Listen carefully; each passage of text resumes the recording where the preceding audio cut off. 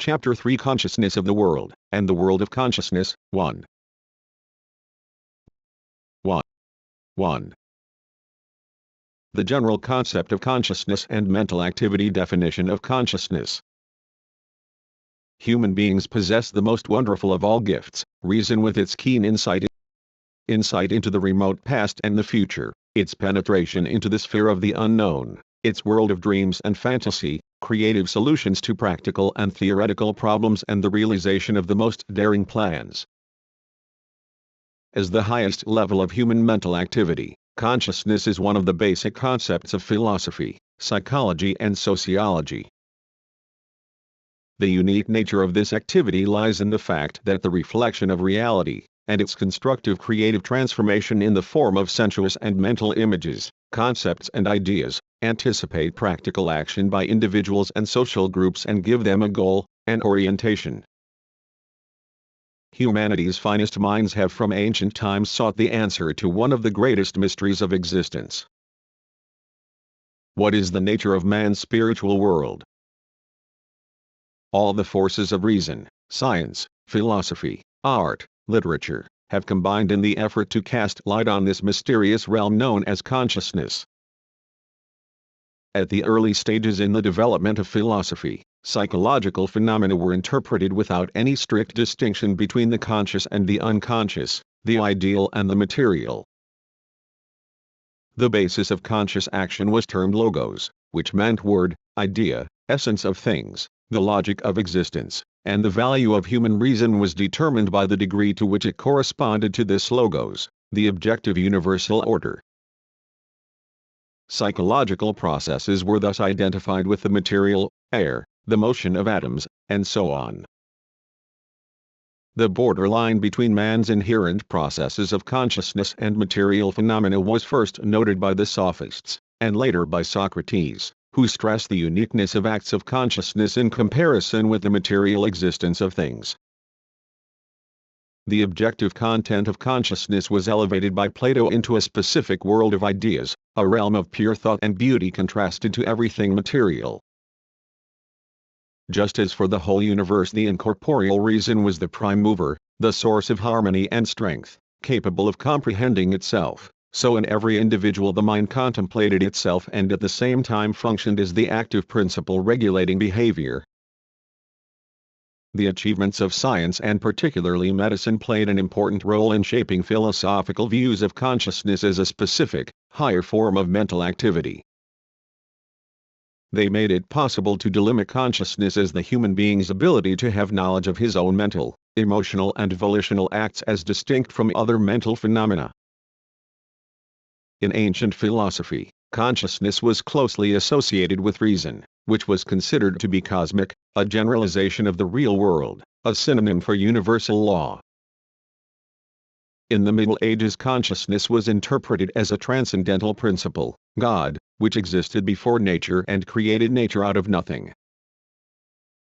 Reason was understood as an attribute of God, and human beings were granted only a tiny spark of the all-pervasive flame of the divine reason. At the same time Christianity conceived the idea of the spontaneous activity of the soul, which included consciousness. According to St. Augustine, all knowledge resided in the soul which lived and moved in God. The truth of this knowledge was rooted in inward experience. The soul turned inwardly upon itself, achieving profound and utterly reliable comprehension of its own activity. As time went on, the concept of inward experience became the basis for the so-called introspective conception of consciousness. For Thomas Aquinas, inward experience was a means of obtaining deeper knowledge of oneself and communication with the Supreme Being through conscious reason.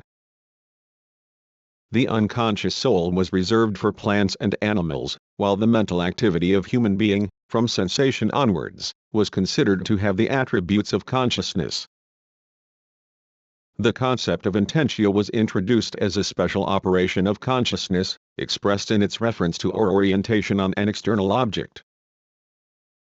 The materialist traditions that existed during the Middle Ages were developed by the thinkers of the Arab world, particularly Ibn Sina, Avicenna, and in Europe, for example, by Duns Scotus, who proposed the theory that matter could think. The greatest influence on the problem of consciousness in the philosophy of modern times was exerted by Descartes, who in giving precedence to the factor of self-consciousness regarded consciousness as the individual's contemplation of his own internal world, as a substance revealed only to the subject contemplating it and contrasted with the outside world. According to Descartes, the soul only thought and the body only moved. This view had a tremendous influence on all subsequent theories of consciousness, which came to be identified with the subject's ability to have knowledge of his own mental states. Cartesianism was counterbalanced by the theory of unconscious mental activity, Leibniz. The French materialists of the 18th century, particularly Lemaitre and Cabanis, based themselves on progress in physiology and medicine and founded the proposition that conscience was a particular function of the brain, distinguished from its other functions by the fact that it enabled man to acquire knowledge of nature and himself. A new era in interpretation of the origin and structure of consciousness was opened up by German classical idealism, which revealed different levels of the organization of consciousness, its activity, historicity, the dialectics of the sensuous and the logical, the individual and the social. In their critique of introspective psychology they showed the dependence of the individual's emotions, perceptions and the content of his consciousness on forms and structures of cognition that did not depend on him, Kant's theory of transcendental apperception. Hegel surmised the socio-historical nature of consciousness and asserted the principle of historicity in the understanding of consciousness. He proceeded on the assumption that the consciousness of the individual, the subjective spirit, being necessarily connected with the object, was determined by the historical forms of social life. These, however, he interpreted idealistically, as embodiment of the objective spirit. Positive knowledge of consciousness was substantially enriched by advances in neurophysiology, specifically, the theories of 1. M. Spirkin and his followers on the reflectory activity of the brain, and by experimental psychology. Dialectical materialism showed that consciousness arises, functions and develops in the process of people's interaction with reality, on the basis of their sensuously objective activity, their socio-historical practice. Since it reflects the objective world in its content, consciousness is determined by natural and social reality. Objects, their properties and relations, exist in consciousness ideally, in the form of images. For centuries the idealist and materialist schools have been at war over the essence of consciousness, as the most complex phenomenon in what we know about existence. Idealists interpret consciousness as something rooted in the mysterious depths of the human soul, understood substantially. They take consciousness out of the natural relations of the real world and regard it as the independent and all-creating essence of existence, as something primordial. Not only is it inexplicable by any phenomena of reality, it is in itself the explanation of all that happens in nature, in the history of society, and the behavior of every individual. While idealism creates a gulf between reason and the world, materialism tries to discover the unity between the two by inferring the spiritual from the material. In materialism, the interpretation of consciousness is based on its recognition as a function of the human brain, the essence of which lies in the reflection and constructive creative transformation of the world. Historical materialist theory maintains that it is impossible to analyze consciousness in isolation from other phenomena of social life. From the very beginning consciousness has been a social product and it will remain so as long as human beings exist. The human brain embraces the potentials evolved by human history, the inherited abilities that are realized through training and education and the whole assembly of social influences, and through exposure to world culture. The brain becomes the organ of consciousness only when a person is drawn into social life and assimilates historically evolved forms of culture. The essential purpose of consciousness is to give people a true orientation in the world, the ability to know and transform it by means of reason. When we say that a person is conscious of something, we mean that he understands the meaning of what he has perceived or remembered and takes into consideration the possible consequences of his actions and can be held responsible for them to society and himself. Human consciousness is a form of mental activity, the highest form. By mental activity we mean all mental processes, conscious and unconscious, all mental states and qualities of the individual. These are mainly processes of cognition, internal states of the organism, and such attributes of personality as character, temperament, and so on. Mental activity is an attribute of the whole animal world. Consciousness, on the other hand, as the highest form of mental activity, is inherent only in human beings, and even then not at all times or at all levels. It does not exist in the newborn child, in certain categories of the mentally ill, in people who are asleep or in a coma. And even in the developed, healthy and waking individual not all mental activity forms a part of his consciousness. A great portion of it proceeds outside the bounds of consciousness and belongs to the unconscious phenomena of the mind. The content of the activity of consciousness is recorded in artifacts, including language and other sign systems, thus acquiring the form of ideal existence, existence as knowledge, as historical memory. Consciousness also includes an axiological, that is to say, evaluative aspect, which expresses the selectivity of consciousness, its orientation on values evolved by society and accepted by the individual, philosophical, scientific, political, moral, aesthetic, religious, etc. It includes the individual's relation both to these values and to himself, thus becoming a form of self-consciousness, which is also social in origin. A person's knowledge of himself becomes possible thanks to his ability to relate his principles and orientation to the standpoints of other people, his ability to consider these standpoints in the process of communication. The very term consciousness, that is to say, knowledge acquired together with others, points to the dialogical nature of consciousness.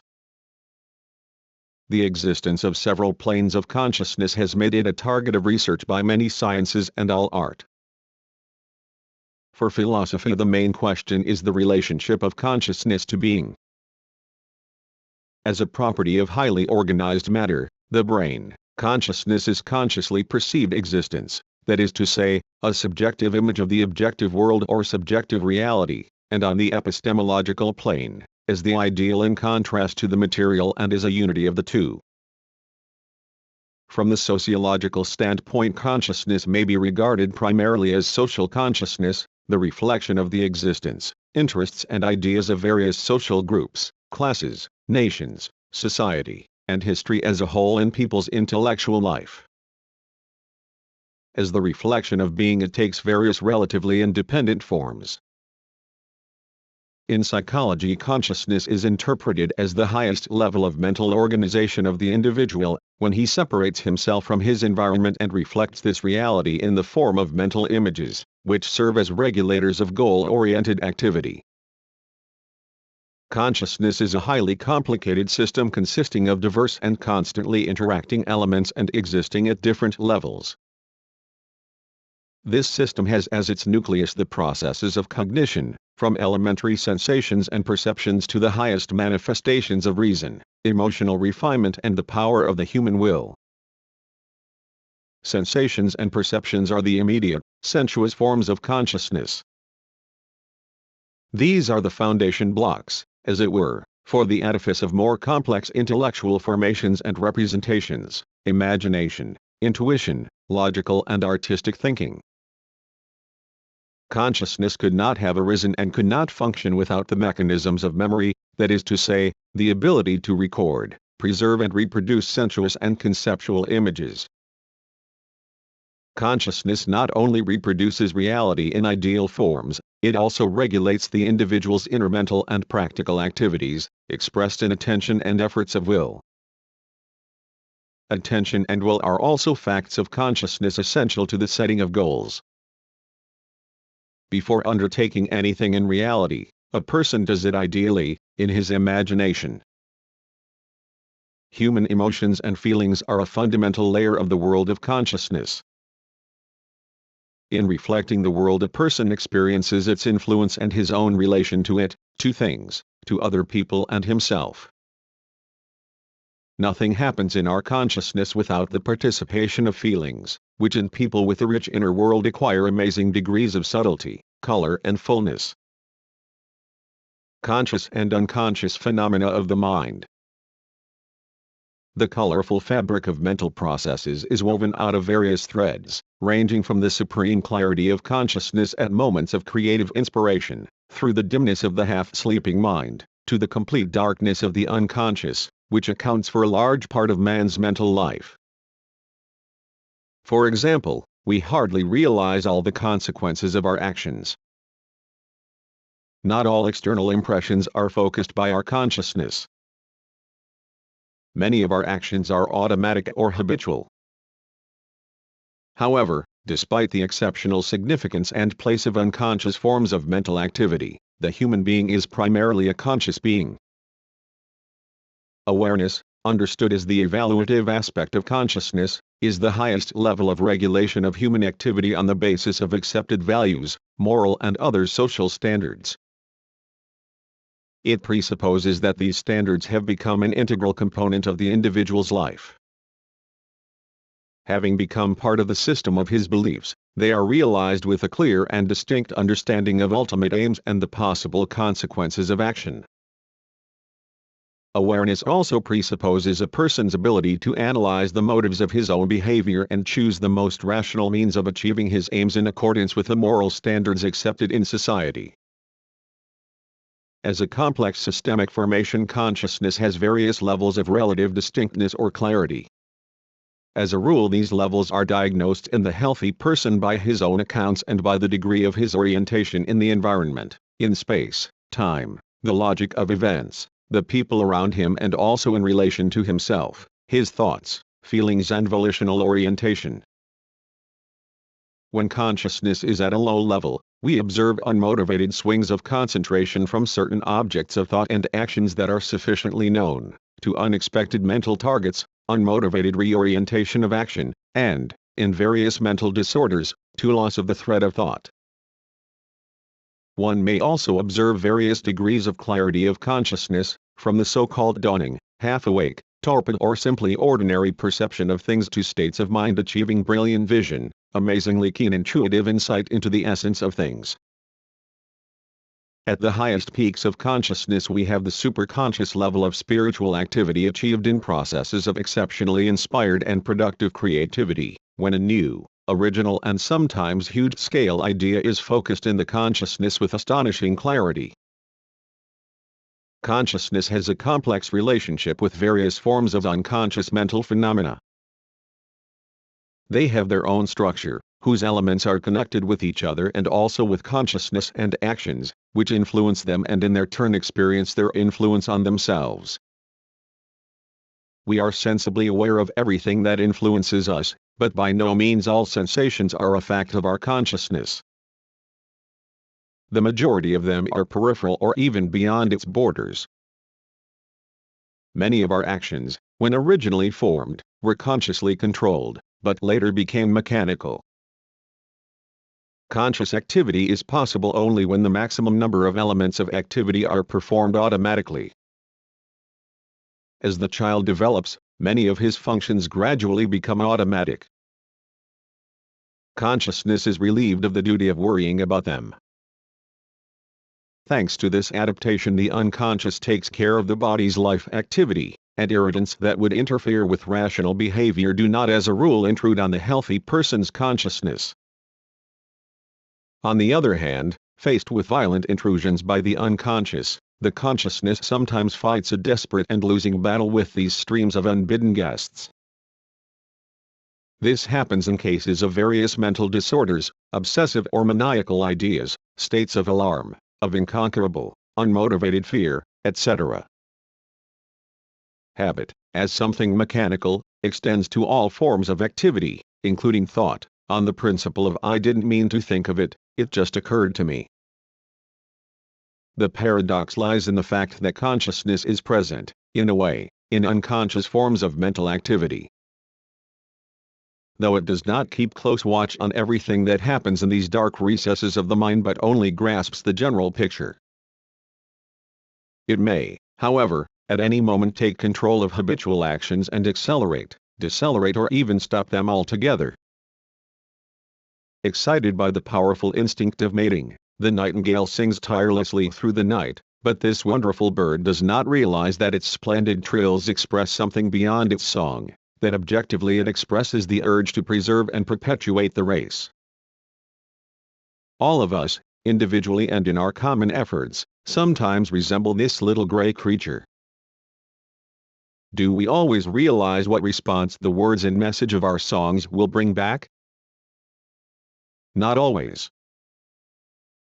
Human activity is conscious only in relation to results that initially exist in plan and intention as the goal.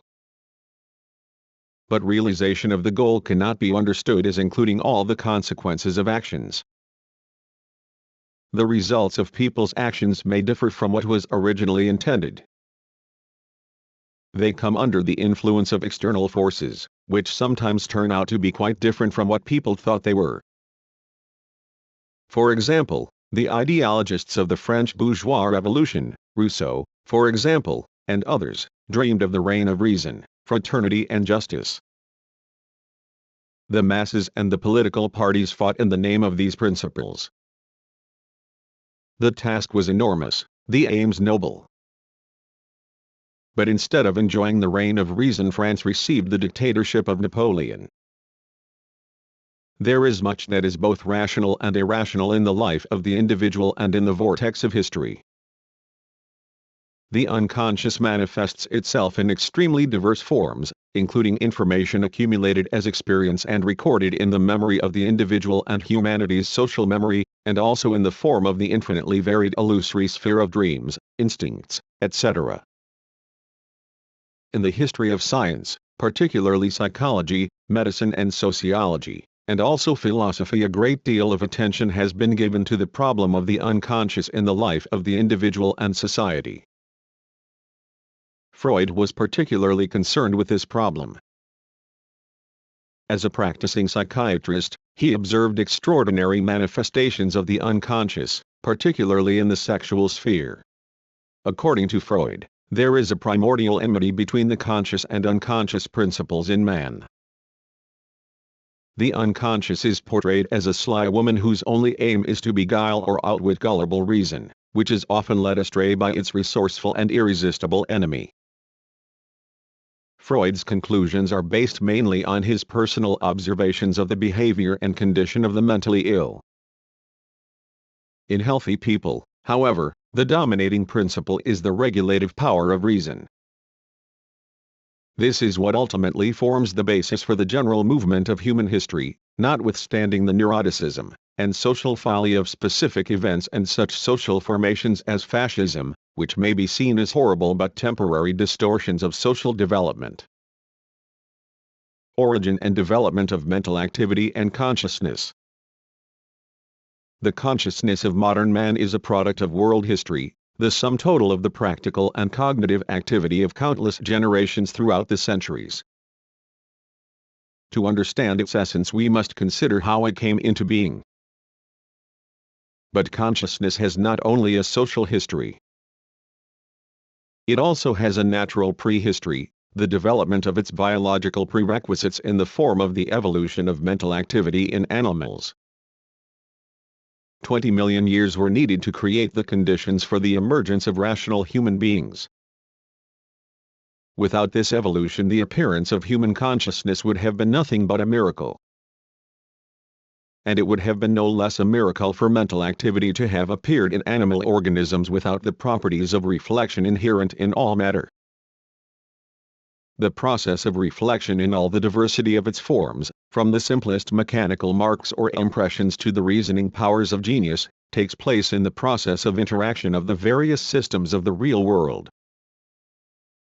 This interaction results in mutual reflection, which in the simplest cases takes the form of mechanical deformation, and in general cases, that of mutual reorganization of internal states and relations, changes in states of motion, in forms of external reaction, and the mutual transference of energy and information. Reflection is a process whose result is the informational reproduction of the properties of the reflected object.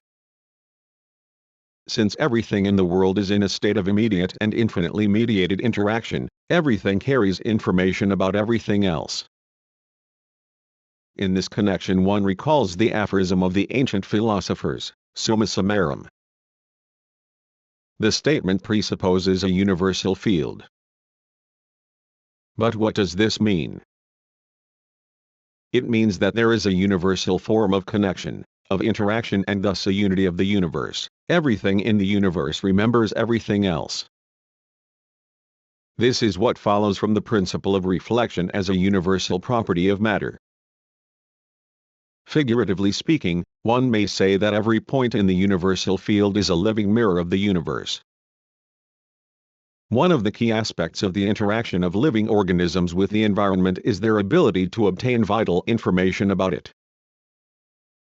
This ability and the ability to use such information to some purpose is so important for their behavioral acts that it may be classed among the fundamental properties of everything that is alive. Moreover, organisms that have had a more complex evolution possess more diversified information. The living organism acquires a special adaptive activity, which represents a qualitatively higher level of interaction of the organism as a whole with the environment, that is to say, behavior regulated by mind. This activity allows the organism to detect and relate biologically significant pointers, to anticipate and mediate its behavior, not only to obtain one thing but also to avoid another. It is possible that the rudiments of mental activity appeared in animals that had no nervous system. There can be no doubt, however, that mental activity later became a function of the brain. An animal regulates its behavior in accordance with the information received from organs, produced by evolution, for obtaining information about environing things and processes. Mental activity in the form of sensation and perception is a kind of double information, which relates to the properties and relations of external things and also their significance for the life of the particular organism. The process of development of mental activity involves qualitatively new formations. The essential thing about this process is the genesis of new forms of behavior arising in the course of an animal's life. These are related to the concept of instinct and the acquired abilities of imitation and learning. Instinct is a purposeful and goal-oriented adaptive activity based on direct reflection of reality. It is conditioned by innate mechanisms and stimulated by biological needs. The important thing about behavior determined by instincts is that without actually comprehending them the animal performs objectively intelligent actions in relation to stereotype situations that are biologically essential to the survival of the species. From the evolutional standpoint, instinct, as an innate feature of mode of action, is the informational experience of previous generations of the given species and of man in satisfying biological needs, experience which is beneficial to the individual of the species and recorded in certain morphological physiological structures of the organism and also in the structure of its mental activity. At the common sense level, in fairy tales and myths, animals have from time immemorial been presented as our little brothers in reason. They have been credited with cunning, initiative, consciousness, conscience, a sense of beauty, all the human characteristics. Everyone has heard of exceptionally intelligent dogs saving human beings and serving them devotedly, of horses carrying their riders out of danger, finding their way in snowstorms, and so on. At the scientific level, scientists have for many years now been investigating the behavior and mental activity of animals, particularly such higher species as dolphins and apes, which possess amazing ability to imitate and observe. At a recent international conference which discussed the problem of consciousness in animals, most of the delegates said no in reply to the question, "Do animals think?" But the resolution passed by the conference after much argument contained a rather careful formulation: science has not enough facts to affirm with certainty or to deny the ability of animals to think. Thinking means solving problems of various degrees of complexity. Both experiments and observation have shown that the higher animals are capable of solving relatively simple problems, whose terms do not go beyond the given situation. They can find devious ways to a goal, construct a biologically significant structure, track down a quarry, improve a stick for obtaining food, crack nuts with a stone, and so on. Monkeys are very interested in anything new. In short, the higher animals have an elementary intellect. But to the concept of consciousness we attribute a very wide meaning, which is possessed only by human beings, and if animals have it, they can be said to have only its biological rudiments or prerequisites. From the very beginning, consciousness has been a social product and will remain such for as long as human beings in general exist. Whereas animals' mental activity depends on biological laws and regulates their behavior, human consciousness aspires to creative knowledge and practical transformation of the world. The development of humankind and human consciousness is associated with the transition from the gathering of ready-made objects to the process of labor, that is, to production of the means of existence with the help of man-made tools.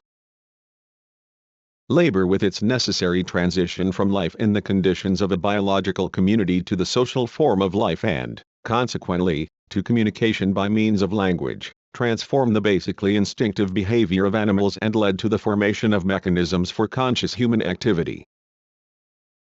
Arising and developing in labor, consciousness is also and indeed mainly embodied in labor and creates the world of humanized nature, the world of culture.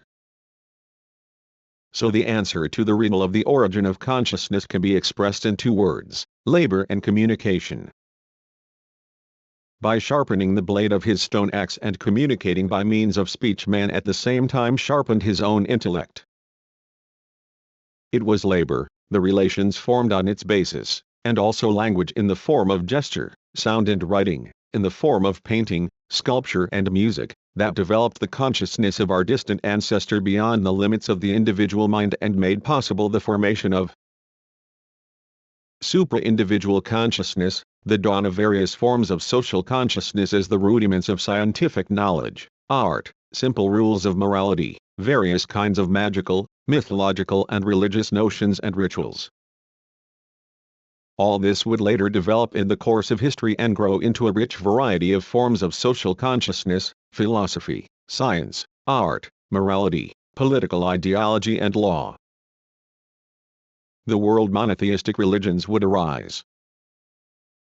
All these forms would be either a true or imaginary reflection of more developed forms of people's social existence, their material and intellectual production, the ideals and aspirations of various social groups, classes, nations and humanity as a whole.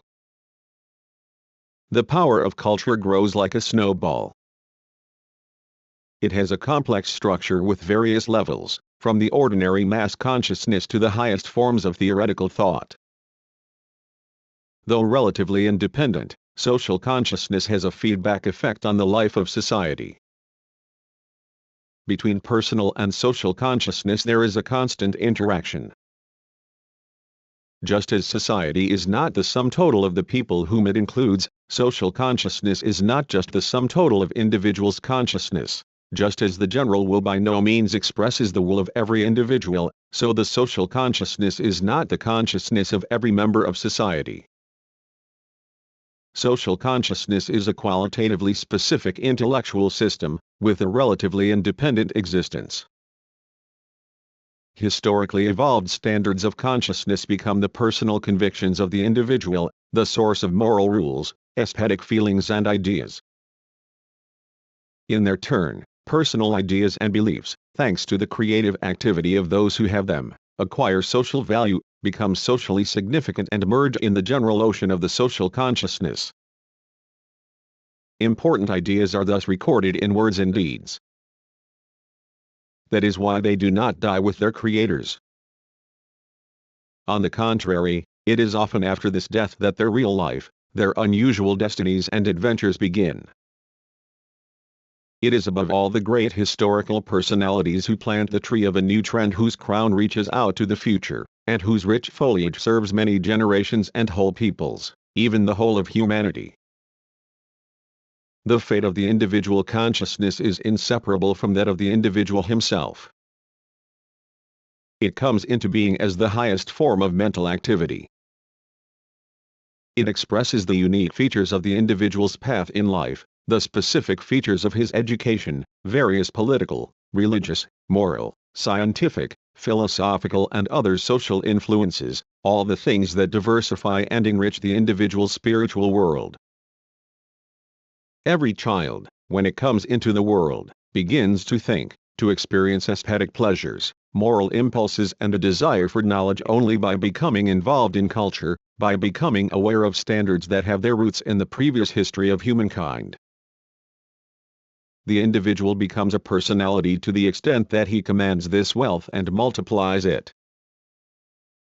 Through comprehending the products of their own material and intellectual activity, by becoming aware of their relations with one another, people have come to comprehend themselves, that is to say, they have attained self-consciousness. From the very start, consciousness developed in two closely related directions, the cognitive and the constructive creative. Together they express the main reason for and social necessity of its origin and development.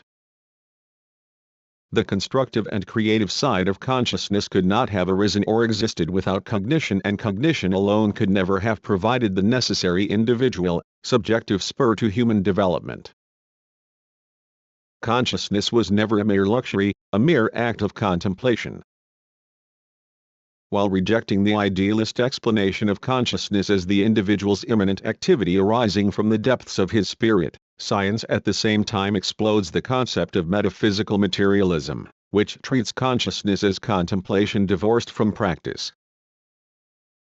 When we speak of the activeness of consciousness, we mean its selectivity, its ability to set itself a goal, its generation of new ideas, acts of creative imagination, its guidance of practical activity.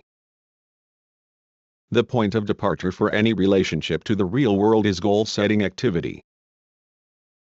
The main reason for and historical necessity of the emergence and development of consciousness, which enables man to get an accurate picture of the surrounding world, to foresee the future and on this basis transform the world by his practical activity, is its goal-setting creative activity aimed at changing the world in the interests of man and society. A person's consciousness is not merely a contemplative reflection of objective reality. It creates it. When reality does not satisfy a person, he sets out to change it by means of his labor and various forms of social activity. Self-consciousness. A human being is aware of the world and his attitude towards it, and is thus aware of himself. At this level, the objective and subjective begin to reveal their integral unity. This duality in unity is in fact the glimmering dawn of self-consciousness. Self-consciousness was the answer to the imperative demand of social conditions of existence, which from the outset required that a person should be able to assess his actions, words, thoughts and feelings from the standpoint of certain social norms, and to comprehend not only the surrounding world but also himself. Like consciousness as a whole, self-consciousness was molded by labor and intercourse. In all forms of his activity, a person constantly encounters not only the external world but also himself, becomes the target of his own thoughts and evaluations. A human being is a reflecting being. He is constantly thinking about his actions, thoughts, ideals, feelings, his moral image, aesthetic tastes and socio-political positions, his relationship to everything that goes on in the world. Human beings have the ability to look at themselves from the side. In the philosophical sense, a self-conscious person is one who is fully aware of his place in life, the inevitability of passing through certain growth stages, the finity of his existence as a passing moment in the flow of events. The personality cannot be deprived of its reflexive dimension. This is one of the essential privileges that distinguish man from the animals. The animals must be given credit for knowing something, for possessing some elementary information about the things going on around them, but unlike man, they are not aware of their own knowledge. Man knows about the actual act of knowledge and the fact that he is the person who knows it, that is to say, a person is aware of himself both as the subject of knowledge, the knower, and also of what he knows. A person understands not only that he knows something but also that he is far from knowing everything, that beyond his own knowledge there stretches a boundless ocean of the unknown. He knows what he does not know, and hence the innumerable questions and the groping search for answers. Can a person possess consciousness without at the same time possessing self-consciousness? Apparently not. Both historically and ontologically the two take shape simultaneously. They are something integral, although inwardly they have a qualitative differentiation. The physiological and psychological mechanisms of self-consciousness would appear to be rather more complex, more subtle and vulnerable.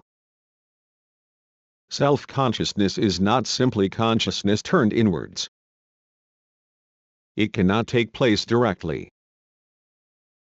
It is always mediated by awareness of other things outside the self. The individual gets to know himself only to the extent that he knows the world. Thus self-consciousness clearly has a double image. It consists of both the external object and the subject himself.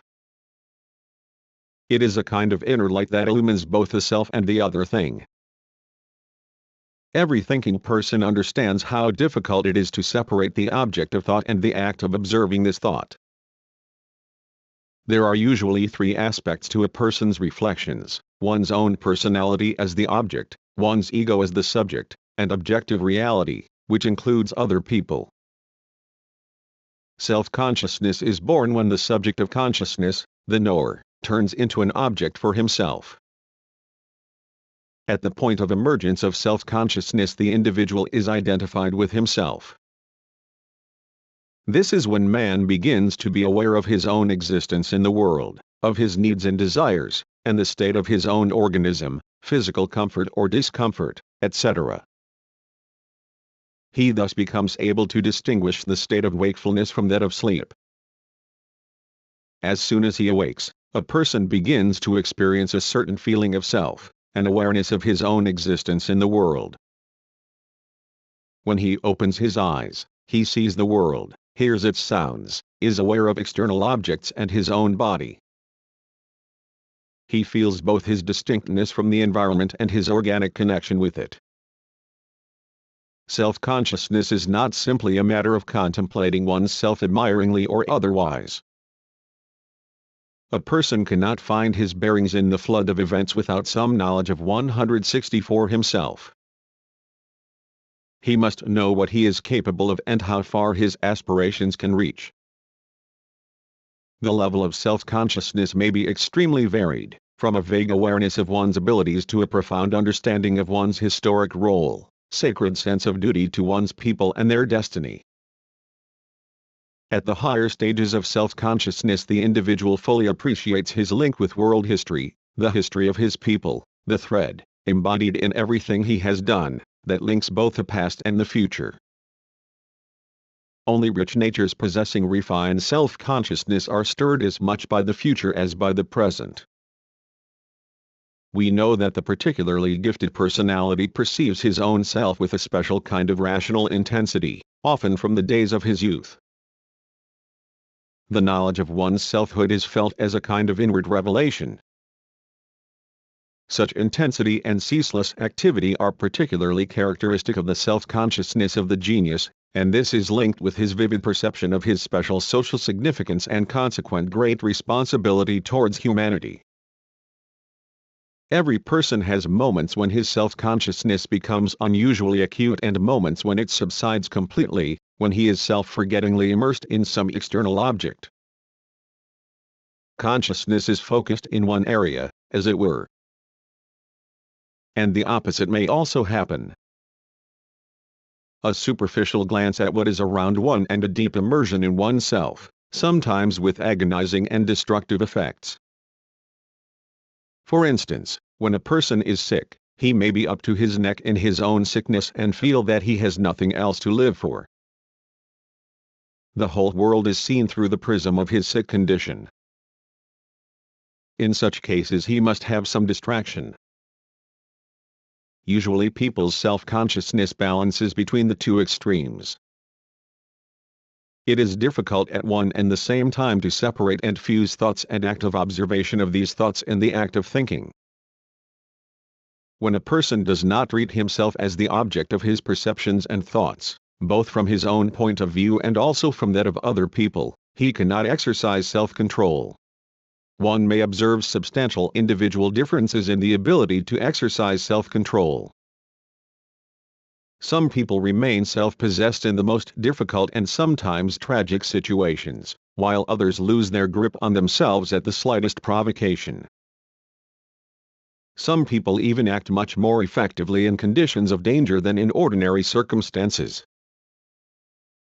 Every act of becoming aware of the world involves the controlling and guiding force of self-consciousness, from which a person is not free even when he is deeply immersed in studying a real object.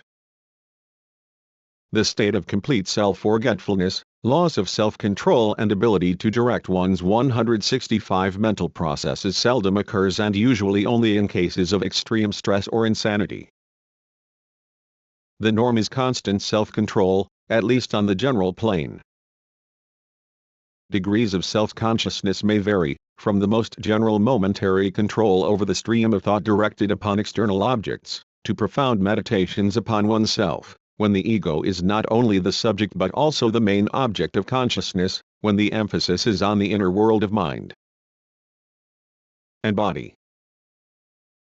Concentration of attention on oneself has its reasonable measure, which is dictated by the vital necessity of preserving a stable harmony of the whole. Over-concentration of attention on the self may cause difficulties of orientation and reduce the effectiveness of practical and theoretical activity. It may degenerate into self-satisfied, selfishly oriented attention on one's own cherished peculiarities. The call to know oneself implies not individual features of character, for example, certain chance inclinations or weaknesses. It urges us to know the genuine in ourselves, our very essence. An important element of self-consciousness is awareness of the demands of society upon oneself. Awareness of one's social duty and purpose in life, one's responsibility for the task with which one has been entrusted, responsibility to the community, the class, the nation, the country and, finally, to mankind as a whole. It is self-consciousness that enables a person to view critically his own actions, practical and theoretical, real or imaginary. It allows him to separate his internal world from what is going on around him, to analyze it, contrast or compare it with the external and thus study himself, arrive at judgments of himself, or perhaps even condemnations.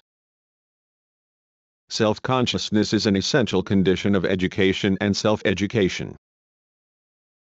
One has to distinguish between trivial egocentrism, passive contemplation of one's own person, and the profound self-consciousness with its subtle fabric of moral principles, which reveals one's place in life and the purpose of one's activity and of one's existence in the world generally. Egocentric reflection, introspection, which links everything with the self, as the egoist's most cherished hub of attention, hinders or even interrupts the living and beneficial process of activity. Such a person does nothing that is of use or benefit to others or himself, for one can help oneself only through helping others. The hypertrophy of the egoistic self-consciousness may even cause pathological health failures and is itself one of their symptoms. On the other hand, a profound self-consciousness implying reasonable attitudes of self-criticism clarifies the purpose of action and fills a person's mind with a sense of being needed by others, by society, and produces a sense of true happiness. Self-criticism is a sign of a highly developed self-consciousness. Looking back on his life, Leo Tolstoy notes that at a very early age he began to analyze everything in his own ego and to root out mercilessly everything he considered to be illusory or unworthy of his true purpose in life. It often seemed to him that this habit might one day destroy the whole. But, he wrote, I am getting old and I still have quite a lot left that is whole and sound, more than some other people. People of my own age, who believed in everything when I was destroying everything, one such reason self-criticism, rather than a stolid smugness, preserves and strengthens the harmonious integrity of the human personality, as it likewise strengthens that of any social group, including the nation. 1 L. N. Tolstoy, Collected Works in 20 volumes, Volume 19, Moscow, 1965, pages 275, in Russian.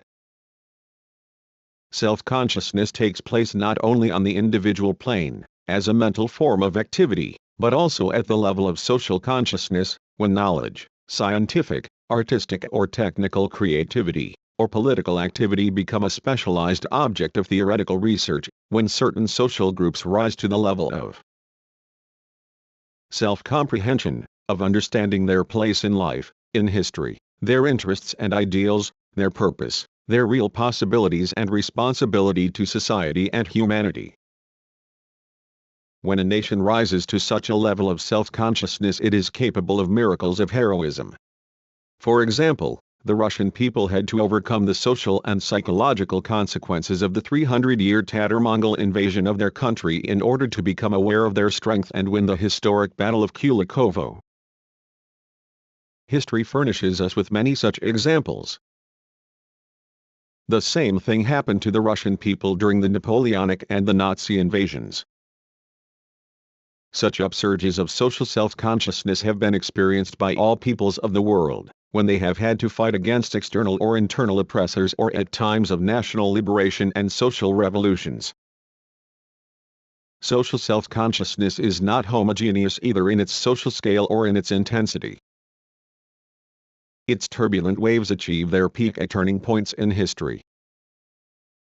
It may embrace small groups of people and be the self-consciousness of a certain political party, armed with a certain worldview, class or national self-consciousness, or even the self-consciousness of all humankind, particularly today, when the very existence of life on Earth is placed at risk by the nuclear sword of Damocles. The theoretical core of social self-consciousness is philosophy, which mirrors, reflects, gives meaning to and evaluates all other forms of social consciousness and social psychology. 2. The material and the spiritual, the brain and consciousness. The human brain is an astonishingly complex formation, a nervous apparatus of tremendous subtlety. As a subsystem of the system of the whole organism, it regulates the organism's internal processes and relationships with the external world. By means of the brain we see, hear and think, distinguish the ugly from the beautiful, the bad from the good, the pleasant from the unpleasant. In other words, the brain is the vehicle of what we call our spiritual life. A normal mentality is impossible without normal functioning of the brain. Its reflective and constructive ability depends on the subtlety and complexity of its organization. Human consciousness develops as the brain develops.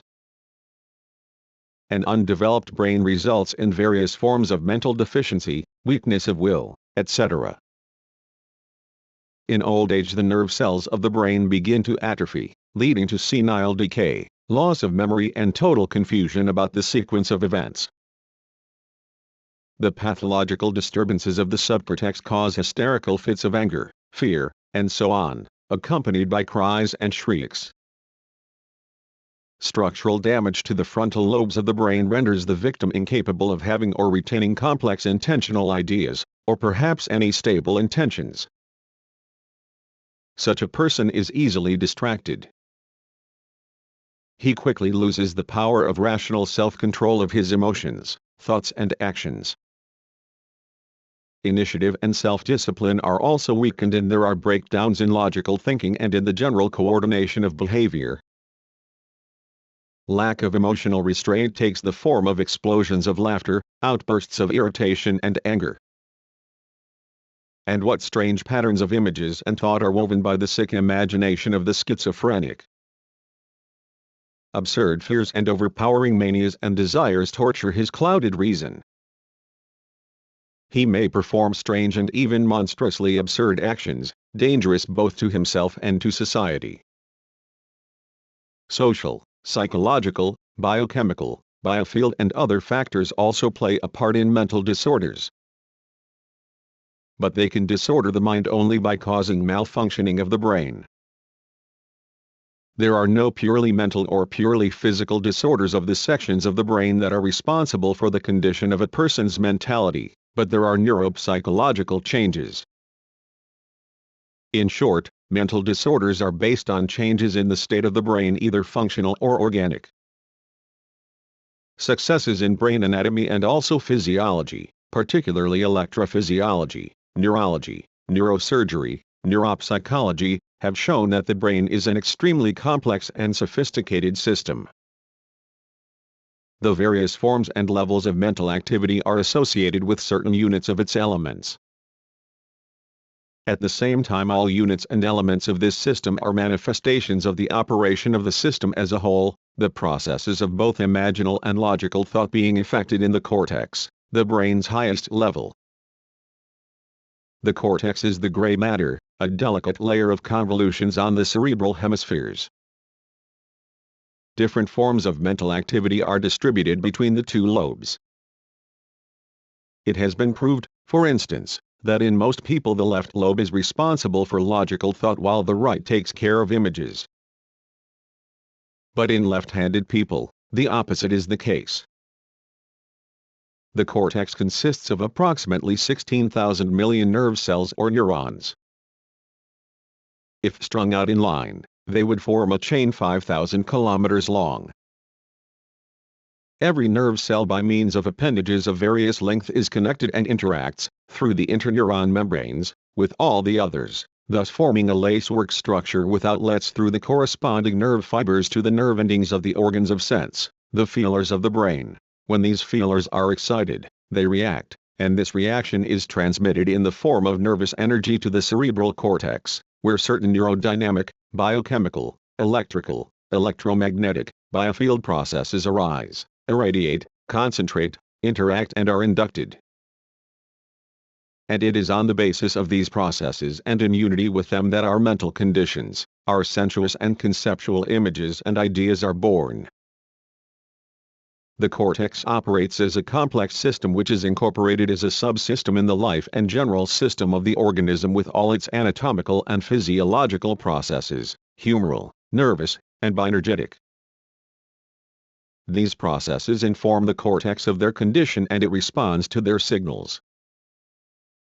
In human activity there are several information systems, which transmit, receive, store and circulate bioinformation, the information required to regulate and guide the activity of the organism. The first of these systems may be termed genetic, programming the forms of activity peculiar to the species and, to some extent, the individual forms. The next is the meridional, bioinformation system, which takes part in the distribution of bioenergy, its harmonization, the self-regulation of the organism, ensuring the dovetailing of all its elements, both intellectual, spiritual, and material. An important role in the life of the organism is played by the external sensory information signal system, which operates in the form of sensuous perception of things, their properties and relations, and this provides a necessary condition of the regulation of the behavioral acts of animals and human beings. The next level is the psychobioinformation interaction between people through the subconsciousness, which transmits bioinformation, bypassing the usual sense organs. All his life a person receives information through historically formed linguistic channels, which may be termed the sign-symbol information system.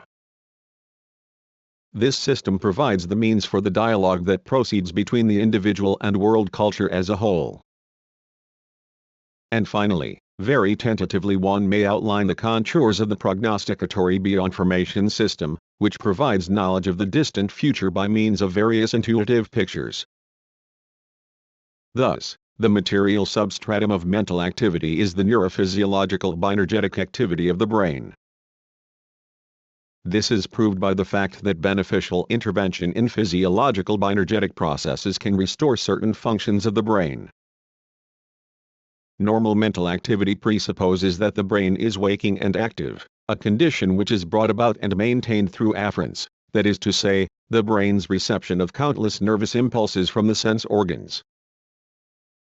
If afference is lacking, when the brain is artificially isolated, for instance, the brain does not produce any mental phenomena. An important role in maintaining the brain's waking state and thus regulating the power and clarity of consciousness is played by the so-called reticular formation, which is connected with the mechanisms of attention, the bioenergetic readiness of the cortex for active responses. Study of the reflectory nervous mechanism of mental phenomena has shown that mental activity is a system of activity shaped by the influence of the facts of the external world. Spirkin demonstrated that all acts of conscious and unconscious mental life are, from the mechanical point of view, reflexes. They begin with perception of the irritant, continue with the nervous processes of the cortex, and are completed by various forms of response from the organism, mostly muscular movements. Whether a child laughs at the sight of a toy, or Garibaldi sneers when he is persecuted for his unbounded patriotism, whether a girl trembles at the first thought of love, or Newton proclaims universal laws and writes them down on paper, everywhere the ultimate factor is muscular motion. 1. I am Spirkin. Selected Works, Moscow, 1953, pages 33, in Russian. 21. P. Pavlov, Collected Works, Volume 3, Book 1, Moscow Leningrad, 1951, pages 39, in Russian. The aim of Pavlov's research was to identify the mechanism and vital function of that which is increasingly attracting man's interest, his consciousness, the pangs of consciousness. 12 Pavlov showed that conditioned reflexes, that is, temporary neurodynamic connections, are formed on the basis of unconditioned reflexes, nutritive, sexual, defensive, etc. in the process of animal or human experience.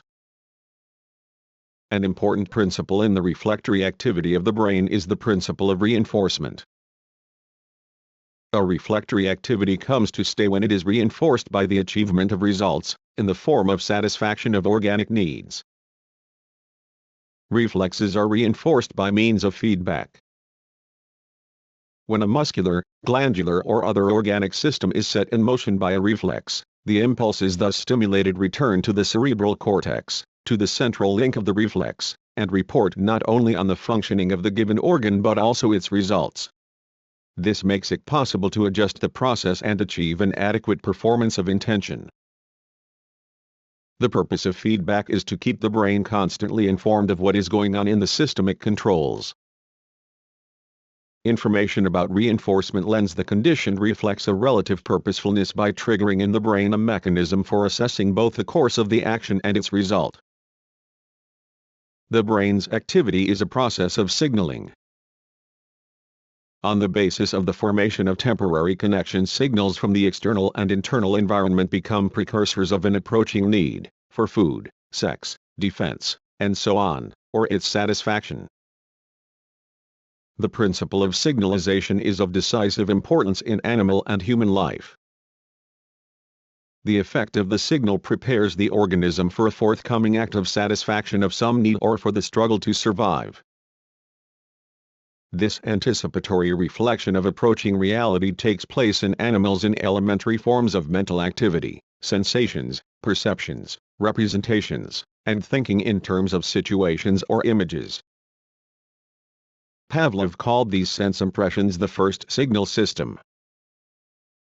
In the human being, anticipatory action takes place, so Pavlov tells us, through the interaction of two signal systems, the second of which, the speech system, is predominant.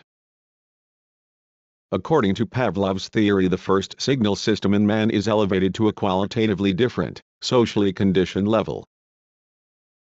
As a control system of great complexity, the brain is designed not only to receive, store and process information but also to prognosticate, to plan action, to exercise active control of behavior intended to cope with practical or theoretical tasks. Cerebral, bioenergetic processes are determined not only by accumulated experience but also by hereditary programming, including instinctive impulses, not only by the current factors of the internal and external environment, but also by future, forthcoming events, which do not yet exist but which have a determining influence on the brain's activity. The future thus determines present action. The brain performs not only a reactive but also a probabilistic, prognosticating function, which makes it capable of controlling behavior. Such is a brief summary of the material processes that generate mental activity, consciousness, but these material processes should not be identified with the content of consciousness. The world of consciousness is a spiritual, intellectual phenomenon. Consciousness is an ideal phenomenon. In ancient times the concept of the mental was not yet singled out as something qualitatively different from the material. Some thinkers regarded the soul as a state of fire, others, as the motion of atoms. The concept of the ideal, admittedly in a mystical form, was first enunciated by Plato, who spoke of the soul and an objective realm of pure thought and beauty. The concept of the ideal in absolutized form, as spirit, as God and the soul, then emerged in Christianity, and on the philosophical plane, in Descartes, who treated the spiritual principle as an independent essence. Mental phenomena are primarily reflective. Their idealness is derivative. The surgeon sees the brain not as a spiritual flame but as gray matter. He is confronted with morphological structures and physiological processes. The mental tends to disappear from his field of vision, just as a word seems to disappear when we ignore its meaning. This is not to say, however, that consciousness is bodiless, incorporeal, ideal. It is something that exists not in objective reality but only in perception, in representation, in imagination and thought. The ideal is fundamentally different from the material. In fact, it may even be regarded as its opposite. If we only think or imagine something, it does not mean that it is already a reality. The material has an absolutely independent existence and development. The existence and development of the ideal, however, are only relatively independent. This indicates that thought exists not by itself but in close connection with and dependence on its object and subject. The soul suffers, but it is the brain that is treated. This does not, of course, rule out the significance of psychiatric therapeutic treatment. Since not every reflection is mental, the ideal does not characterize every reflection or all mental activity in general. The surface of a mirror reflects light rays. But all such physical or chemical forms of reflection contain absolutely nothing ideal. They are not subjective forms and they are thought of without any concept of the ideal. Ideal phenomena are the objective content of the neurophysiological, material processes of the brain, reproduced as images or ideas, representing the existence of an object as it is perceived by the subject and allowing him to make free use of them for purposes of thought. The dualistic worldview regards consciousness as something extra-physical, enveloping the brain or filling its pores, as a mist envelops the earth, or honey fills the comb, or even as an active being that uses the brain as an instrument for the realization of its aims. Some philosophers say that since no natural scientist has ever discovered in the brain anything but nerve connections, it is time we realized that mind is not to be found in any cell taken separately or in the brain taken as a whole. From this, they say, we should conclude that consciousness is not a property of matter. Otherwise, how are we to explain the fact that a person can know and assess himself, and experience, be aware of his various needs? There must be certain nervous faculties, instruments, which receive messages from another spiritual world. So man's spiritual world is alleged to have no material roots in the activity of the brain and is related to a quite different sphere of existence. This argument closes the door to any objective, scientific cognition of mental phenomena. And, indeed, faced with the fact that certain nerve processes are accompanied by subjective processes, some scientists maintain that the nature of this parallelism is out of range of the natural sciences and, quite possibly, beyond the bounds of any human comprehension. Such dualism as a way of explaining the mental and physical was opposed by Sekionov, who believed that one should not break up into parts something that is organically connected and forms a unity. That is to say, one should not divorce consciousness, the conscious element, from its beginning, from the external impulse, or from its end, the action. One should not take the middle out of the whole, set it apart and oppose it to the rest, as the mental to the material. Dialectical materialistic thought aims at overcoming the two extremes of dualism and identification of the mental and the physiological. Some scientists, carried away by analysis of the physiological processes forming the basis of mental phenomena, are inclined to regard these processes as the ultimate basis and essence of the mental itself. They imagine that the study of consciousness can be limited to analysis of the physiological aspect of the problem. In the history of science, numerous attempts have been made to get rid of the category of the ideal. If thought is inseparable from thinking matter, and is its product, ran the argument of vulgar materialism, then is not thought merely a form of matter? Another school of vulgar materialism regarded the mental as a particularly refined energy that hovers about somewhere in the universe. Some of them have even assumed that all energy is of a mental nature, that the world of the mind with its subjective form of the ego is merely a form of universal energy. This is how some people 173 try to explain parapsychological phenomena, not taking into account the fact that although mental activity does possess the element of energy, it cannot be reduced to that one element. One also encounters the argument that the category of the ideal is a leftover from the religious idealistic way of thinking. Attempts have been made to prove that the existence of consciousness is nothing but an illusion, which arises from the fact of distinguishing and cognizing things. What we call consciousness of color, for example, is in fact nothing more than color itself. Consciousness thus becomes something entirely fictitious, and thoughts, which exist in the concrete, are made of the same substance as things. The methodological weakness of the vulgar materialist position lies in its treatment of the brain as a storage tank of ideas, and thus separates the functioning of the brain both from objective reflection and from the socio-historical conditions that determine its functioning. Consciousness is a reality, but it is a subjective reality.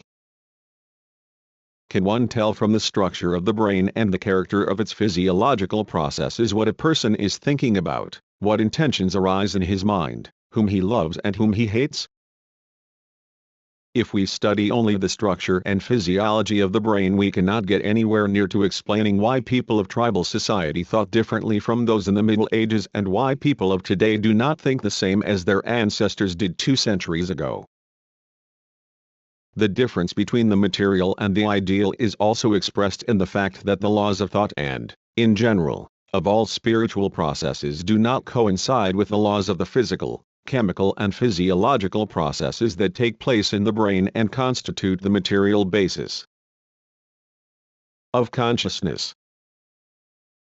These laws are studied by different sciences. For instance, the logician who studies the techniques and laws of thought may have nothing whatever to do with any of the material mechanisms of thinking. Consciousness is always connected with neurophysiological processes and does not exist outside these processes. But they are not what constitutes its essence. Science will undoubtedly one day reduce mental phenomena to the biochemical and energo-informational processes in the brain. But this will not explain the essence of consciousness, although the connection between the spiritual and the material will be understood in greater depth and subtlety. It would appear that the building of sensory and conceptual models in the human brain, when it reflects what exists or constructs what should exist, that is, sets an aim, is connected with binergo informational phenomena. In its material fabric, mental activity is binary informational, and at the same time it is a spiritual image of existing or potential reality. This is why it can perform not only its reflective constructive but also its regulative role in the system of the organism and in the relations between the organism and the surrounding world. In relation to the physiological processes of the brain, the ideal is their informational and evaluating content. Consciousness is not a special super-refined motion of matter, but a subjective image or picture of the world. The image of an object is the ideal form of the existence of that object in a person's mind. The object, let us say, a tree, as we experience it, is something ideal. Our experience cannot be reduced to the tree itself, which exists outside the person who observes it, nor can it be reduced to the physiological processes taking place in the brain and forming the basis of this image. Since the image is subjective, belongs to the subject, observer, knower, it inevitably bears the imprint of an individual or social group, reflects the individuality of their life experience, interests, principles and social positions. It depends on the development of the brain, on the condition of the organism as a whole, on the wealth or poverty of the individual's or society's experience, on the level of human culture. It would probably be inaccurate to define the ideal as simply a subjective image. The ideal is one of the properties of an image and not the image in the full sense. It also possesses different dimensions of existence, for example, its energo-informational structure, the degree of fullness to which it reproduces the object, its regulative vital function. The subjectivity of an image implies incomplete reflection. An image reflects the properties of a thing to a greater or less degree of approximation. Finally, from the psychological point of view, subjectivity also has the negative aspect of being tendentious, biased, exaggerated, purely personal and elusive.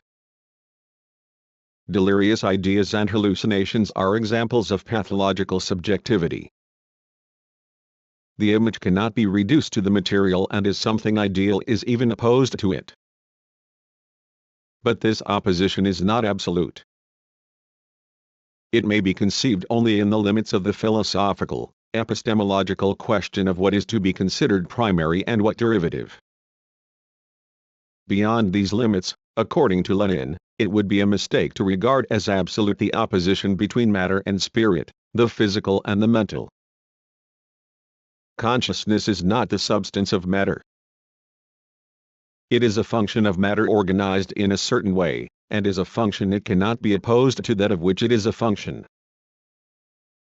The world of the phenomena of the consciousness is something ideal, but the ideal is nothing else than the material world reflected by the human mind, and 175 translated into forms of thought. Point 1 here, of course, translation does not mean the moving of the material components of the things themselves into the matter of the brain. It describes merely the fact of the ideal reproduction of the object by the subject, which presupposes creative processing, transformation of external impressions and the building of a certain concept or aim. 1 Karl Marx, Capital, afterward to the second German edition, Vol.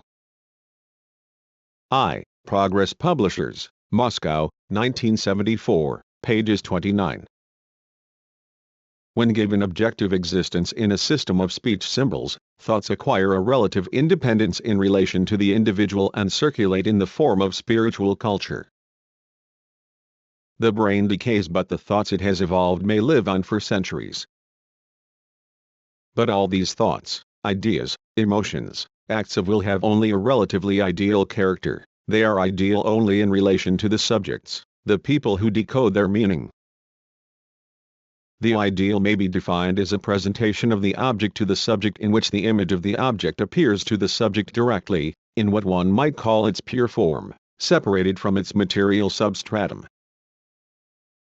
In other words, we are directly presented not with the physiological states of our brain but with what they produce as subjective images of the object.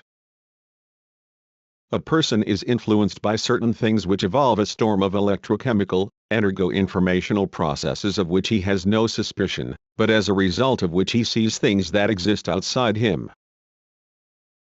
This givenness of an external object to the subject through cerebral processes is, in fact, an image possessing the property of ideality, of subjectivity. The neurophysiological processes are, as it were, hidden from the subject. They are not directly given to him. The ego perceives and knows itself as thought, or feelings, and does not perceive or know itself as brain. The separation of the ideal from the material substratum is of cardinal importance in life. The subject's activity is guided not by the neurophysiological processes themselves, but by the images and ideas that they convey. Actions are planned, programmed by ideal forces in unity with material forces. And this sometimes generates the illusion that thought is a force in itself capable of influencing the body and setting its organs in motion. Mental activity possesses the property of ideality not only at its highest level but also at the lower stages of its biological development, in animals. When an animal sees an object, imagines it or dreams of it, it is given the information content of its neurophysiological cortex processes. And this is in fact an image with the property of ideality. We are aware of the images in our heads as things existing outside us.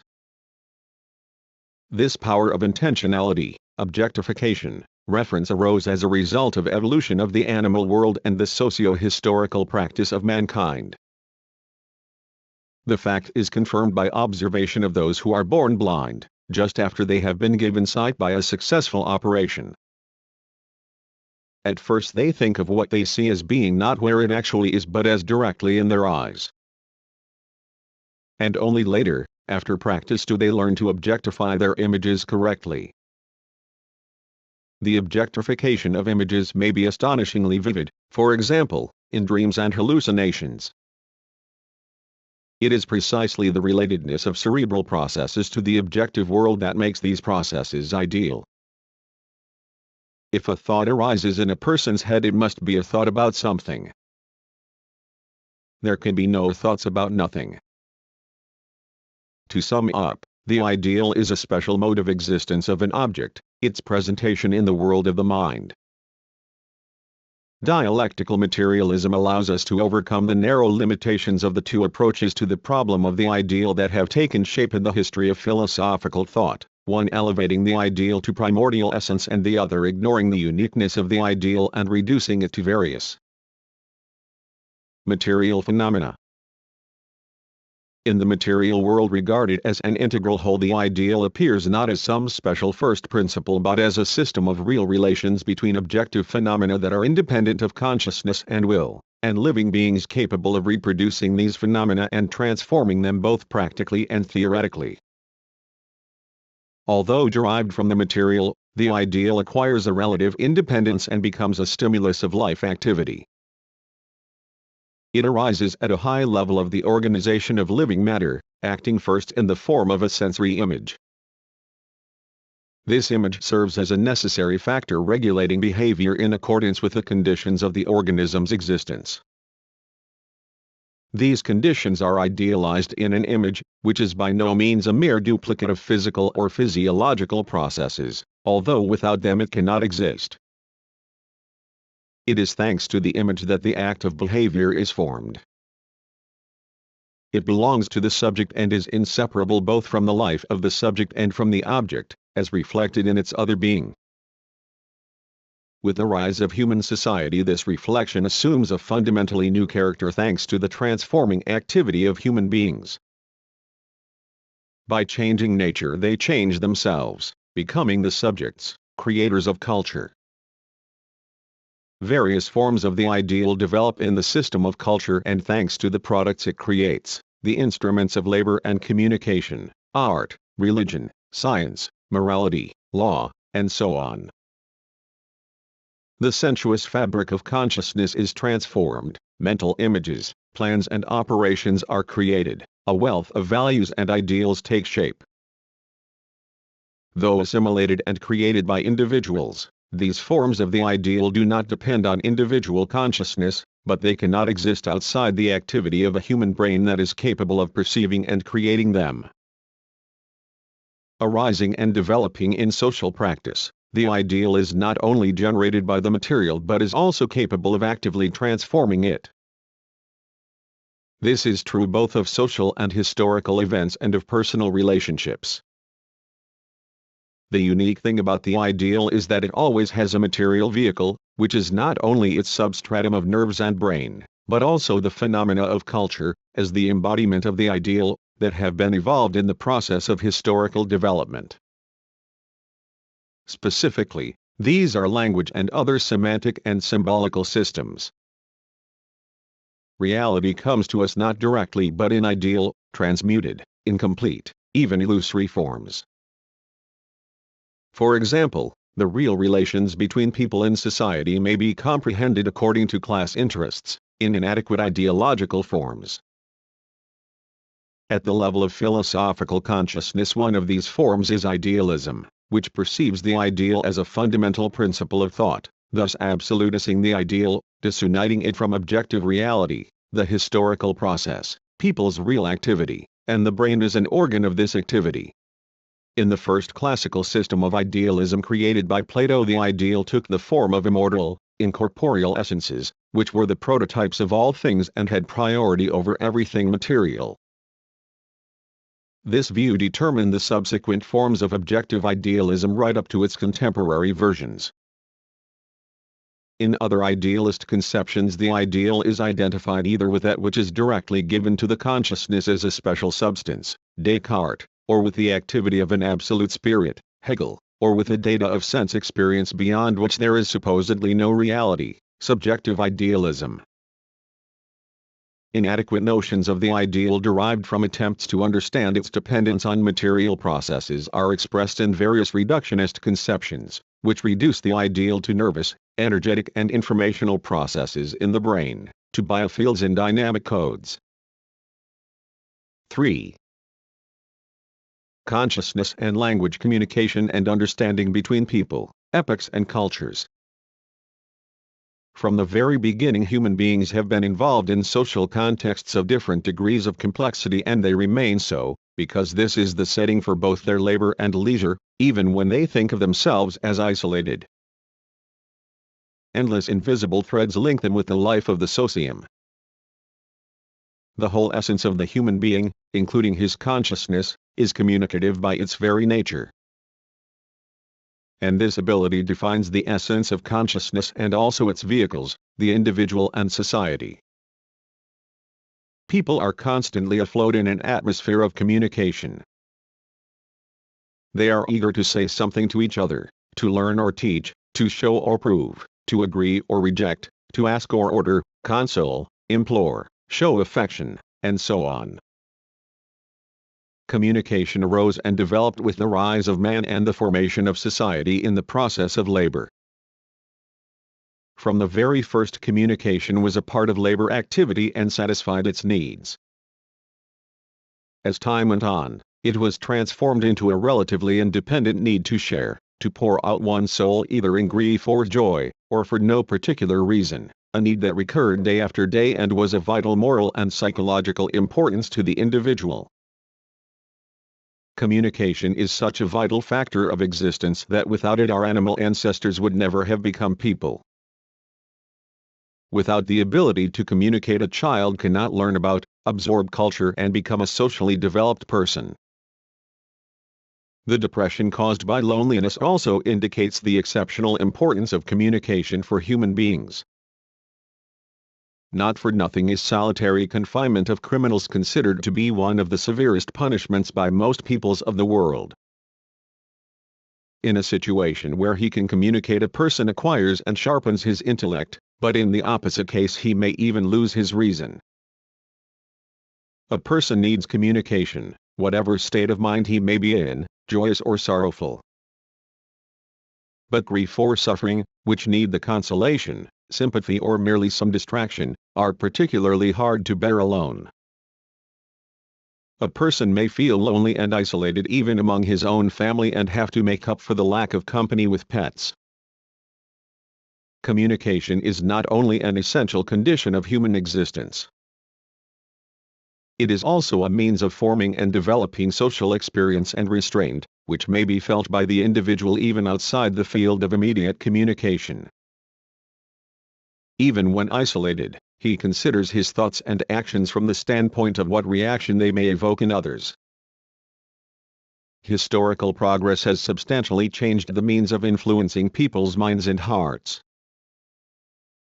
The speech in the forum or the Senate, the conversations of the philosophers with their pupils, the sermon preached in church, the choir singing, the disputes between the schoolmen, the speech of the lawyer and the public prosecutor, the professor's lecture, love letters, written proclamations, pamphlets, stirring speeches by revolutionaries, have been replaced or supplemented by huge editions of printed works, by radio and television, the mass media. Now the streams of information circulate by means of qualitatively different channels all over the planet, gradually integrating the human race by means of information. A great wealth of forms of communication are available to people through the rich language of the arts, through songs, poetry, music, painting, stories and novels.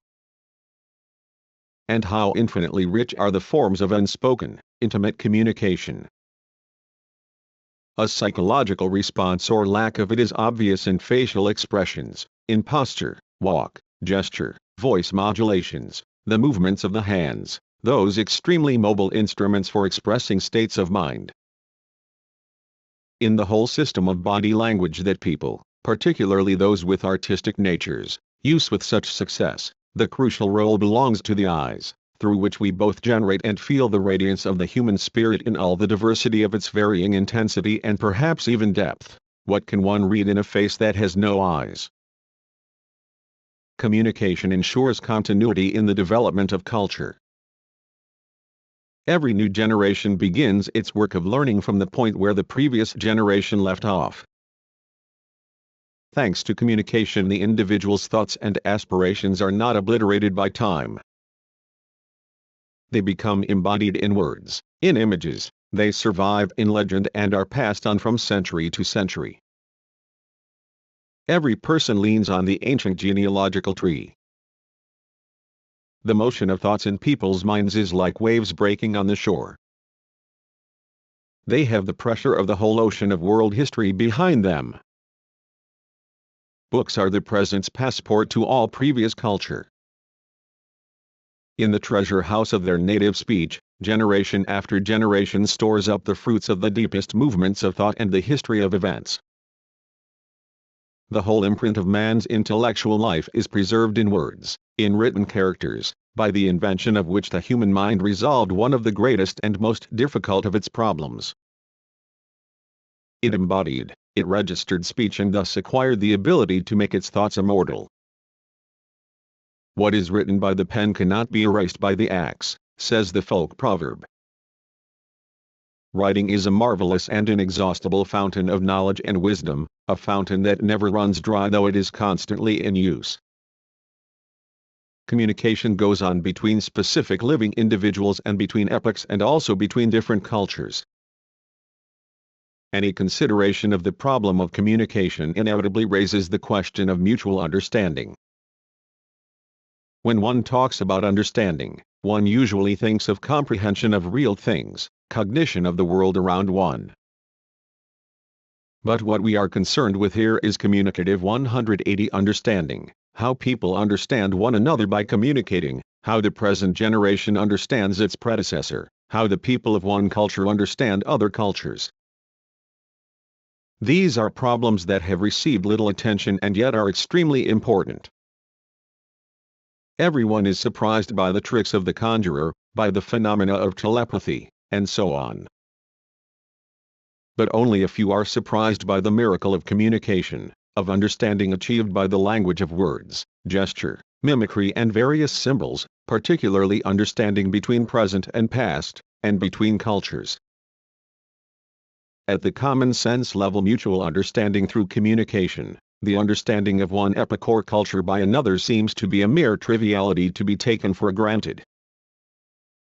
We all understand what we say and what other people, epochs and cultures say to us.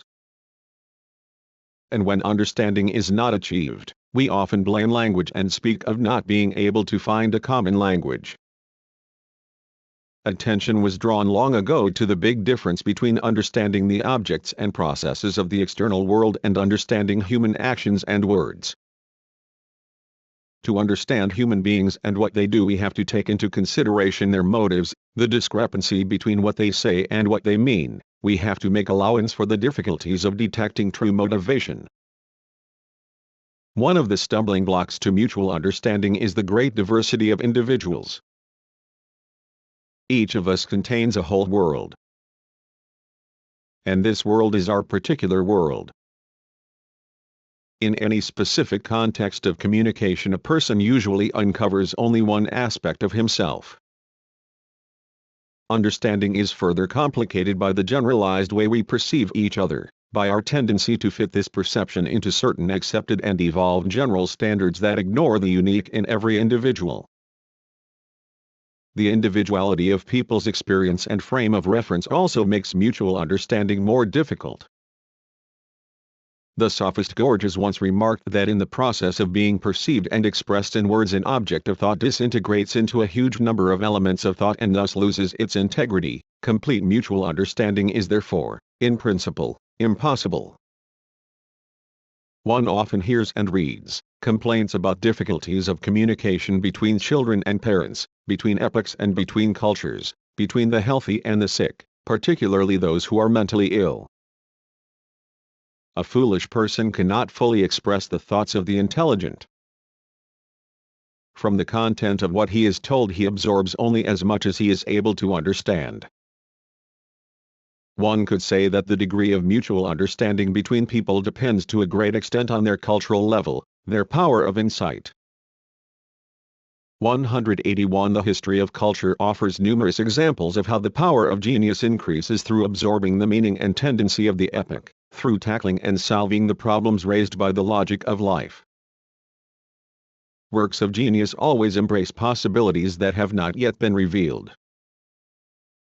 And the degree to which they are understood depends on the cultural level of the reader, the audience. As it climbs the spirals of history, humanity constantly improves the mechanism of mutual understanding, the content of the dialogue between epochs and cultures. Every new epoch, in acquiring more perfect ideas, also acquires new eyes and sees in the great works of the past more and more that is new, goes deeper into their intrinsic meaning. Many of Shakespeare's contemporaries probably regarded him as, at best, an interesting actor and little more. They did not see in him one of the supreme geniuses that humanity has produced, whose profundity has been consistently, century after century, revealed by every new generation. Intellect alone cannot give us understanding of a person, an epoch or a culture. There must also be shared experience, the ability to empathize with other people, epochs and cultures. Where is the guarantee that modern man fully understands the culture of the ancients, their writings, paintings, sculpture?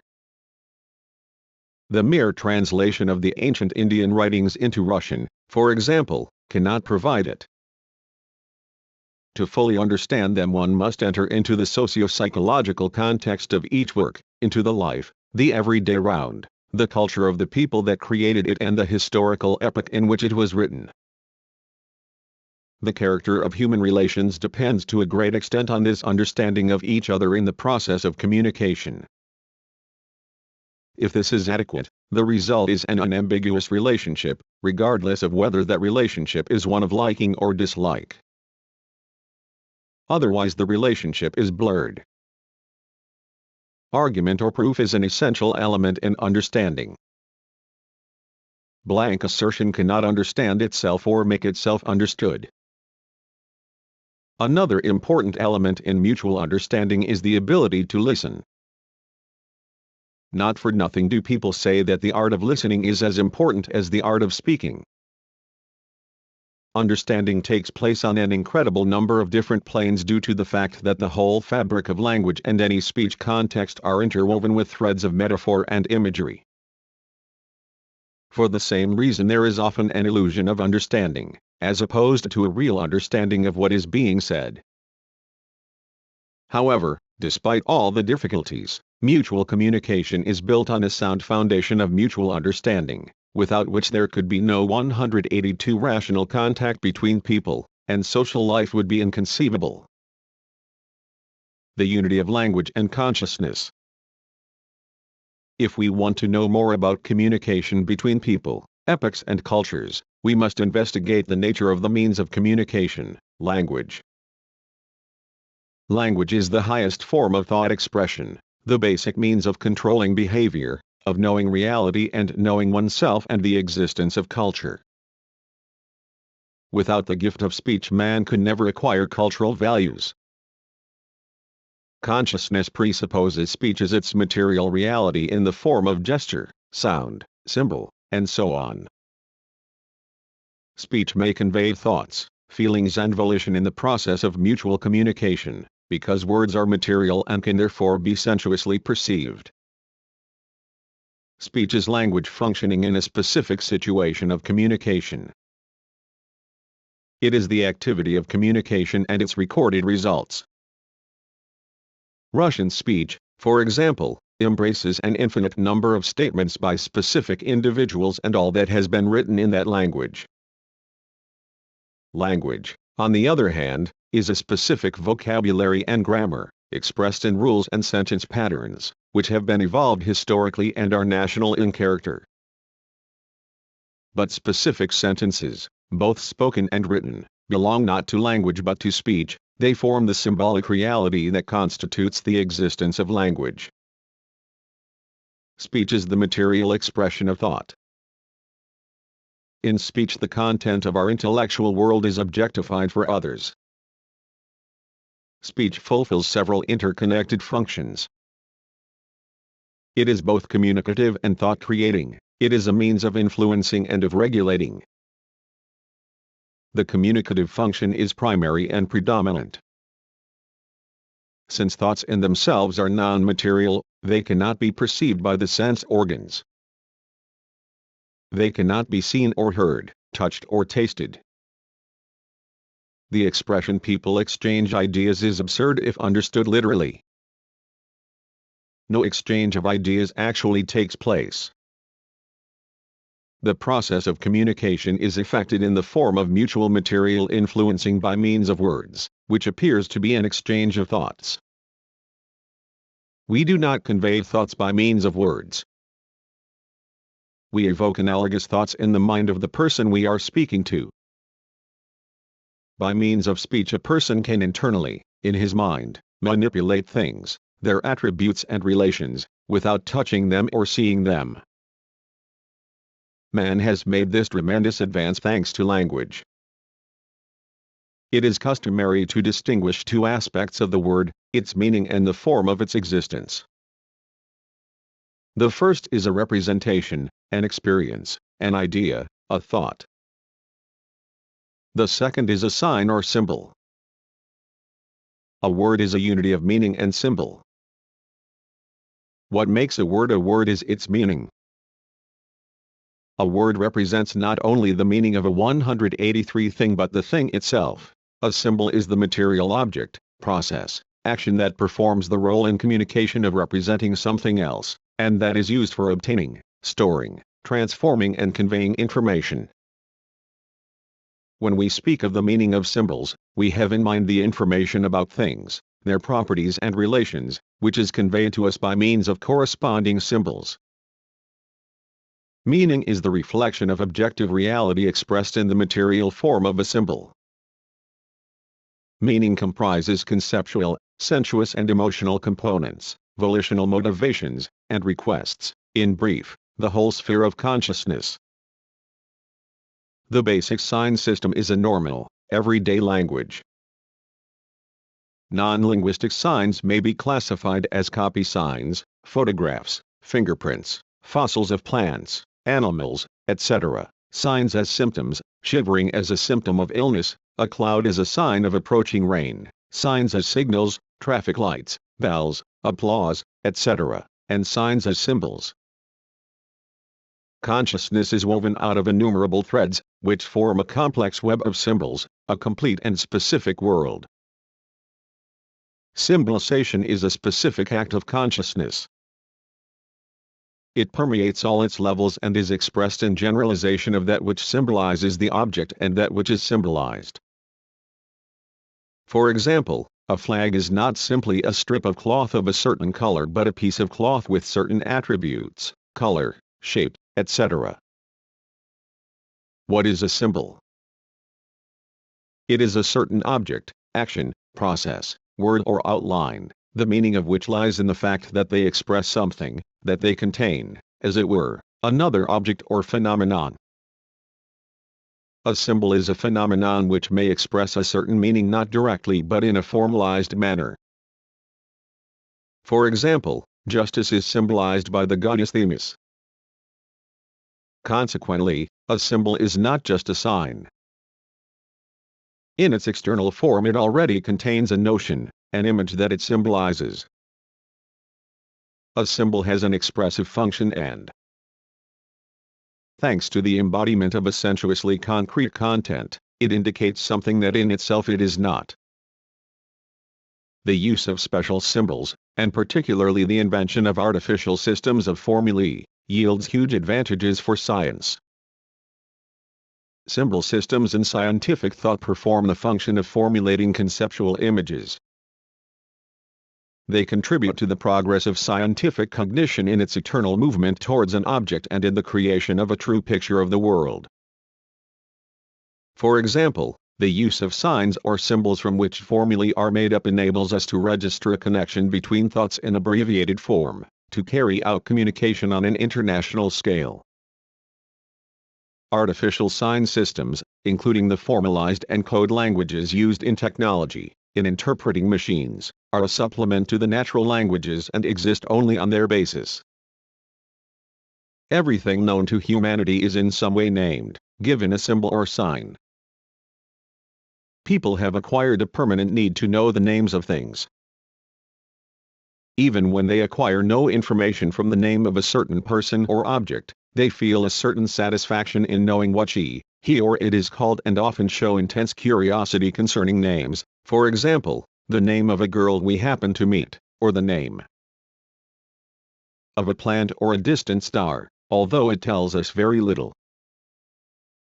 Because of the unique individuality of things and human conditions, every word in a certain context has certain shades of meaning, or even a whole range of different meanings.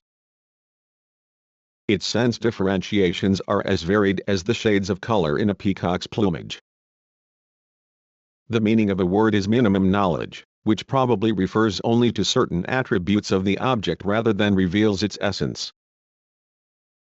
For example, when we seek the meaning of the word water, we do not reveal its physico-chemical nature, we do not explain the content of the given scientific concept, that is the task of physics and chemistry. We merely indicate that this is a liquid that is transparent. Many words may be used in a figurative sense. For example, the word water is sometimes used to refer to a lack of substance in a lecture, an article, a book, and so on. Although the sense organs are directly influenced by speech, speech in itself, its material fabric, is something that cannot be consciously perceived. A person is not conscious of the word itself, just as he is not conscious of the light rays by which he perceives a thing. Speech is concentrated entirely on the object. In relation to reason, which perceives things, events in their conceivable reality, it is neutral. We are confronted with a word or sentence and in our heads there arises a whole world of things and events. A person only begins to notice words when he ceases to understand their meaning. Or he may specially fix his thoughts on the material envelope of the word for purposes of analysis, etc. It would be wrong to intellectualize speech altogether, relegating it merely to the role of a vehicle for thought exchange. Speech performs an emotional, expressive and regulative volitional function. Its emotional content is expressed in rhythm, pause, intonation, in various kinds of interjections, in emotionally expressive vocabulary, in the whole range of lyrical and stylistic devices. As a means of expression, speech, including gesture, facial expressions and so on, ties in with the whole complex of expressive movements. Thought is always mental activity in any language. If a rational being from another planet were to visit the Earth and describe all the languages that exist today and in the past, it could not fail to notice their astonishing resemblance in logical structure, which is determined by the structure of the unified Earth system of thinking. If a given thought is expressed in English, Russian or French, despite the differences in linguistic form, the content of all three sentences remains the same. The structure of a language is formed under the decisive influence of objective reality, through certain unified standards of thought, through the category structure of consciousness. But at the same time these unified universal standards of thought are materialized in thousands of different linguistic ways. Every national language possesses its own structural and semantic specifics. It is sometimes alleged that people speaking different languages perceive things in different ways, that language determines the character of perception. People classify things, their properties and relations according to existing linguistic categories. Language, we are told, is responsible not only for the content but also the structure of thought. Different peoples analyze the world in different ways. The structure of the language entirely determines forms of thought and behavior, and every language possesses its own philosophy. Actually, language has only a relative independence, its own internal logic. Whereas the categories of consciousness as a whole have a universal character, otherwise contact between different groups would be impossible and translation would also be an impossible task. The basic means of expressing these categories are extremely varied. At present there are more than 3,000 languages on the globe.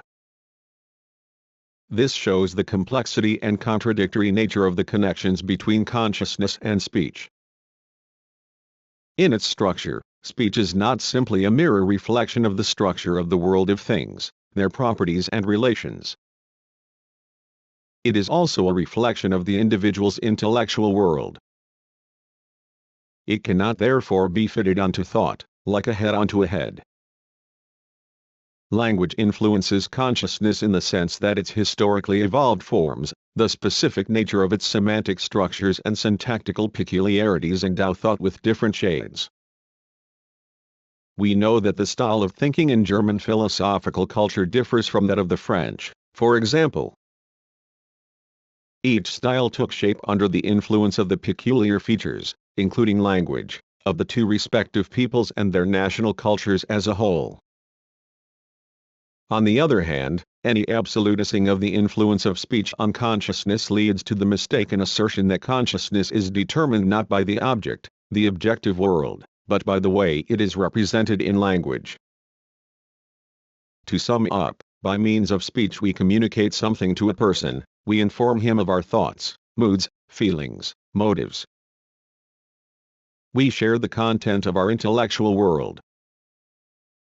Consequently, speech carries a certain intellectual content, which must pass through language and come to terms with its structure. Otherwise this content, if not rendered meaningless, will assume an amorphous shape which we shall be unable to examine as something with a definite quality. The linguistic form is not only a condition for conveying the thought content. It is primarily a condition for the realization of that content. The relationship between consciousness and speech is not simply coexistence and mutual influence, but a unity in which consciousness plays the decisive role. As the reflection of reality, consciousness molds the forms and dictates the laws of its existence in the form of speech. Consciousness is always a verbally expressed reflection. If there is no language there can be no consciousness. And no deaf mutes or blind deaf mutes who have received even a little training would deny this general principle. They have their own special language. And only out of ignorance can it be maintained that these people think barely on the basis of visual images. There is no case for the view that consciousness and speech lie parallel, independent lives and come together only at the moment when a thought is uttered. They are two aspects of an integral process. By carrying on speech activity, a person thinks. By thinking, he carries on speech activity. Think before you speak, says popular wisdom. If there is a thought in our consciousness, it is always contained in a word, although it may not be the word that best expresses that particular thought. And on the contrary, if we remember a word, a thought occurs in our consciousness together with that word. When we are inspired by an idea, when a person has a thorough grasp of a certain thought, it comes out of his head clothed in suitable words. In its search for the truth, human thought cannot bypass the barriers of language.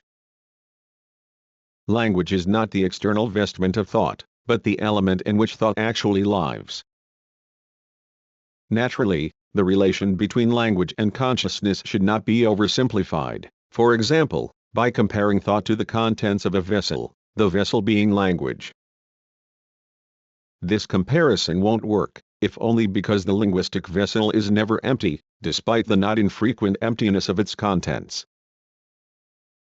Moreover, the individual's actual intellectual content does not exist outside the vessel of language. Language is never exhausted by the outpourings of thought, and thought is not detached from language at any stage of its existence. Thoughts are not converted into language in such a way that their intellectual uniqueness disappears. The history of science records many attempts to identify thought and language, to reduce the one to the other. These attempts are still being made today. They are expressed, for example, in such statements as reason is language, or all philosophy is grammar. The notion of language as a highly abstract structure that consists of a system of universal rules, universal grammar, generating linguistic sentences, fits in very well with the universal nature of thought, and this leads some people to identify formal linguistic universals with the categorical structure of thought. Consciousness reflects reality, but speech symbolizes reality and expresses thought. Speaking is not yet thinking.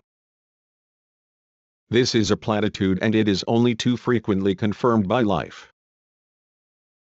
If the mere act of speaking indicated thought, as Feuerbach once remarked, the greatest chatterers would be the greatest thinkers.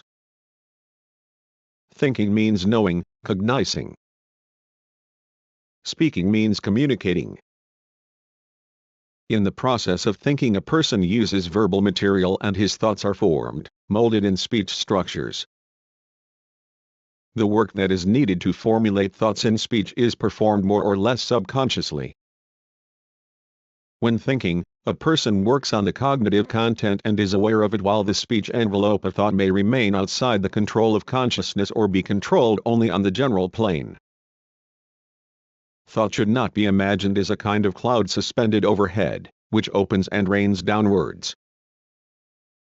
One cannot agree with the assertion that the relationship between language and thought has formed in such a way that, on the one hand, there is thought, or ideas, that is, that which goes on in consciousness and is observable only introspectively, while, on the other hand, there is the semantic structure, the primary filter through which thoughts must pass before they are embodied in sound. Speech serves not only to express, to convey a thought that has taken shape. Thought is both formed and formulated in speech. In the process of communication, the unity of consciousness and speech appears to be self-evident. But is it possible for mind to exist without being expressed in words?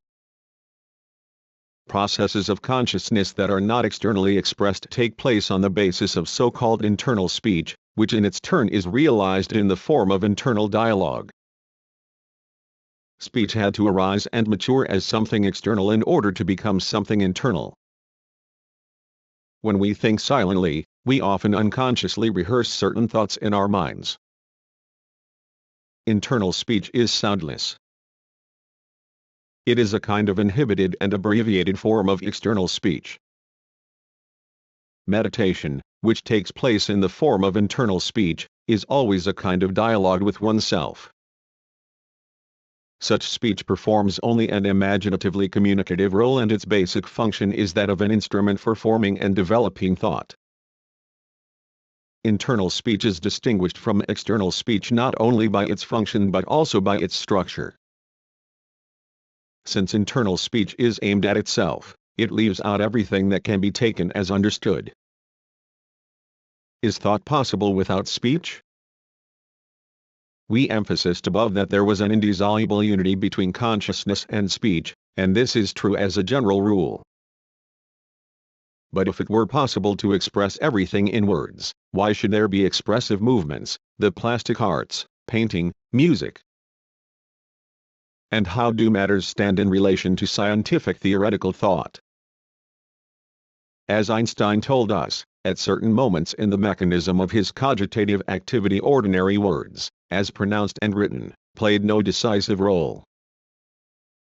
He was able to think in more or less clear images of physical reality, the sea in motion symbolizing electromagnetic waves that cannot be visually perceived, physical forces operating in a manner similar to the work of muscles, and so on.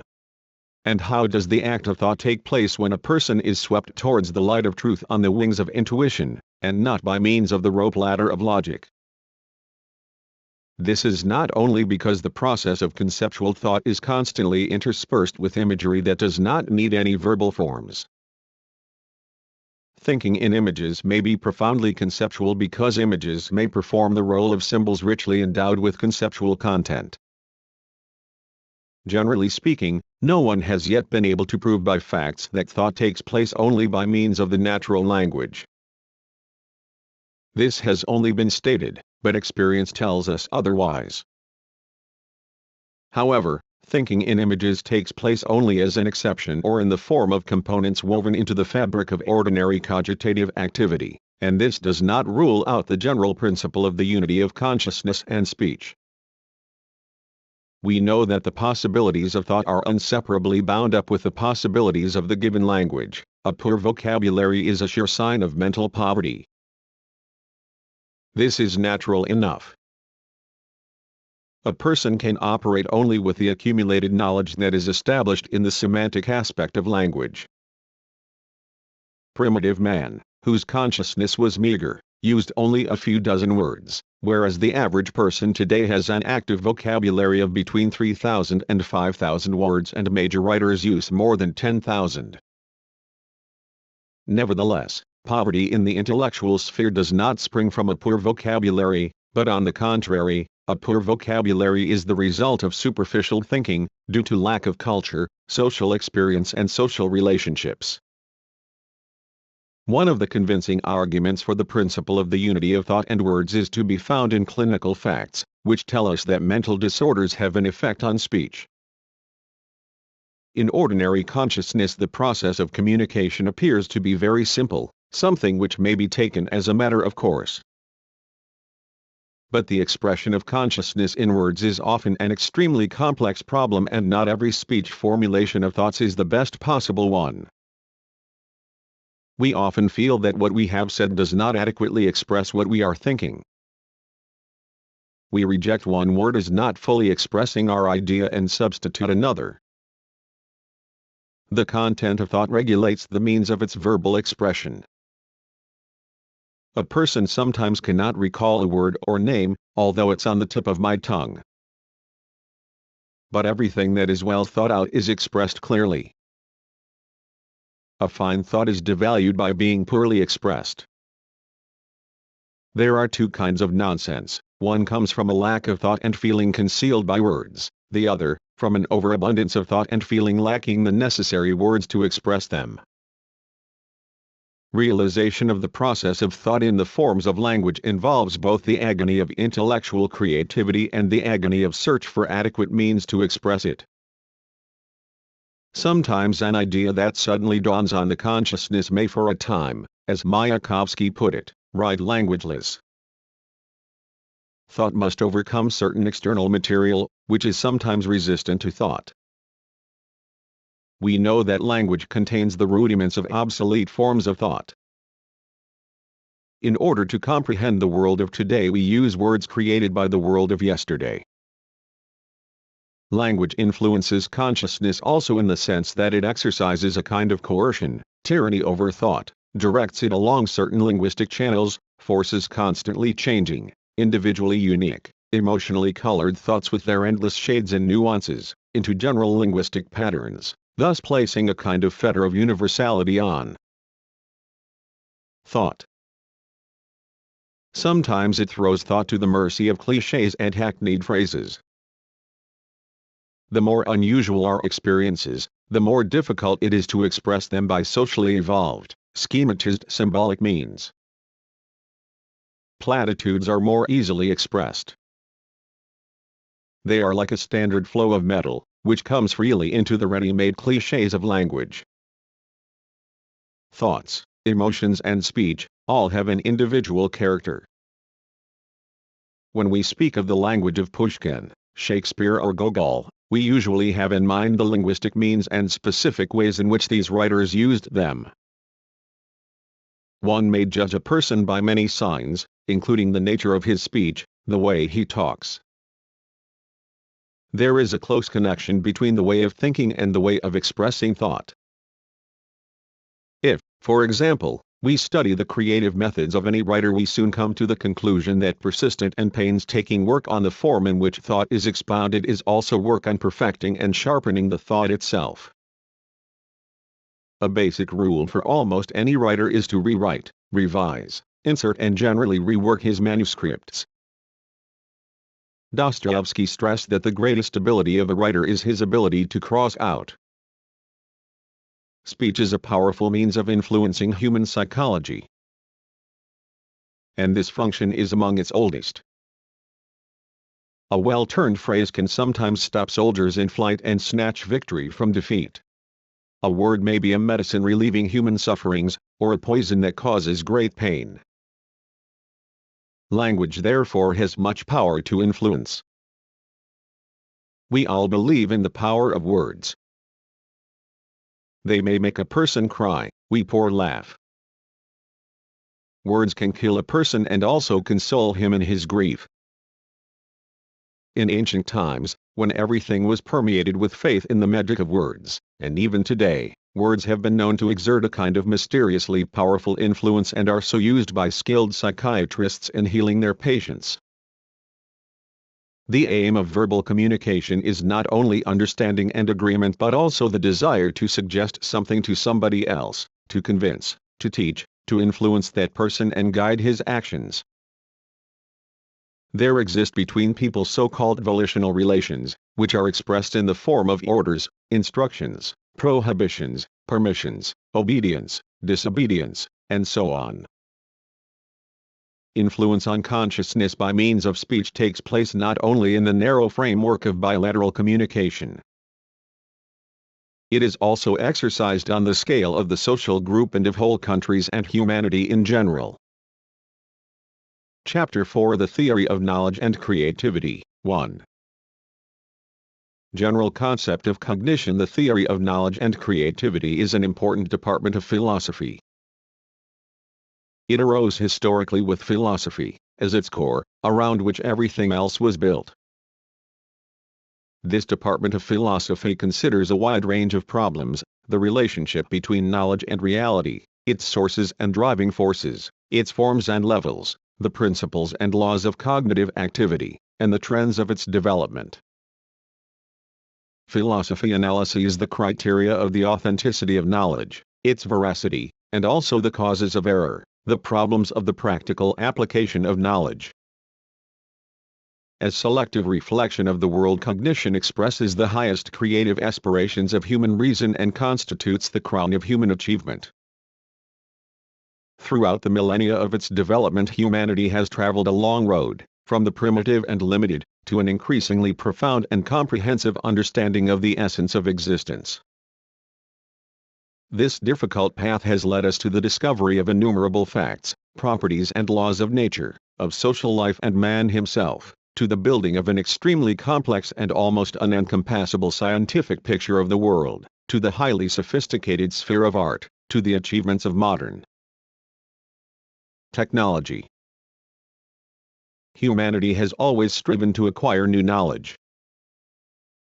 The process of mastering the secrets of existence continues unceasingly, and its vector is oriented on the infinite vistas of the future. The pace and scale of cognitive activity are constantly increasing. Every day is marked by intellectual advances in a constant quest, which ever more widely and vividly illuminates the remote horizons of the as yet invisible. We are deluged with new discoveries.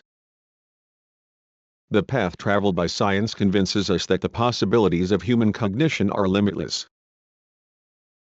Our reason perceives the laws of the universe in order to bring them under man's control, in order to refashion the world in the interests of man and society. Human knowledge is a highly complex system, a social memory whose wealth is passed on from generation to generation by means of social heredity. Cognition coincided with the rise of man. But it was some time before man began to think about what knowledge actually was. The conscious posing of this problem and the attempt to solve it was the beginning of philosophy in the true sense of the word. All philosophers in some way or another analyze the problem of the theory of knowledge, and some have reduced the subject of philosophy entirely to this problem. In the philosophy of the ancient world, the basic problems of epistemology were developed by defining types, such as knowledge, and opinion, truth, and error. Opinion was opposed to knowledge as a subjective notion of the world, while knowledge was its objective investigation.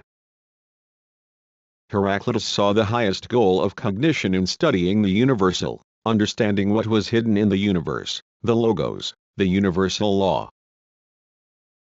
Discussion of the problem of dividing knowledge into types proceeded from the relationship and opposition between ordinary consciousness and standards of theoretical thought, with its techniques of proof, disproof, and so on. To sum up, knowledge is the result of the process of cognition of reality, tested by socio-historical practice and authenticated by logic, the true reflection of reality in human consciousness in the form of representations, concepts, statements and theory. Knowledge has varying degrees of accuracy, reflecting the dialectics of relative and absolute truth. In its genesis and mode of functioning, knowledge is basically a social phenomenon. It is fixed, embodied in the form of the symbols of the natural and artificial languages. The relationship of knowledge to reality takes place on many planes and is indirect in character. It develops both phylogenetically, in the history of human culture, and ontogenetically, in the process of the development of the personality.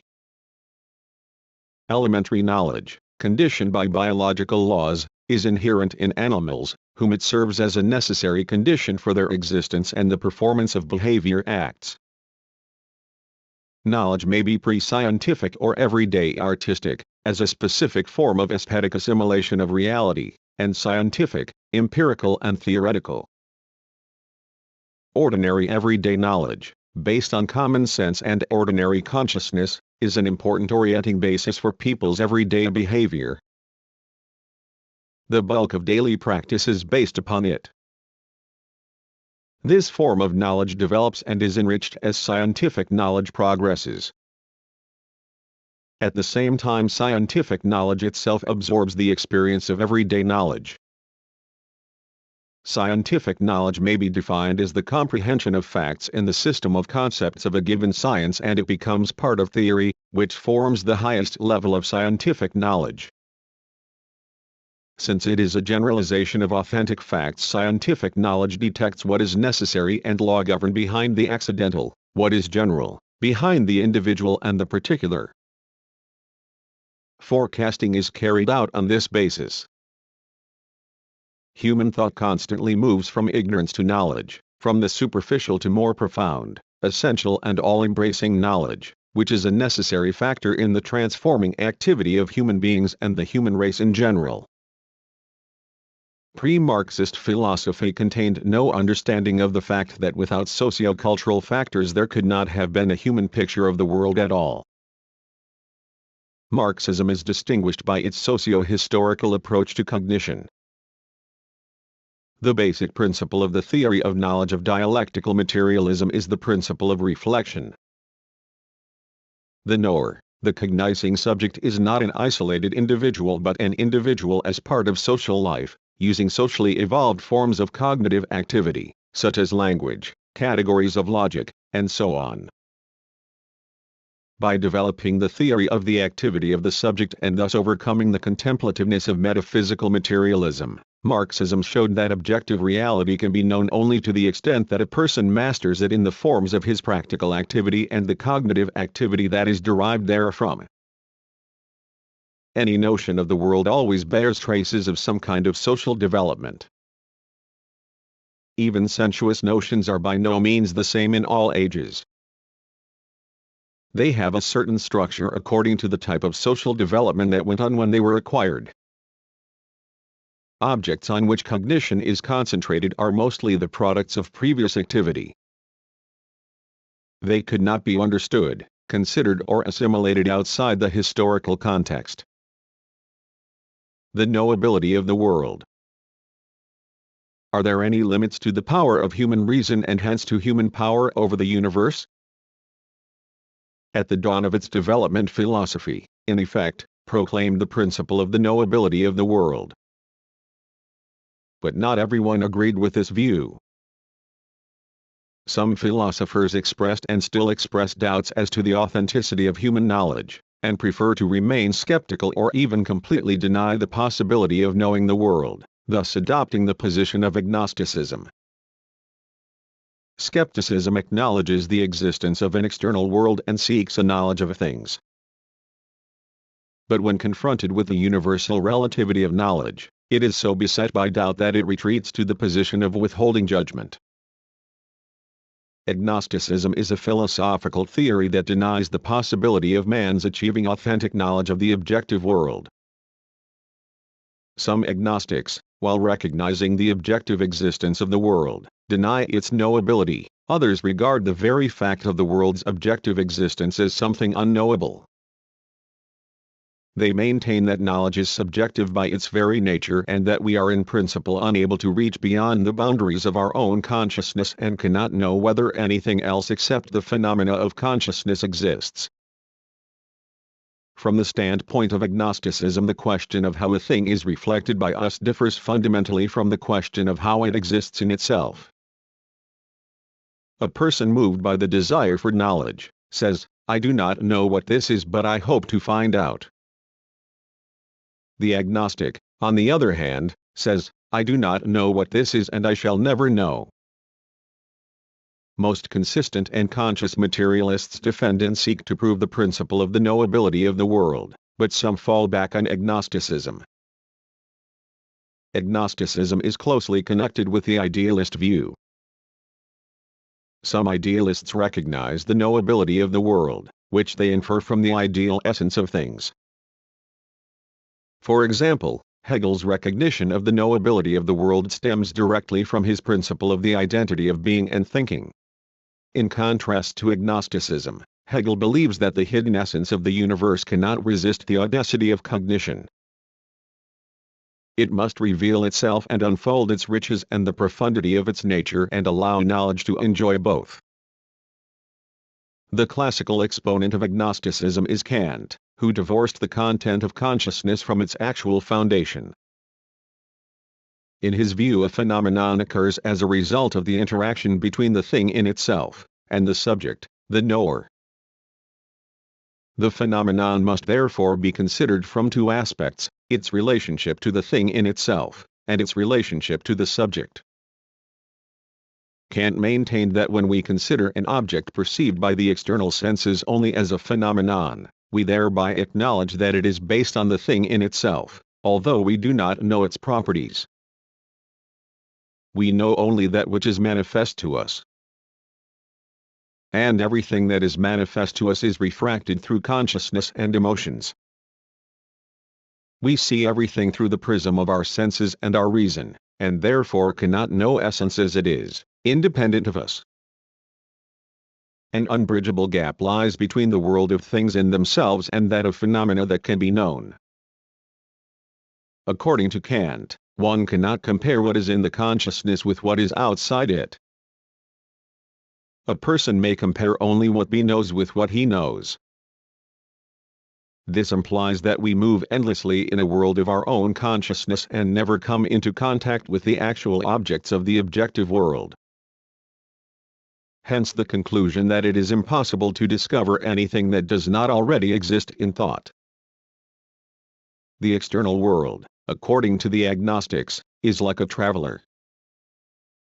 It knocks at the door of the temple of reason, awakens it to activity and then withdraws without revealing its identity, leaving reason to guess what kind of person knocked at its door. So we see that the source of agnosticism lies in the absolute opposition of reason to the external world. Most characteristic of the 20th century is the agnosticism of neopositivism, which tells us that philosophy cannot provide objective knowledge but must be confined to the analysis of language. Another source of agnosticism is relativism, that is to say, the absolutising of the variability, the fluidity of things and consciousness. The relativists proceed from the pessimistic principle that everything in the world is transient, that scientific truth reflects our knowledge of objects only at a given moment. What was true yesterday is error today. Every new generation gives its own interpretation of the cultural heritage of the past. The process of cognition is foredoomed to a random pursuit of eternally elusive truth. Relativism works on the assumption that the content of knowledge is not determined by the object of cognition but is constantly transformed by the process of cognition, thus becoming subjective. Absolutising the relative in knowledge, the relativists regard the history of science as movement from one era to another. But if everything is relative, then this assertion, which can have meaning only in relation to the absolute, is also relative. Treating all human knowledge as relative and void of any particle of the absolute amounts essentially to acknowledgement of complete arbitrariness in cognition, which then becomes a continuous flux, in which nothing is stable or authentic and all distinctions between truth and falsehood are erased. But if we cannot believe any of scientific propositions, we have nothing left to guide us in life and in practice. The metaphysical thinker has a tendency to reason as follows: if we speak of truth, it must be absolute truth, and if it is not absolute it is not truth. The relativists, on the other hand, usually argue that the history of science records many cases when propositions once recognized as true were later disproved and, conversely, propositions believed to be false eventually emerged as true in the course of the further development of science. Admittedly, the path of scientific cognition does not proceed in a straight line. It may often swerve in unexpected directions. But this does not prove that all our knowledge is nonsense. It is not enough to assert that scientific truths change. We must remember that this process of change moves in a certain direction, proceeding ever deeper into the essence of things. The historical transformation of the content of knowledge on the road to its maximum fullness is regarded by agnostics as proof of its independence of the object of cognition. The relativist substitutes for the true proposition knowledge contains an element of the relative, the false assertion that all human knowledge is unreliable. Dialectics recognizes the variability of the world and the flexibility of concepts, their fluidity, their transmutations. But its premises are the actually existing processes of the development of objects and their reflection in concepts. It does not absolutize the variability of things or their reflection. It does not deny their relative stability and qualitative determinacy. Variability and stability, both in things and their reflection, form a real contradiction. Whereas absolutising the element of stability leads to metaphysics and dogmatism, absolutising the element of variability leads to relativism. Relativism undermines belief in scientific truth, and when belief in truth in general collapses, it brings down belief in science and even in life. Dialectics embraces the elements of relativism, negation and skepticism but cannot be reduced to relativism. It sees relativity not as negation of the objectivity of truth but as evidence of the fact that cognition is historically conditioned in its approach to objective truth. Knowledge is historically limited, but in every relative truth there is some objective content, which is intransient. The intransient elements of past knowledge form a part of new knowledge. Scientific systems collapse, but they do not disappear without a trace. More perfect theories are built on top of them. One of the forms in which relativism manifests itself is conventionalism, which maintains that the concepts of science are formally accepted postulates, and that the question of whether they correspond to reality may be discarded as irrelevant to science. The history of science is the history of omnipotent cognition, which renounces both the absolutising of achieved scientific truths and their skeptical denial. Agnostics also resort to the following arguments. One cannot know the parts without knowing the whole. The whole is infinite and, as such, unknowable. Therefore its parts are also unknowable. Pascal, for example, believed that man would understand the life of his body only when he had studied everything it needed, and for this man would have to study the whole universe. But the universe was infinite and could not be known. Empiricists have always maintained that we can know only the finite and that the infinite is unknowable.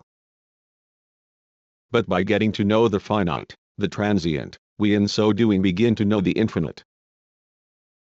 The knowability of the world does indeed imply a profound paradox. The world, the universe, is boundless and inexhaustible, and our knowledge of it at every given level of the development of science is inevitably limited and always will be. Nevertheless, the universe is knowable, and agnosticism evaporates in the light of more complete knowledge.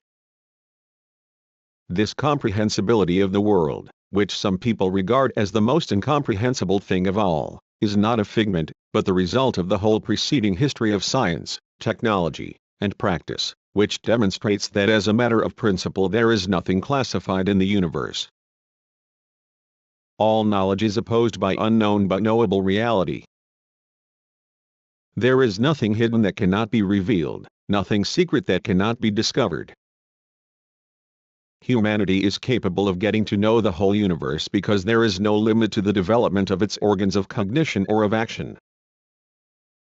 But humanity is limited by the historical framework and by the abilities of each individual. These limitations are overcome by the subsequent development of science and practice. All the preceding practice of humankind, the history of the development of cognition itself, convincingly show that there is no limit to knowledge. When it plunges into the waves of existence, reason will never hit the bottom of the universe. Knowledge of the world has its beginning but no end. Let us recall some of the stages in the triumphant march of human reason. For example, the mathematicians, beginning with Euclid, evolved a geometry that was perfectly true on the terrestrial scale. The physicists, beginning with Archimedes, revealed with increasing precision the laws of terrestrial mechanics. The astronomers, beginning with Hipparchus, penetrated ever deeper into the regions of the visible heavens. The biologists, beginning with Aristotle, delved ever deeper into the secrets of life. Copernicus, Galileo, Newton and Darwin evolved great theories that led to fundamental changes in the human view of the universe and exerted a tremendous influence on all aspects of human culture and modes of thought. The greatest discovery of 19th-century biology was the discovery of the living cell. In chemistry, the palm belongs to Mendeleev's periodic system of the chemical elements. On the threshold of the 20th century, X-rays and radioactivity were discovered. A turning point in the history of natural science was Einstein's theory of relativity. Recent decades of our century have been marked by the discovery of a new world of elementary particles of matter and the emergence of cybernetics. The successes of natural science and technology have made it possible to launch artificial satellites of the Earth, the Moon and Venus, to put artificial planets in orbit, and to send man into outer space. The list of the great achievements of human reason, probing ever deeper into the secrets of nature and society, and of reason itself, could be extended still further. This undoubtedly proves the powers of human reason and science's ability to continue to multiply its discoveries and provide humanity with knowledge of new things and their properties whose existence we do not today even suspect. The advances of science are a constant reproach to agnosticism. Auguste Comte, the founder of positivism, declared that humanity would never know the chemical composition of the sun, but the ink was scarcely dry on the paper where these skeptical words had been written when spectral analysis revealed the sun's composition. Some supporters of Machism boldly averred that the atom was a chimera, a mere figment of a sick imagination. But as most people know, atomic theory is now the basis of all contemporary natural science. The same thing has happened with the unknowability of the dark side of the moon. In the enormous world of astronomy and the tiny world of the atom, man has discovered secrets that were thought to be undiscoverable. Under the pressure of advancing science, the agnostics have been compelled to yield one position after another. We should not forget, however, that the knowability of the world does not mean that it is known. What we now know is a mere drop from the ocean of the unknown. While rejecting agnosticism, we also reject the absolutising of the results of scientific cognition and also the absolutising of the possibilities of cognition, an absolutising that ignores the real conditions of cognitive activity. Science is incompatible with immoderate claims to absolute knowledge, claims which would set a limit to its development. Man has got to know a great deal. But cognition also reveals our abysmal ignorance. Reality extends beyond the frontiers of any knowledge. It is always more cunning than any theories and infinitely richer. Any tendency to categorical and final statements on all questions is bad form in philosophical thinking. There is so much mystery in the world that we are obliged to be modest and reasonably cautious in our judgments. The true scientist knows too much to share an immoderate optimism, and he regards the super-optimists with the kind of melancholy that grown-ups feel when watching children's frolics. We know for sure only comparatively simple things. Human beings are always standing on the shore. Before them lies the majestic, infinite, unencompassable ocean of what is knowable but not yet known, dotted with only a few inshore islands of the known. And we are always trying to see further through its enveloping mists. We live in a world where far more is unknown than known. And by the very logic of things we are destined to stand forever confronted by an unknown that moves further and further away from us. The volume of our knowledge is incomparable with what we have yet to discover. But in content and depth we are getting to know reality with a great degree of accuracy. Reason must more often put us under the protection of doubt.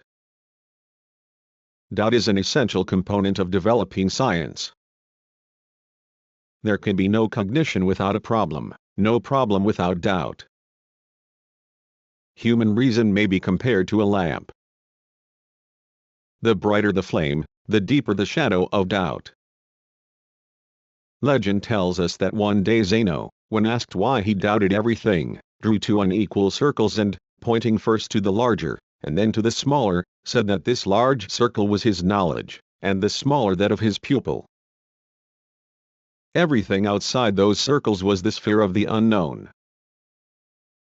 His contact with the unknown, he went on, was therefore greater than his pupil's, so he was bound to doubt more than his pupil. Subject everything to doubt is a maxim adopted by every creatively thinking scientist. Skepticism within reasonable limits is beneficial. But cheap skepticism is like blind fanaticism. They are both equally often encountered in narrow-minded people. Denial of the knowability of the world leads to pessimism about science and to repudiation of its values. And this opens the door to various forms of reaction against reason and science. When attempting to explain any phenomenon, it is absurd to assume that it is inexplicable. A person must believe that the incomprehensible can be comprehended. Otherwise there is no point in thinking about it. 2.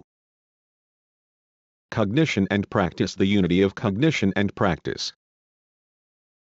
The basic form in which human life manifests itself is activity, sensuously objective, practical, and intellectual, theoretical. Man is an active being, not a passive observer at the feast of life. He influences things around him, gives them the shapes and properties necessary to satisfy historically evolved social and personal needs. The human being does not merely inhabit nature, he also changes it. An immeasurable amount of human labor has been expended on its transformation. People have drained marshes, erected dams, built factories and created enormously complex implements of labor. Humanity converts the wealth of nature into the wherewithal of the cultural and historical life of society. For how many centuries did the flash of lightning in the night cause destruction and terrify the imagination of man, forcing him to prostrate himself on the ground at every thunderbolt? But man has conquered and disciplined electricity, forcing it to serve the interests of society. Lightning obediently flashes in laboratories, illuminates streets and houses, sets machines and trains in motion. As society develops, its labor has an ever greater effect in changing the environment, endowing it with new properties that take it further and further away from its virgin state. Practice is material, sensuously objective, goal-oriented activity intended to master and transform natural and social objects and constituting the universal foundation, the motive force of the development of human society and knowledge. Practice has numerous facets and different levels. By practice we mean all forms of sensuously objective human activity. But the basic forms of human practical activity are the production of material goods, labor, and also the revolutionary activity of the masses for the purpose of changing social relations, their participation in socio-political life, the class struggle, and social revolutions. Sensuously objective scientific activity involving the use of instruments and equipment in the process of observation and experiment is also a form of practice. As the basic mode of human social existence, the crucial form of man's self-fulfillment in the world, practice is a complex and integral system. It comprises, above all, such elements as need, goal and purposeful activity in the form of separate actions and also the object upon which this activity is targeted, the means by which the target is achieved and, finally, the result of activity. Social practice forms a unity with cognitive activity, with theory. It is a source of scientific cognition, its motive force. It gives cognition the necessary factual material for generalization and theoretical processing. People began not from thinking about the world but from activities, mastering the objects of the external world by means of practice.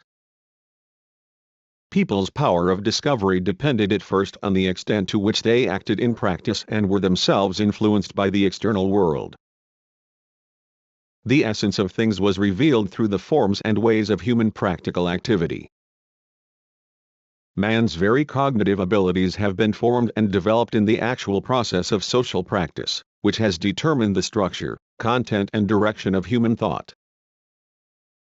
At the early stages of human development, the process of cognition reproduced the techniques of practical actions directly, which then served as a basis for logical operations.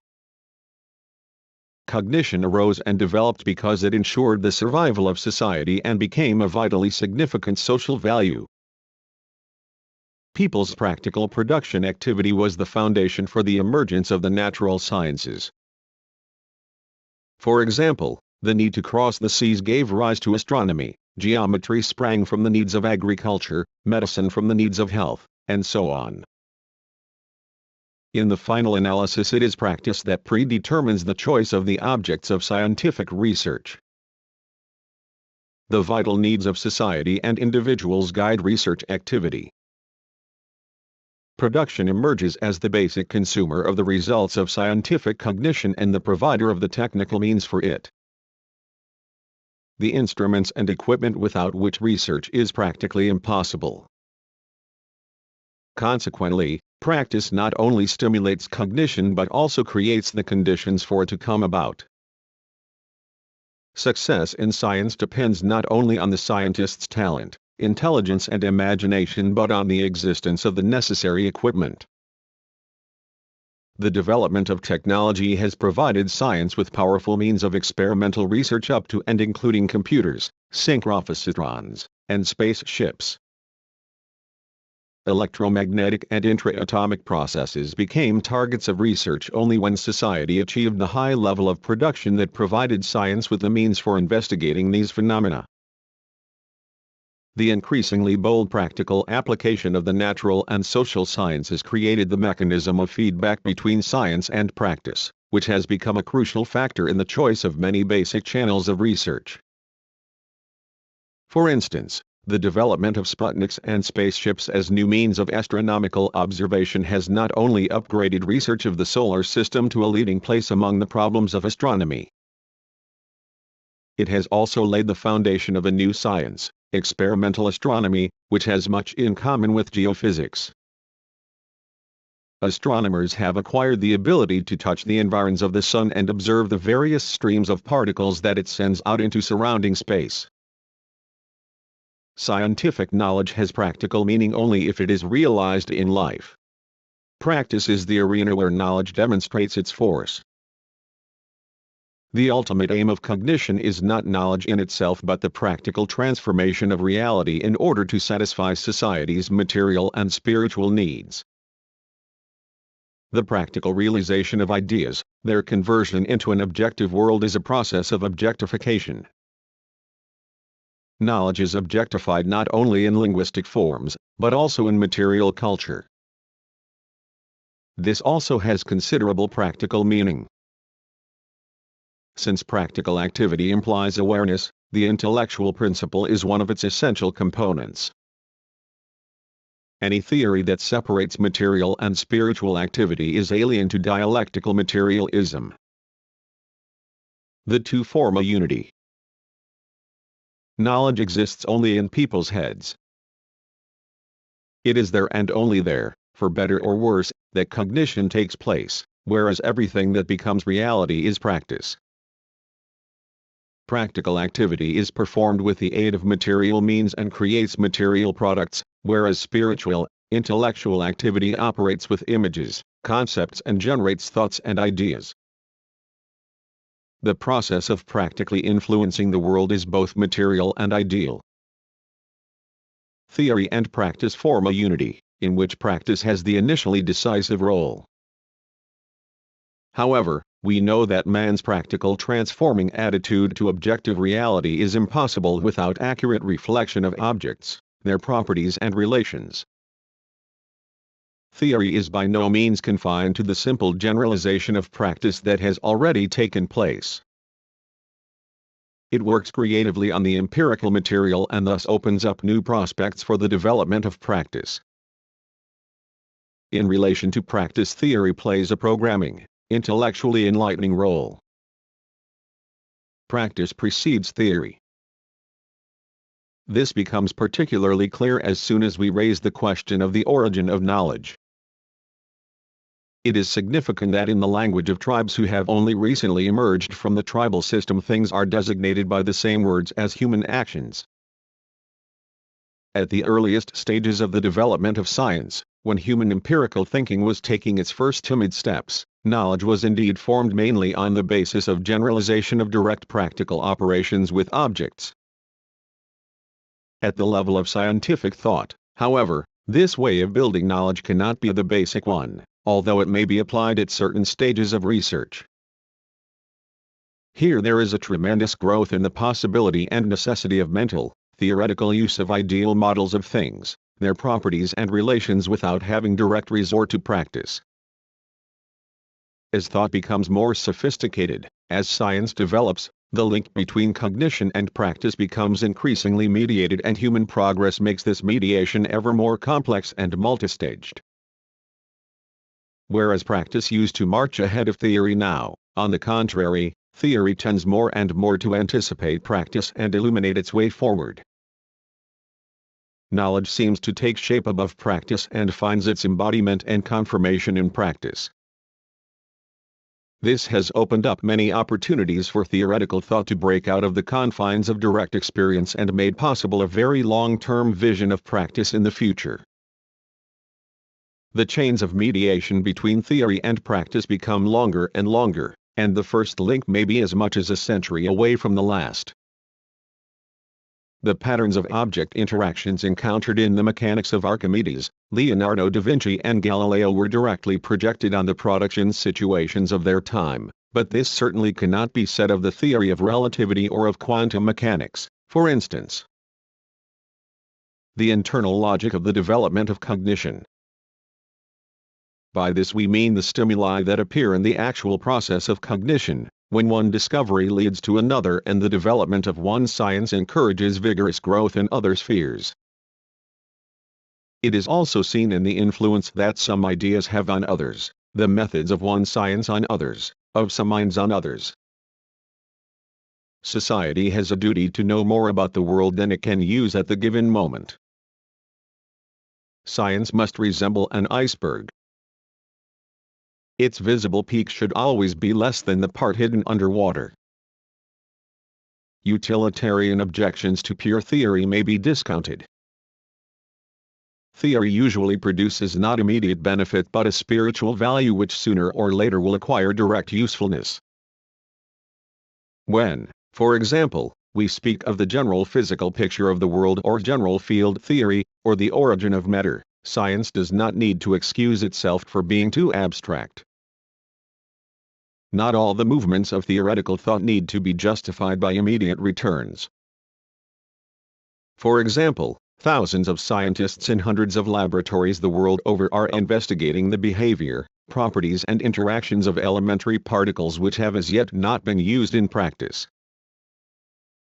Experimenters and theoreticians are making unexpected discoveries, mounting ingenious experiments, advancing bold hypotheses, arguing with each other in search of the laws governing the structure and motion of matter. The cognition of the forces of nature and society is bound to be followed sooner or later by the practical mastering of these forces. There is no such thing as a useless discovery. There is nothing more practical than a true theory. When people ask about the possible practical application of any new discovery, one is reminded of Faraday's answer when questioned about the practical significance of the electromagnetic induction that he had discovered. "How can one say," he replied, "what kind of a man a baby boy will grow into? No one can predict the ultimate result of any scientific discovery." The history of science tells us there have been many cases of a discovery becoming the cornerstone of a whole branch of technology. Scientific research has various stages, some of which cater for the immediate needs of practice, solution of today's tactical problems, as it were, while others are targeted on more distant prospects. These are the upper floors of scientific research. They are oriented on solving strategic problems, revealing bigger, wider opportunities for the 204 practice of the future, introduction of fundamental changes in existing practice. Narrow practicism may be harmful to science, particularly its fundamental theoretical departments. It restricts scientific thought, confining it to the limits of the object of research, which are important only for historically transient forms of practice, and thus scales down the range and content of research activity. Conversely, when scientific thought is not fettered by such limits, it is capable of discovering in an object properties and relations that in perspective offer the opportunity of its far more diversified practical use. After setting up its logical basis, scientific theory acquires a capacity for self-development and reproduction of properties and relations of things that are not yet within the scope of practice and sensuous cognition, or that will be there only in the future. The development of science at any given period depends on the thought material inherited from past generations, from theoretical problems that have already been stated. Scientific development has a relative independence thanks to the necessity, based on the needs of cognition itself, to systematize knowledge, to break down its branches into various interacting disciplines, thanks to need for intellectual intercourse and free exchange of opinion. Many discoveries were not directly triggered by practice and only later became the source of new practice, that is, the discovery of X-rays, radioactivity, and so on. The general theory of relativity arose not thanks to certain hitherto unknown experiments, which threw new light on the essence of gravity, but by means of purely theoretical analysis of the system of knowledge that had already taken shape in physics. The predicted experimental proofs only appeared at a later stage. Discoveries arise partially as a result of the solution of internal contradictions in a scientific theory itself, and appear before the practical demand for them is consciously appreciated. Sometimes a new need arises under the influence of this or that discovery or invention. But quite often the opposite is the case. Despite the intense practical needs of society, science cannot come up with the answer and the need remains unsatisfied. At each stage in the development of society, practice has to make do with the level of theory that has been achieved, no matter how poor it may be. The ideal incentives to knowledge. What is it that drives people into the jungles of the unknown? The search for knowledge does not depend on practice. It is the result of the mind's inner urge to seek truth. The scientist studies nature not only because his studies yield useful results, but also because they give him satisfaction. Material incentives play a by no means inconsiderable role 205 in the development of science. But moral stimuli, ideal incentives, play an even greater role. Such incentives include the desire to make people's work easier, to enlighten, to reorganize social relations in the public interest, to delight in the process of creativity, to win fame, and so on. The awareness of one's duty to society and the desire to serve the interests of humanity have stimulated the creative work of many scientists. The work of Marx on Capital provides an impressive example. In one of his letters he wrote, "Well, why didn't I answer you? Because I was constantly hovering at the edge of the grave. Hence I had to make use of every moment when I was able to work to complete my book, to which I have sacrificed health, happiness and family." I trust that I need not add anything to this explanation. I laugh at the so-called practical men with their wisdom. If one chose to be an ox, one could, of course, turn one's back on the sufferings of mankind and look after one's own skin. But I should have really regarded myself as impractical, if I had pegged out without completely finishing my book, at least in manuscript. 1 Karl Marx, Letter to Siegfried Meyer in New York, Selected Correspondence, Progress Publishers, Moscow, 1975, pages 173. A scientist may indeed be carried away by the adventure of exploring the unknown. The joy he derives from creative work, when successful, is that he sees the most deeply hidden secrets of the world unfolding before him. He sees the mysteries of the origin of the universe revealed. He sees his own reason discovering purpose and order where those before him were unable to perceive anything but chaos. This feeling may be described as philosophical delight. And these incentives to creativity do indeed play a massive role. But it would be wrong to absolutize them. Ideal incentives are not prime movers, they are derivative. They have an objective basis and express the real needs of society. Even a scientist of genius is the child of his age, whose needs ultimately determine the character of his activities. But in the course of humanity's historical development, cognition becomes a relatively independent need, an insatiable thirst for knowledge, a curiosity that amounts to a totally unselfish interest in creativity. Knowledge begins with wonder.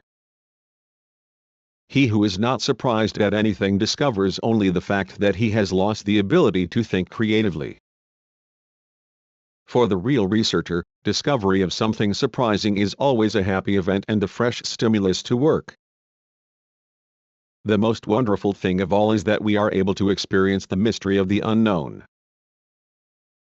A true scientist is irresistibly attracted by the sheer beauty of a logical scientific theory, by the amazing ingenuity of experimental techniques and solutions to the brain-teasing riddles of nature, society, and thought itself. Even the most dispassionate scientist is at the same time a human being. He would like to be right, to see his intuition confirmed. He would like to make a name for himself, to be a success. Such hopes are motives for his work, just as is the thirst for knowledge. 1 Marx Born, My Life and My Views, pages 190. The all-absorbing urge for knowledge is one of the thinking person's deepest needs. It is like a demon, it pounces on the scientist and forces him to make desperate efforts in search of truth. Driven on by this demon, people store up knowledge and create works of art with no regard at all for practical goals and considerations. Most of us have read the biographies of such truth-seekers and know what their fate usually was.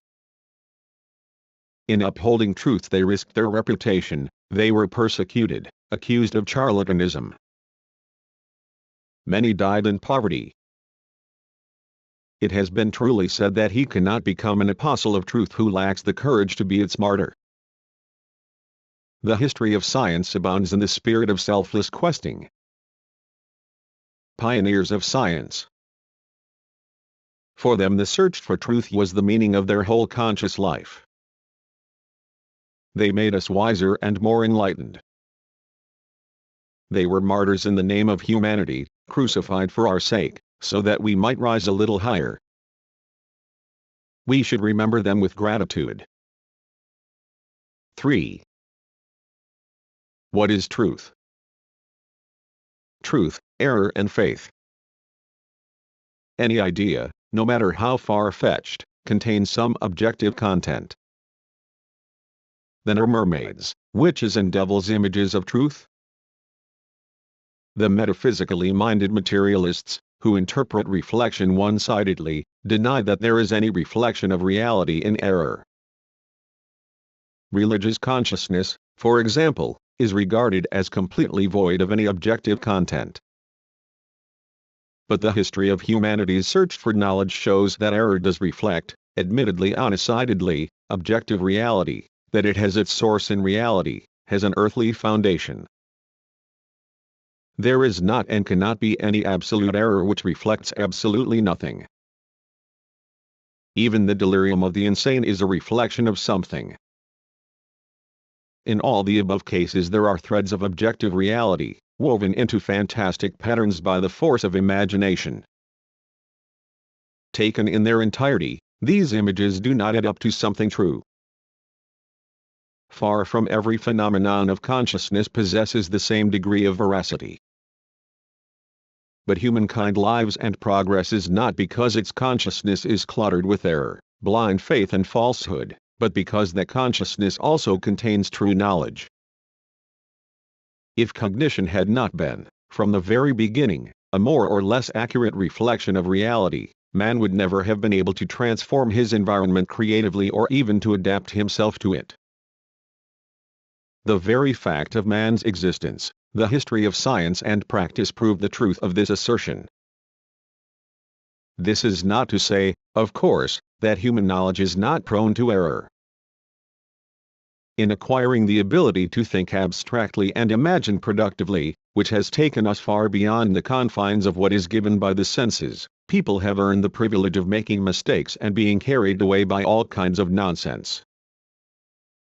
Animals are incapable of abstract thought, but they do not make the same mistakes as man, who has evolved a whole world of fantastic, fairy tale images, unbelievably bizarre, gorgeously beautiful or hideously grotesque. Error is an idea or a combination of ideas and images that arise in the mind of the individual or society and do not correspond to reality but are regarded as true. This definition of error follows logically from that of cognition as the reflection of reality. Error is honest untruth. Unlike error, falsehood or deception is dishonest untruth. A person knows that a certain idea is untrue, but for some reason or other he presents it as true. The person who makes a mistake leads others into error because he himself has erred. The liar, on the other hand, while deceiving others, is not himself deceived. Falsehood speaks of something that exists as non-existent and of the non-existent as existing. But truth has a force that the lie lacks. The latter is usually exposed in the long run. Someone has said that a lie is rather like spitting against the wind. The spit is bound to fly in the liar's face.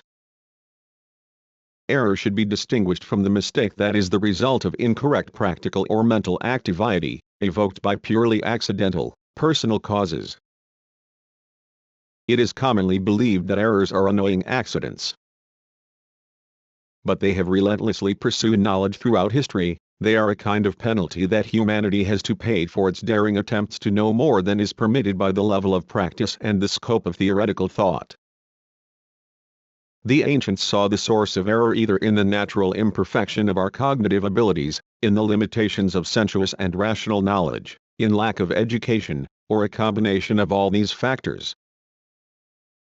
The philosophy of modern times sometimes regards error as the distorting influence of emotion or will on human reason. Error is rooted in the social conditions of man's existence and in the nature of his mind, which may be compared to a mirror with an uneven surface that mingles its own imperfection with 208 the image of the thing reflected. Thinkers have seen the source of error in free will and insufficient knowledge. According to Kant, the source of error lies in the fundamentally unjustifiable emergence of human consciousness beyond the bounds of possible personal experience into the objective world for itself, or in violation of the logical rules of thought. Error is a historically conditioned, and therefore constantly overcome, discrepancy between knowledge and the object of knowledge. It expresses theoretically the limitedness of people's actual power over nature and their own relations, and results from the constant urge to overcome the limitations of existing knowledge and practice. Truth is a complex, contradictory process in which error is constantly overcome through the development of knowledge, while truth itself becomes increasingly complete and profound. People themselves are to blame for their errors, although the latter are by no means an inherent, immanent feature of human nature, but only a transient possibility realized on the basis of certain historical conditions. By its very nature, scientific cognition is impossible without a clash of different views, a struggle of beliefs, without discussion. It is therefore impossible without error. Only those who do nothing or who constantly repeat platitudes make no mistakes. Numerous opinions may be advanced on a certain question, and quite often not one of them is correct. Every scientific discovery usually entails numerous errors, which are stages in the development of truth, as illustrated by the common expression learning from one's mistakes. If the doors are locked to error, truth cannot enter the mind either. This is not to say, however, that one should look pessimistically on cognition as an endless groping among figments of the imagination. Errors are removed or gradually overcome, and truth, though sometimes badly wounded, fights its way through to the light. One may have the desire not to burden oneself with the negative as something false. One may demand to be brought at once to the truth. Why should one become involved with what is false? This notion is one of the biggest obstacles to truth. Truth is not a stamped coin which can be supplied ready-made. How many cases have there been in science when under certain conditions error proved to be truth and truth error? Even legends and fairy tales come true in the course of time. For example, when the ancients began to describe atoms, they Georg Wilhelm Friedrich Hegel's work. Vollständig Ausgabe. Zweiter Band. Phänomenologie des Geistes, Berlin, 1832, Verlag von Duncker und Humboldt, S30. 209 made a tremendous discovery and at the same time became victims of error. They called particles of matter atoms because they considered them to be indivisible. They were right and wrong at the same time. Humanity has achieved its present level of culture not because of error but despite it. Attainment of truth is the prime task of science. Truth is the true reflection of reality in the consciousness, the reflection of reality as it exists for itself, independently of the will and consciousness of people. Closely connected with truth and error is the concept of faith, which ordinary consciousness often associates with the meaning it has been given in religion. In the broad philosophical sense, faith should be understood as an individual's profound conviction of the correctness of his actions, thoughts or ideals. And this conviction may have a generic or a derivative character. As something generic, faith may be just blind everyday superstition or it may simply be a confidence in science, scientists and so on. As something derivative, faith is scientifically grounded, authentic knowledge and in this sense it is based on truth. Faith may be true, but this principle is not reversible. The concept of truth is linked with the moral concepts of honesty and sincerity. Truth is the aim of science and honesty is the ideal of moral motivation. Fruitful studies in science and philosophy are impossible where fear of the consequences of thinking is stronger than the love of truth. Truth is authenticated knowledge and knowledge is strength, the greatest strength of all. It cannot be destroyed by prisons, penal servitude, the gallows, the guillotine, or the stake.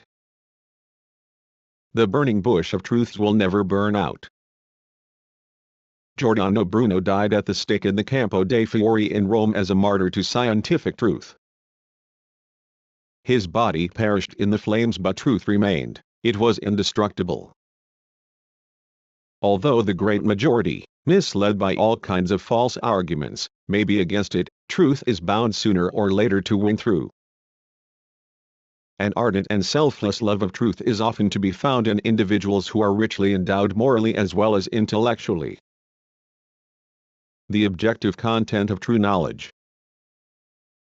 All truth is objective, its content does not depend on the subject, his intentions or will. A correct answer to the question, what is truth? Presupposes recognition of the fact that outside our consciousness there exists an infinite world developing according to objective laws. Truth is the accurate reflection of the object in the consciousness of the subject. Authenticity is the mode of existence of truth. Since it is the correct reflection of the object, truth always has objective content. If we conceive ideas that have no correspondence in reality, it is clear that these concepts have nothing to do with truth and cannot therefore stand up to the test of practice. Any truth is objective. There is no such thing as an objective truth. Subjective truth is merely an individual's opinion. So the definition that we have given of truth is at the same time a definition of objective truth. Truth is not reality itself but the objective content of the results of cognition. Its content does not depend on the will, desire, passion or imagination of human beings. Only objective knowledge corresponding to the essence of things themselves allows the individual and society to control natural and social processes. One can control the forces of nature and society only by obeying their objective laws. Can there be several true statements about one and the same phenomenon in one and the same relation? There may be many opinions but there can be only one truth. Truth as a process. The relativity of truth. The principle of correspondence. The statement that the world is knowable does not mean that an object is revealed to the subject, the knower, at once in all its attributes and relations. Our life is not a placid existence in the lap of truth but a restless and constant search for its acquisition. Science is not a stockpile of ready-made and all-embracing verities but a process of finding them, of moving from limited, approximate knowledge to knowledge that becomes ever more embracing, profound and precise. This process has no limit. The ideas of finite and immutable truth are illusions that have nothing to do with true science. The mental vision of the scientist is always an incomplete picture. Some things are well known and have become trivial, others are not quite comprehensible, others doubtful, others insufficiently proven, others contradict new facts, and others are entirely problematic. When we try to understand a certain object, we have to reckon with its inexhaustibility and tendency to change. Every object has a vast number of properties and enters into countless relations with other objects. It would take a very long time to know these properties and relations. In the history of science we find many cases when scientists agreed that all the properties of an object had been established, only to discover later that it had other properties besides. Water, for instance, was considered to have been studied inside out. But science then discovered something called heavy water, with properties hitherto unsuspected. Recent research has shown that a number of the peculiarities and states of water depend on the influence of outer space. And the problem of the distribution, role and specific properties of water in the universe still awaits a satisfactory solution. As proven knowledge increases, the circle of probable knowledge also expands. We are still able to grasp only a little of the boundless mystery story of existence. Truth is relative inasmuch as it reflects an object not exhaustively but within certain limits, certain relations, which are constantly changing. Relative truth is limited true knowledge about something. Scientific knowledge, even the most authentic and precise, is relative in character. The relativity of knowledge lies in its inevitable incompleteness and probabilistic nature.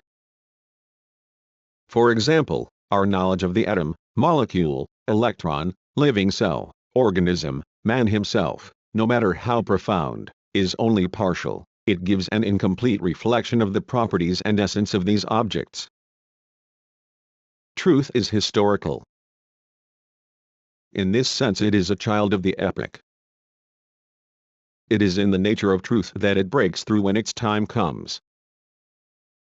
The people of every epoch cherish the illusion that at long last, thanks to the strenuous efforts of previous generations and their contemporaries, the promised land of truth has been achieved and thought has reached a peak beyond which it can climb no further. But time passes and they find that this was not the summit but only a small hillock, which is often either trampled down or at best used as a base for further, endless ascent. The mountain of knowledge has no summit. Each subsequent theory is more complete and profound than its predecessor. Moreover, new scientific truths do not throw old truths on the scrap heap of history, but supplement them, concretize them or embrace them as necessary elements in more general and profound verities. The whole rational content of previous theory becomes part of the new theory that succeeds it. Science throws out only the claim that it was exhaustive. Previous theory is interpreted in the new theory as relative truth and thus as a specific case of a fuller and more accurate theory, Newton's classical mechanics, for example, and Einstein's theory of relativity.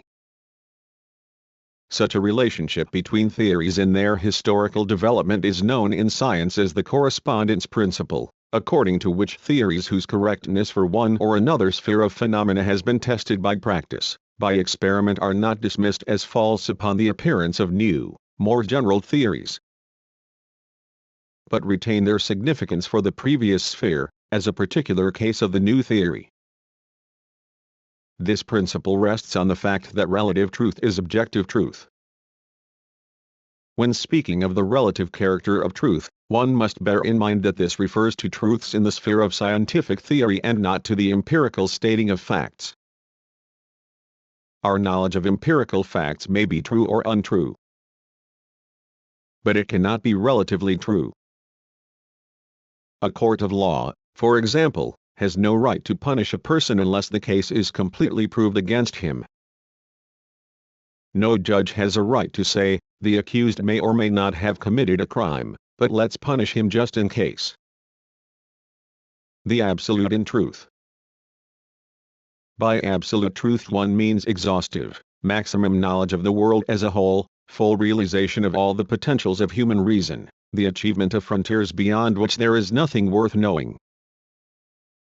Is this possible? In principle, yes. In reality the process of cognition is carried on by succeeding generations, who think very restrictedly and only in terms of the given level of development of their culture. Absolute knowledge is therefore only an aim for which science strives and to which the road is endless. Complete knowledge does not exist. We can only approach it, as we do to the speed of light. The development of science is a series of consecutive approximations to absolute truth, of which each is more precise than its predecessor. Absolute truths are those which, having been once stated with complete clarity and authenticity, do not encounter any further counter-arguments. In this sense an absolute truth is a reflection of a thing that remains true under all conditions of its existence. Such absolute truths are represented in science by such statements as nothing in the universe is created out of nothing and nothing disappears without a trace, or the earth revolves around the sun. These are old truths and general ones, but they have not ceased to be true. Fully authenticated facts, the dates of events, of births and deaths and the like, are also ranked as absolute truth. But these truths are ordinary trivial statements. The term absolute is also used of any relative truth in the sense that if it is objective it must contain something absolute as one of its elements. Absolute truth is a piece of knowledge that is not refuted by the subsequent development of science but enriched and constantly reaffirmed by life. Humanity seeks full knowledge of the world. And although it will never attain such knowledge, it is constantly approaching it, and every step in that direction, although relative, contains something absolute. Taken as a whole, our knowledge of nature and the history of society is not complete, but it contains many grains of the absolute. The development of any truth is an accumulation of moments of the absolute. Science commands not only absolute truths but also, and to a greater degree, relative truths. The absolute is the sum total of relative moments in truth. Every stage in the development of science adds further grains of truth to this total.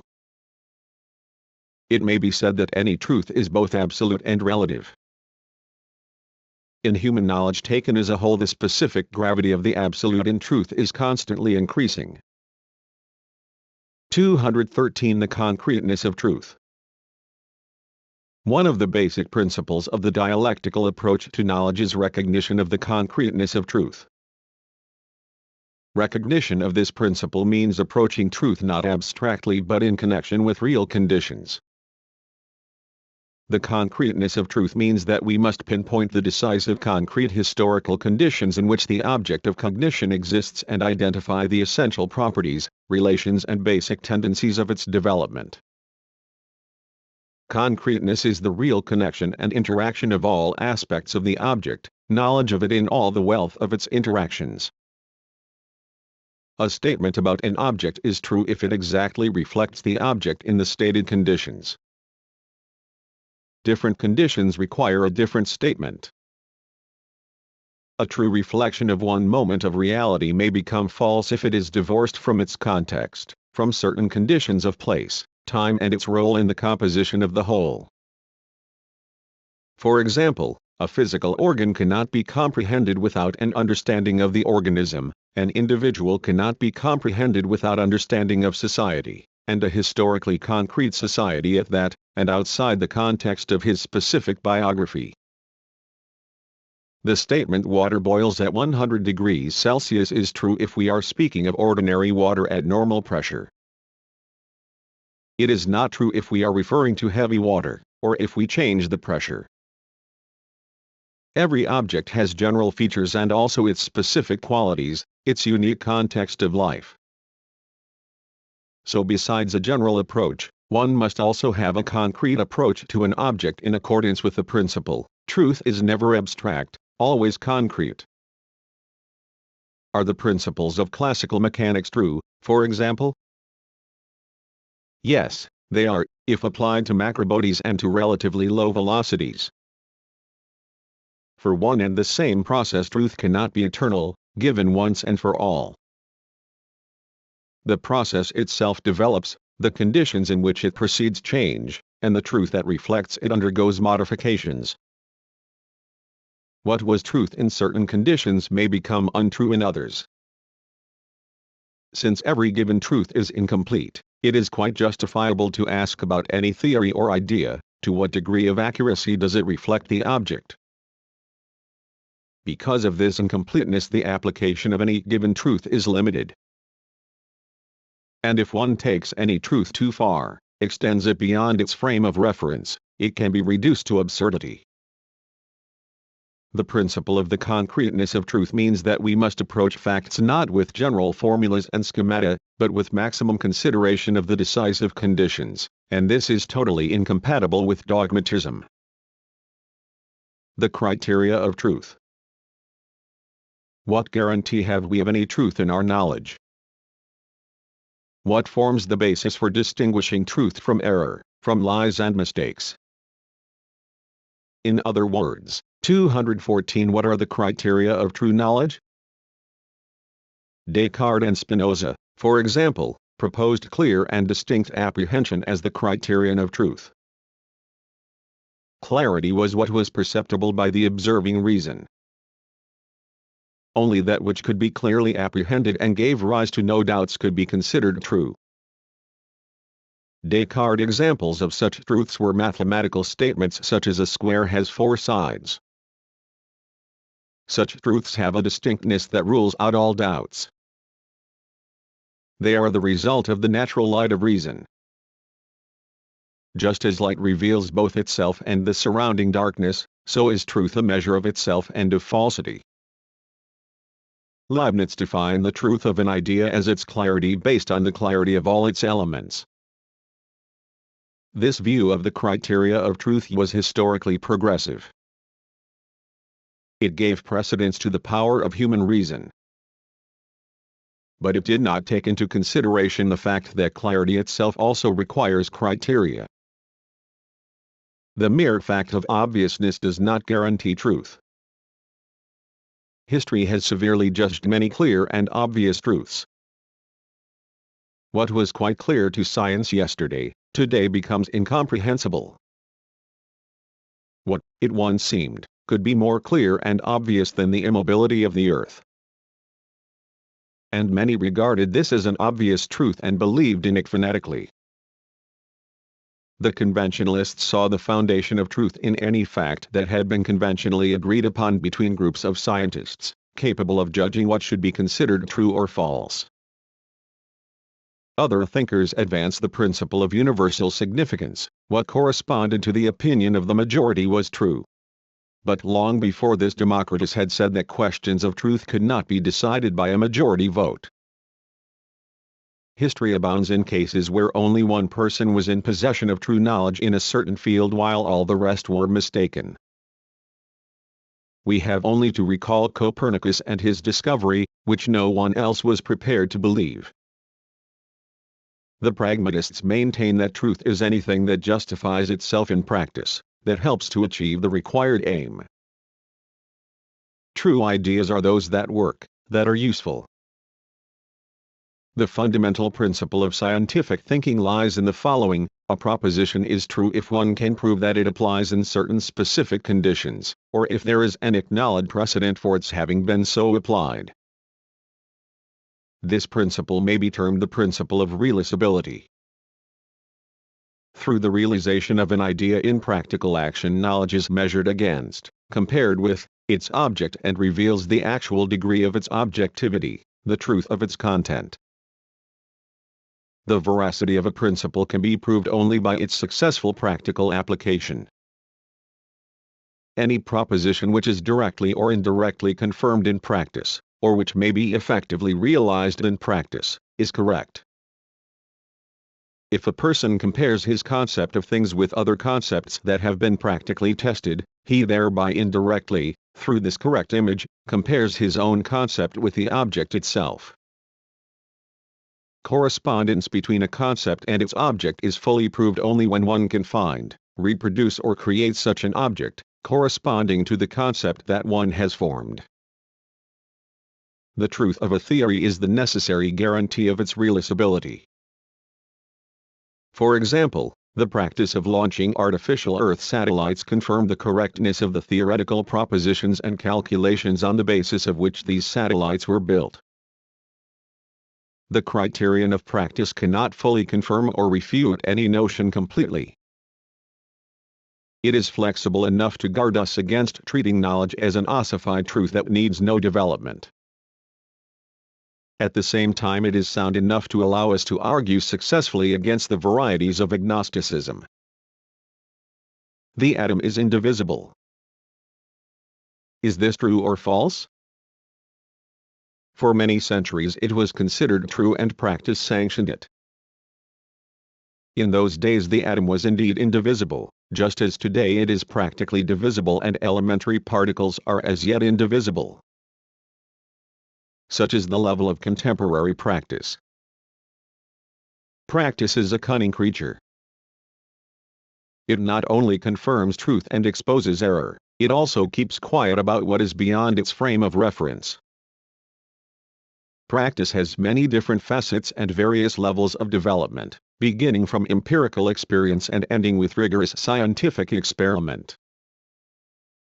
It is one thing to consider the practice of primitive man obtaining fire by means of friction, and quite another, the practice of the medieval alchemist trying to find the philosopher's stone that would change base metals into gold.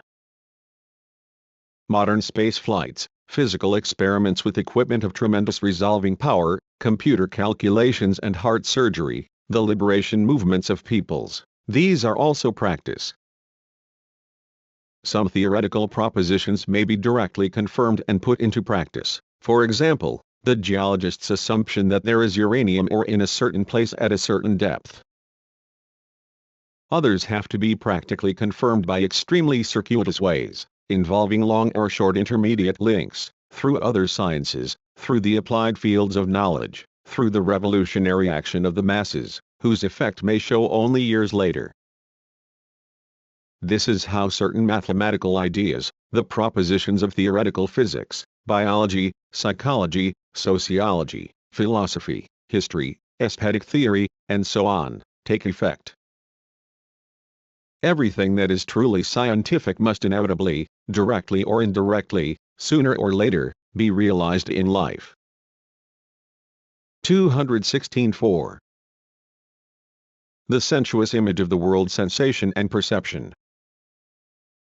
Traditionally, any analysis of the levels and structure of knowledge begins with sensuous knowledge, which is divided into three levels: sensation, perception and representation.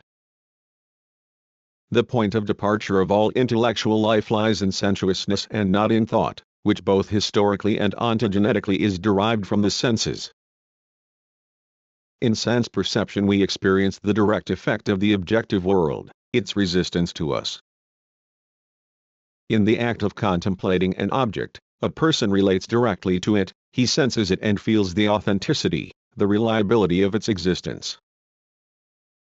For example, in an orange we sense the orange color, the firmness, the specific smell, the taste, the shape and the size. Sensations arise under the influence of processes coming from the external and internal environment and acting upon our sense organs. External irritants may be sound or light waves, mechanical pressure, chemical effect, and so on. Sensation is the reflection of certain properties of objects during their immediate action on a sense organ, the conversion of excitation into a fact of consciousness. The sense organs are, as it were, channels or windows open to the external and intra-organic world, through which enormous streams of impulses are constantly flowing into the brain. The sense organs carry on their cognitive function by means of a certain system of motive acts depending on the object that they reflect.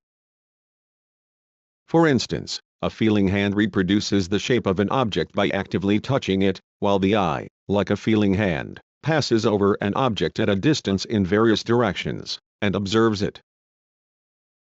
The modal division of sensations is based on the specific features of the influence they reflect: touch, vision, hearing, vibration, temperature, smell, taste, and so on.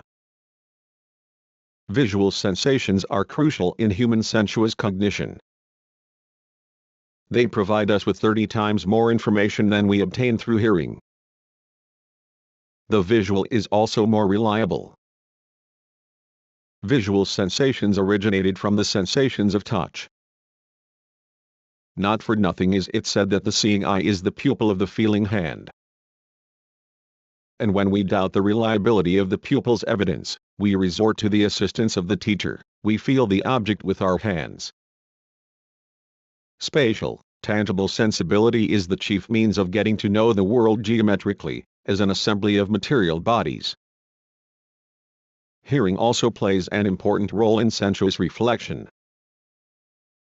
Its development is mainly connected with the sound structure of language as the basic means of communication and also with the sound structure of music.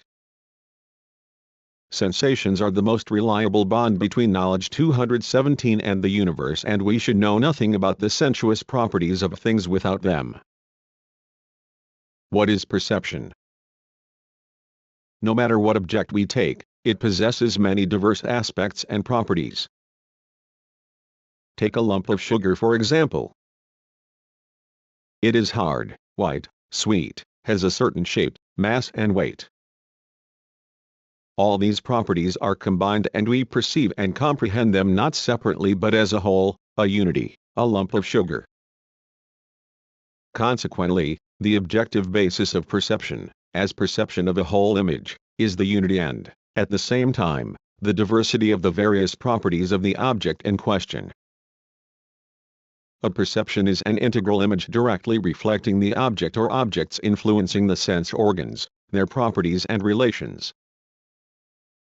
It is a stage of knowledge higher than, and substantially different from, sensation. Perception implies a comprehension of the object, its properties and relations, based on the reception of a recently received impression into the system of knowledge already available, whereas sensations may simply flash past on the periphery of consciousness and remain out of the focus of concentrated thought.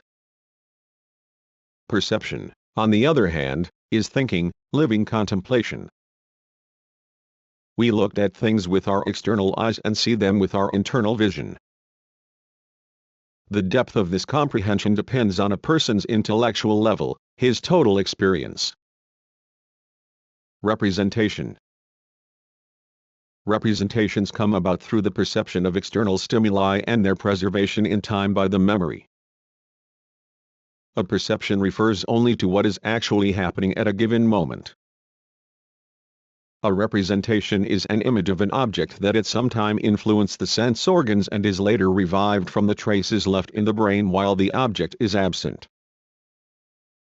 It may also be an image created by an effort of the imagination. As imaginal knowledge, a representation is the highest form of sensuous reflection. Objects that are not present before us or not accessible to our sense organs are present in our consciousness and are grasped by the mind in the form of representations, which synthesize many comparable sense impressions. A representation differs from a perception in that it rises above the immediate givenness of an object and links it with a concept by means of some general principle and in itself becomes a focal point of thought. In epistemology, a representation means something more than the act of direct contemplation in the form of an image of an absent object.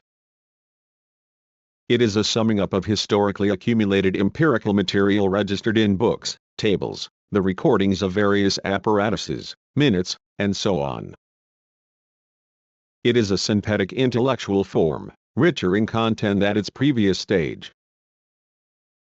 It comprises everything that people know about the object in question. It is a cache of social memory, whose contents have not yet been theoretically processed by thought.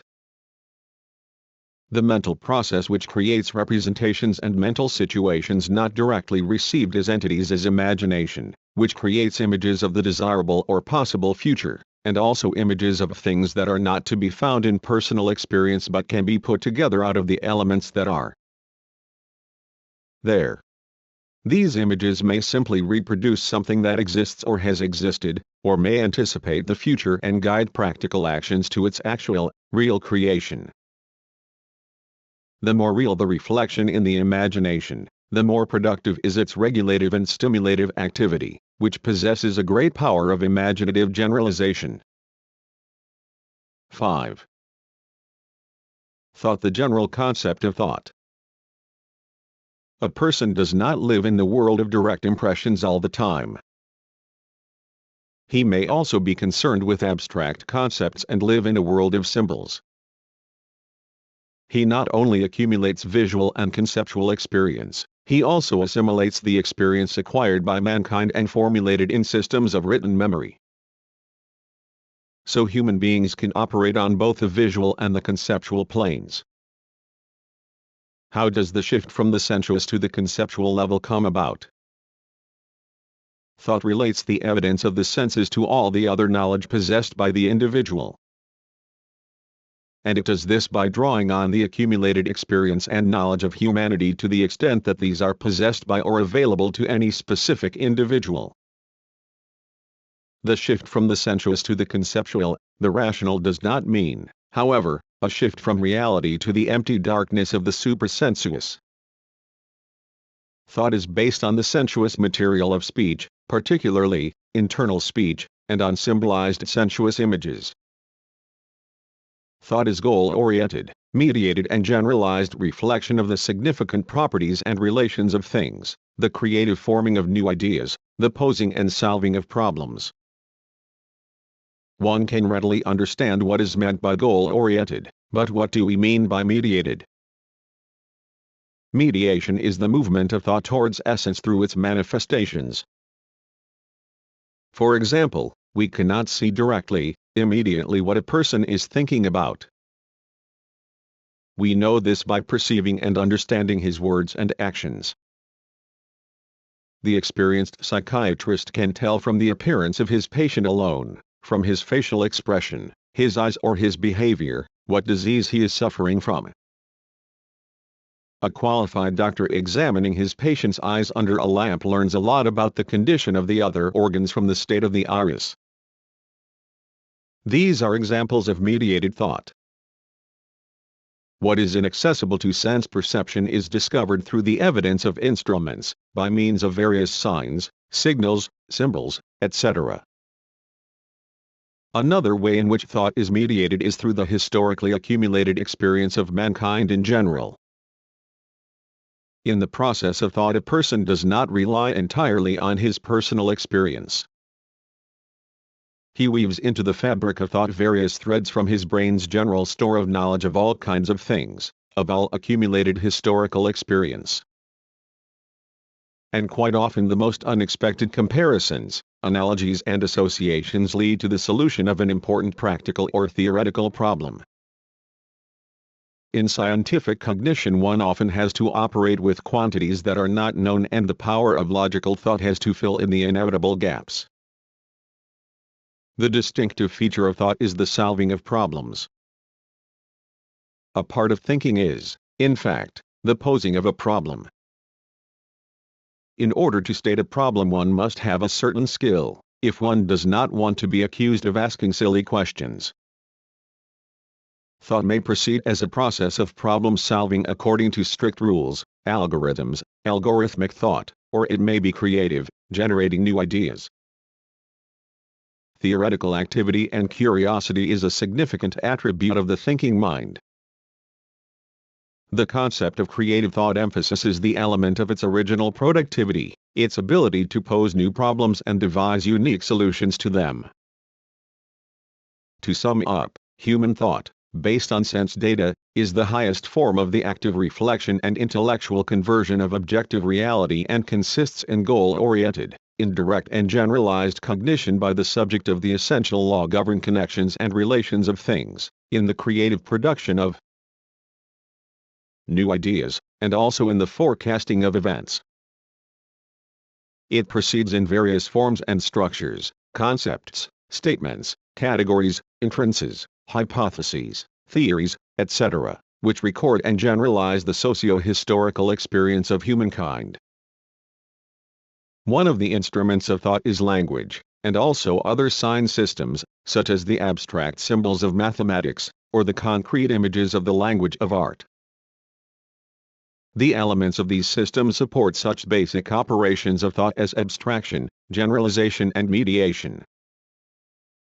Abstraction enables us to ignore an object's inessential properties and relations and concentrate on those that are relevant to the intellectual task in question. Generalization enables us to classify large numbers of phenomena according to certain 220 essential attributes. For example, one can classify certain symptoms as symptoms of a certain illness.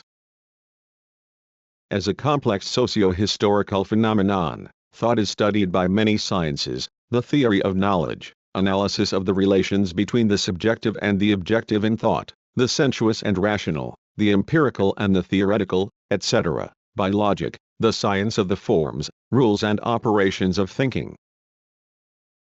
By cybernetics, technical modeling of thought operations in the form of the artificial brain; by aesthetics, which analyses thought in the process of the creation and perception of artistic values; by science history, the history, theory and practice of scientific cognition; by linguistics, the relationship between thought and language; by neurophysiology, the cerebral substratum and the physiological mechanisms of thought; by psychopathology, various forms of mental disorder; by ethology, the preconditions and features of the development of thought in the animal world; by psychology, thought examined as a cognitive process connected with certain individual features of the personality, with the influence of emotion on thought, and so on.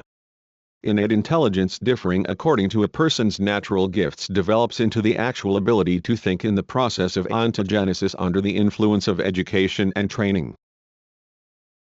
The question of the essential nature of thought, its relations to the material world, of the human being as the subject of thought, of the logic of thinking, and of the constructive, creative nature of thought, has always been the central problem of philosophy throughout the history of its development. The biological substratum of thought is the high level of development of the human brain, which took shape historically in the process of the development of man, of human society and culture. A human being becomes a thinker only by obtaining command of language, logic and historically accumulated culture. By assimilating culture he learns to construct hypotheses, to test them theoretically and experimentally by means of thinking operations, and to forecast future events. Knowledge of thought as a special form of cognitive activity came into being in the framework of philosophy and led to the separation of thought as such from intellectual processes taken as a whole. At the very dawn of Oriental and ancient Greek philosophy, thought was separated from sensuous knowledge, and thought itself made distinctions between its unreliable manifestations. Opinion is a manifestation of ordinary consciousness, and the discovery of universal laws that did not depend on individual, human subjectivity. Parmenides, Heraclitus. The idea that the actual atomic 221 structure of things could be discovered only by means of thought was upheld by Democritus. The philosophy of the teachers of wisdom, the sophists, shifted the emphasis to analysis of the linguistic and logical means of thought as something derived from individual human qualities. Protagoras. Considering these means without reference to the objective content of thought, the sophists arrived at relativism, which was criticized by Socrates, whose watchword, "Know thyself," required that thought be purged of all vague and indeterminate notions in the name of sound and reliable knowledge. Such knowledge, according to Socrates, could be obtained in a dialogue between people who were all seeking truth. In this way a direct link was found between thought and communication, and the dialogical nature of thought was discovered. Plato, a pupil of Socrates, decided that the main attribute of thought was its ideality, a special, non-sensuous form of reality, which constituted the essence of thought as distinct from the world of sensuous things. This form was elevated by Plato into a specific entity that could not be related to anything material and, moreover, was primary in relation to the material. Generalizing the experience of Greek philosophy, Aristotle created his theory of the forms and structures of thought, thus laying the foundation of formal logic. He also showed the dialectics of the transition from sensation to thought, thus revealing the important role in thought processes of the images of representation. Imagination is the connecting link between the sensuous and the rational. In contrast to idealism, certain materialist theories arose even in ancient times. These theories, Epicurus, Lucretius, regarded the ideal content of thought, ideas, concepts, judgments, as being derived from matter, as recording external stimuli. All further theories of thought are permeated with a struggle between these two philosophical approaches. The scientific revolution of the 17th century led to the rise of empiricism, which gave priority to experience and induction, Bacon and Locke, and also of rationalism, a doctrine which regards abstract thought as the basis of human knowledge and gives priority to the deductive method, that is, to deduction of particular propositions from general principles. Descartes, Spinoza, Leibniz. The advances of natural science in the 18th century led to a theory that thought was a function of the brain, a product of external natural stimuli and the social environment. Consideration was also accorded to the problems of the development of thought, Diderot, and of individual differences in thought capacity, Helvetius. At the end of the 18th and beginning of the 19th century, the systems of classical German idealism, Kant and Hegel, developed the theory that the forms and modes of thought were creative, dialectical, and that individual thought depended on its historical premises. The next period in the history of philosophical theories of thought is dominated by positivism, which denies universal laws of the development of nature, society, and thought, and restricts the function of theoretical thought to establishing facts and empirically observed connections between them. In various new versions, for example, neopositivism, the positivist approach to thought is typical of contemporary bourgeois philosophy. In Western philosophy, positivism is opposed by the intuitivist, Bergson, phenomenological, Husserl, and existential, Jaspers, Sartre, Heidegger, concepts of thought, which regard thought as the contemplation of spiritual essences, phenomenology, or deny all human ability to rationally comprehend the objective world, intuitivism and irrationalism. Psychological research into the nature of thought in the 19th century was based on the principles of formal logic and the doctrine of association. It did little more than identify and describe certain thought processes such as abstraction, generalization, comparison and classification.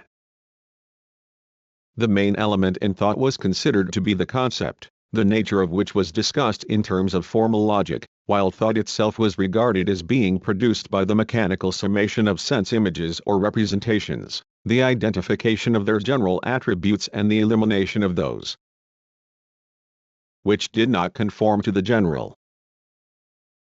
The process of thought itself was presented as the complex associative combination of representations and concepts in obedience to the laws of formal logic. The concept was equated with a representation and interpreted as a set of attributes connected by association. A judgment was regarded as the association of representations. An inference is the association of two judgments serving as premises with a third deduced from it as the conclusion, syllogism. This conception provided no explanation for the most essential features of thought, namely its goal-oriented and creative character. With the development of experimental psychology, thought became the target of empirical laboratory research.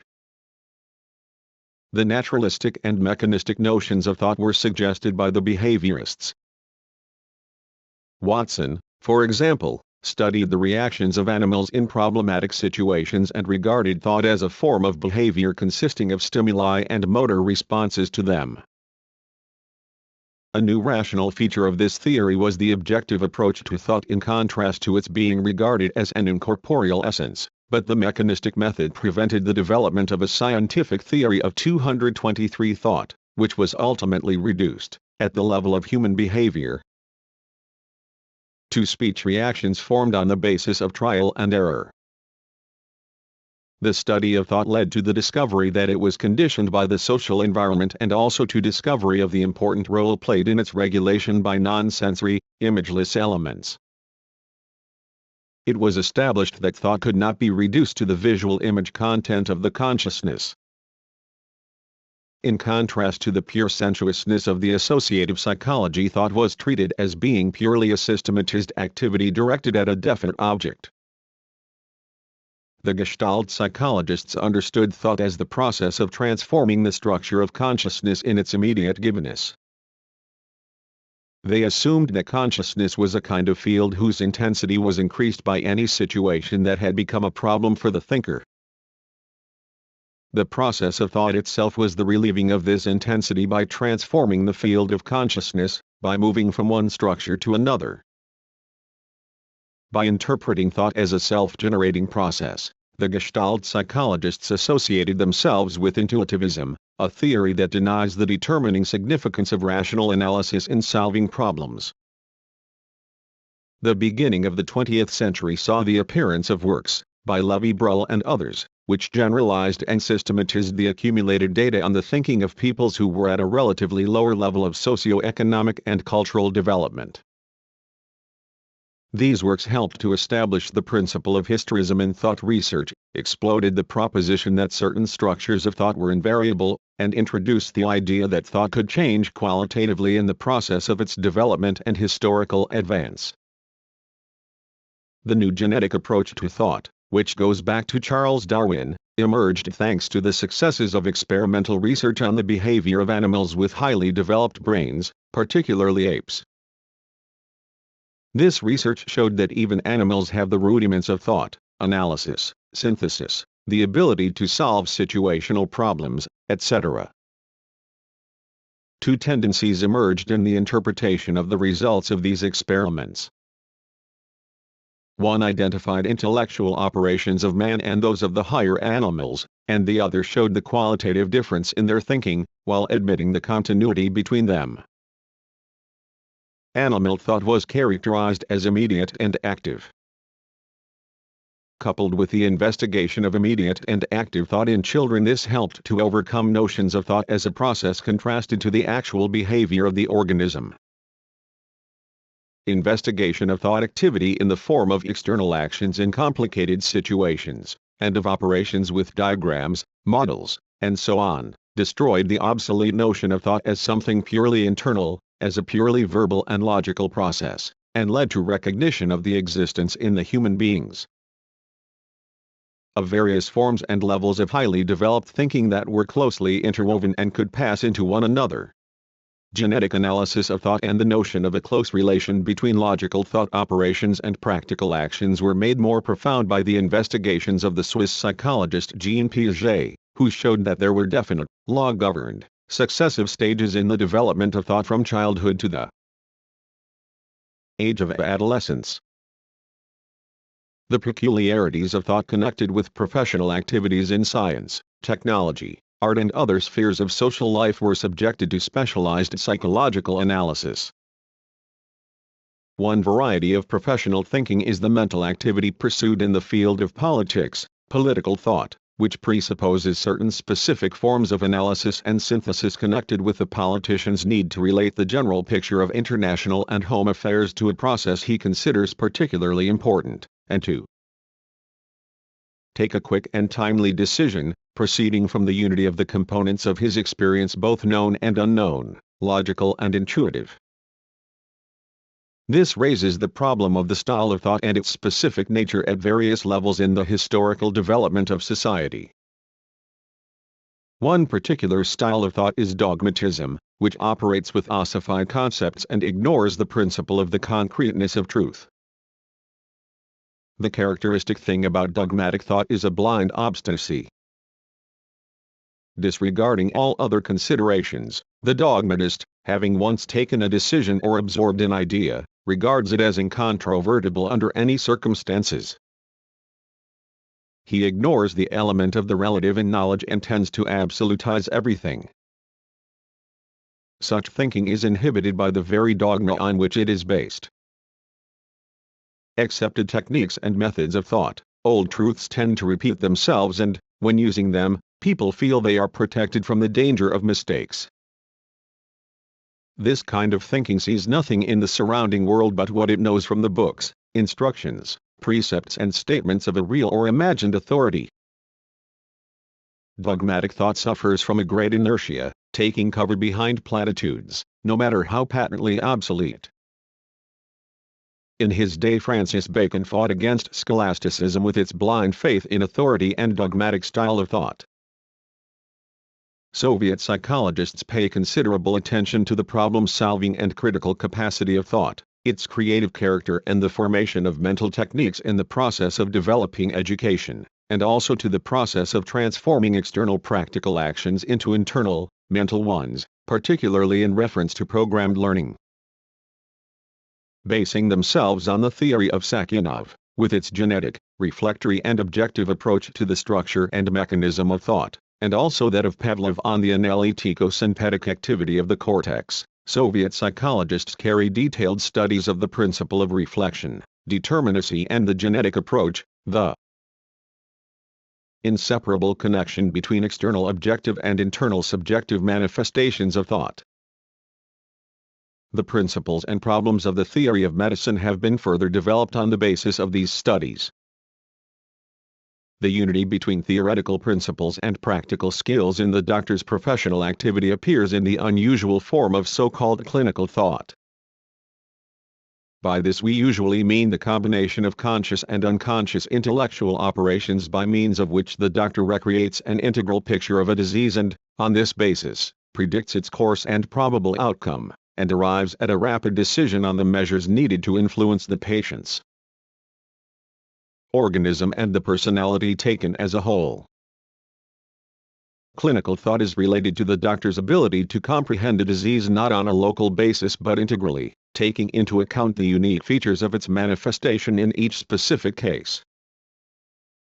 Clinical thought is not limited to the process of making a diagnosis and certain predictions, and it achieves success in cases when it helps the doctor to get a correct orientation among the whole diversity of separate interacting components, symptoms, in the highly complex system presented by the patient's organism.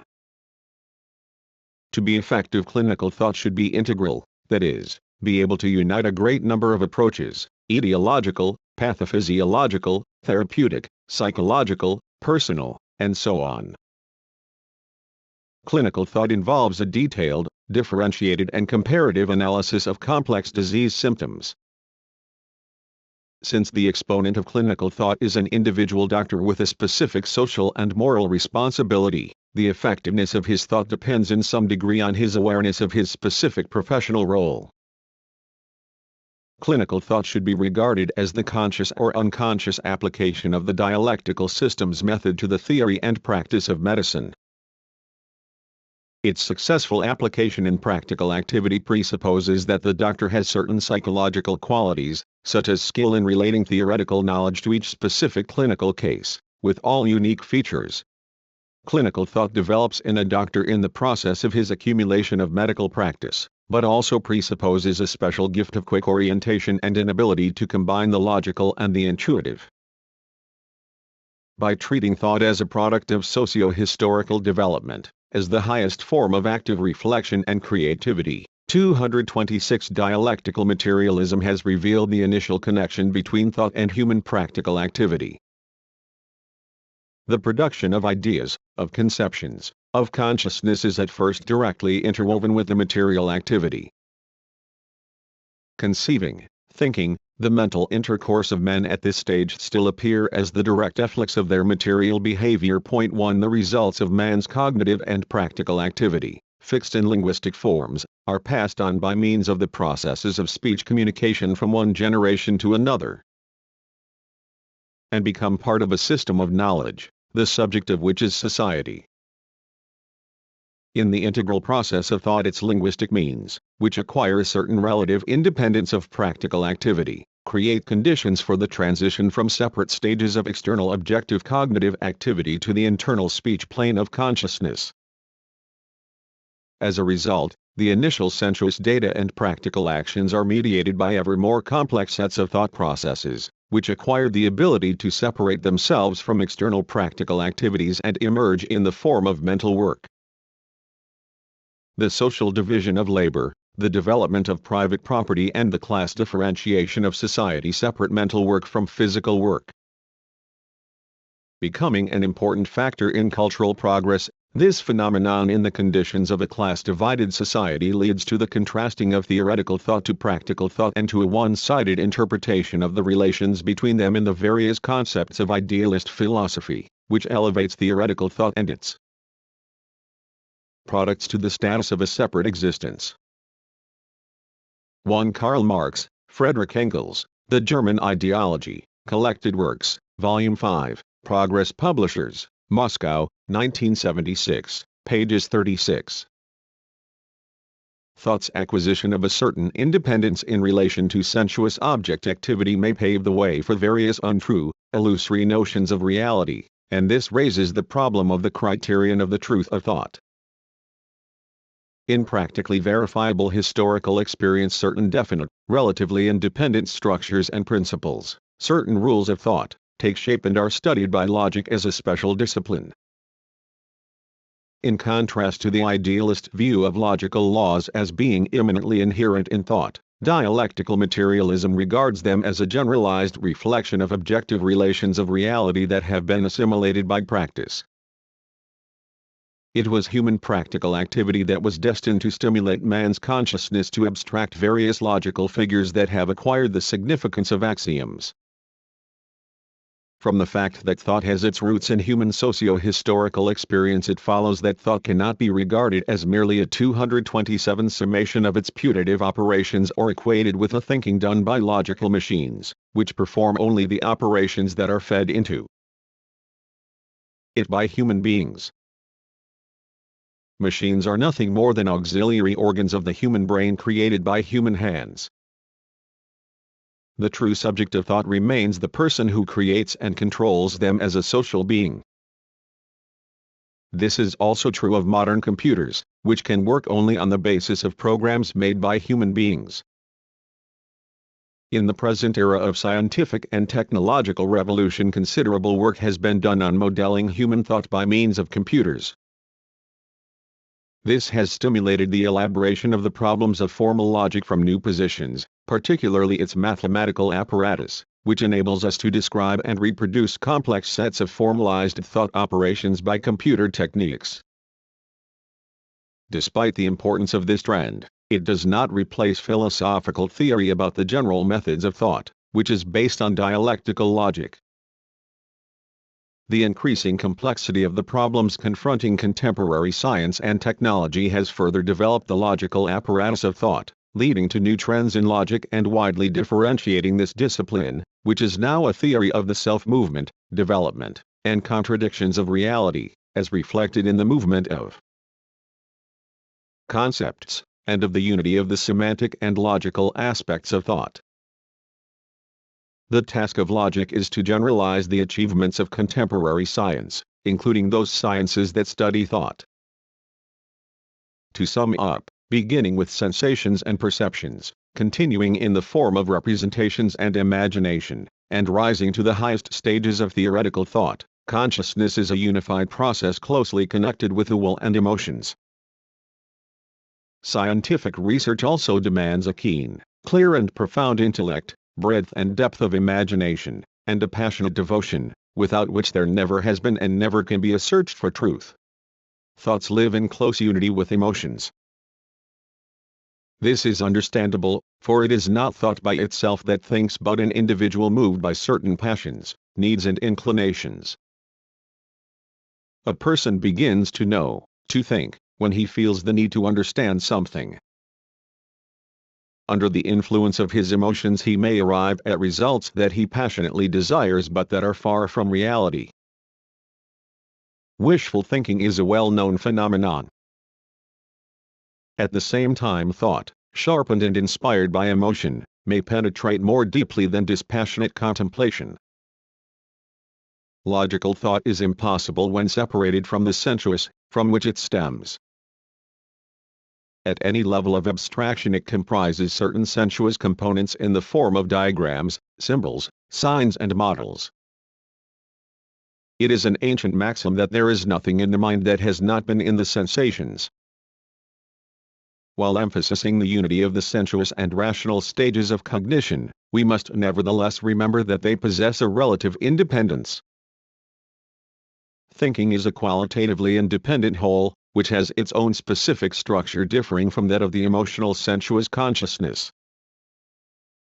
Between the sensuous consciousness and logical thought there is not only a difference but also a contradiction. Thought, confirmed by practice, removes the illusions created by the sensations, and the evidence of the senses corrects and authenticates the veracity of the work of thought. The basic forms of thought. As the highest form of cognition, thought has a complex intrinsic structure. The basic forms in which it arose, is developing and is realized in practice are the concept, the judgment and the inference. Built up in the course of thousands of years, these supreme intellectual values, concepts, judgments and inferences, are humanity's most priceless possession. The concept is a form of thought reflecting the essential properties, relations and connections of objects and phenomena in their contradictions and development. It is thought that generalizes, grouping the objects of a certain class according to certain specific attributes that they have in common. Our concepts are objective in their content and universal in their logical form, inasmuch as they are related not to the individual but to the general. The human being, the animal, the plant, and so on, are examples of such concepts. To conceive means to grasp the essence of something, to understand the meaning or purpose of a certain action, of certain natural or historical events. But concepts do more than reflect the general. They also differentiate things, their properties and relations, group them together, classify them according to their actual distinctions. Thus the concept man may reflect both the essentially universal, that which is inherent in all people, and the essential difference between human beings and the rest of the world. There are simple, everyday concepts and scientific concepts. The former identify the universal, similar properties of objects and phenomena and record them in words. They erase from the rough marble of the object everything that is individual, specific and superfluous. This is not to say that the concept is a kind of collective photograph in which images are superimposed on each other, ultimately forming something average. Scientific concepts reveal the profound properties, what is general, essential and law-governed in an object. Just as the whole is not merely the sum of its parts, so the concept is not merely the sum total of certain general features. We move on from the sensuous stage of knowledge to logical thought when we proceed from perception and representation to reflection in the form of concepts and, on this basis, to judgments and inferences. Abstract thinking implies operating with concepts. It is thanks to concepts that thought becomes theoretical as well as practical, because the essence of things is perceived only in concepts. Concepts arise from the summing up of human experience. They are compressed travelogues, digests, of the road that has been traveled towards knowledge. A concept is both the sum and the means of cognitive activity. To think is to make a judgment about something, to discern certain connections and relations between various aspects of an object or between objects. Concepts acquire logical meaning only in a complete judgment. A concept that we cannot develop into a judgment has no logical meaning for us. The judgment is a form of thought in which something is asserted or denied about something by linking up certain concepts. For example, the sentence "the maple tree is a plant" is a judgment in which an idea is expressed about the maple tree, the idea that it is a plant. Knowledge does not lie in impressions but in judgments. because it is through them that we become aware of truth.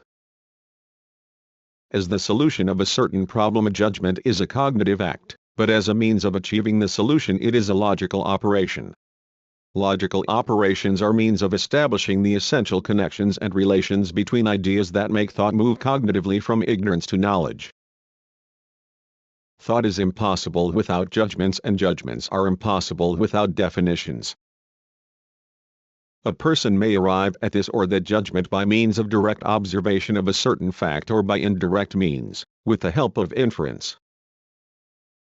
An inference is a process of reasoning in the course of which from one or several judgments, called premises, or assumptions, a new judgment, conclusion, is reached, which follows logically from the premises.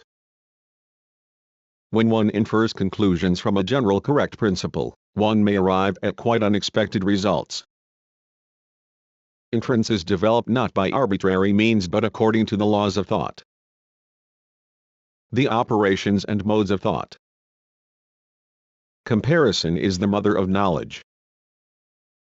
One cannot know what is good unless one knows what is bad, one cannot recognize what is small without seeing something big.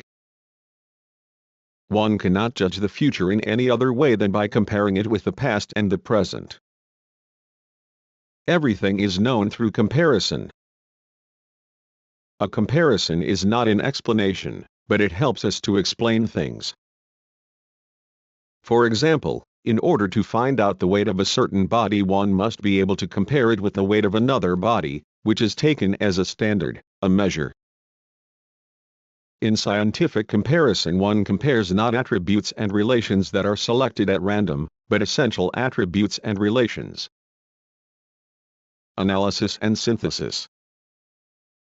The process of cognition begins by our getting a general picture of the object without paying much attention to details, particulars. When we look at a thing in this way, its intrinsic structure and essence remain inaccessible to us. In order to study the essence, we must break down the object into parts. Analysis is the breaking down of objects into their component parts or aspects, and this is done by both practical and theoretical work. By analysis we also mean mental consideration of the specific nature of the components. The essence of an object cannot be understood merely by breaking it down into the elements of which it is composed and examining these elements as such. The chemist subjects meat to various operations and then says, "I have discovered that it consists of oxygen, carbon, hydrogen, and so on." But he knows as well as we do that these substances are no longer meat. In every field of knowledge there is a limit to the breaking down of an object beyond which we pass into a world of different qualities and laws. When the particulars, the elements of an object have been sufficiently studied by means of analysis, we come to the next stage of cognition, synthesis, that is to say, the practical, mental integration of the elements that we broke it down into and examined. Analysis establishes the basic thing that distinguishes one part of an object from another. Synthesis reveals what is essentially universal, what links the parts into a single whole. In our thoughts we can break down something that in reality is a relatively independent whole and link up things that are connected or may be connected in the world itself. In the process of thought a person breaks down an object into its parts in order to discover what these parts are, to discover the composition of the whole, and then to examine it as something consisting of these parts, which have already been examined separately. After this, in the light of reason the whole presents itself not as it was from the look of it, but much more profoundly, meaningfully, and comprehensively. Analysis, which presupposes synthesis, is concerned primarily with identifying the essential. Abstraction and idealization. One cannot take in all the attributes of objects at one glance. Like a searchlight, human thought picks out and illuminates only a certain part of reality at any given moment, while the rest remains in darkness. At any moment in time we can be aware only of some one thing. But even this one thing may have a large number of attributes and relations. We can understand this one only if we take it in order of priority, concentrating our attention on certain qualities and connections and ignoring others. Abstraction is the mental identification, singling out of some object from its connections with other objects, the separation of some attribute of an object from its other attributes, of some relation between certain objects from the objects themselves. Abstraction is a method of mental simplification, by which we consider some one aspect of the process we are studying. The scientist looks at the colorful picture which any object presents in real life through a single color filter, and this enables him to see that object in only one, fundamentally important aspect. The picture loses many of its shades but gains in clarity. Abstraction has its limit. One cannot abstract the flame from what is burning. The sharp edge of abstraction, like the edge of a razor, can be used to whittle things down until nothing is left. Abstraction can never be absolute. The existence of content shows intrinsically in every abstraction. The question of what to abstract and what to abstract from is ultimately decided by the nature of the objects under examination and the tasks confronting the investigator. Kepler, for example, was not interested in the color of Mars or the temperature of the Sun when he sought to establish the laws of the revolution of the planets. What we get as a result of the process of abstracting is various concepts about certain objects, such as plant, animal, human being, ideas about the separate properties of objects and the relations between them, whiteness, volume, length, heat capacity, etc. Idealization as a specific form of abstraction is an important technique in scientific cognition. Abstract objects do not exist and cannot be made to exist in reality, but they have their prototypes in the real world. Pure mathematics operates with numbers, vectors and other mathematical objects that are the result of abstraction and idealization. Geometry, for example, is concerned with exact circles, but physical object is never exactly circular. Perfect roundness is an abstraction. It cannot be found in nature, but it is an image of the real. It was brought into existence by generalization from experience. Idealization is a process of forming concepts, whose real prototypes can be indicated only to a certain degree of approximation. As a result of idealization, there comes into being a theoretical model in which the characteristics and aspects of the objects under investigation are not only abstracted from their actual empirical multiformity but also, by means of mental construction, are made to stand out in a sharper and more fully expressed form than in reality itself. 232. As examples of concepts resulting from idealization, we may take such things as the point, an object which has neither length, nor height, nor breadth, or the straight line, the circle, and so on. The use of idealized objects in research allows us to build the abstract schemes or diagrams of real processes that we need in order to penetrate deeper into the laws of their development. Generalization and limitation. In the process of generalization, we move from individual concepts to general concepts and from less general concepts to more general ones, from individual judgments to general ones, from statements of less generality to statements of greater generality, from less general theory to more general theory, in relation to which the less general theory becomes a particular case of the more general. We should not be able to cope with the abundance of impressions that surge over us every hour, every minute, every second, if we were not constantly uniting them, generalizing them and registering them by means of language. Scientific generalization is not simply the identification and synthesizing of comparable attributes, it is also a penetration into the essence of a thing, the perception of the individual in the multiple, of the general in the individual, of the law-governed, the uniform in the accidental. In order to discover the general, one must ignore what veils, overshadows, and sometimes even distorts it. Individualization and generalization taken in their unity are the path along which knowledge moves. As examples of generalizations we may take the mental transition from the concept spruce to the concept conifer, from the statement mechanical energy turns into heat energy to the statement every form of energy turns into another form of energy. The mental transition from the more general to the less general is a process of limitation.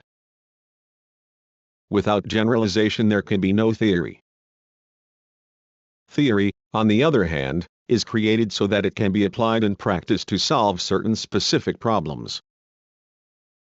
For example, when measuring objects or building certain technical structures, we must always proceed from the more general to the less general and the individual. There must always be a process of limitation.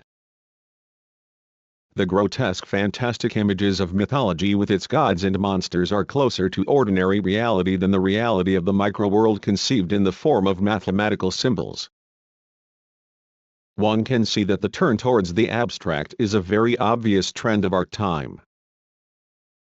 Recourse to the abstract may also be observed in art, in abstract pictures and sculptures. The abstract and the concrete. The concept of the 233 concrete is used in two senses. First, in the sense of something directly given, a sensuously perceived and represented whole. In this sense the concrete is the starting point of cognition.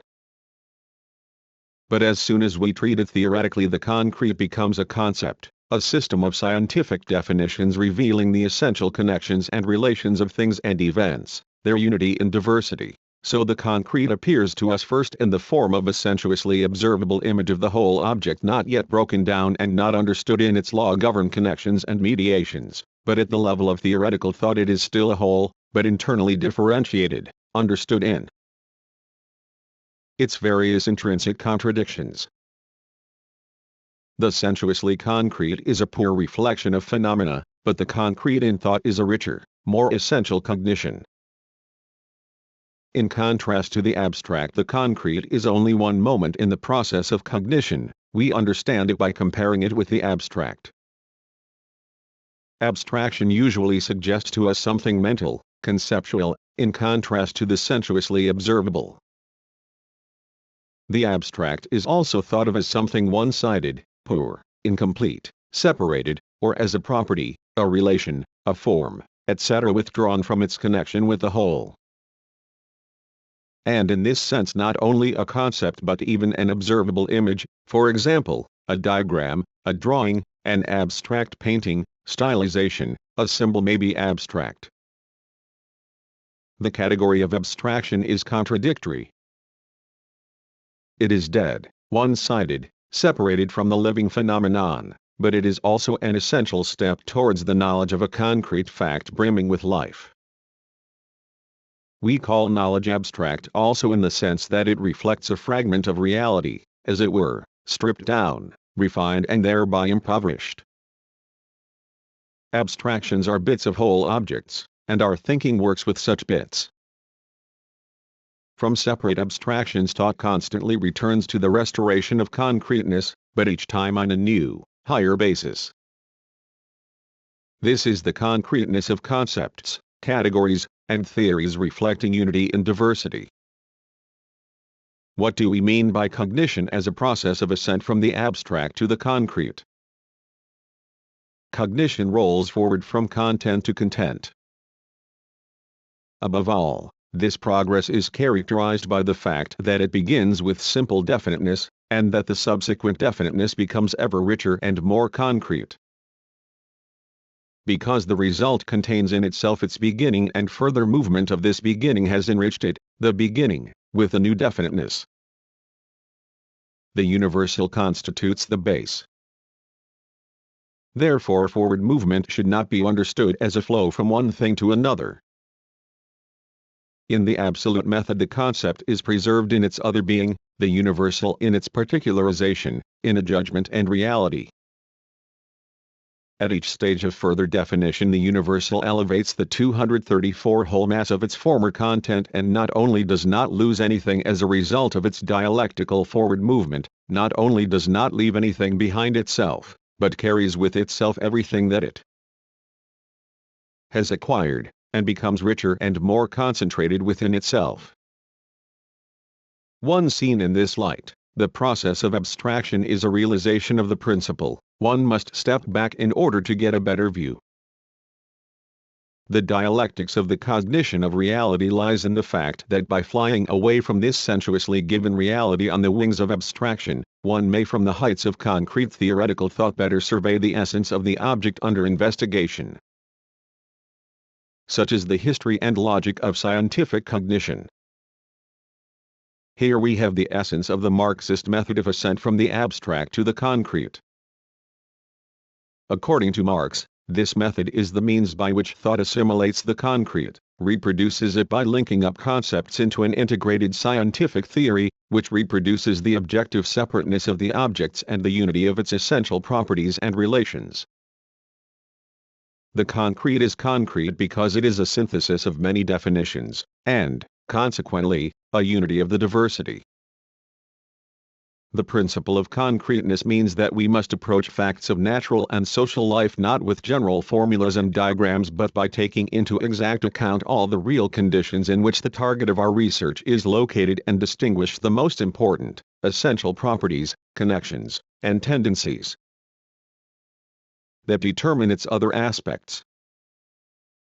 1. Georg Wilhelm Friedrich Hegel's work, Vollständige Ausgabe. Fünfter Wissenschaft der Logik. Berlin, 1834, Verlag von Duncker und Humblot, S. 348-49. Analogy.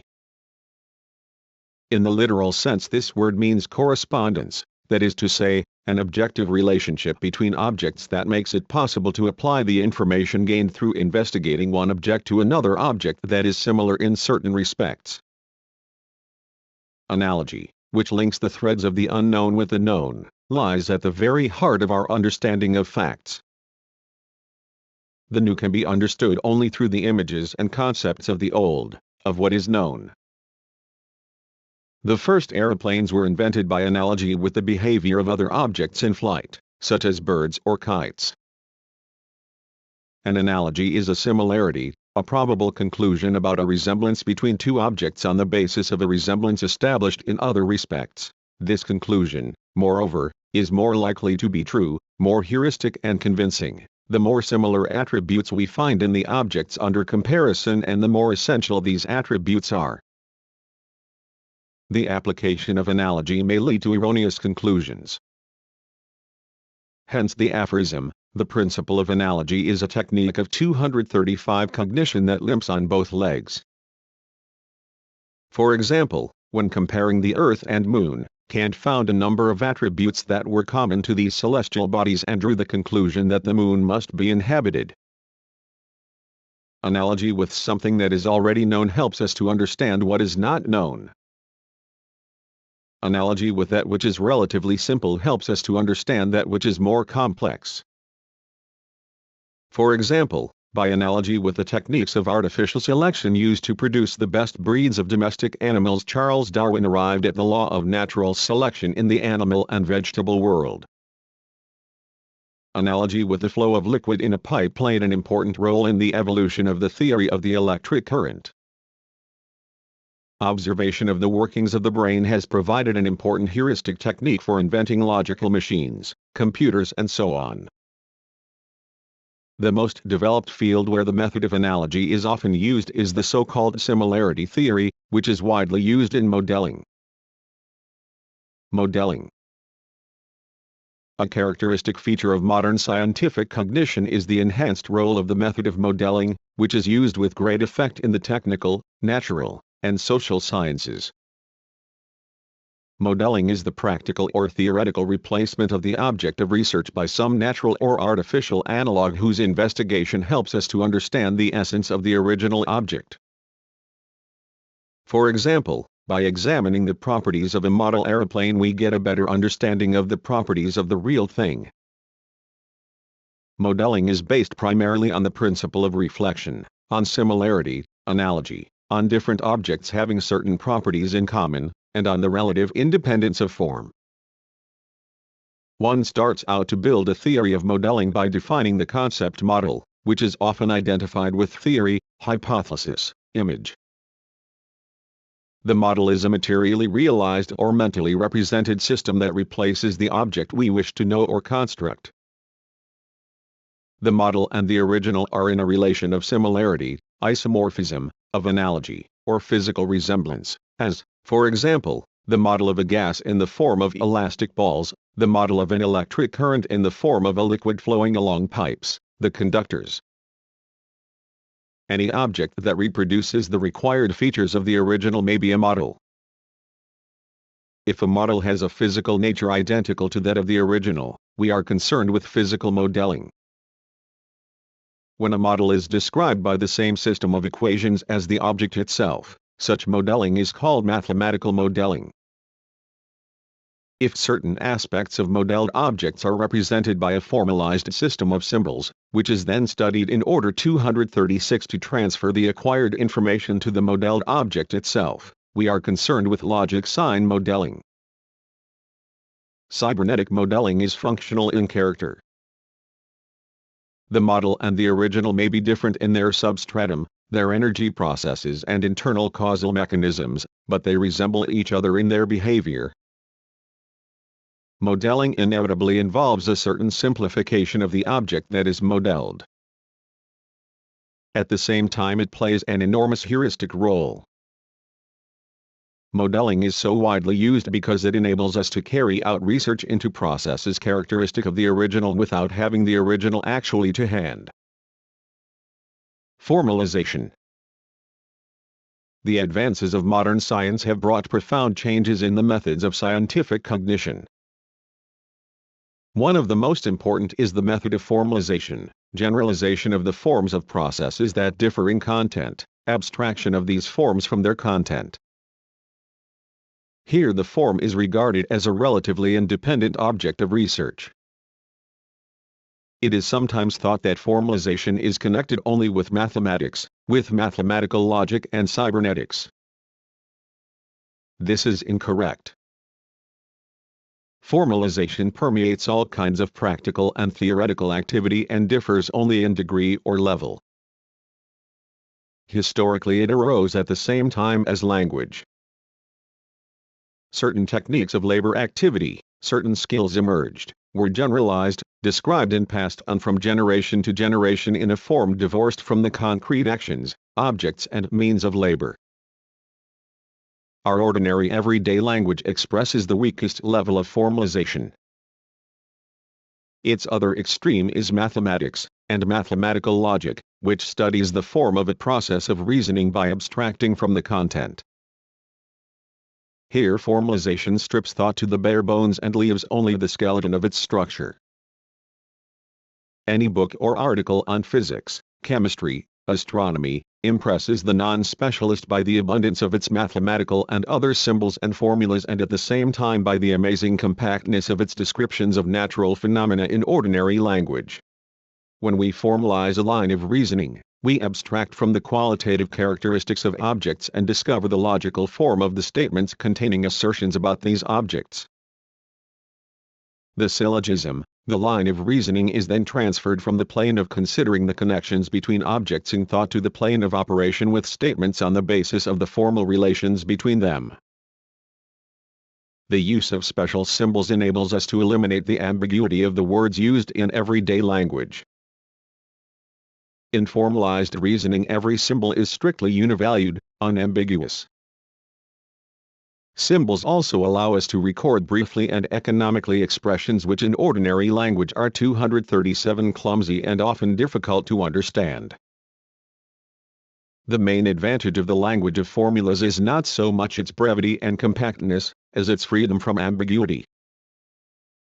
The word water has more than one meaning, but the formula H2O has only one. The use of symbols makes it easier to draw logical conclusions from premises, to test the veracity of hypotheses, to prove scientific statements, and so on. Despite its enormous importance for modern technology, formalization has certain intrinsic limits to its sphere of application. It has been proved that there is no universal method that would allow us to replace all reasoning by computation. Only a very meager content can be completely formalized. Formalization can deal with only a little bit of ever-changing life, taken one-sidedly, within the limits of its relative stability. Formalization, as we have defined it, cannot be used for describing facts, which is an essential element in any scientific research. Scientific wisdom tells us that we should never be in a hurry to formalize when the subject matter, the essence of the case, is still not clear. With the growing influence of abstraction and symbolism in the advance of knowledge, the problem of interpretation becomes increasingly acute. Just as abstraction becomes meaningless without concretization, so formalization ultimately proves sterile without interpretation. Whereas formalization is the process of the motion of thought from the content of the object to its abstract form, interpretation is the converse, logically opposite process. A formal system is built on the basis of meaning and, once it is built, again returns to the sphere of meaningful relations. Abstraction from content is only a temporary process. The reverse process may be fairly often observed in modern science. At first certain abstract mathematical equations are evolved and studied, a formal system is devised, and then applied concretely. Historical and logical methods. From the two main aspects of objective process of cognition we draw two methods, the historical and logical. The logical method is used to express the general line, the pattern of development of an object, the development of society from one social formation to another, for example. The historical method is used to describe a concrete manifestation of a given pattern or law in all the infinite diversity of its specific and individual manifestations. In relation to society, for example, this is the real history of all countries and peoples with all their unique, individual destinies. The logical is a generalized reflection of the historical, it reflects reality in its law-governed development and explains the necessity of this development. The logical is the historical, liberated from the principles of chronology, from its accident to 38i and unique form. For example, when applied to the history of any science, the logical method of research presupposes a generalization of the historical process, its stripping of all the transient, accidental turns or zigzags evoked by various, often external, relative factors, such as the zigzags of thought of a particular scholar, changes in historical circumstances, and so on. The logical method of research into the actual historical process is thus a matter of abstracting from the real historical process its intrinsic necessity and analyzing that necessity in a logically purified form. The empirical and the theoretical in thought. Observation, experiment, description.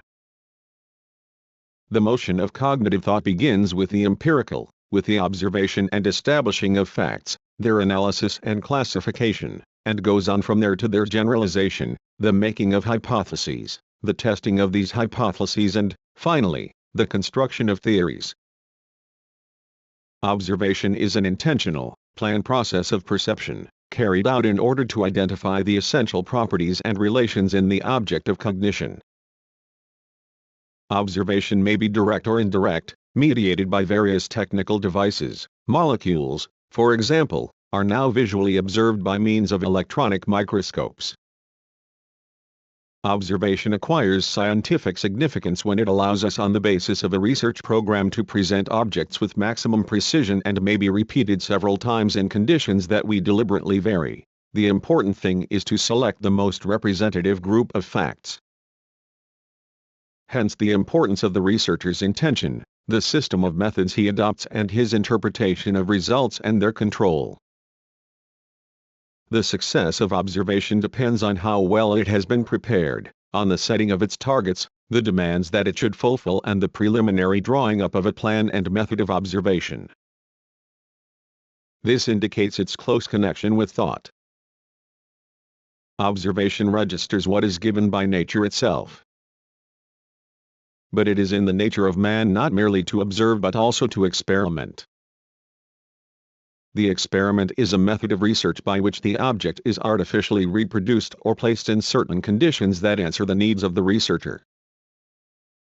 The history of scientific thought, particularly natural science, abounds in examples of brilliant experiments that have allowed us to examine, to have a glimpse into the most profound secrets of nature. By means of experiment Faraday discovered magnetic induction, Lebedev discovered the pressure of light, and so on. The method of varying the conditions in which the object of research is usually found is the basic method of experiment. This allows us to uncover the causal connection between its 239 conditions of existence and its properties, and also the changes that take place in these properties as we change the conditions, thus revealing new properties that could not be observed in natural conditions. For example, in laboratories of artificial climate one can more or less precisely determine the influence of temperature, light, humidity, etc., on the growth and development of plants. Because certain properties of an object change, or emerge anew, as conditions change, and others do not suffer any essential changes, we can make abstractions, ignoring the latter. The characteristic features of experiment are control of conditions, measuring of processes and use of a specific instruments and apparatus. The growing sophistication of the methods and techniques of experiment, giving it greater flexibility and precision, are largely responsible for current scientific advance. An experiment may be repeated several times and produce a large number of observations to prove its conclusions. Observation and experiment are crafts which are systematically taught. Sometimes, by a genius, they are raised to the level of an art. There are rules to be observed, isolation of the system considered, restriction of the variable factors, varying of the conditions until the dependence of the effect on a single factor becomes evident. In many cases exact measurements and comparison of figures are essential. In order to mount an experiment, just as when we are making observations, there must be some preliminary knowledge. The researcher must have a certain general notion of the object as something on which to hook the facts. In most cases an experiment is conducted in order to decide whether certain theoretical constructions are true or false. A scientific experiment is usually preceded by some hypothesis, by a mentally devised experimental situation and its possible results, and this predetermines the specific angle from which the object is examined. It is through the prism of these constructs and hypotheses that the scientist examines the object and dissects its structure in his experimental activity. If you look through an electronic microscope at a physical or biological object, without the right scientific qualification and a well-thought-out hypothesis, you will see nothing but a few blobs of light and color. For what you see to become meaningful, you must have a certain training in the given field of knowledge and certain preliminary ideas. These general notions or suppositions, working hypotheses, are drawn from previous observations and experiments, and from the general one Max Born, The Natural Philosophy of Cause and Chance, Oxford, Clarendon Press, 1949, pages 6. 240 Human experience, and provide the guidelines for further experiment. Observation and experiment, whether practical or performed in the mind, cannot produce any effective results without a clearly conceived goal.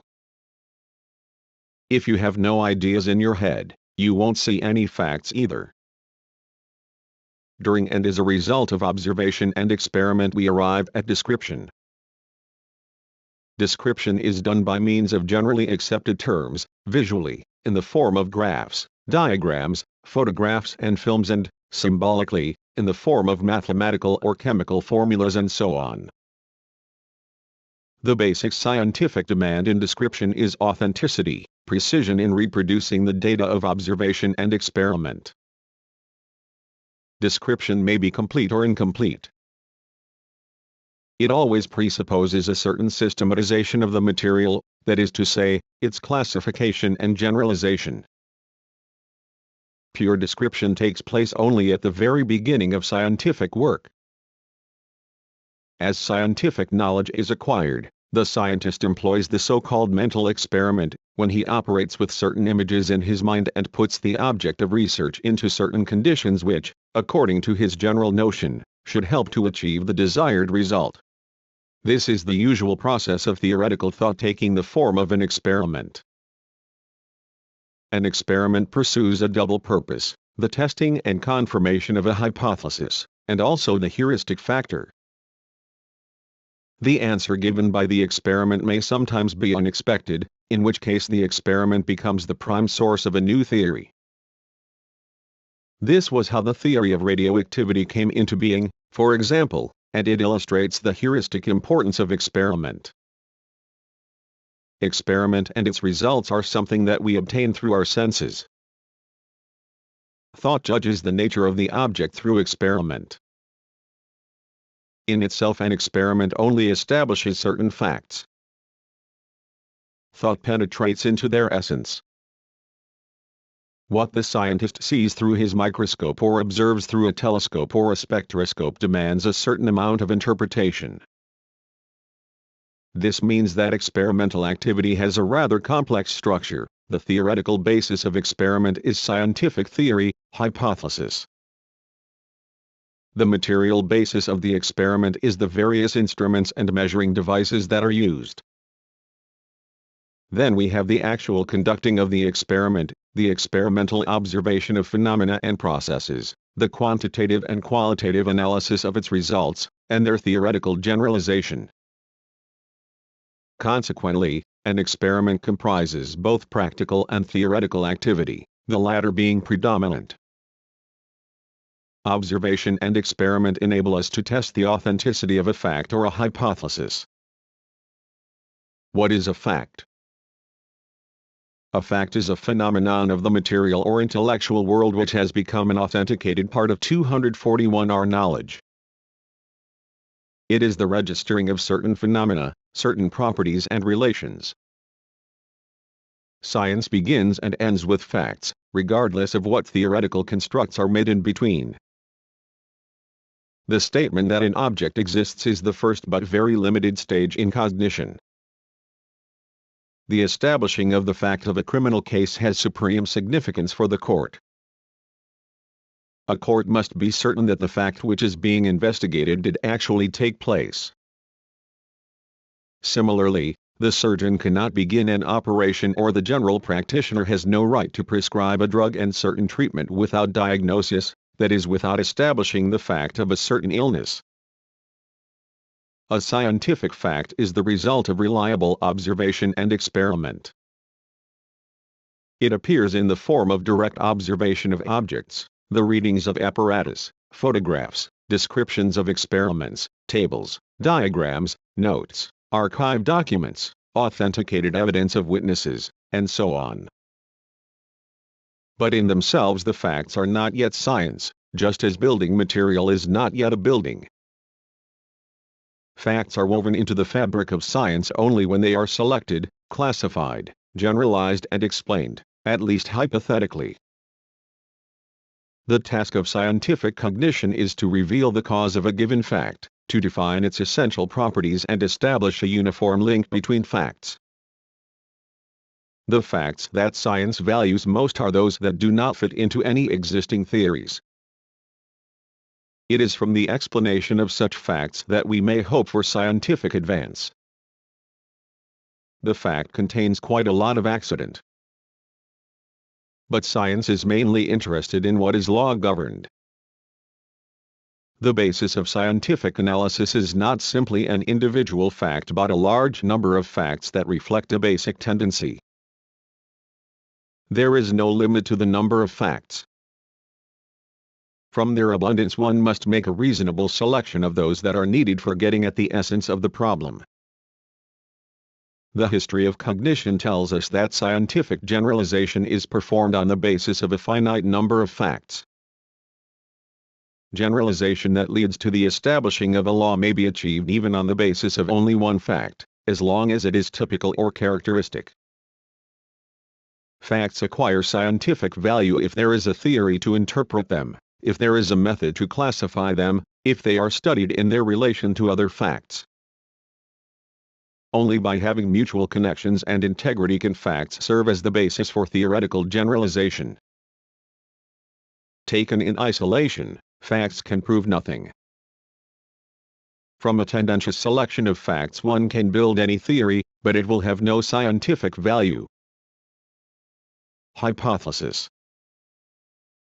Science begins when we enter the realm of the unknown and start making suppositions, conjectures, hypotheses.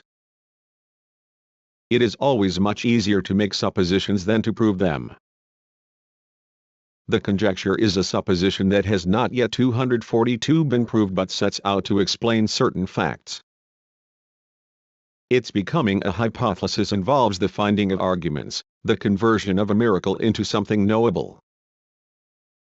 The hypothesis is a supposition based on facts, a starting point for investigation of a part of reality that has not been sufficiently studied. It is a kind of probe with which the scientist takes his first soundings in the world of the unknown, or, to use another image, the scaffolding which is erected and then taken down when the building is finished. The hypothesis has a purely auxiliary, heuristic significance. It helps us to make a discovery.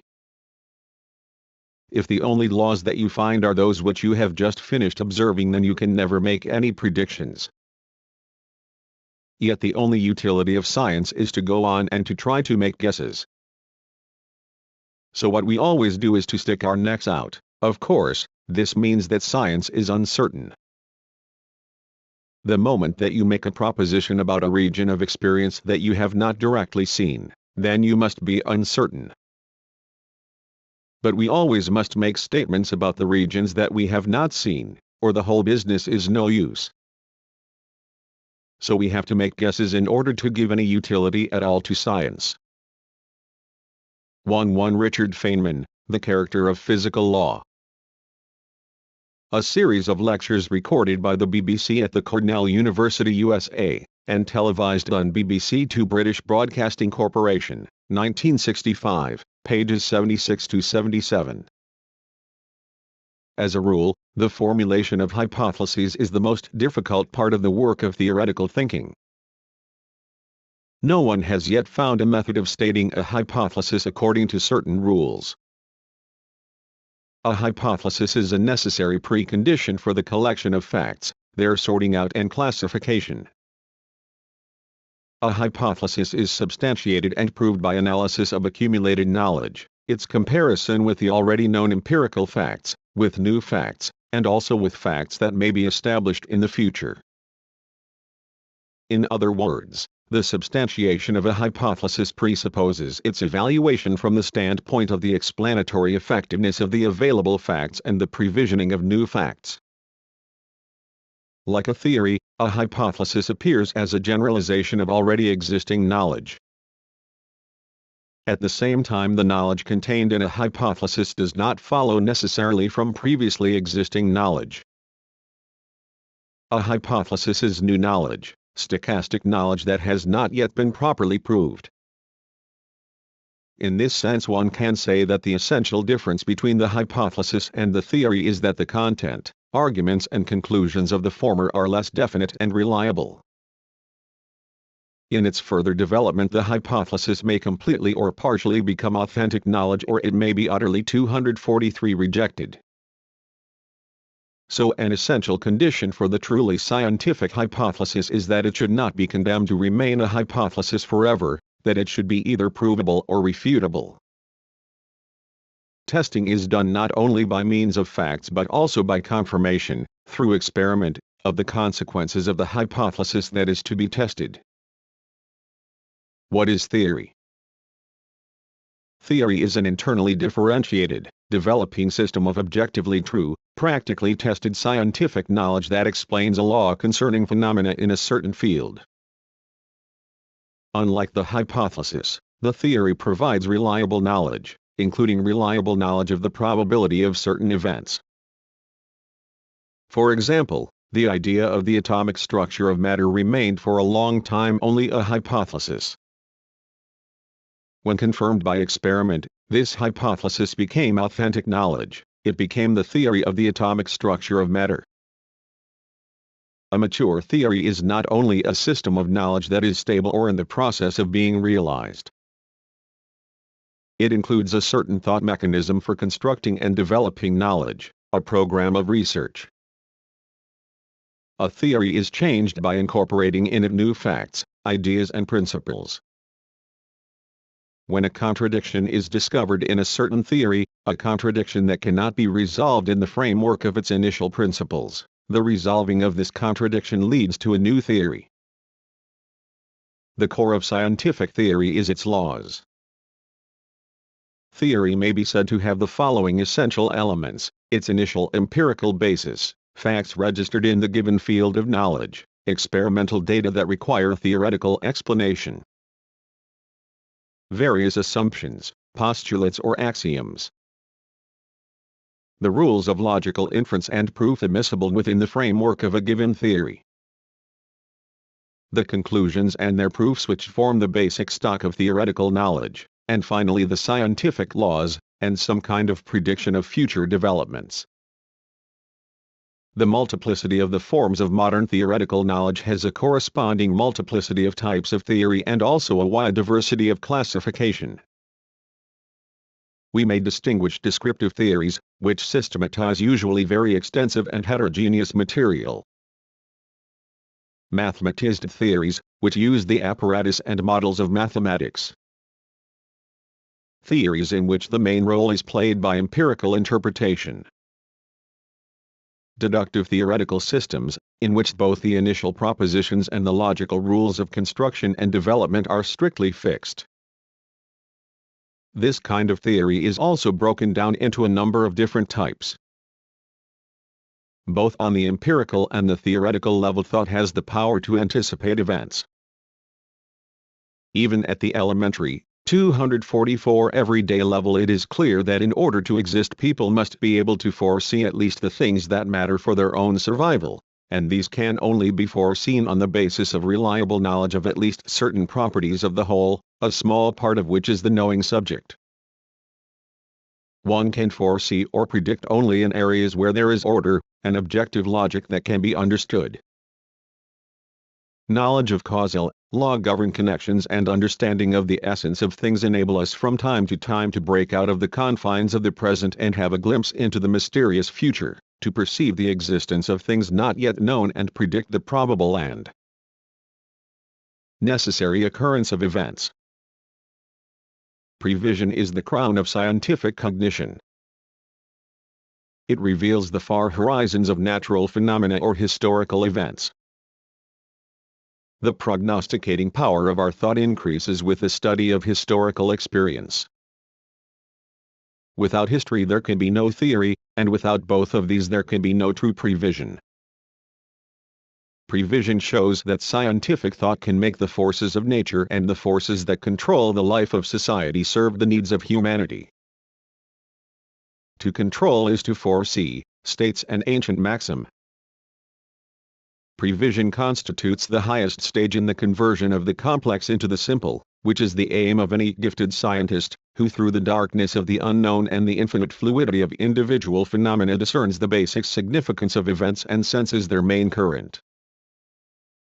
All advance of knowledge is connected with growth in the power and range of scientific prevision. Prevision offers the opportunity of controlling processes and guiding them. Scientific knowledge reveals the possibility not only of foreseeing future but also of consciously shaping that future. The vital importance of any science may be defined as follows: to know in order to foresee in order to act. To foresee, this is what humanity has dreamed of since the very beginning, and it has often endowed the heroes of myth and fairy tale with this gift. The history of science is in many respects the history of prevision, whose power and range are the evidence of the maturity of theoretical thought. This is quite understandable. In order to make a forecast, one must know the diagnosis. Theoretical thought has always needed the guidance of certain precepts, rules and methods. Without them our reason would surely lose its way on its long road through the unknown. The difficulty of prevision and overcoming the limits of human capacities is particularly noticeable in the sphere of social life, where we are confronted with tendency laws. Because the history of human society obeys not dynamic but 245 statistical laws, it would be unrealistic to demand mathematical precision in forecasting the time and character of future events and, even less, the actual form they will assume. And whereas prevision may be precise in relation to events whose occurrence is determined by already existing laws, causes and conditions, the specific features of the future, which depend on circumstances that have not yet come about, cannot be precisely envisaged. The depth of mental penetration into the future and the precision of prognostication in regard to the events of social life greatly depend on the extent to which the conditions that determine these events have been prepared. The creative power of human reason. By means of thought we not only learn the existing, we also create what should be. The very understanding of reality is a profoundly creative process. Creativity is an activity of the human mind whose result is the creation of unique values, the establishing of new facts, the discovery of hitherto unknown properties and regularities, and also methods of knowing and changing reality. The originality of a discovery or invention may be considered objective, if it appears as such in the context of a whole culture, or subjective, if it is original only for the author. The process of creativity begins from the identification of a problem and goes on to the formulating of conjectures and hypotheses. It presupposes the ability not only to state but also to solve problems, to generate new ideas, which in turn presupposes thinking independently of established stereotypes and demands a moral standpoint dictated by the essence of the case and not by opportunistic considerations. Reason constructs image goals which regulate the practical creation of the new. The creative principle in the broad sense is characteristic of nature as a whole. Nature is inexhaustibly creating the new, for example, the fantastic shapes of crystals, living organisms, cosmic systems. Creativity in nature appears as a self-propelling active process of development, as the self-generation of more and more new structures of existence. Creativity is to be found also in animals, particularly the higher animals. It is expressed in their behavioral inventiveness, in their constructive solutions of problematic situations. But the creative power of reason is the privilege of man. Our remote ancestors' invention of the first cutting tool was a creative act. However primitive they may be, their paintings, sculptures, fairy tales, legends, means of healing and much else are all manifestations of the creative power of reason. This power of the mind is a vital necessity for human existence. It is the human being's essential characteristic. Discoveries in science, technical inventions, works of art, innovation in politics and in all spheres of life are facts of the creative activity of the mind. Without them 246 there could be no social life. Thinking may not always be creative. It may also be stereotyped, moving in a rut, reproducing results that are already known, and bringing about both in method and in result only something that has been learned beforehand, programmed, at best finding only tiny grains of the new as it plods along the beaten track.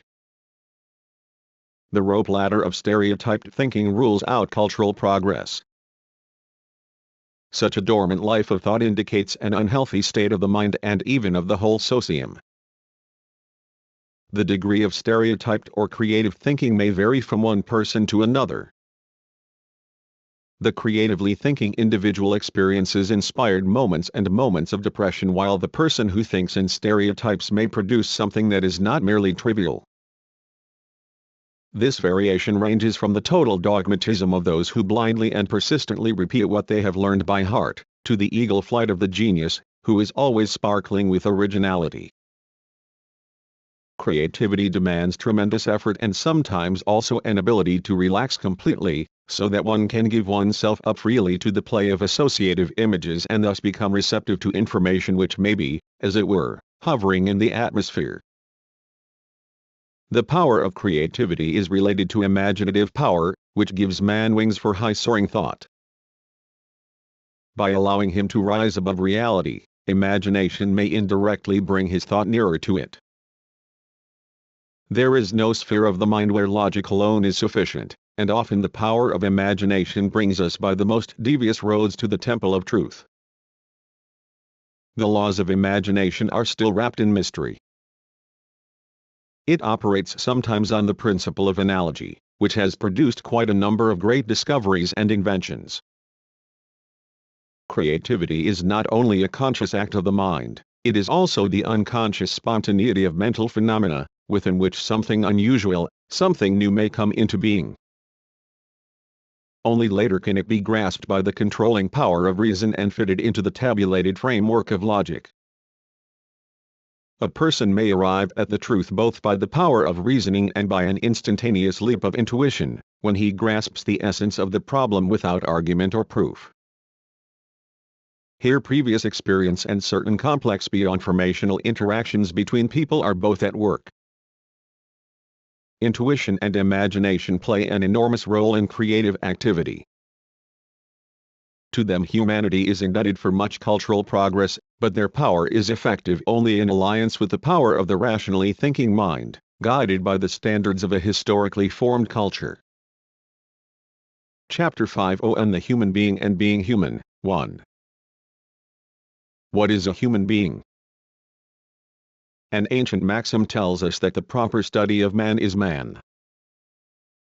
The problem of man is an eternal and at the same time the most urgent of all problems. It lies at the heart of the philosophical questions of man's place and destination in a world that is being discovered and transformed in the name of humanity, the highest of all values. The main goal of social development is the formation of human abilities and the creation of the most favorable conditions for human self-expression. Physicists are perfectly right in stressing the difficulties of research into elementary particles. But they should not resent being told that such research is child's play in comparison with the scientific comprehension of games played by children. The rules of any game are only a conventionally marked path. Children run along this path very capriciously, violating its borders at every turn, because they possess free will and their choice cannot be predicted. Nothing in the world is more complex or more perplexing than a human being. Many sciences study people, but each of them does so from its own particular angle. Philosophy, which studies humanity in the round, relies on the achievements of other sciences and seeks the essential knowledge that unites humankind. Idealism reduces the human essence to the spiritual principle. According to Hegel, the individual realizes not subjective, but objective aims. He is a part of the unity not only of the human race but of the whole universe because the essence of both the universe and man is the spirit. The essence of man comprises both the spiritual sphere, the sphere of the mind, and his bodily organization, but it is not confined to this. Man becomes aware of himself as a part of the social whole. Not for nothing do we say that a person is alive as long as he is living for others. Human beings act in the forms determined by the whole preceding development of history. The forms of human activity are objectively embodied in all material culture, in the implements of labor, in language, concepts, in systems of social norms. A human being is a biosocial being and represents the highest level of development of all living organisms on Earth, the subject of labor, of the social forms of life, communication and consciousness.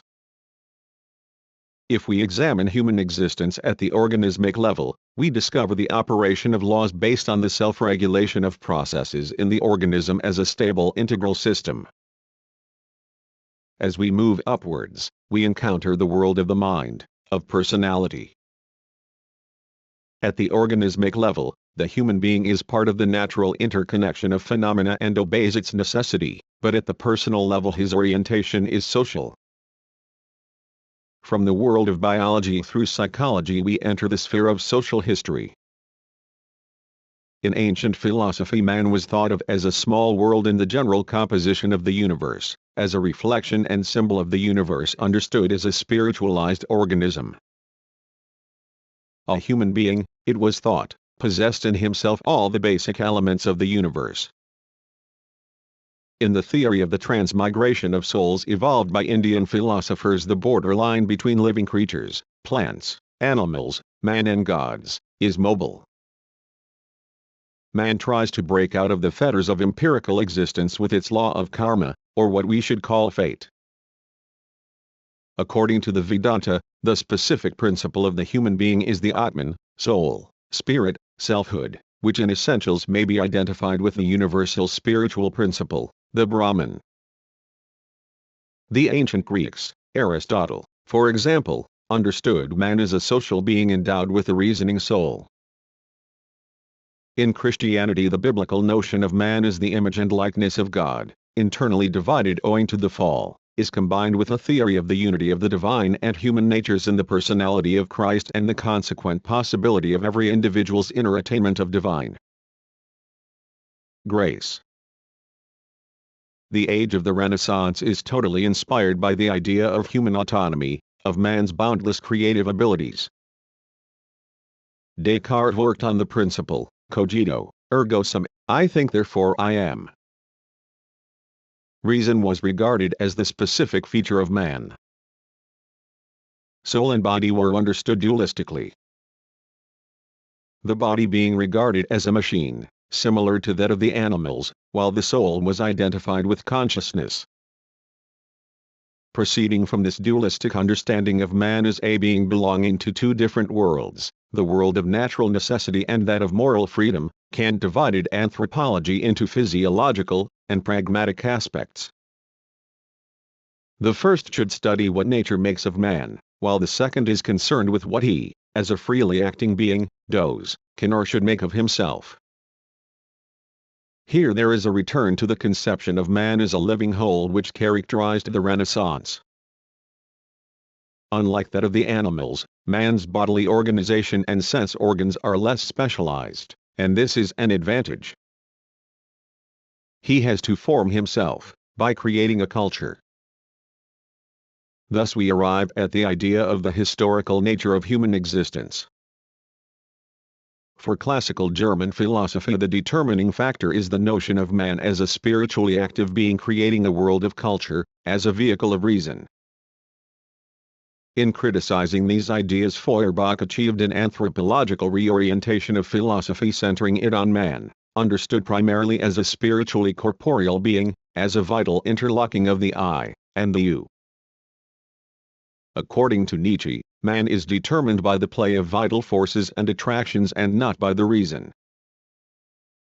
Kierkegaard gives priority to the act of will, in which the individual, by making a choice, gives birth to himself, ceases to be merely a child of nature, and becomes a conscious personality, that is to say, a spiritual being, a being that determines itself. In personalism and existentialism, the problem of personality is central. A human being cannot be reduced to any essence, biological, psychological, social or spiritual. Existentialism and personalism contrast the concept of individuality, being a part of the natural and social whole, to that of personality, as unique spiritual self-determination, as existence. The point of departure of the Marxist understanding of man is the human being as the product and subject of labor activity. The essence of man is no abstraction inherent in each single individual. In its reality, it is the ensemble of the social relations.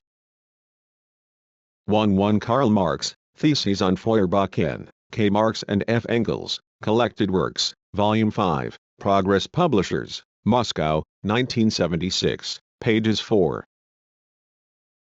2. The human is the biosocial. Contemporary science considers the human being on the basis of two different dimensions of his existence, the biological and the social. Human beings appeared on Earth as a result of a long process of development. As biological creatures, they still retain a close genetic connection with the animal world. Man's organism has many features in common with the higher animals. Man got ahead of the mammals thanks to the intensive development and differentiation of the cerebral cortex. The characteristic anatomical and physiological features of the human being are erect posture, free upper extremities, adapted for using and making tools, and advanced development of the means of communication. The need to maintain balance in the erect posture caused a certain curvature of the spinal column and a shift in the general center of gravity. Since the upper extremities were no longer used for body support and walking, the skeleton of the lower extremities became stronger and their muscles developed, the feet became arched to act as springs. All the systems of the internal organs have adapted to the erect posture. The means of delivering blood from the lower extremities to the heart and the brain have become more complex. The diaphragm has shifted from a vertical to a horizontal position. The muscles of the abdomen have come to perform a much greater role in the act of breathing. At a certain level of anthropogenesis, under the influence of labor activity and communication, biological development became what is, in effect, the historical development of social systems.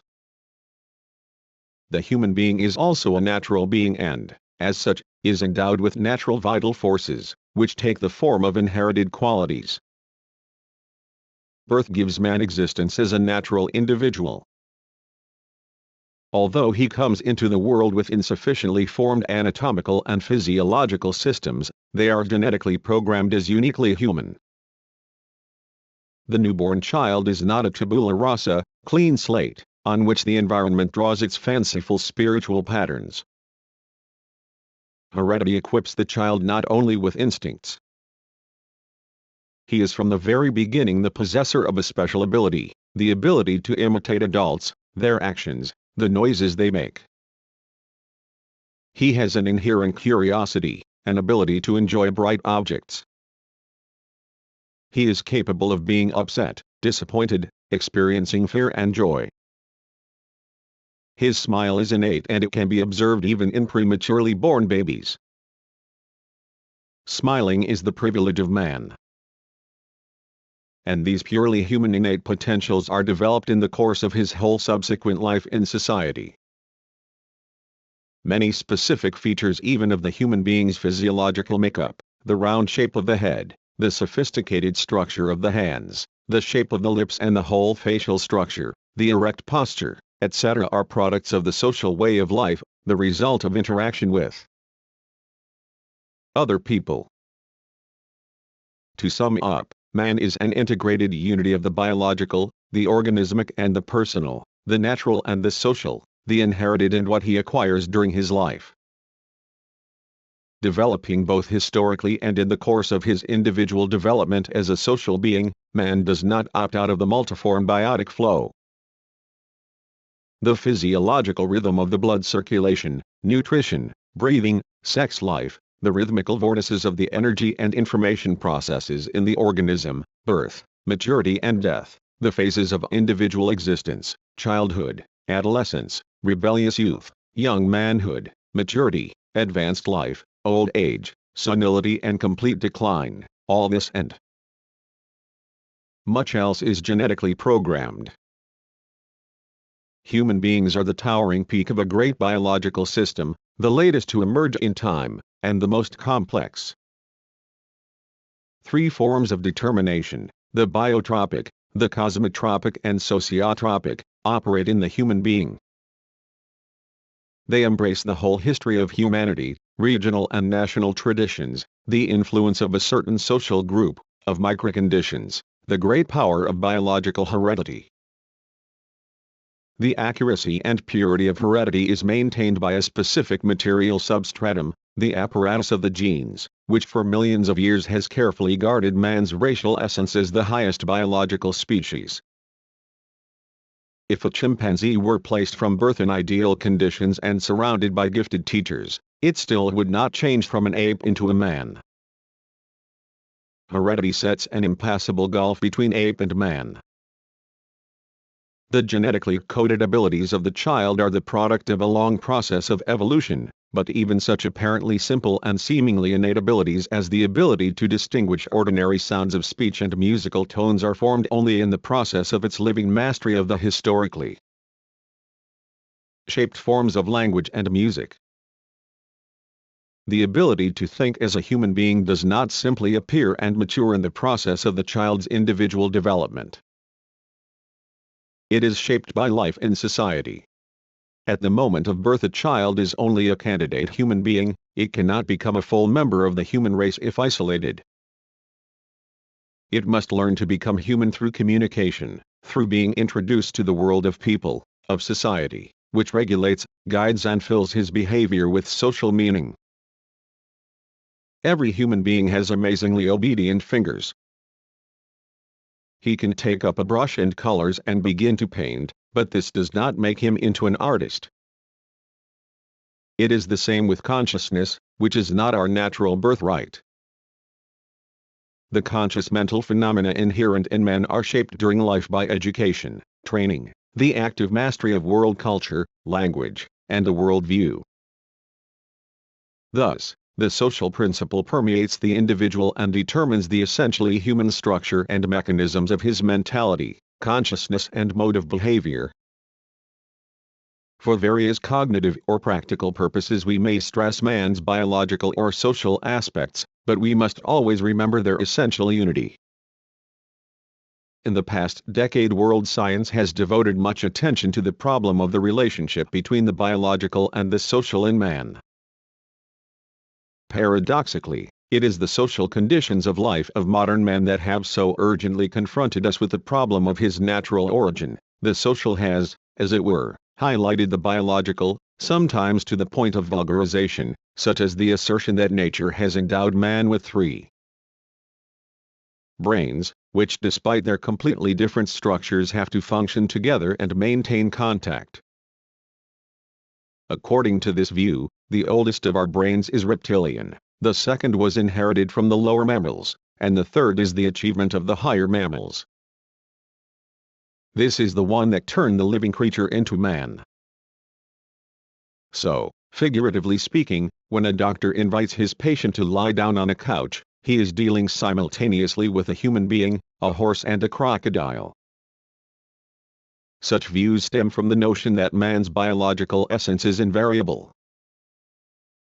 The conception of sociobiologism has also won some recognition in Western science, due probably to the striking successes of biological research in recent decades, particularly in the sphere of genetics, neurophysiology, ethology, etc. To the question, does man rely on genes or society? We often receive the answer that it is the genes that count most. Some thinkers envisage man's biological destiny in an extremely optimistic and colorful light. They believe that the existing system of heredity fully reflects the results of his appearance as a unique biological species.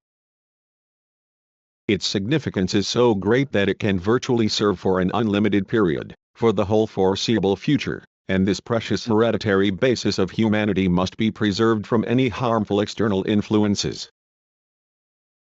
Others maintain that the human being as a biological species is already on the way to extinction. Thanks to the creation of his own environment and the successes of medicine, man has deviated from the stern discipline of natural selection and thus burdened himself with increased pressure from accumulated mutations. A third school of thought works on the assumption that the human being, as a biologically young species, carries too many animal genes in his heredity. The social environment in which he lives is created not by the history of humanity but by the activity only of its elite. The last two of these doctrines are based on the idea that man's genetic nature as a whole requires some adjustment or correction, that the near future threatens humanity with destruction through biological factors, and that in these conditions only genetics, by taking evolution into its own hands, can avert this grave menace. On the crest of these ideas there emerges a somewhat elaborated form of eugenics, which imperatively declares that whether we want it or not, science must deliberately control the reproduction of the human race, and introduce some kind of partial selection for the benefit of humanity. Some Western scientists propose that the sperm of the finest specimens of the human race should be used for this purpose. It should be put into deep freeze for a long time to allow for objective assessment of the true value of the individuals concerned. Sperm thus preserved may then be used for mating purposes. The wife and the donor will be the biological parents, while the husband, assumed to be inferior to the donor, remains only the adopting parent. Exercises in genetic engineering even go as far as to assume an adopting mother, in which case neither mother nor father is a truly biological parent. Even if one ignores the purely genetic implications of such selection, one is confronted by a host of moral and psychological questions. Who possesses the genotypes with the desirable features?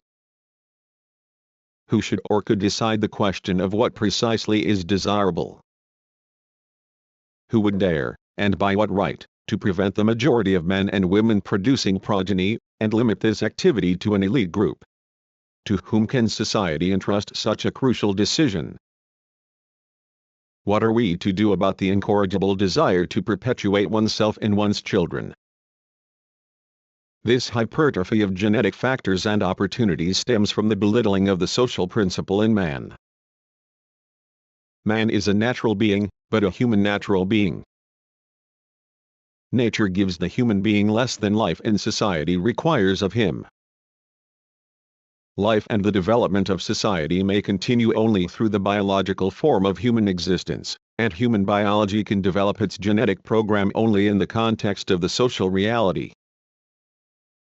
In its origin, biological law is socially conditioned.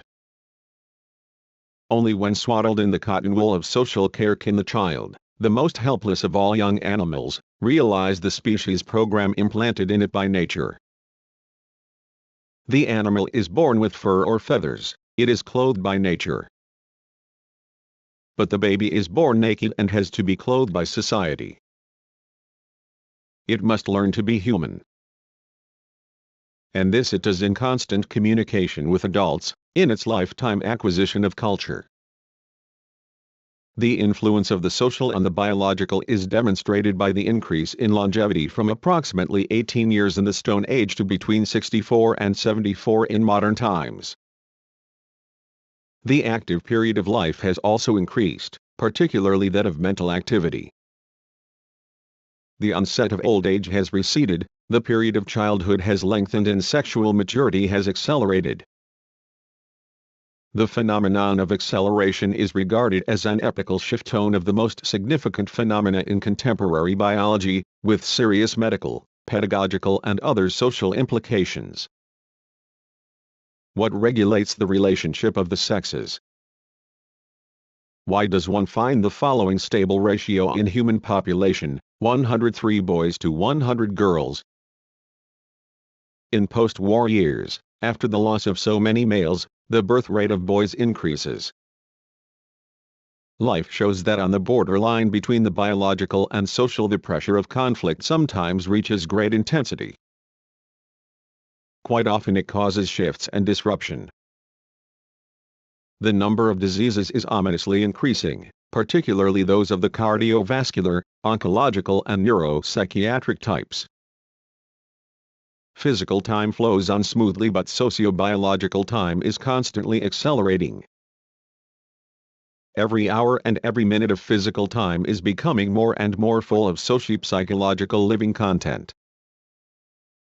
The flow of contemporary life is like a violent mountain stream, it rushes us along at perilous speed. Man's psychophysiological powers cannot always stand the pace. Everyone is trying to live faster, so as not to lag behind the general information front, to keep up with the accelerated development of culture. In the last 10 or 15 years, the volume of scientific information, of discoveries and inventions, has outstripped everything previously achieved in human history. The sense organs and the human brain are fiercely and ceaselessly bombarded by all kinds of information. When discussing biological factors, one should not reduce them to the genetic. More attention should be given to the physiological and ontogenetic aspects of development, and particularly to those that evoke a pathological effect, for it is these that modify the biology of the human being, who is also beginning to perceive even social factors in quite a different way.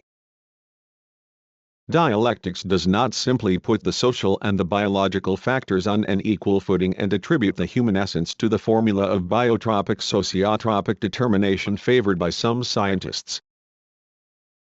It stresses the dominant role of the social factors. Nor does dialectics accept the principles of vulgar sociologism, which ignores the significance of the biological principle in man. As the highest intelligent being, man is the focal point of all forms of the motion of matter. They are represented in him hierarchically, and the highest ultimately guiding and regulative factor is the social, to which all other forms are subordinate. In other words, a human being embodies and sums up, as it were, the whole development of the universe.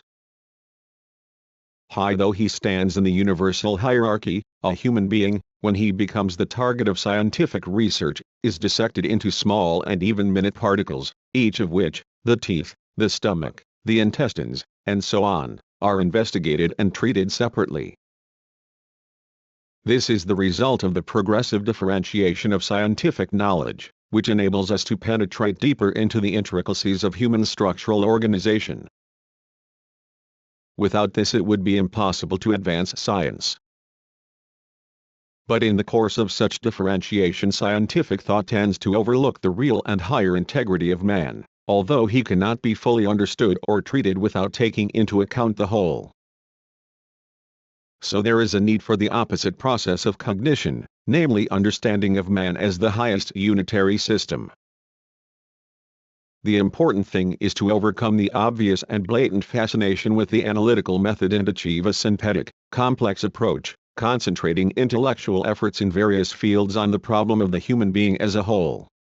Such a short-circuiting of the sciences could produce a flash that would illuminate and help to identify new problems. The independence of each separate science is an important fact, but it must be relative and should not develop into autonomy. The autonomy of the sciences that study man is a sign that they have lost the integrity of knowledge that is so essential to an understanding of the essence of the case, and to effective treatment or education. When discussing the disunity of man, one must first of all realize that he is divided by the scientific scalpel into two. One half is studied by the natural sciences, biology, physiology, biochemistry, biophysics, etc., while the other is the province of the social sciences, and also of medicine, which occupies an intermediary position and would appear to be all-embracing.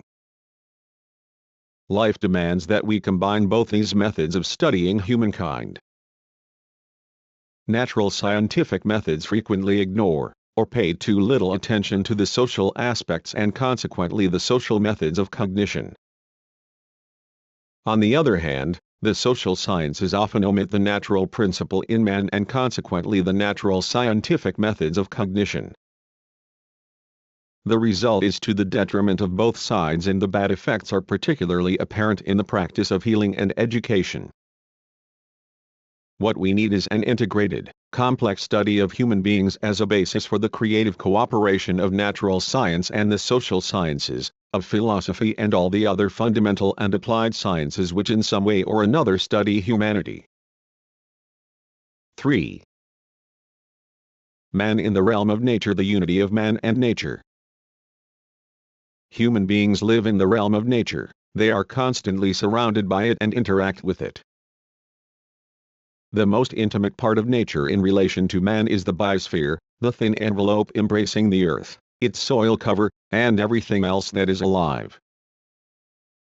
Our environment, although outside us, has within us not only its image, as something both actually and imaginatively reflected, but also its material energy and information channels and processes.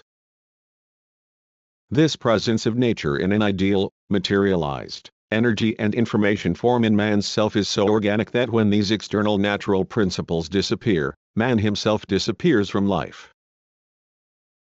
If we lose nature's image, we lose our life. Everything, from each separate cell of a living organism to the organism as a whole, generates bioenergy. Just as the bioenergy of the separate cell goes beyond its boundaries, so the bioenergy of the organs and the organism as a whole extends beyond their boundaries, forming a luminous aura. As the ancient acupuncture therapists intuitively established, bioenergy and bioinformation move along special channels, meridians, forming a complex structure, in which all the components of the living whole interact both with themselves and with the external world.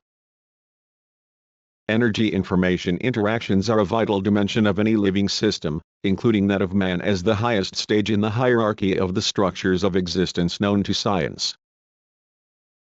Man is constantly aware of the influence of nature in the form of the air he breathes, the water he drinks, the food he eats, and the flow of energy and information. And many of his troubles are a response to the natural processes and changes in the weather, intensified irradiation of cosmic energy, and the magnetic storms that rage around the earth. In short, we are connected with nature by blood ties and we cannot live outside nature. During their temporary departures from Earth, spacemen take with them a bit of the biosphere. Nowhere does nature affect humanity in exactly the same way. Its influence varies. Depending on where human beings happen to be on the Earth's surface, it assigns them varying quantities of light, warmth, water, precipitation, flora and fauna. Human history offers any number of examples of how environmental conditions and the relief of our planet have promoted or retarded human development. At any given moment a person comes under the influence of both subterranean processes and the cosmic environment. In a very subtle way he reflects in himself, in his functions, the slightest oscillations occurring in nature.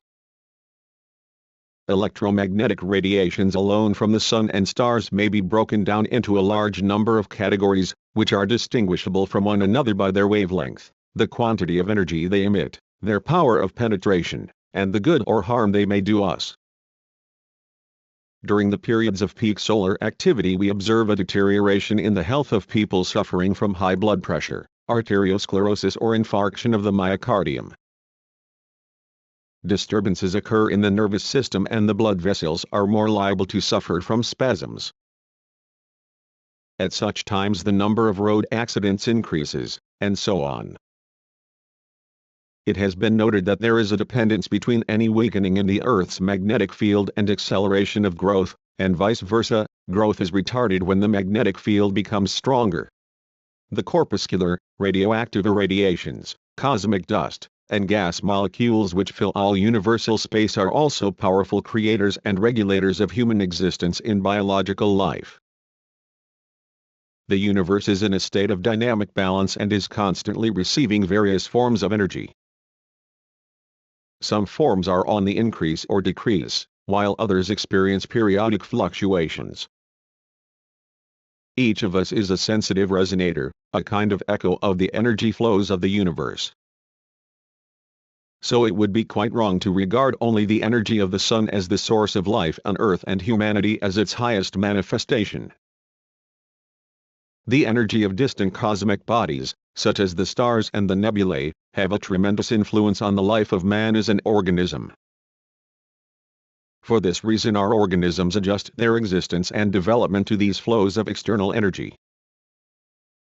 The human organism has developed receptors that utilize this energy or protect themselves from it, if it is harmful.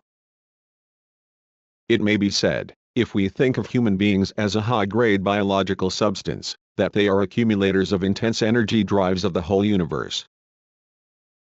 We are only a response to the vibrations of the elemental forces of outer space, which bring us into unity with their oscillations. Every beat of the organic pulse of our existence is coordinated with the pulse of the cosmic heart. Cosmic rhythms exert a substantial influence on the energy processes in the human organism, which also has its own rhythmic beat. Man's influence on nature. Man is not only a dweller in nature, he also transforms it. From the very beginning of his existence, and with increasing intensity, human society has adapted environing nature and made all kinds of incursions into it. an enormous amount of human labor has been spent on transforming nature. Humanity converts nature's wealth into the means of the cultural, historical life of society. Man has subdued and disciplined electricity and compelled it to serve the interests of society. Not only has man transferred various species of plants and animals to different climatic conditions, he has also changed the shape and climate of his habitation and transformed plants and animals. If we were to strip the geographical environment of the properties created by the labor of many generations, contemporary society would be unable to exist in such primeval conditions. Man and nature interact dialectically in such a way that, as society develops, man tends to become less dependent on nature directly, while indirectly his dependence grows. This is understandable. While he is getting to know more and more about nature, and on this basis transforming it, man's power over nature progressively increases, but in the same process, man comes into more and more extensive and profound contact with nature, bringing into the sphere of his activity growing quantities of matter, energy and information. On the plane of the historical development of man-nature relations we may define certain stages. The first is that of the complete dependence of man on nature. Our distant ancestors floundered amid the immensity of natural formations and lived in fear of nature's menacing and destructive forces. Very often they were unable to obtain the merest necessities of subsistence. However, despite their imperfect tools, they worked together stubbornly, collectively, and were able to attain results. This process of struggle between man and the elements was contradictory and frequently ended in tragedy. Nature also changed its face through interaction with man. Forests were destroyed and the area of arable land increased. Nature with its elemental forces was regarded as something hostile to man. The forest, for example, was something wild and menacing and people tried to force it to retreat. This was all done in the name of civilization, which meant the places where man had made his home, where the earth was cultivated, where the forest had been cut down. But as time goes on, the interaction between man and nature is characterized by accelerated subjugation of nature, the taming of its elemental forces. The subjugating power of the implements of labor begins to approach that of natural forces. Mankind becomes increasingly concerned with the question of where and how to obtain irreplaceable natural resources for the needs of production. Science and man's practical transforming activity have made humanity aware of the enormous geological role played by the industrial transformation of Earth. At present, the interaction between man and nature is determined by the fact that in addition to the two factors of change in the biosphere that have been operating for millions of years, the biogenetic and the abiogenetic, there has been added yet another factor which is acquiring decisive significance: the technogenetic. As a result, the previous dynamic balance between man and nature and between nature and society as a whole, has shown ominous signs of breaking down. The problem of the so-called replaceable resources of the biosphere has become particularly acute. It is getting more and more difficult to satisfy the needs of human beings and society even for such a substance, for example, as fresh water. The problem of eliminating industrial waste is also becoming increasingly complex. The threat of a global ecological crisis hangs over humanity like the sword of Damocles. His keen awareness of this fact has led man to pose the question of switching from the irresponsible, destructive and polluting subjugation of nature to a reasonable, harmonious interaction in the technology-man biosphere system.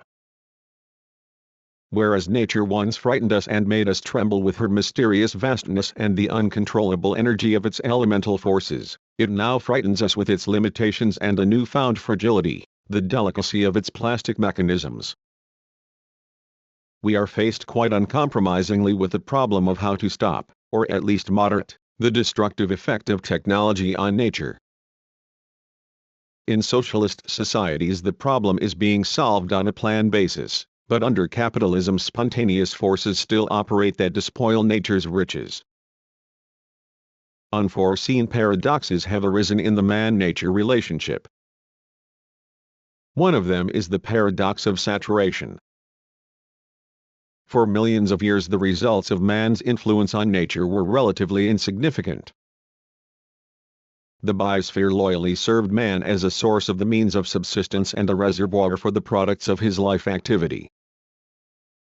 The contradiction between these vital principles was eliminated by the fact that the relatively modest scale of human productive activity allowed nature to assimilate the waste from labor processes. But as time went on, the growing volume of waste and its increasingly harmful properties destroyed this balance. The human feedback into nature became increasingly disharmonized.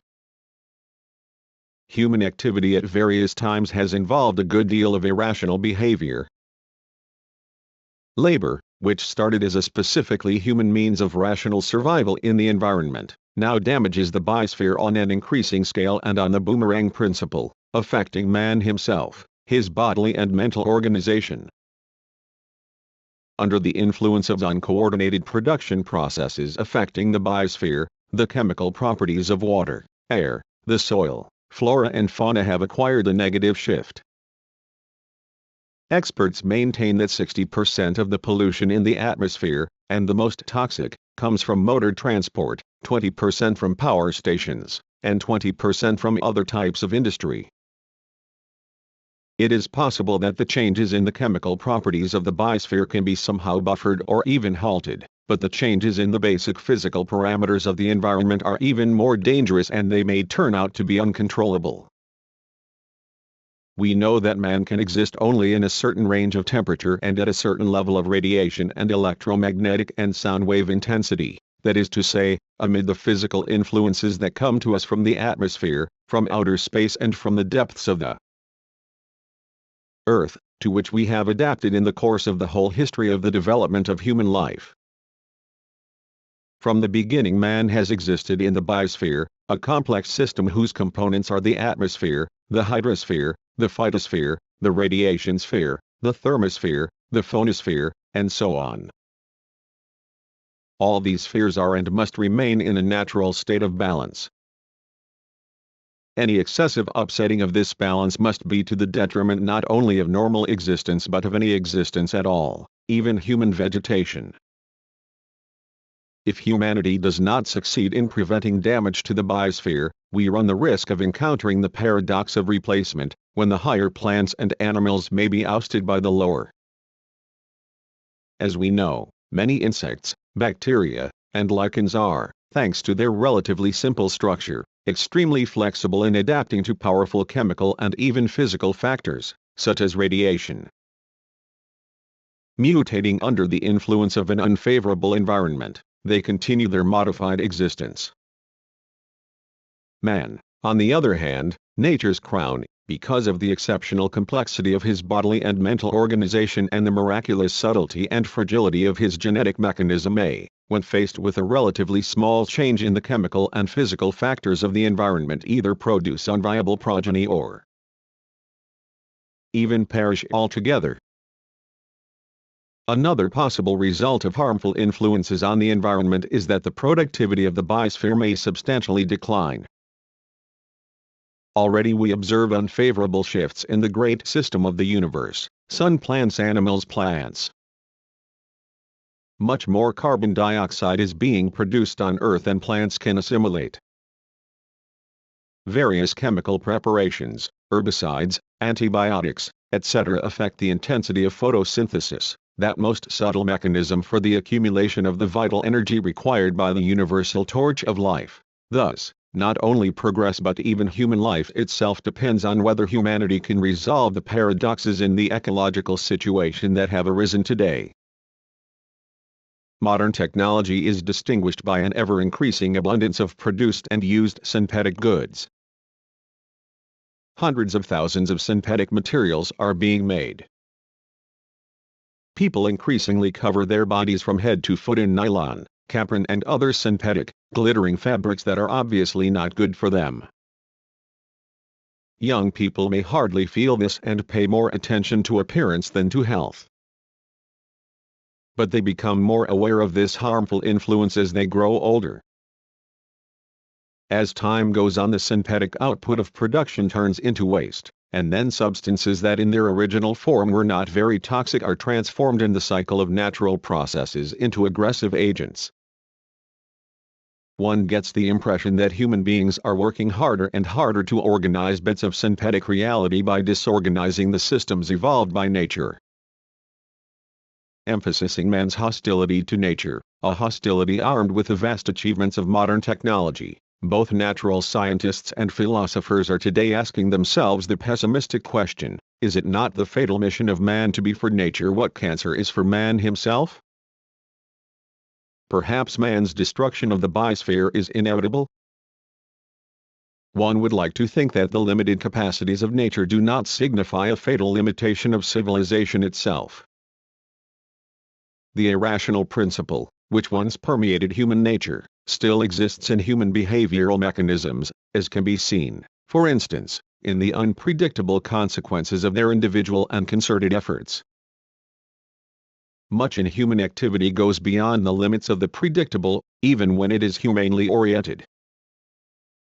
The man-nature relation, the crisis of the ecological situation, is a global problem.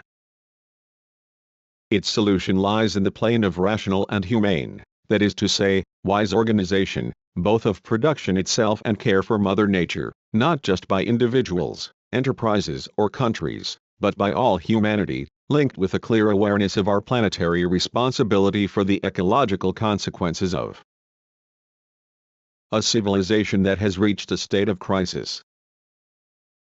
One of the ways to deal with the crisis situation in the man-nature system is to use such resources as solar energy, the power of winds, the riches of the seas and oceans and other, as yet unknown natural forces of the universe.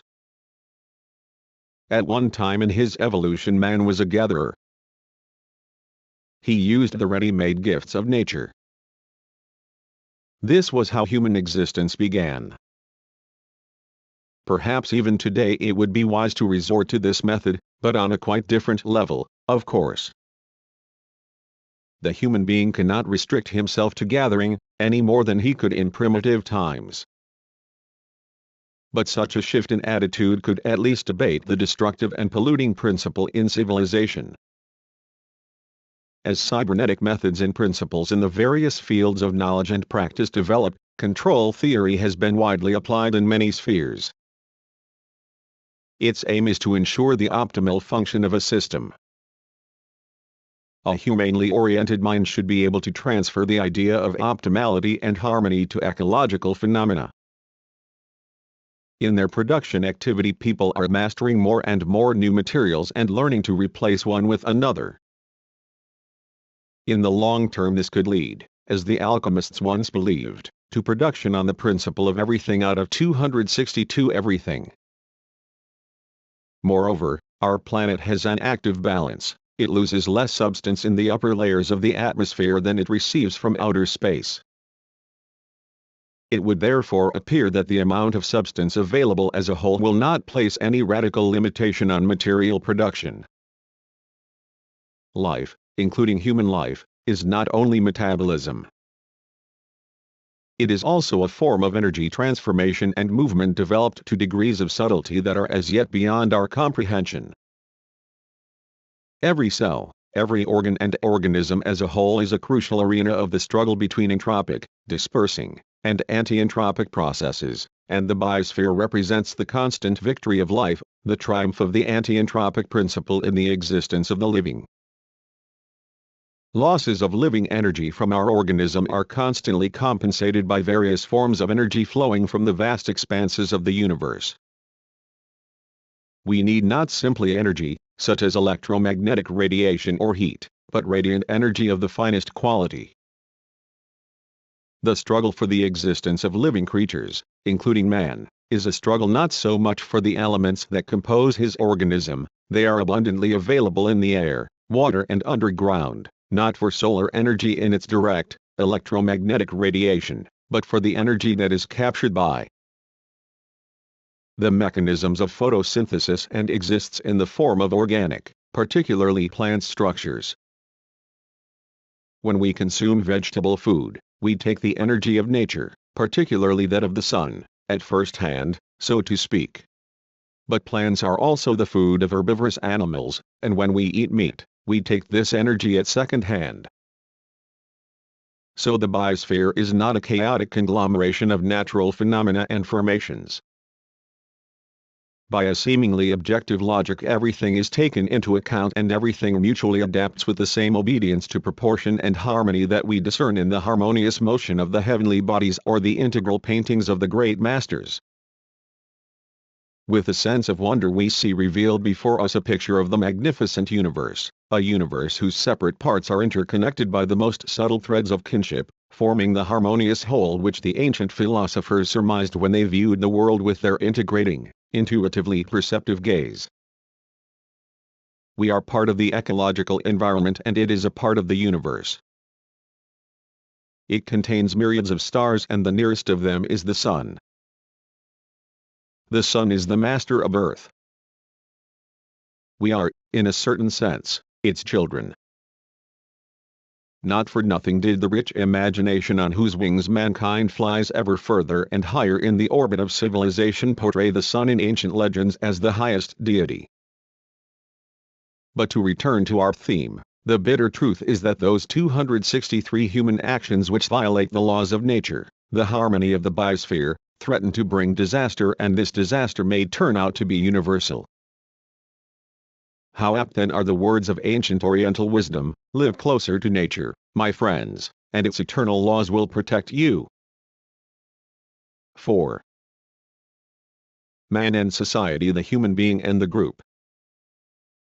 The problem of man cannot be solved scientifically without a clear statement of the relationship between man and society, as seen in the primary collectivity, the family, the play or instruction group, the production team and other types of formal or informal collectivity.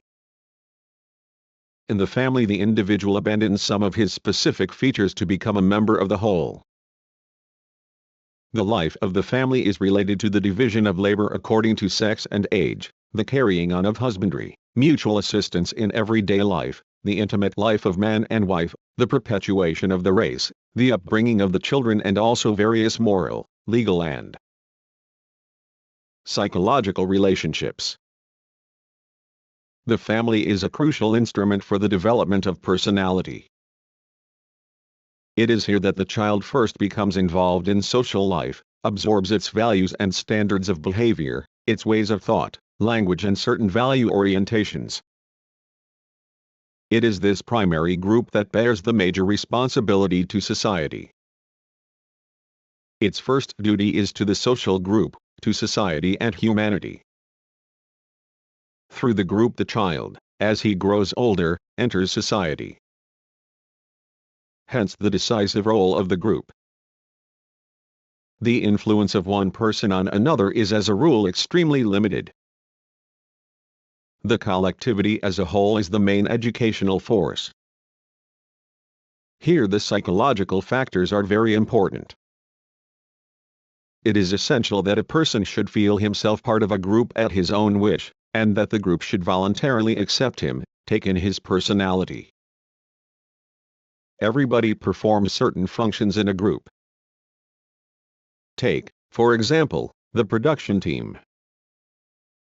Here people are joined together by other interests as well as those of production. They exchange certain political, moral, aesthetic, scientific and other values. A group generates public opinion, it sharpens and polishes the mind and shapes the character and will. Through the group a person rises to the level of a personality, a conscious subject of historical creativity. The group is the first shaper of the personality, and the group itself is shaped by society. The unity of man and society. A person's whole intellectual makeup bears the clear imprint of the life of society as a whole. All his practical activities are individual expressions of 264, the historically formed social practice of humanity. The implements that he uses have in their form a function evolved by a society which predetermines the ways of using them. When tackling any job, we all have to take into account what has already been achieved before us. The wealth and complexity of the individual's social content are conditioned by the diversity of his links with the social whole, the degree to which the various spheres of the life of society have been assimilated and refracted in his consciousness and activity. This is why the level of individual development is an indicator of the level of development of society, and vice versa. But the individual does not dissolve into society. He retains his unique and independent individuality and makes his contribution to the social whole. Just as society itself shapes human beings, so human beings shape society. The individual is a link in the chain of the generations. His affairs are regulated not only by himself, but also by the social standards, by the collective reason or mind. The true token of individuality is the degree to which a certain individual in certain specific historical conditions has absorbed the essence of the society in which he lives. Consider, for instance, the following historical fact. Who or what would Napoleon Bonaparte have been if there had been no French Revolution? It is difficult or perhaps even impossible to reply to this question. But one thing is quite clear, he would never have become a great general and certainly not an emperor. He himself was well aware of his debt and in his declining years said, "My son cannot replace me. I could not replace myself. I am the creature of circumstances." It has long been acknowledged that great epochs give birth to great men. What tribunes of the people were lifted by the tide of events of the French Revolution? Mirabeau, Marat, Robespierre, Danton. What young, sometimes even youthful talents that had remained dormant among the people were raised to the heights of revolutionary, military, and organizational activity by the great October Socialist Revolution. 1. Ralph Waldo Emerson, Representative Men, London, Bell and Daldy, 1870, pages 113. It is sometimes said that society carries the individual as a river carries a boat.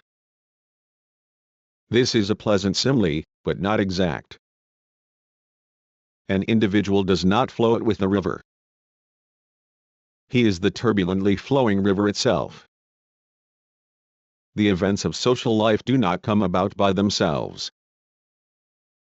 They are made. The great and small paths of the laws of history are blazed by human effort and often at the expense of human blood. The laws of history 265 are not charted in advance by superhuman forces. They are made by people, who then submit to their authority as something that is above the individual. The key to the mysteries of human nature is to be found in society.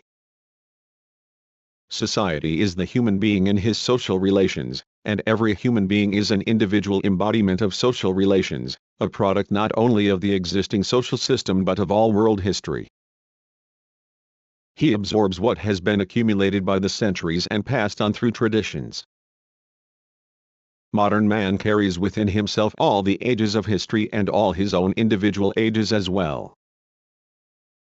His personality is a concentration of various strata of culture. He is influenced not only by modern mass media, but also by the writings of all times and every nation. He is the living memory of history, the focus of all the wealth of knowledge, abilities, skills, and wisdom that have been amassed through the ages. Man is a kind of super-dense living atom in the system of social reality. He is a concentration of the actively creative principle in this system. Through myriads of visible and invisible impulses, the fruit of people's creative thought in the past continues to nourish him and, through him, contemporary culture. Sometimes the relation between man and society is interpreted in such a way that the latter seems to be something that goes on around a person, something in which he is immersed. But this is a fundamentally wrong approach. Society does, of course, exist outside the individual as a kind of social environment in the form of a historically shaped system of relations with rich material and spiritual culture that is independent of his will and consciousness. The individual floats in this environment all his life. But society also exists in the individual himself and could not exist at all, apart from the real activity of its members. History in itself does nothing. Society possesses no wealth whatever. It fights no battles. It grows no grain. It produces no tools for making things or weapons for destroying them. It is not society as such but man who does all this, who possesses it, who creates everything and fights for everything. Society is not some impersonal being that uses the individual as a means of achieving its aims. All world history is nothing but the daily activity of individuals pursuing their aims. Here we are talking not about the actions of individuals who are isolated and concerned only with themselves, but about the actions of the masses, the deeds of historical personalities and peoples. An individual developing within the framework of a social system has both a certain dependence on the whole system of social standards and an autonomy that is an absolutely necessary precondition for the life and development of the system. The measure of this personal autonomy is historically conditioned and depends on the character of the social system itself. Exceptional rigidity in a social system, fascism, for example, makes it impossible or extremely difficult for individual innovations in the form of creative activity in various spheres of life to take place, and this inevitably leads to stagnation. The relationships between the individual and society in history. To return once again to the simile of the river. The history of humankind is like a great river bearing its waters into the ocean of the past. What is past in life does not become something that has never been. No matter how far we go from the past, it still lives to some extent in us and with us. From the very beginning, the character of the man-society relationship changed substantially in accordance with the flow of historical time. The relationship between the individual and a primitive horde was one thing. Brute force was supreme and instincts were only slightly controlled, although even then there were glimpses of moral standards of cooperation without which any survival, let alone development, would have been impossible. In tribal conditions people were closely bound by ties of blood. At that time there were no state or legal relationships. Not the individual but the tribe, the genus, was the lawgiver. The interests of the individual were syncretized with those of the commune. In the horde and in tribal society there were leaders who had come to the fore by their resourcefulness, brains, agility, strength of will, and so on. Labor functions were divided on the basis of age and sex, as were the forms of social and other activity. With the development of the socium an ever-increasing differentiation of social functions takes place.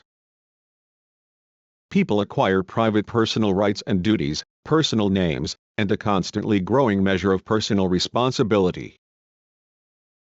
The individual gradually becomes a personality, and his relations with society acquire an increasingly complex character. When the society based on law and the state first arose, people were sharply divided between masters and slaves, rulers and ruled. Slave society with its private property set people against one another.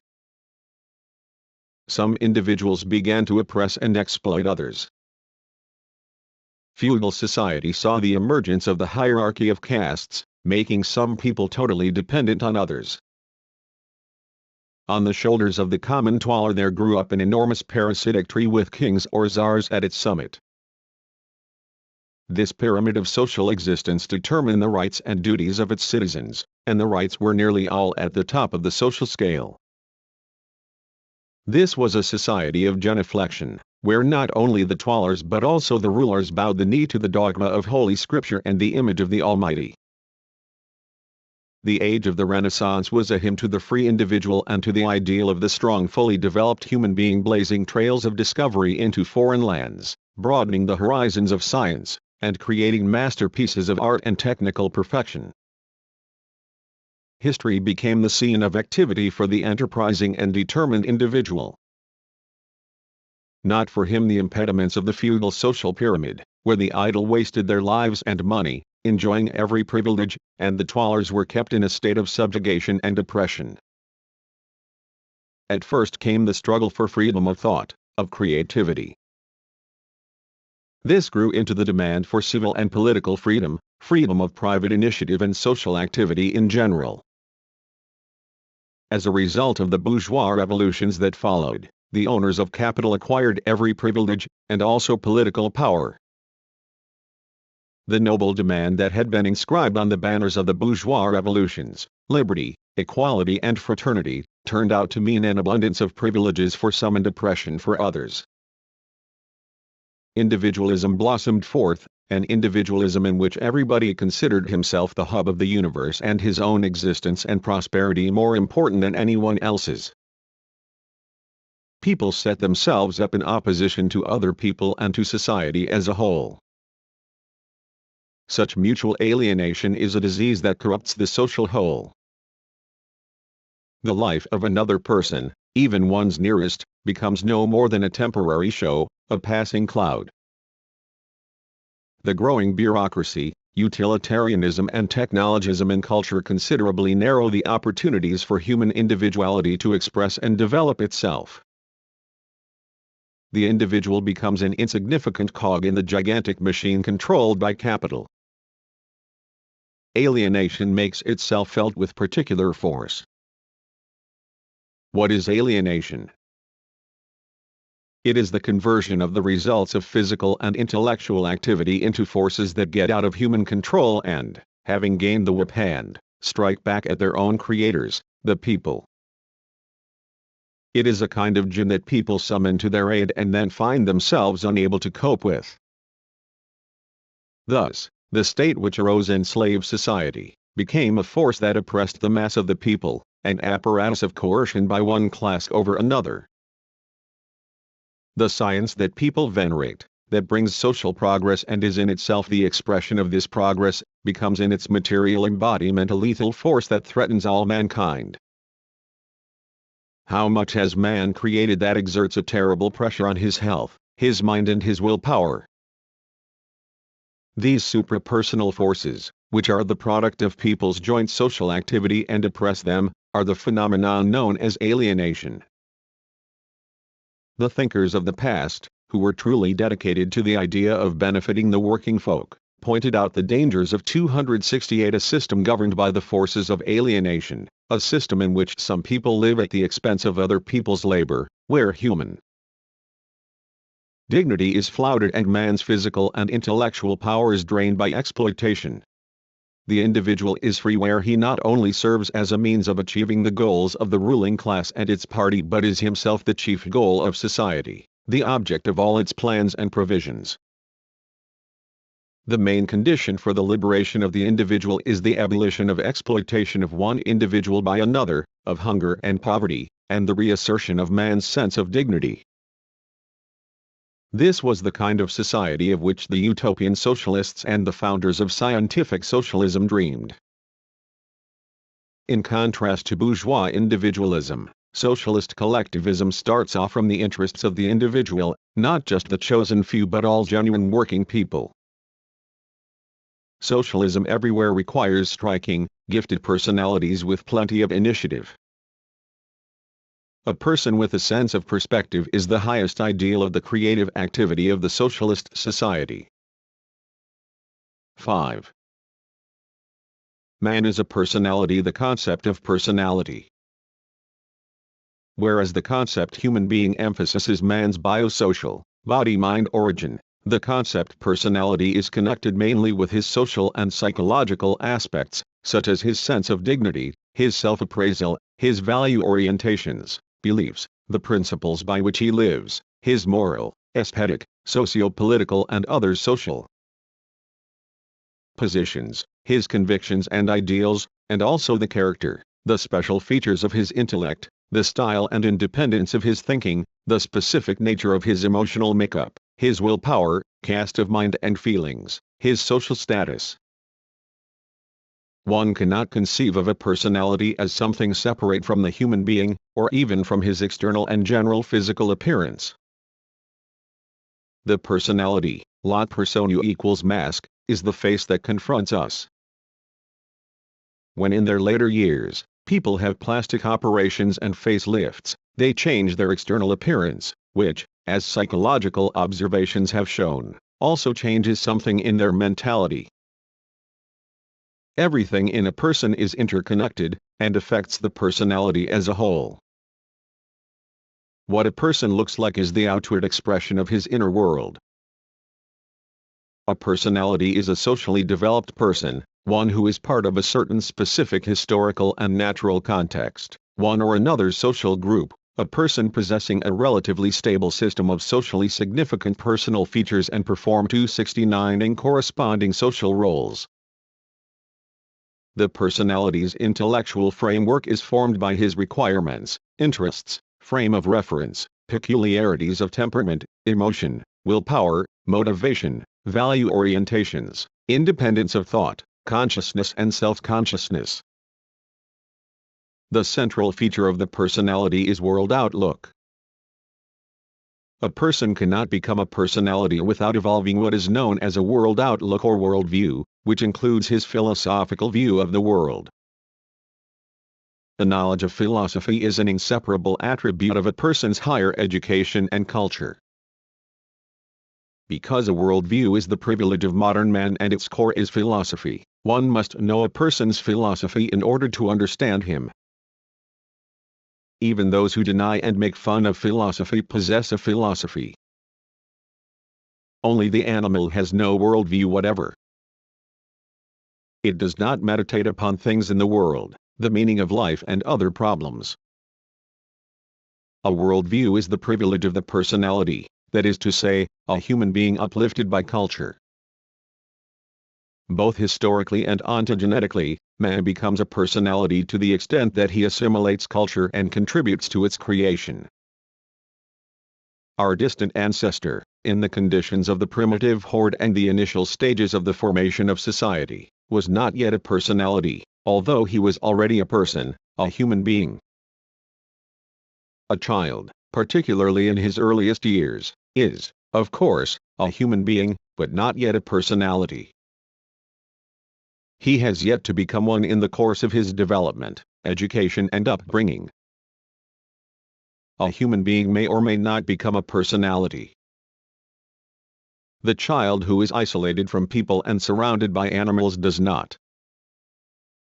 Personality may or may not take shape, and it may also disintegrate, be deformed, or broken up altogether either by pathological processes in the organism, mental disorders, alcoholism, and so on, or by certain extremely unfavorable, tragic circumstances. So, the term personality implies an integrating principle that unites the biological and social in a single whole, and also all the psychological processes, qualities and states that regulate behavior, giving it a certain consistency and stability in relation to the rest of the world, to other people and itself. The personality is a socially historical, naturally conditioned and individually expressed being. A human being is a personality inasmuch as he consciously distinguishes himself from everything that surrounds him, and his relation to the world exists in his consciousness as a certain standpoint in life. The personality is a human being who possesses self-consciousness and a worldview, and who has achieved an understanding of his social functions, his place in the world, who has comprehended himself as a subject of historical creativity, a maker of history. The essence of 270 personality is not its physical nature but its socio-psychological properties and the mechanism of its mental life and behavior. The personality is an individual concentration or expression of social relationships and functions, a subject of cognition and transformation of the world, of rights and duties, of ethical, aesthetic and all other social standards. When we speak of a personality, we have in mind its social, moral, psychological and aesthetic qualities crystallized in a human being's intellectual world. In each of his essential relations a person appears in any special quality, in his specific social function, as the subject of material or spiritual production, the vehicle of certain production relations, as a member of a certain social group, of class, the representative of a certain nation, as a husband or wife, father or mother, in short, as the creator of family relations. The social functions which man has to perform in society are many and various, but personality cannot be reduced to these functions, even taken as an integral whole. The thing is that the personal is what belongs to a given person and distinguishes him from others. In a certain sense one can agree with the view of those who find it difficult to draw a line between what a person calls himself, and what he calls his own. Personality is the sum total of everything that a person may call his own. How does a person describe himself as a personality when he is asked what he is? He does this by relating himself to what he does or has done, by telling us with whom he is associated. Hence the principle, tell me who your friends are and I will tell you what you are. In addition, he tells us what belongs to him, what he has mastered, what he has made his own, and in what way he has fulfilled himself, to what context of life he belongs, labor, social, age, family, education, and so on. What belongs to the personality is not only his physical and intellectual qualities, but his clothing, the roof over his head, wife and children, ancestors and friends, social status and reputation, first name and family name. The structure of the personality also includes what it has given its strength to and also the powers that have been embodied in it. It is a personal manifestation of embodied labor. Take, for example, a person's name. It is not something purely extraneous in relation to the personality.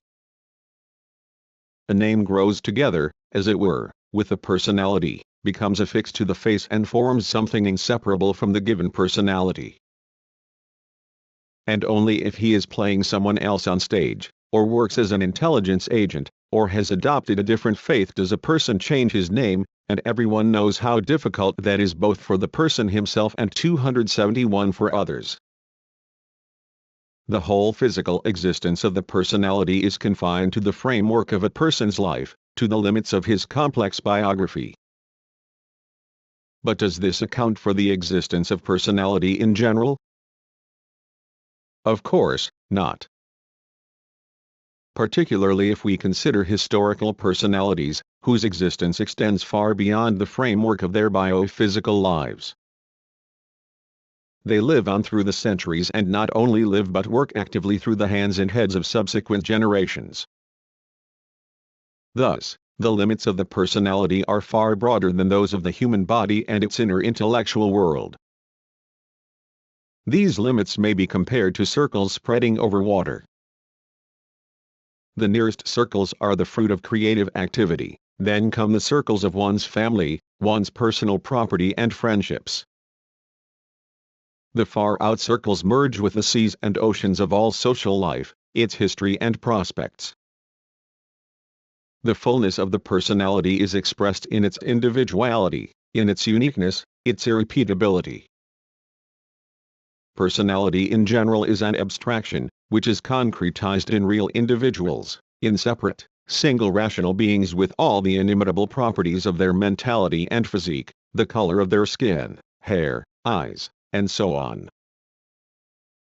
The personality is a unique representative of the human race, always particular and unlike any other personality in the fullness of his spiritual and material, physical life. Every ego is unique. Take, for example, a striking personality like Socrates. He attracted the attention of literally everyone he met both by his outward appearance and by his way of life, his beliefs, his activities, his teachings, and everything connected with his unique individuality. Socrates was rather stocky, with thick lips, a paunchy stomach, a short neck and a large bald head with a huge bulging brow. He had a habit of going about barefoot, both winter and summer, and looking around him with prominent eyes from under lowered brows. Marveling at the individuality of Socrates, Alcibiades stressed the exceptional originality of his intellectual personality, in which something incomprehensible, mysterious, elusive seemed to be hidden. The most surprising thing was that he was quite unlike anyone else. In his manner and conversation Socrates was so original that we search in vain for anyone remotely resembling him either among the ancients or among the people of today. One could similarly describe the appearance and personalities of other great men and eminent individuals, and each of them would be unique in some way. A personality is an individual rational being. In the broader sense, the individual is not only a person but a synonym for a separate specific being. This also applies to the concept of individuality, which includes the personality's spiritual features as well as his physical peculiarities. There is nothing more individualized in the world than the human being, the person. Nothing in creation is more diverse than people. At the human level, diversity achieves its highest peak. The world contains as many individuals as there are people. This is due entirely to the complexity of human organization, whose dynamics would appear to have no limits. Human individuality is expressed in its having different opinions, inabilities, level of knowledge, experience, degree of competence, in temperament and character. Personality is individual to the extent that it has independence in its judgments, beliefs and views, that is to say, when the brain is not stereotyped, and possesses unique patterns. In every person, regardless of the general structure of his individuality, there are specific features of contemplation, observation, attention, various types of memory, of orientation, and so on. The level of individual thinking varies, for example, from the heights of genius to the worst cases of mental retardation. The principle of individualization has its limits, its proportion. Beyond this borderline we come to complete relativism, which maintains that if every person has his own soul, then every person must also have his own world, and hence there are as many worlds as there are people. But the actual dialectics of existence tells us that the uniqueness both of outward appearance and a person's spiritual world is relative. It is derived from the universal, to which it belongs and from which it has sprung. The personality has a general origin, position, culture, language, certain standards, a worldview, and so on, that it shares with others. The more fully it represents, individually, the universal human principle, the more significant the personality becomes. Every person is a unique individuality in the whole complex of his physical and spiritual peculiarities, but at the same time he embodies the essence of the race and also certain general features of his class and nation. People may be divided into various types, depending on the predominance of certain elements in the structure of their personalities. A person may be inclined to practical or theoretical thinking, to rational or intuitive understanding of reality, to operating with sensuous images, or he may possess an analytical cast of mind. There are people who are largely governed by their emotions. For example, sensuous types have an exceptionally highly developed perception of reality. For them the sensation is the concrete expression of the fullness of their life. A person of the intellectual intuitive type constantly strives for new opportunities. He cannot be satisfied with a commitment to generally recognized values but is always seeking new ideas. People of this type are the driving force of culture, the initiators and inspirers of new enterprises. The types of personality may also be classified according to behavior orientation. A person may be classified as extrovert or introvert according to whether his orientation is on objective reality or his own inner world. Introverts are often reticent, and rarely, or with difficulty, open their hearts to those around them. As a rule, their temperament is melancholic and they rarely stand out or come to the fore. Outwardly calm, even indifferent, they never try to compel anyone else to do anything. Their true motives usually remain hidden.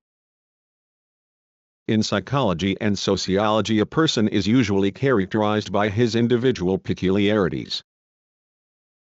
Qualities connected with a certain manner of perception or judgment and also with the way a person is influenced by his environment are singled out. Attention is focused on originality, on the features that make a person stand out in society, on the functions he performs, on the degree of influence he exercises or the impression that he makes on other people, aggressive, submissive, hard, and so on. Independence, decisive judgment, willpower, determination, passion, intellect and wisdom are regarded as highly important. Intelligence and wisdom. What do we mean when we say a person is clever?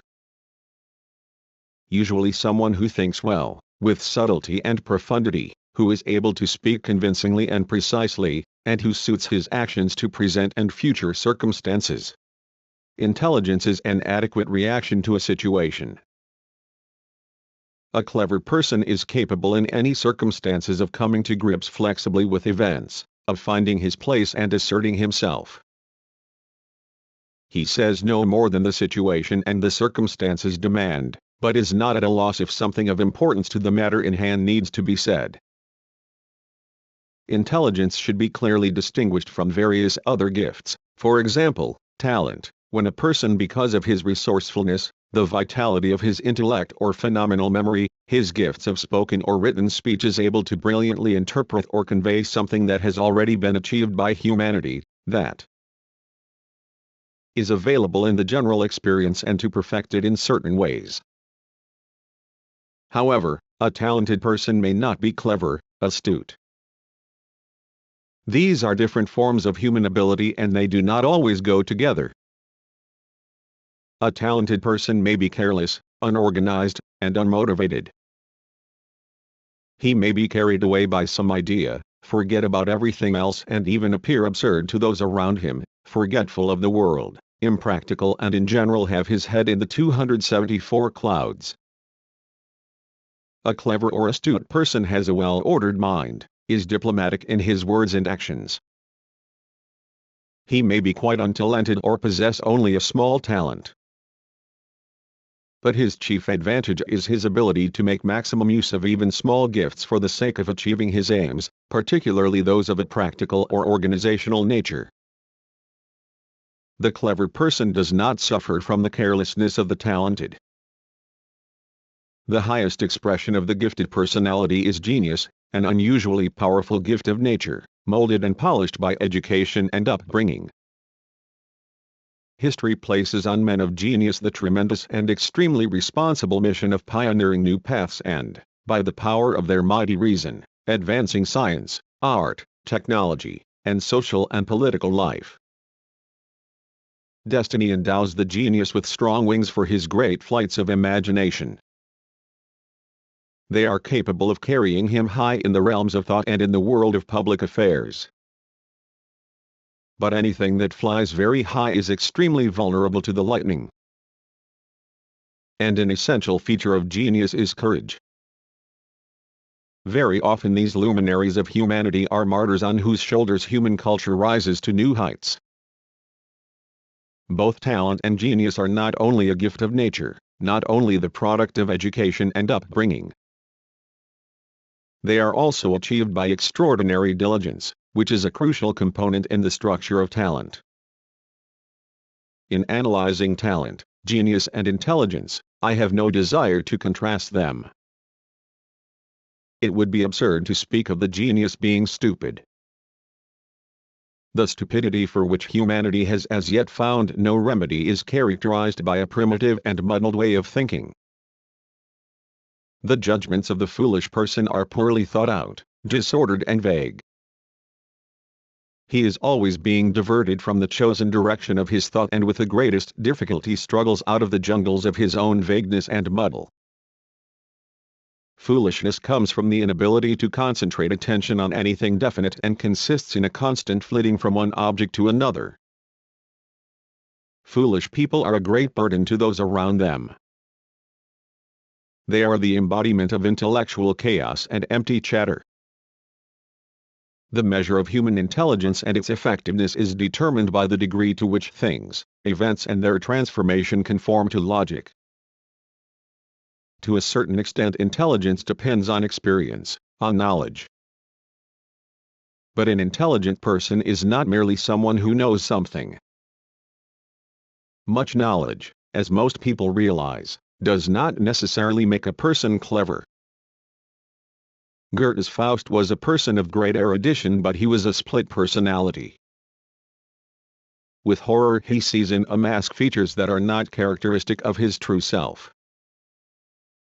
But he can do nothing about it. The metaphor fully expresses the common destiny of his contemporaries, and this serves as 275 some consolation to the hero.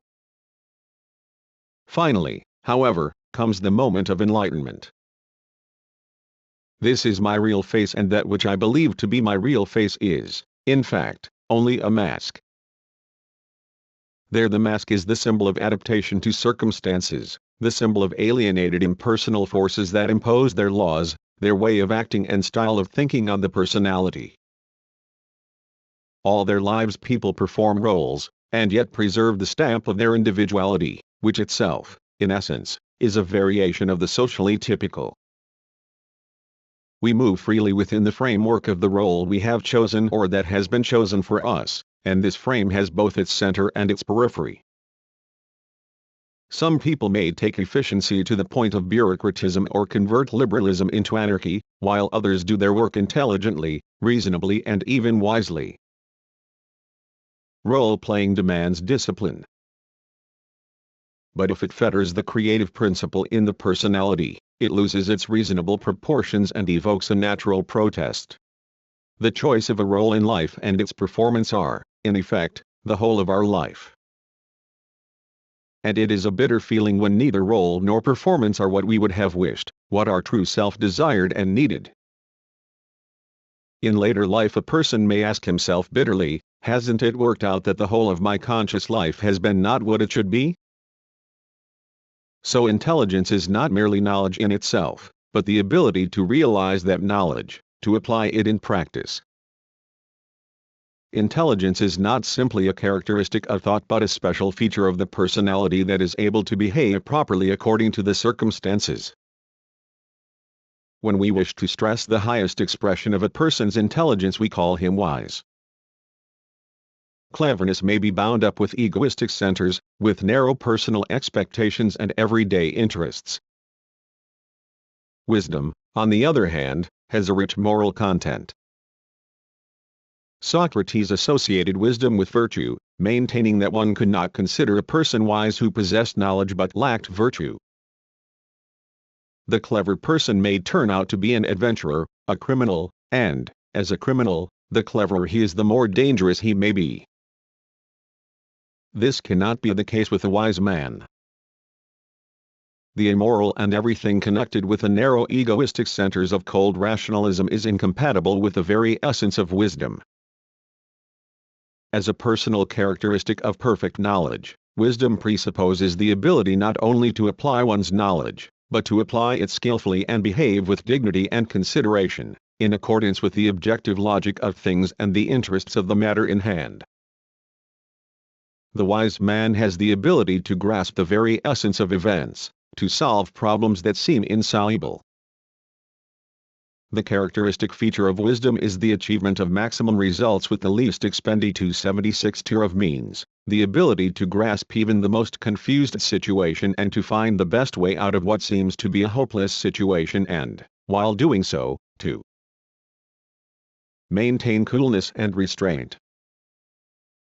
A person who has true wisdom cannot live by the purely private interests of the Philistine. This is the lot of stupidity, of self-satisfied and comfortable stagnation. A truly wise person is one who possesses knowledge of what really matters in life and behaves in accordance with the situation and the objective tendencies of its development, who would not spare even his life to have these tendencies realized. Wisdom is bound up not only with intellectual and emotional culture but also with moral culture, the ability and desire to use it in life, to bring good to others. The truly wise person lives by the principle, we are forever indebted to one another. Wisdom is often reduced to the notion of carefulness, caution, the ability to trim one's sails to the wind. But this is a great mistake. If everyone in society were that kind of wise person, progress would slow down sharply. There would be no revolutionaries, burning with the desire to transform life in the interests of humanity, of the people. As a rule, this can only be achieved at the cost of suffering or even life itself. Wisdom, of course, presupposes not only knowledge but also a reasonable way of life, which cannot however be identified with moderation, obedience and certainly not with mere adaptability. Wisdom for a man's self is, in many branches thereof, a depraved thing. It is the wisdom of rats, that will be sure to leave a house somewhat before it fall. It is the wisdom of the fox, that thrusts out the badger, who digged and made room for him. It is the wisdom of crocodiles, that shed tears when they would devour. 11 Essays, Civil and Moral and the New Atlantis by Francis Bacon in a collection, P. F. Collier and Son Company, New York, 1909, pages 61.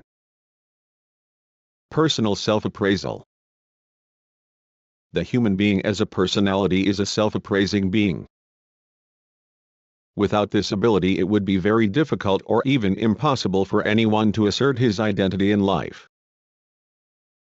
A true self-appraisal presumes an adequate degree of self-consciousness and knowledge of one's intellectual, emotional and volitional powers, the features of one's character and in general everything that goes to make up one's mental and spiritual world, and also one's physical abilities. Life makes extremely varied demands upon us. We are constantly obliged to relate these demands to our capabilities so that our obligations do not exceed our powers. Otherwise there are bound to be internal conflicts and breakdowns, disorders of our neuropsychological organization, which may lead to various kinds of illness. An adequate self-appraisal implies the ability to set one's self-realizable goals, to rationally control the flow of one's thoughts, to guide their general direction and choose their final destination, to constantly check the suppositions one is making and to weigh up pros and cons, to reject unjustified variance and hypotheses, in other words, to be self-critical. In performing the very important function of organizing effective control of one's behavior, self-appraisal is a necessary precondition for measuring the level of one's expectations, that is, the tasks that a person sets himself and considers himself capable of accomplishing. A true self-appraisal enables us to abandon any undertaking we may have begun if we realize that it cannot yield good results, and particularly if we see that it is a wrong or harmful course. Self-appraisal helps to establish a person's dignity and gives him moral satisfaction. A correct appraisal leads to inner harmony, ensuring a reasonable self-confidence, an incorrect one, to constant conflict. The ability to see oneself as one really is the highest degree of self-appraisal and is to be found only in wisdom. As the experience of history has shown, even some very intelligent people, not to mention mediocrities, suffer from conceit, while others, on the contrary, fall into a state of self-depreciation and acquire an inferiority complex. To make a true appraisal of oneself, a person needs to take into consideration all his personal experience, although sometimes even this is not enough. One must test and check on many levels, one's own experience in personal life, the overall experience of humanity, public opinion, particularly the opinion of those who are something, and also the power of one's own reason. The ability to assess one's own value springs initially not from the depths of the personality itself but from outside. A person begins to sum himself up more or less correctly after he has learned to adjust to other people and take in their assessments of himself. A child acquires a notion of himself on the basis of the assessment made by adults and by children of his own age. Subsequently, a great deal depends on teachers, who check both a pupil's intellectual development and behavior, pronouncing their judgment both in words and in marks. Here one has an intensive daily correlation of oneself with the behavior, words and actions of others, particularly one's classmates. The growing child comes to know himself more and more fully and accurately, and to judge himself by receiving encouragement or criticism that corrects his own self-appraisal. In short, the result is that we find ourselves in others and begin to penetrate more and more deeply into our own world. We thus look at ourselves primarily through the eyes of society, the eyes of its whole history, and then through the eyes of the future, which emerges as the supreme judge of our present, of our thoughts, actions and our own self-appraisal. At first the individual assesses himself through others, and later he himself becomes a yardstick for assessing others. In this complex interaction of personal relationships, one observes a general principle: self-appraisal and self-testing of the personality is mediated, in direct social appraisal and testing. Self-appraisal has a wide range of modalities, beginning from narcissus-like self-adoration to pitiless self-condemnation, bordering on cruelty, or pangs of conscience so violent that they may sometimes drive a person to a tragic end. An abated and more relaxed form of self-condemnation is constant skepticism, remorse, a painful contempt for oneself, an inferiority complex and, in general, a convoluted personality, which has no confidence in anything and believes in nothing, a personality tangled up in itself. Such self-consciousness is permeated with a feeling of constant anxiety and tragedy. But this state of mind, no matter how regrettable, is often the fate of people with a very subtle and hence vulnerable spiritual makeup. Self-admiration, overwhelming self-confidence approaching arrogance and acting on the principle that everything is permissible, is quite a different matter. Arrogance uses not the mind but the elbows and fists, bulldozing its way through. It can be put down by a sudden and vigorous rebuff or protest. Otherwise it runs riot until it is curbed by severe public censure or even by legal coercion. The mild appeal to the conscience of those who have no conscience is useless. Personal self-appraisal and also self-appraisal by a social group, a party or nation is an exceptionally complex psychological phenomenon. People have somehow evaluated themselves from time immemorial. We find such self-portraits in diaries, autobiographies, letters, paintings, religious and other forms of confession. True self-portraits are rare. Most people are tempted to embellish themselves in the eyes of others and of history. It is rather different with one's own self. In his secret thoughts a person can be perfectly frank and trust himself with the whole truth. Yet much of what people think about themselves is pure illusion, which they nevertheless cherish because it helps them to endure the difficulties and disappointments of real life. Here not only moral but epistemological factors come into play. A person is not really so clearly visible to himself.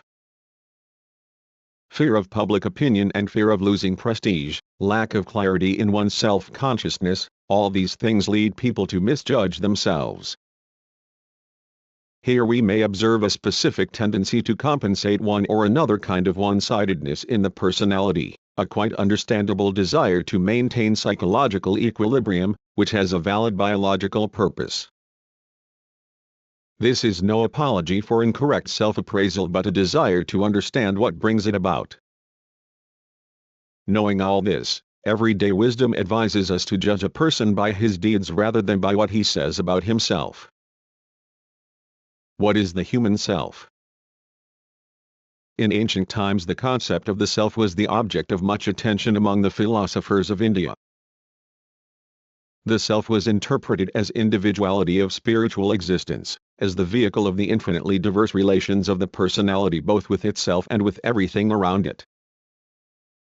With great zeal and psychological detail, this amazingly subtle and complex problem has been tackled, mostly at the practical intuitive level, in the various schools of yoga, which have refined their methods of self-training to an astonishing degree, making wide use of the techniques of long and systematic concentration on one thing, such as the state and functioning of the internal organs.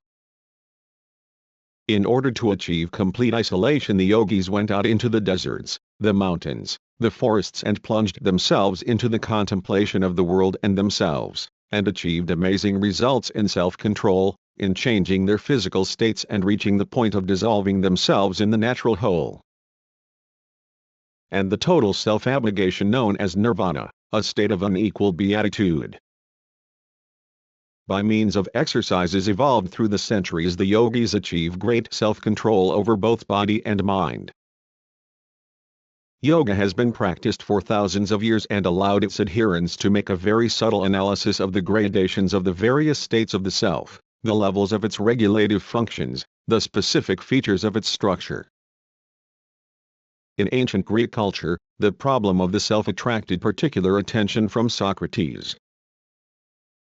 He thought of it as something independent, suprapersonal, as a very powerful razor-sharp conscience, the daemonion by which he was guided at the most critical moments of his life. This dictating or advising self told him how best to act. In medieval philosophy, the self was identified with the soul, whose volitional, emotional and intellectual forces were striving for communion with God. The individual is torn between constant fear of punishment and hope of salvation, of the forgiveness of sins, of the goodness of the Lord. He feels himself a helpless toy before the absolute power of the Creator, while at the same time he carries on a constant dialogue with God, appealing for his help at moments of trouble and despair and imploring forgiveness for his sins. The individual is always and everywhere watched over by a God regarded as the regulating principle in the structure of the 280 self. This is observed with great psychological subtlety in the Confessions of St. Augustine, who identifies the sense and knowledge of self with the sense of God in oneself. Augustine maintained that he could not even have a self if there were no God in him as the regulating principle of his personal will. Thomas Aquinas was, in effect, proceeding from the same principle when he maintained that everyone should test his actions in the light of the knowledge given to him by God. On the whole, the Christian orientation is on personal spirituality, as expressed in the maxim, "Linger not without, but enter into thyself." Beginning with the Renaissance, the orientation of the self changes sharply. Leonardo da Vinci defined man as a model of the universe. The personality sets out to reveal itself. This is the time of the triumph of individuality, the great awakening of the sense of being a person. The individual enters the arena of modern history, asserting the principle of the self-sufficient value of the self. According to Descartes, self means the same thing as my soul, thanks to which I am what I am. A thinking self knows only one incontrovertible truth, that it thinks, doubts, affirms, desires, loves and hates. Descartes stressed the rational principle in the structure of the personality. In his philosophy, the self acts, above all, as the subject of thought, its regulator and organizer. Rejecting the Cartesian interpretation of the self as a special substance, English empiricism regards the self as a totality of processes. For my part, when I enter most intimately into what one calls myself, I always stumble on some particular perception or other, of heat or cold, light or shade, love or hatred, pain or pleasure. I never can catch myself at any time without perception, and never can observe anything but the perception. So the self, it turns out, is nothing but a bundle of perceptions, which succeed each other with an inconceivable rapidity, and are in a perpetual flux and movement. These profound reflections of a subtle thinker show that our subjective pursuit of the essence of the self is constantly baffled by the actual flow of the concrete sensations of the given moment, either directed inwardly or outwardly. nothing else is perceived. This is rather like a traveler in a wood, who literally cannot see the wood for the trees. He is in the wood and therefore cannot see it as a whole. It is just the same with ourselves. Wishing to reconcile rationalism with empiricism, Kant distinguished two types of self, the empirical and the pure. The first was the flow of intellectual processes, of one the philosophical works of David Hume, in 4 volumes, Volume 1, London, 1874, pages 534. 281 various sense impressions rushing hither and thither, while the pure self was something that had a kind of supra-individual character. Its basic function was to unite the multiform by means of pure categories of reason. This was known as transcendental apperception, which meant the unity of consciousness, which was the essence of the self. According to Hegel, the self is the individual as a universal formula embracing all personalities in general. The individual selves become part of the formula as a means of giving it individual expression. Hegel loathed all preoccupation with the individual and had a great bent for raising the individual to the universal, to an all-embracing formula in which everything intimately personal dissolved. In Hegel, the self as a universal formula swallows up all the concrete egos of separate individuals. In contemporary Soviet philosophy and psychological literature, the concept of the ego or self is usually identified with that of the personality. In my view, this is not quite correct. The concept of the personality is much wider than that of the ego. It cannot be identified either with consciousness or self-consciousness because it also embraces something from the depths of the subconscious, and this something acts as a kind of irrational governor in the structure of the personality when the unconscious takes into its sinister hands the will of the individual and drives the flows of energy towards irrational behavior. This is seen particularly clearly, for example, in neuroses of obsession and paranoidal forms of schizophrenia. The person who suffers from such mental disorders becomes a prey to voices and images that command him and guide his thoughts and feelings into nightmares of illogicality and disordered conduct, void of all adaptive powers. Man's mental world, generated by the brain and depending on its biophysical condition and the state of the organism as a whole, presents a kind of relatively independent structure, with its own logic, its own specific mental mechanisms. The elements of this structure are mental states, processes and formations. Moreover, these elements may have several values and are not all of the same value. And it is this intimately profound subject of all mental phenomena in their integral wholeness that forms the ego. This ego is the spiritual nucleus in the structure of the personality. It is the very deepest and most profound part of it. In its essence, it is psychosocial. When people speak of myself, they have in mind something that is not simply personal but intimately personal in the highest degree, something extremely precious and valuable and therefore vulnerable. Hence the phenomenon of hurt ego, when the personality is wounded to the 282 quick on its tenderest spot. It is damage to our ego that causes our most painful and morbid reactions and moral suffering. The ego is the throne of conscience itself. The term ego, or self, also denotes the personality as seen in the light of its own self-consciousness, that is, a personality as perceived by itself, as it is known and felt by the self. The ego is the regulative principle of mental life, the self-controlling force of the spirit. It is everything that we are essentially both for the world and for other people and, above all, for ourselves in our self-consciousness, self-appraisal and self-knowledge.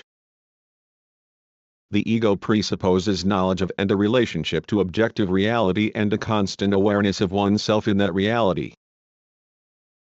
Sensuous and conceptual images, states and goals are all part of the ego, but they are not the ego itself. The ego rises above all the elements that compose the spirit and commands them, regulates their life.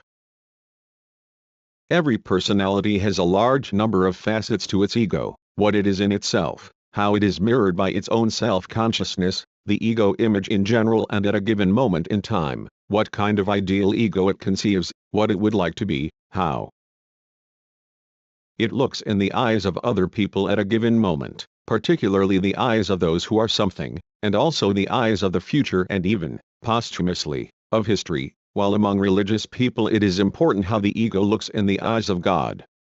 All these constantly interflowing aspects of the ego, glittering with their own specific colors, possess a certain stability, balance and harmony. The ego is essentially reflexive. Its regulative and controlling power takes part in every act of the individual. It is not the separate mental processes, formations, properties and states, as was assumed by Hume and long before him by Plato, who urged his readers to think of themselves as wonderful living dolls manipulated by the gods. The internal states of the personality are controlled by very fine strings, which pull a person in various and sometimes opposite directions, some towards good and others towards the precipices of vice. But, one may ask, who pulls these strings?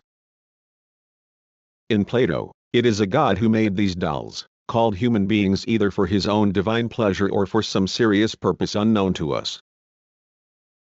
If we look at the problem through the categorical apparatus of modern culture, we find that our ego is nothing but the integrity, the wholeness of our mental, intellectual world, notwithstanding its internal contradictions, which are nevertheless harmonized if, of course, the ego is in order.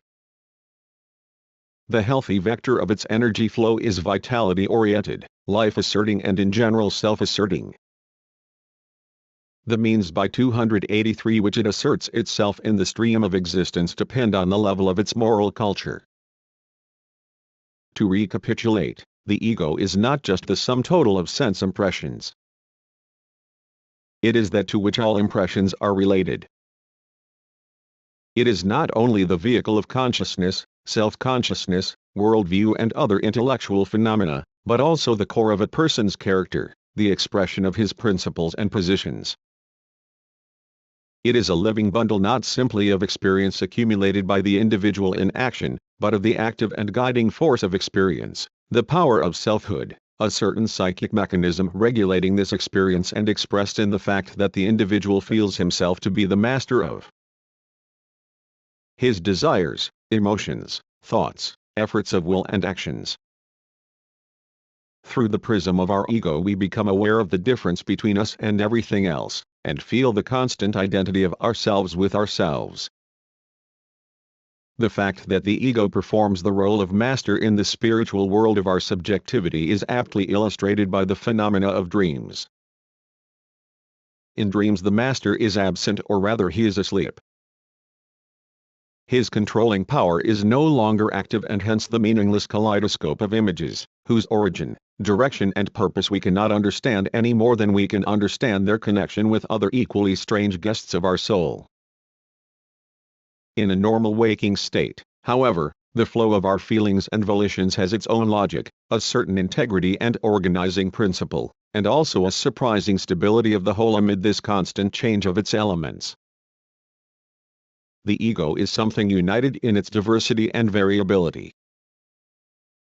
The ego of our childhood is something quite different from the ego of puberty and adolescence. The ego of maturity differs substantially from the ego of rebellious youth with its abundant hopes, and also from the ego of old age and senility, burdened with physical disabilities and an intense awareness of the approaching and inevitable end. The differences spanned by the age ladder, particularly between its top and bottom rungs, are so great that it is hardly believable that this is one and the same person. Evidently we all experience something similar when we look at photographs taken in our childhood, from which gaze the naive, innocent, inexperienced eyes of our distant and almost dreamlike past.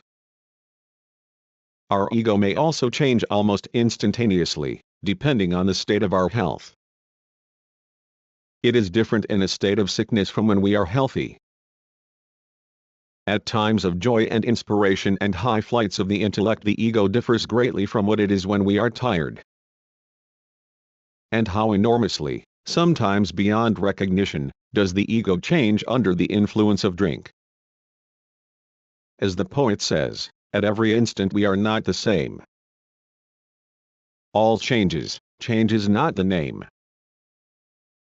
At the same time, in all this interflow of the changing ego, in all conditions, something invariable, stable, integral is preserved which, like the thread of Ariadne, guides a person through life, saving the something that is his ego, the something that distinguishes it from any other ego. Throughout his life a person carries in himself all his ages, recorded on the tape of memory. Without this thread that leads us along all the roads of life, our ego would fall apart into separate, disintegrated acts of existence and feeling. The ego is impossible without concrete sensations, thoughts, feelings and motivations, principles, positions and value orientations. But sensations, thoughts and feelings constantly change, moving from one qualitative state to another. They may also be controlled, programmed, for example, as in the change of personality achieved by an actor.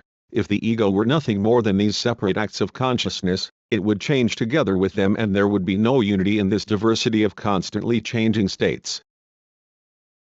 There are situational personalities, who drift with life and become so malleable that they adapt to any situation, become mere playthings of circumstance. And there are also natures that are quite the opposite, integrated, stable, confidently and firmly following their chosen path in life. The fact that the ego remains relatively stable and can resist external influences based on the brain's ability to record, store and reproduce information. A person regards even his childish pranks as his own, although they were performed by a different body and a different, child's, mind. Between our ego of today and our ego of yesterday lies a night full of dreams, the triumph of the unconscious, in which the chain of conscious acts is broken. There would be no continuity between these egos but for the bridge of memory that spans the gap. The plasticity and variability of our ego reveals itself also in its changes of role. At work as a manager, a person is different, for example, from what he is in the role of father of the family. When he finds himself in an official atmosphere, a person cannot permit himself all that he does in the family circle. Constantly moving with the flow of life, every person changes his ego on entering an office, his home, a railway carriage, an airplane, theater, hospital, and so on. Every day of our lives we are in motion, crossing various thresholds, entering this or that place, which has its own specific psychological atmosphere, requiring a certain readiness, a certain tuning of thought and feeling, a certain attitude and state of mind. Any change of situation influences our state in some way. This is particularly apparent when a person is in critical situations, taking an examination, consulting his doctor, meeting somebody he loves, and so on. In order to cope with such situations, a person must reckon with what lies beyond each threshold of existence. But despite the amazing plasticity of our ego, it possesses, when healthy, an internal connectedness, integrity and relative stability. That this is so can be seen in cases of mental illness. Highly relevant to our understanding of the human ego is the well-known syndrome of depersonalization, which sometimes assumes the strangest forms of deformation of the personality, ranging from a diffused awareness of self to the complete disappearance of self-awareness, when a person loses the sense of controlling his own feelings, thoughts and actions. I am no longer I. The initial stage of this mental disorder is derealization, when reality is removed, alienated from the person. Objects, events and people, without losing their empirical existence, become psychologically insignificant, unreal in the sense that the patient is incapable of establishing any meaningful contact with them. A wall rises between him and the world in general. He is alienated from his surroundings. He sees and understands but feels everything in a different way from what he did before. He loses his intelligent, comprehending sense of existence. The perception of things becomes a sensationless, dead fixation of only their outward appearance. In more serious cases, when depersonalization in the full sense of the word takes place, the patient loses all sense of the reality of his own body. The body is alienated and seen as something extraneous. The patient ceases to be aware of any form of life activity. He suffers from complete apathy. His feelings are blunted, he no longer experiences any joy in life. All its emotional colors fade. Out of sheer necessity he tries to appear cheerful. But inwardly he is drained and empty and consumed by hopeless misery.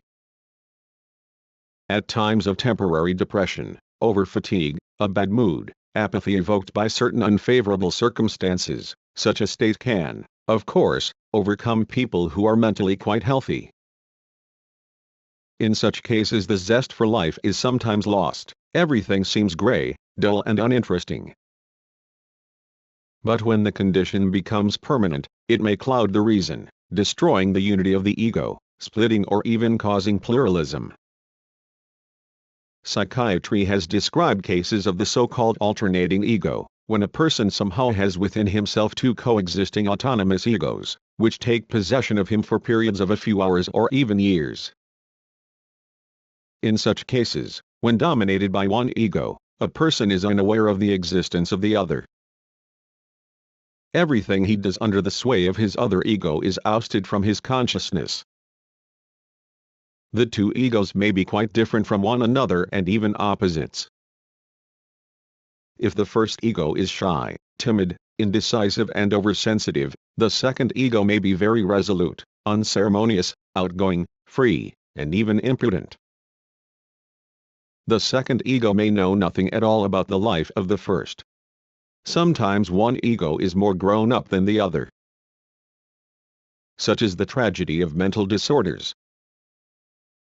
When a person is in a healthy state he carries through the whole of his life, through all its transformations, transmutations and states, the stable nucleus of his ego, conditioned both by the unity of his bodily organization, particularly the nervous system, and by the sturdy framework of character, temperament, and manner of feeling, thinking and acting. When remembering any stage of the path traveled, some surrender of principle or taste, a person tends to identify his present self with the past, his childhood and youth, with mature age. Not everything in us flows away irredeemably with the river of oblivion. Thus, the human ego, while substantially changing under the influence of social conditions and together with growing knowledge, cultivated emotions and training of the will, and also with changes in physical states, health, and so on, nonetheless preserves its intrinsic integrity and relative stability. Thanks to the existence of certain essential and variable characteristics of the structure of his mental world, a person remains himself. We move from one stage in life to another, carrying with us all the baggage of our intellectual gains, and change as this wealth increases and our physical organization develops.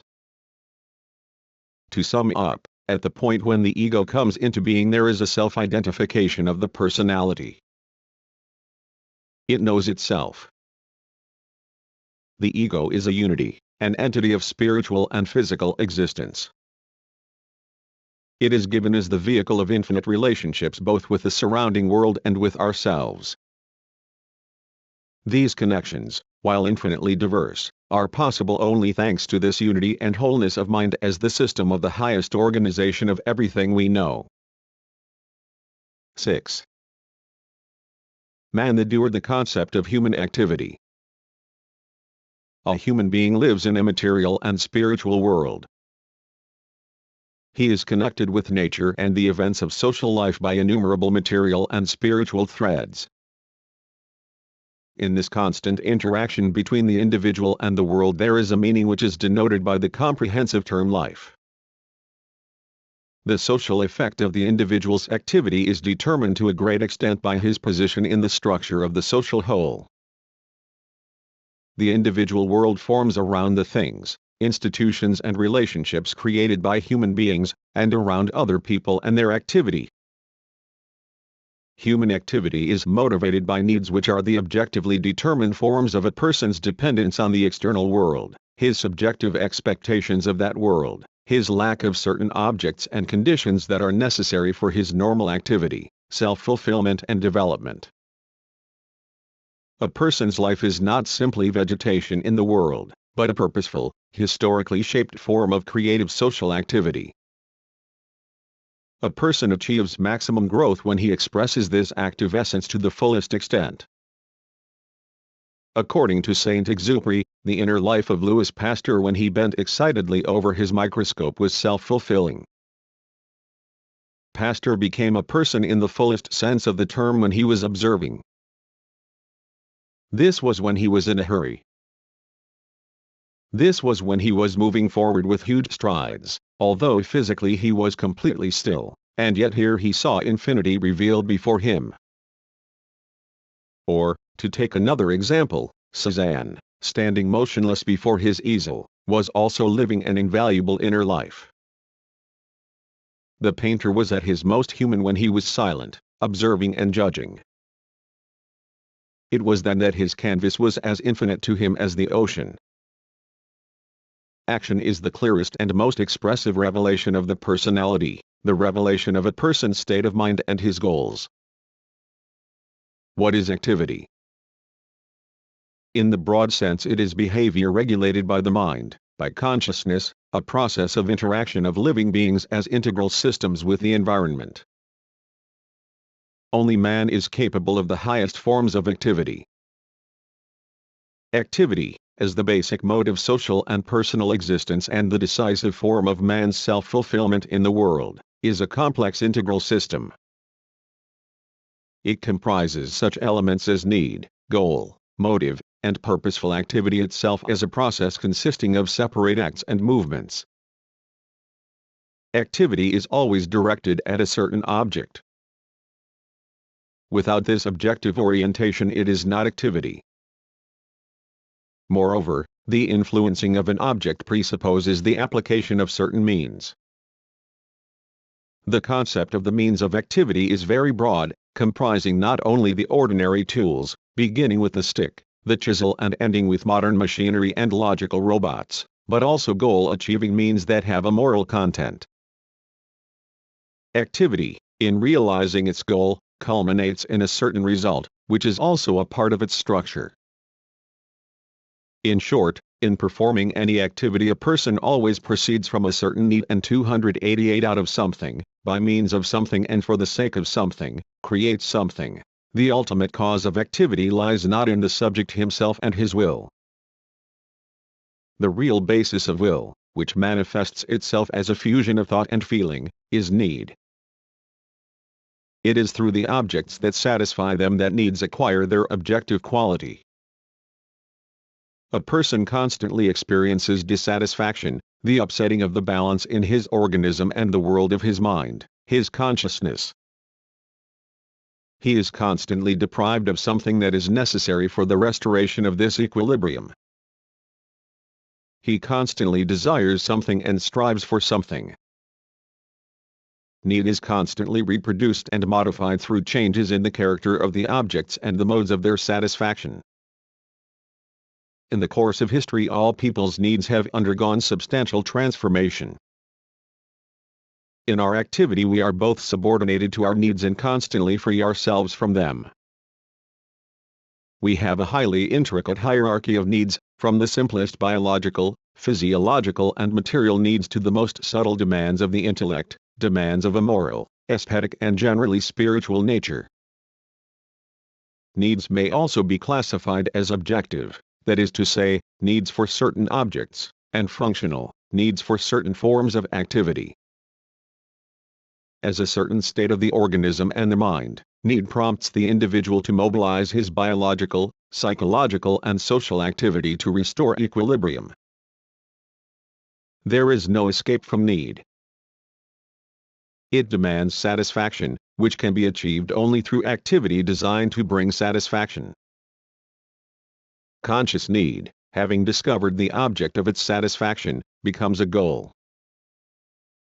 It is the goal that provides the model for that part of the content of our thought that must become action. A goal is the intended result of activity, an ideal model of a desired future. Through his anticipatory thinking, a person creates a certain plan of the expected results of his activity. If the activity coincides with this plan, it is culminated and ceases. If it does not coincide, the information again circulates and the search for a solution continues. Every action presupposes two closely interconnected processes: anticipation, foreseeing of the future, and programming, planning of the ways of its achievement. Thus activity obeys a force moving from the individual's past experience towards the future, and the goal-setting force that moves from the future to the present. From being the ideal form of the goal, the future is transformed into the reality of the present. A goal determines the means for changing a thing, and an effort of will makes it possible to achieve the goal through action. While thought takes the world as it is, will, on the contrary, aims at making the world into something that it should be. 289 is the will that enables us to objectify the force of knowledge. The effectiveness of activity depends to a great extent on our ability to see the connection between the goal and the means of its achievement. The term means implies everything that exists for the achievement of a goal. It may be a hand, the surgeon's scalpel, the bandit's knife, the axe of the savage, modern machinery, an animal, or another person. A thing is not a means unless it has a goal, and a goal is merely an abstract and empty desire if there is no means to achieve it. In a certain sense, a means is something higher than a goal. Possession of means gives a person great power over nature, whereas when formulating his goals he tends to be subordinate to nature. Human reason constantly, persistently and inventively creates increasingly powerful and sophisticated means, and puts them to work for the achievement of its countless and constantly proliferating goals. We have been analyzing human activity as the highest form of activity, but activity also exists in animals, which also proceed from needs, from the goals and means available, but the determining factor in animal behavior is only biological need. Activity in general is a property of the animate form of the organization of matter, when its animate structural formations acquire the ability to perceive, store and transform information, using it for purposes of survival and adaptation to the conditions of existence, or, at the human level, their active rational modification. So one can speak of the behavior of non-organic objects, for example, the behavior of the electron, the planet, a machine, and so on, only in the metaphorical sense. The term behavior is applicable both to individuals and to groups of individuals, the behavior of the biological species, the behavior of the social group. Of fundamental importance in activity is a person's worldview, which determines the orientation of activity and its social value. Human activity is inseparably connected with a system of speech signals which a person assimilates in the process of communication with other people. This provides the preconditions for the transference of external activities to the internal plane. This is what enables us to create the image of the desired future in our consciousness, to evaluate ourselves and maintain self-control. In social life, a person's activity depends on the character of his relations with the groups of which he is a member. The group itself acts as a special kind of subject of activity, with collective goals and motivations.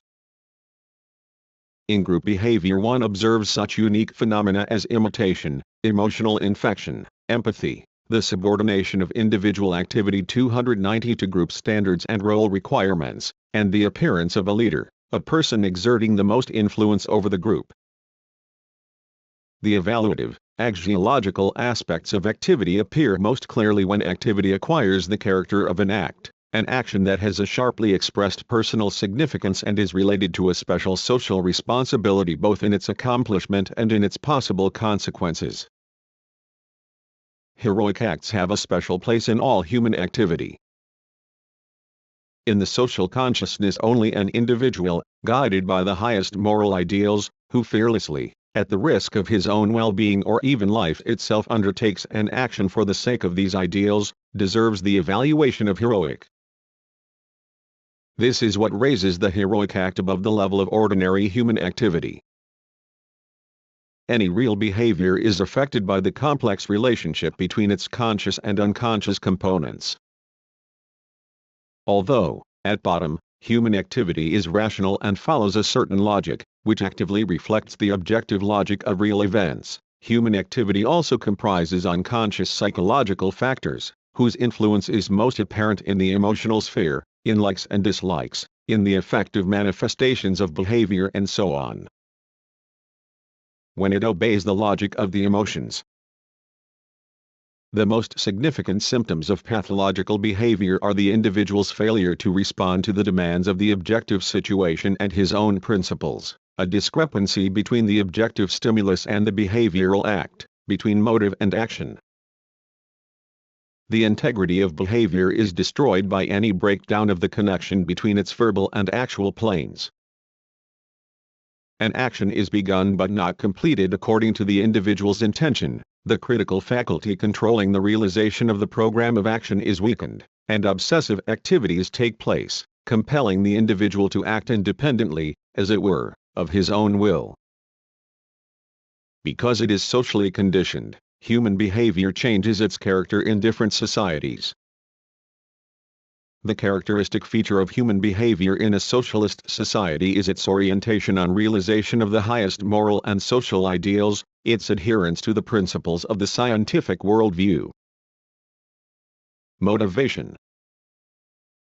Activity is not just the spontaneous reactions of the individual. It is stimulated by external and internal forces which are called motives. Motivation is a crucial factor in the spiritual, mental regulation of life activity, a factor which stimulates such activity and gives it its selective, stable orientation. As in 291 expression of human activity, motivation tells us why, for what purpose and in what way a person's actual activities are carried out.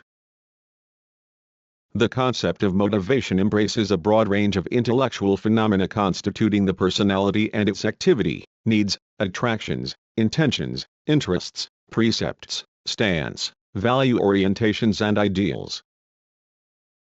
Nobody does anything or can do anything without doing it for the direct or indirect satisfaction of his needs and interests. But motivation as such cannot be reduced to one of these mental factors. Because it is closely connected with need and interest, motivation may in certain circumstances come into contradiction with them. Actions imposed on the individual from outside, particularly those that are imposed forcibly, against his will and interests, and thus sometimes setting up a very sharp motivational conflict, fall into a special category. To understand the meaning of any action or deed, one must discover why it was performed, that is, what its motivation was. Unmotivated actions often bespeak pathological disorders in the individual. Objectively, motivation may not coincide with its subjective reflection in the consciousness, with the way the individual himself explains the causes and purpose of his actions, not only in cases when he deliberately hides them, but also when he is puzzled as to the true motivation of his actions. Identification and comprehension of human motives help to restore mental health in cases of neurotic behavior. Motivation is a crucial factor not only in the realization of actions but in their inhibition, which plays an important part in shaping the personality with a stable will, capable of resisting undesirable impulses and attractions. Motivation may come into conflict with the organism's direct biological needs, regulating behavior in contradiction to these needs or impelling a person to perform actions that compensate for their absence. For example, in a sick man who feels no need for food, the absence of this need is compensated by the motivation created by his understanding of the importance of food for the function of his organism. A motivation comprises not only certain goals but also the ways of achieving them. Even man's most elementary organic needs are conditioned by the history of society and culture. Hunger is always hunger. But hunger which is satisfied by roast meat with various flavorings or spices, and eaten with a knife and fork is not the same as the hunger satisfied by tearing at the bloody flesh of the prey. In the development of the theory of the personality, the category of motivation has always been treated as one of the most fundamental. It comprises all the motivating forces of human behavior, defined by such terms as instinct, passion, emotion, affect, and so on. Up to the time of 292 modern psychology, which now has a developed apparatus of categories, the phenomena related to motivation were attributed either to the effect of organismic needs, hunger, thirst, self-preservation, or to the activity of the consciousness and will, understood as special immaterial forces. The specific feature of motivation as a psychological factor that could not be reduced either to physiological mechanisms or to projections in the individual's consciousness was not investigated. The first psychological theories of motivation were proposed by Sigmund Freud and his school, by the German psychologist Kurt Lewin and the American behaviorists. All these theories share the notion that motivation intervenes in the system of tensions between the individual and his environment as a way of releasing this tension. The general biological principle of homeostasis was thus extended to the psychological regulation of behavior. Freud believed that tension, originating from unconscious psychic impulses, sexual or aggressive, and striving to break through the censorship of the consciousness, was released in various symbolic forms, both intellectual and behavioral. This idea gained a particularly wide following in the psychoanalytical schools of Western psychiatry. A large number of experimental researches on motivation were carried out on the basis of Lewin's dynamic theory of personality, field theory, which maintained that when the individual interacts with his environment, the objects of this environment themselves acquire stimulating force, that is to say, become motives of behavior. It was established that in the case of interrupted, incomplete action, the motive, being unreleased, retained its urgency. For this reason, uncompleted actions make a deeper impression on the memory than the completed, whose motivation potential has been exhausted. Incomplete action phenomenon. It was also discovered that constant repetition of one and the same action resulted in the phenomena of satiation and oversatiation, due to the drop in pressure in the system of motivation, which had been exhausted. Exhaustion was less in cases of activity that was of great importance to the individual and affected the stable nucleus, and not the peripheral aims and values. In contrast to Freud, who reduced motivation to infantile impulses, Lewin believed that the origin of motivation in human beings was to be found in the contact between the immediate concrete environment and the individual at a given micro-interval of time. He also studied the dynamics of motivation as a process depending on success or failure in solving various kinds of problems, both practical and theoretical, and showed the dependence of motivation on the level of expectation, that is to say, the degree of difficulty that might be encountered in achieving the chosen goal. 293. Much importance is also attached to the problem of motivation in the theories of the behaviorists, who understand a motive as a stimulus, external or internal, influencing behavior, and activating certain responses in the organism. The behaviorist position, which stresses the determining role of biological motivation, contrasts with conceptions that give priority to high intellectual values, aims, and ideals as having a unique human character, humanistic or existentialist psychology. The individual's desire to fortify and expand his internal phenomenal world, to unfold his creative potentials and strengthen his own ego is regarded as a most important aspect of motivation. The basic motivation of human behavior lies in the desire originally implanted in the subject for self-realization, self-actualization. The structure of the personality has various levels of motivation, the lower levels being connected with homeostatic needs, desire to relieve tension, and the higher, with the development of such human qualities as initiative, sense of responsibility, quest for new situations, demanding effort, and the accomplishment of increasingly complex tasks. In life, In man, such higher motivations dominate and are functionally autonomous in relation to elementary biological motivation. Man's basic motivations include the need to communicate, to feel that one belongs to other people, the need for love, creativity, in which the personality finds self-fulfillment. Failure to satisfy these needs can cause neuroses. However, these theories tend to ignore the socio-historical nature of human motivation. Motives are shaped in the system of a person's vital relations with the real world, and for this reason, while having biological preconditions in the form of the corresponding needs of the organism, they are concretized, transformed and realized according to the conditions of a person's social existence. Since they are an objectively operating factor, motives are refracted at the level of consciousness in various intellectual forms: the image, the concept, the idea, the dream, and the ideal, which expresses global motives determining the behavior of individuals and the social group in the long term. The degree to which a motive is understood by a specific individual may differ and depends both on the individual's experience of life and on his individual qualities and peculiarities. Acute forms of inadequate reflection of real motives in consciousness are to be observed in pathological behavior. Psychology has evolved theories of the dynamics of motivation as a conflict of motives, which is one of the important phases of volitional action. In pathological cases, the individual finds himself unable to take a decision that adequately answers the situation. A prolonged conflict of 294 motives may paralyze the individual's abilities to act and induce acute suggestibility. Motivation is closely connected with the individual's emotional makeup, which reflects the nature and degree of satisfaction of his needs. Emotional experiences in their various forms are enriched through the development of motives, which draw into the sphere of human activity an increasing range of objects, evoking positive and negative emotions. The individual's need to assert his own value and dignity in the process of real activity, in socially significant actions and creative achievements, plays a special role in motivation.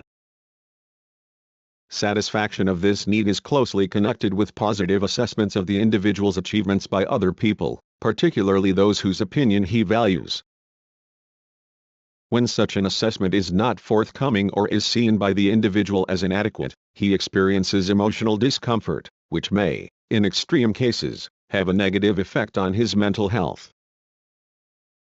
A person's mental health may also be unfavorably affected by excessive pretensions, making satisfaction of his own high self-appraisal impossible. This leads to emotional stress, breakdown and conflicts with other people.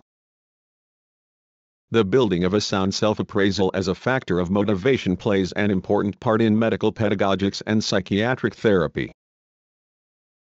Obviously, the study of the decision-making mechanisms, particularly in crisis situations, when alternative situations require that an individual take the optimal decision in the shortest period of time in accordance with changing circumstances, is of great importance.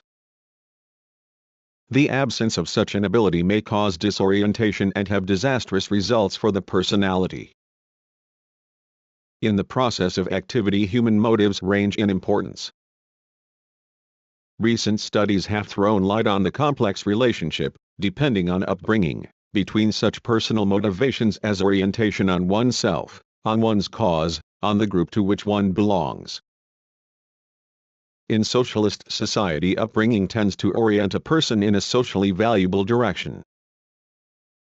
Motives differ not only in their orientation but also in their intensity.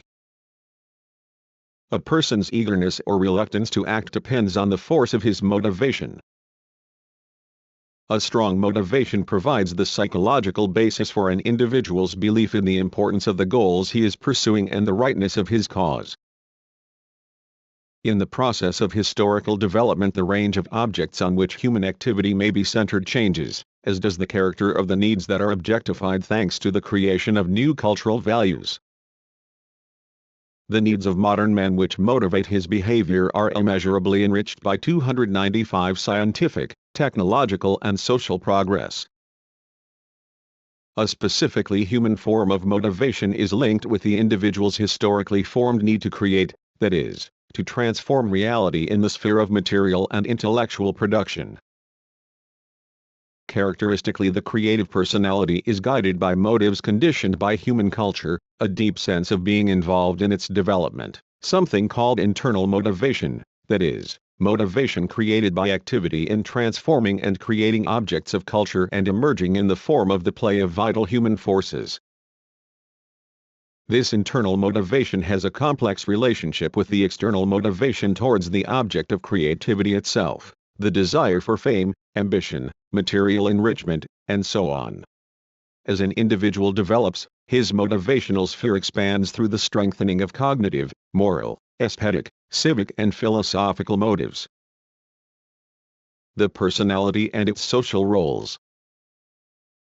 Human activity is sometimes understood as the playing of roles. Plato saw life as a kind of drama, both tragedy and comedy, in which people play the parts assigned to them by fate or the gods.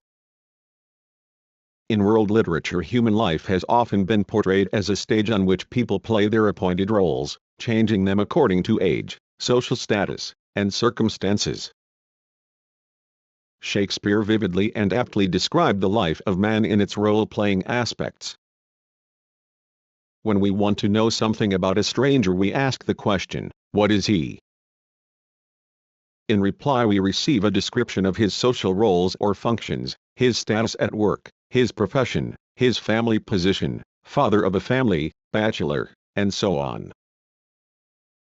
This is all easily understandable. The individual is characterized primarily through the various forms of his activity. These forms reveal the essence of his personality, his intellectual, emotional and volitional qualities, features of character, temperament, morality, aesthetic taste, socio-political and other positions. When a theater producer is considering the staging of a play or a film, he selects certain actors for the parts, emperor, fool, lover, and so on. To perform any role, an actor must be able to transform himself. This is the essence of his profession. This involves one ego becoming another, one self leaving itself and entering another self. The actor tries to get away from the sense of being himself in a certain role to the sense of that role becoming his self. By putting himself in the place of another self, the actor acts in the name of that person, as though by proxy. This ability implies living a second life or even quite a different life and, in doing so, manifesting one's true artistic life, one's artistic ego. Much though he may desire it, however, even if he loves another person immeasurably, no one can, in principle, become wholly fused with another. He may only temporarily assume his role, assimilate and reproduce his manner of behavior, his gestures and manners, the unique features of his makeup, way of life, thinking, feeling, the way his will acts, and so on. In order to play a role skillfully, an actor impersonates the character of another man and expresses his inner world by his acting.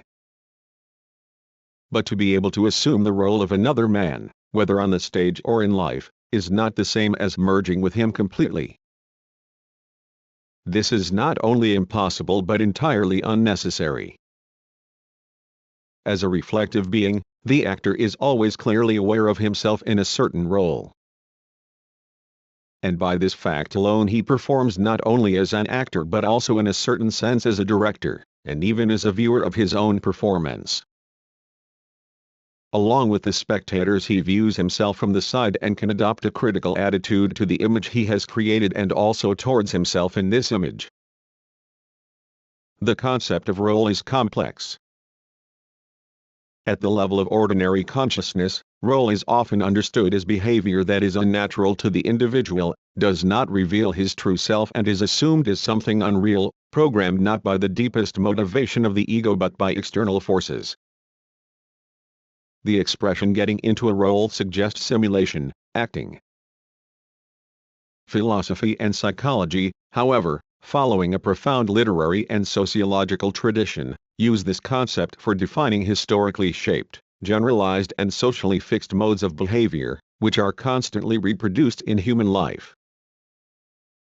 And in this scientific sense one can say that all our lives we do nothing but play certain roles, and each of us does this to the extent of his gifts, inclinations, moral culture, aesthetic taste, view of the world, and his understanding of social duty and mission in life. Even children in their play activity enter into a situation of role-playing with accepted rules of the game. The child begins by playing the role of pupil and various other school roles, then goes on to the roles he adopts at college. When he later enters the full sweep of life, the young man feels the need to choose a certain role or a system of roles for himself, which is mainly a matter of choosing a profession. History has prepared and perfected for us its scenario, containing all the various roles that society needs at a given stage of its development. And the logic of life offers every person who enters it a kind of list of roles, mainly in the form of certain professions. It goes without saying that to play one or another role there must be a vacancy for that role. With different people this comes about in different ways. Some persistently and purposefully choose and carefully assume their role, while others adopt quite a different approach and allow themselves to be drawn into a certain role by the spontaneous forces of life. Yet others are placed or even pushed in various ways into a certain role. In offering people its specific roles, society makes specific demands on the performers. In slave society, for instance, certain roles were allotted to the masters and to free citizens in general, while quite different roles were assigned to the slaves, who were deprived of almost every opportunity of displaying social activity. Feudalism substantially changed the roles and the demands on the performers. The new roles were those of kings, czars, feudal lords, stewards, serfs, servants. Capitalism introduced more new roles and requirements for those who were to perform them. Here there were businessmen, entrepreneurs, merchants, manufacturers, workers. Qualitatively different roles and demands on the performers were brought into being by the world of socialism with its principles of equality, the abolition of exploitation, the new moral content of labor and of other social functions. Role-playing in society is not what it is on stage. While an actor plays the part of another person, the human being in real life is not an actor, he is playing himself and remains himself in all the forms of his life activity. Here we have the true essence of the human being as a non-actor. Exceptions are to be found in the work of the intelligence agent, and so on.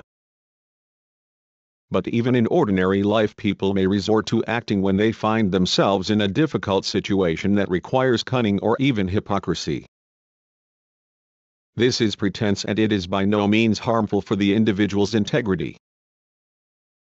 When he has played his role, the actor discards the mask and returns to his own self, he becomes himself again. Admittedly, there have been cases of an actor entering his role so completely, particularly when playing a pathological type, that for some time afterwards he feels the scratches left on him by the sick personality he impersonated. In life a human being may receive not just scratches on his ego, but deep and sometimes dangerous wounds, when he plays a role to the point of inner discord between his true self and the mask. On the moral plane, the splitting of one's own conduct into that of ego and mask, no matter how we may try to justify it, signifies an attempt to avoid responsibility for certain aspects of one's activity. The victory of the mask over the ego, for which the individual very often blames circumstances, such as life, sometimes signifies the triumph of the mask over the true face. It is impossible without serious harm to the subtle mechanism of one's mentality to live for a long time in an atmosphere of psychological division, of constant bargaining with oneself. Sooner or later a person must make his choice.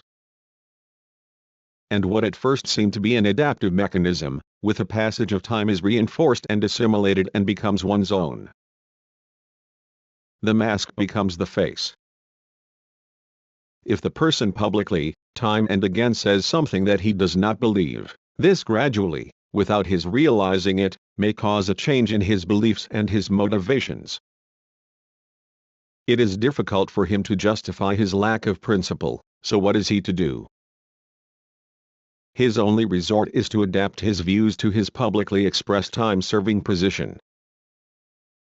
The inner conflict is thus reduced and then removed, and the ego recovers its integrity, but in a different quality. Sometimes a person does not identify himself with a certain act, if it remains anonymous or if the action is forced upon him, or in the case of collectively taken decisions, where the measure of personal responsibility is not defined, and here there may be no conflict. The human ego is sometimes compared to a rubber ball. It can be compressed, squeezed out of shape, even trodden on, and yet is still capable of recovering its previous inflated state. But sometimes we encounter the powerfully protected ego, hard as a diamond, invulnerable to ridicule, proud, free of any servility, and not easily influenced. These are whole, compact personalities, and their structure differs from the looseness and flabbiness of some other egos. Besides physiological protective mechanisms, there are also psychological mechanisms. Some people protect their egos by attacking, others are less aggressive and more skillful in defense, and others rely on a real or assumed indifference to everything. A childish helplessness may also serve as a kind of armor for the ego. Some people are astonishingly vulnerable. They protect themselves with the gleaming shield of unlimited kindness, the shield of moral holiness. It must be stressed that the individual himself and not someone else is the initiator of all the aspects of his behavior. We may stress the impersonality of social roles when we want to awaken a critical attitude to the inherited modes of life. But when this impersonality is absolutized, this may serve as a justification for passivity and moral irresponsibility, for becoming a tool in somebody else's hands. The wry joke that the respectable person is one who feels disgusted by the dirty tricks he plays only emphasizes the fact that the truly respectable, decent person would not play a dirty trick for anything in the world. This is the inspiring integrity of the morally cultivated personality who truly understands his noble purpose in life. The integrity that humanity so deeply needs has nothing in common with the rock-like hardness of the unfeeling monolith, which is only eroded by time. Every sensible person shows the necessary flexibility in fulfilling the role dictated by the nature of the specific situation. There can be no set roles or rules, instructions or orders, for all the infinitely varied situations in life. 299 people's characters are different, and this shows itself in literally everything. According to our knowledge of people, we expect from those around us certain actions characteristic of a given person in a given concrete situation. All the time we are in a state of expectation. From one person we expect help, kindness, sympathy, humor; from another stubbornness, ambition; from another, silent thoughtfulness or vigorous action. Sometimes, however, the response may not be quite what we expected. The person concerned suffers from a conflict of roles. This may happen for many reasons. For example, the performer lacks the intellect required for the role he has to play. The role may demand exceptional wisdom while the performer is a primitive, undeveloped person. Conflicts may also arise on moral grounds. A person thinks one thing but acts differently, or holds one view but expresses another. In one situation a person may say one thing, in another the opposite. Unfortunately, this is common enough in life. Fiction has often portrayed such situations and roles. Role-playing activity is noted for its polarity. Where a trusting simpleton appears, we also find an arrogant trickster. The humble person is often associated with a dominating personality, and where somebody is holier than the Pope, we also find heretics. In other words, where there is an anvil we may expect to see a hammer. Is a person responsible for his social role? Or is he rather the victim than the responsible agent of his actions? This is the problem of the conflict of the mask and the ego. The mask is not the ego but something quite separate from it. It is put on to hide the true face, to free oneself from convention and obtain anonymity, and at the same time a personal freedom amounting to irresponsibility. This happens, for example, in the masquerade. The shy person no longer has to play the role of shyness, and the servile person need no longer be servile. A character in one of Marcel Marceau's pantomimes changes his masks before the public.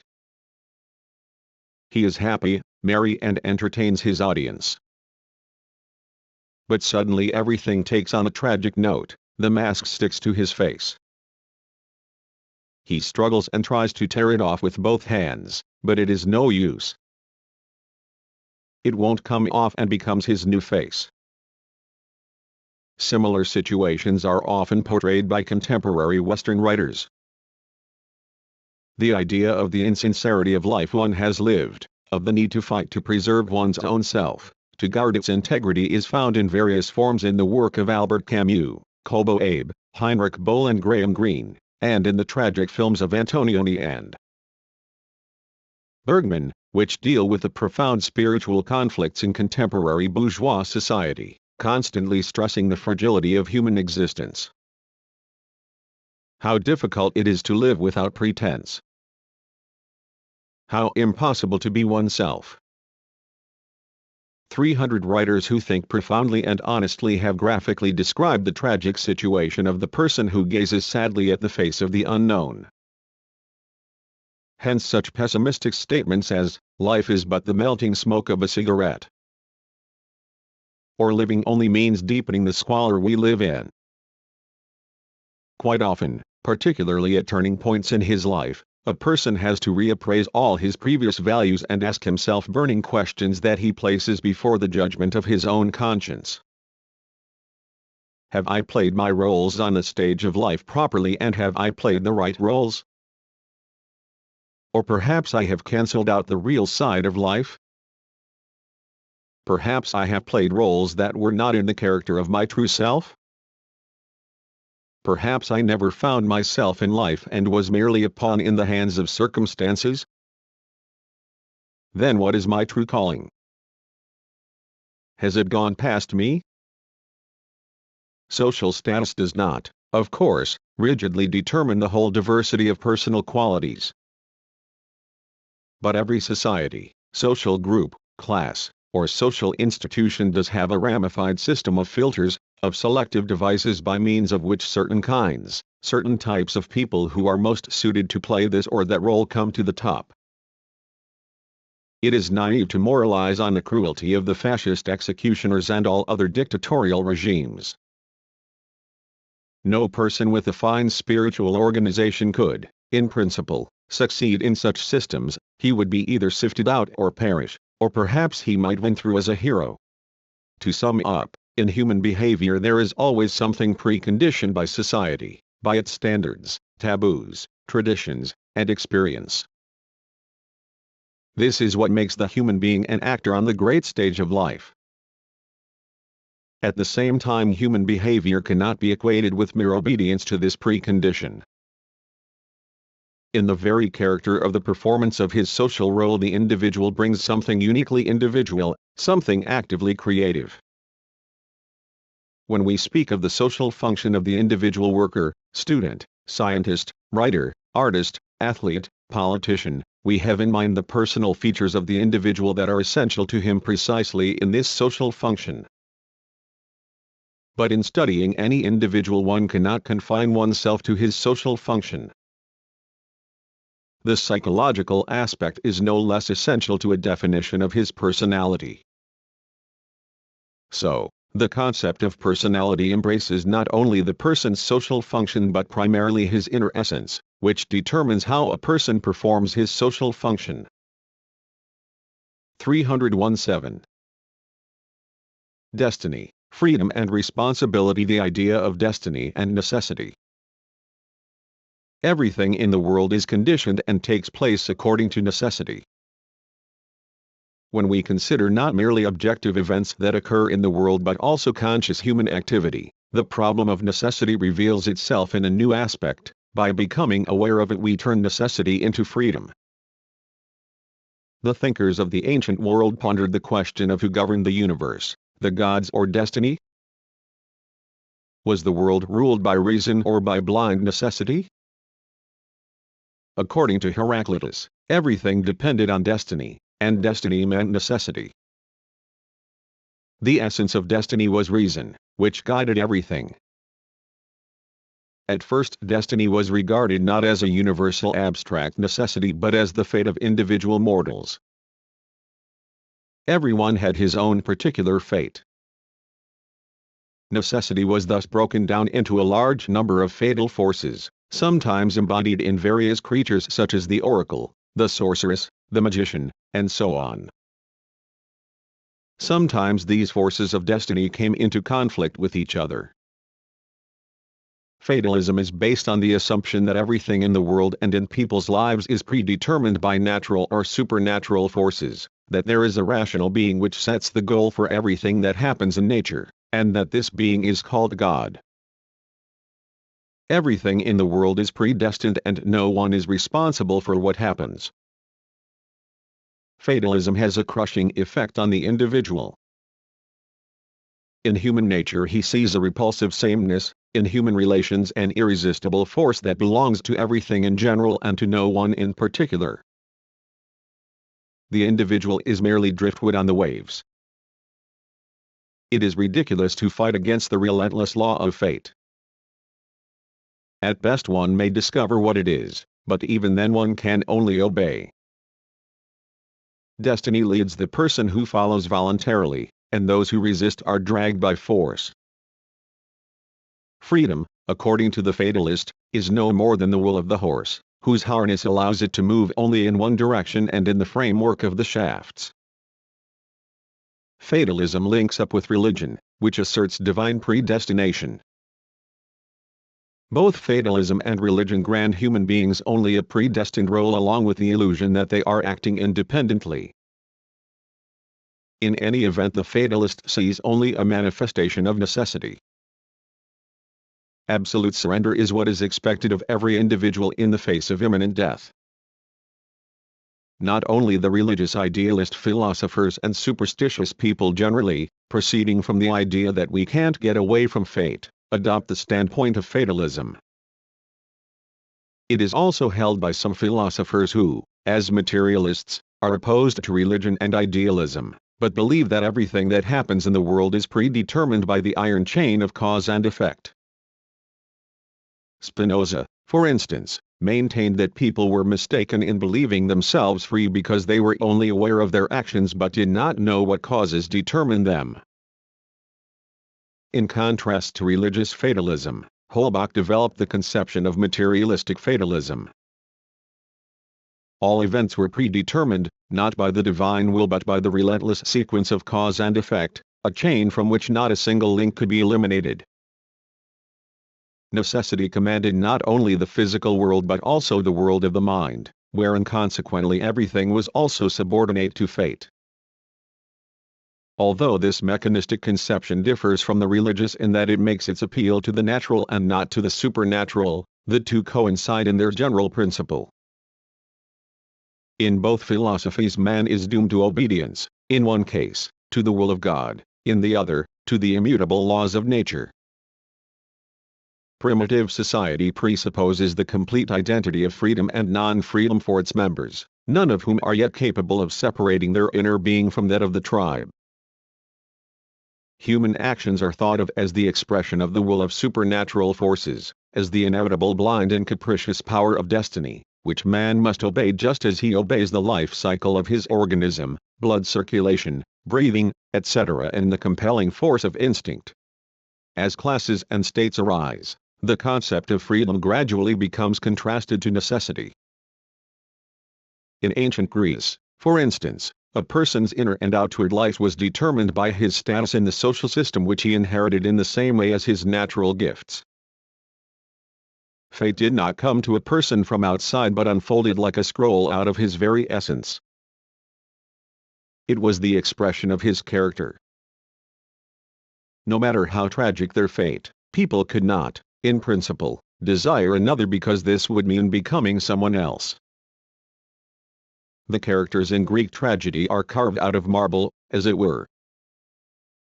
For example, in the works of Aeschylus all the actions of Oedipus are programmed by fate long before his birth.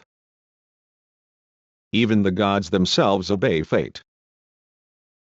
According to legend, the Pythian of Delphi proclaimed that even the gods could not avoid what was preordained by fate. No one knew the intentions of fate except the three fateful sisters, Clotho, Lachesis and Atropos. Clotho held the distaff of inevitability on which the thread of life was spun. Lachesis turned the spindle and decided the actions and events of life. Atropos held the scissors to cut the thread of life. Although fate was thought of as something unknowable and absolutely mysterious, people sought to discern its intentions by turning to the oracles. 303 It was believed that fate could not be understood by means of causal explanation and could reveal its secrets only to the unconscious.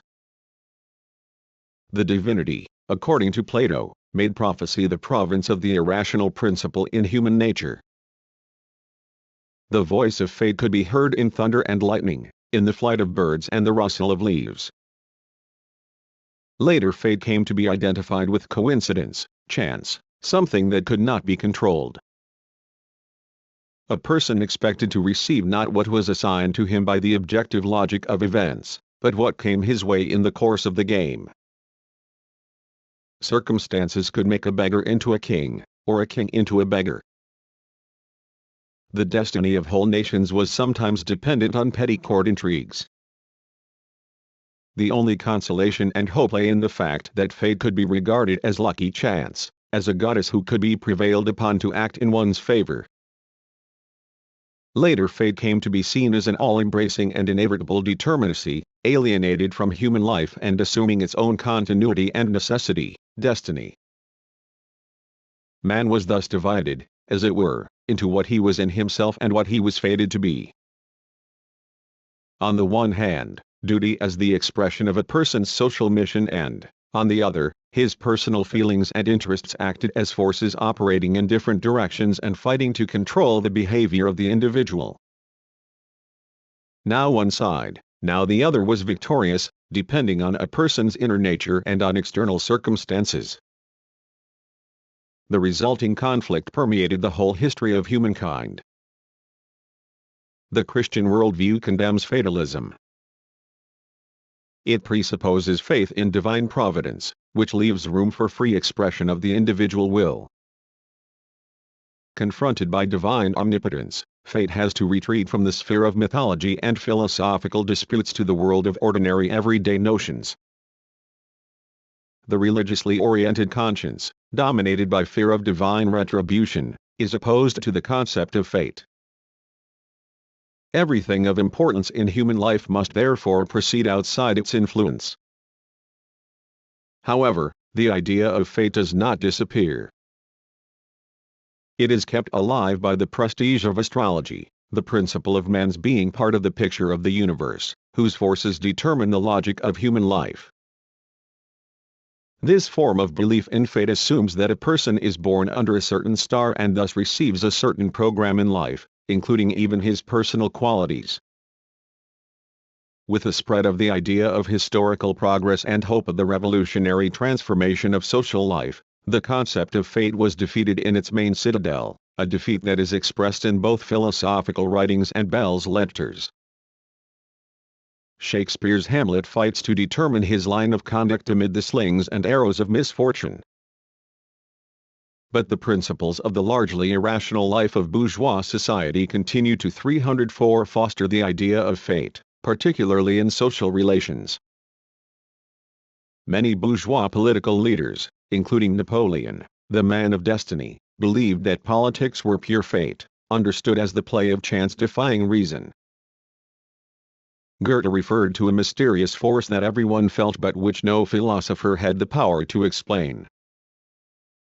By studying the symbols of astrology, Goethe tried to get back to the ancient conception of fate as something immanent in all living things, the irrational life program.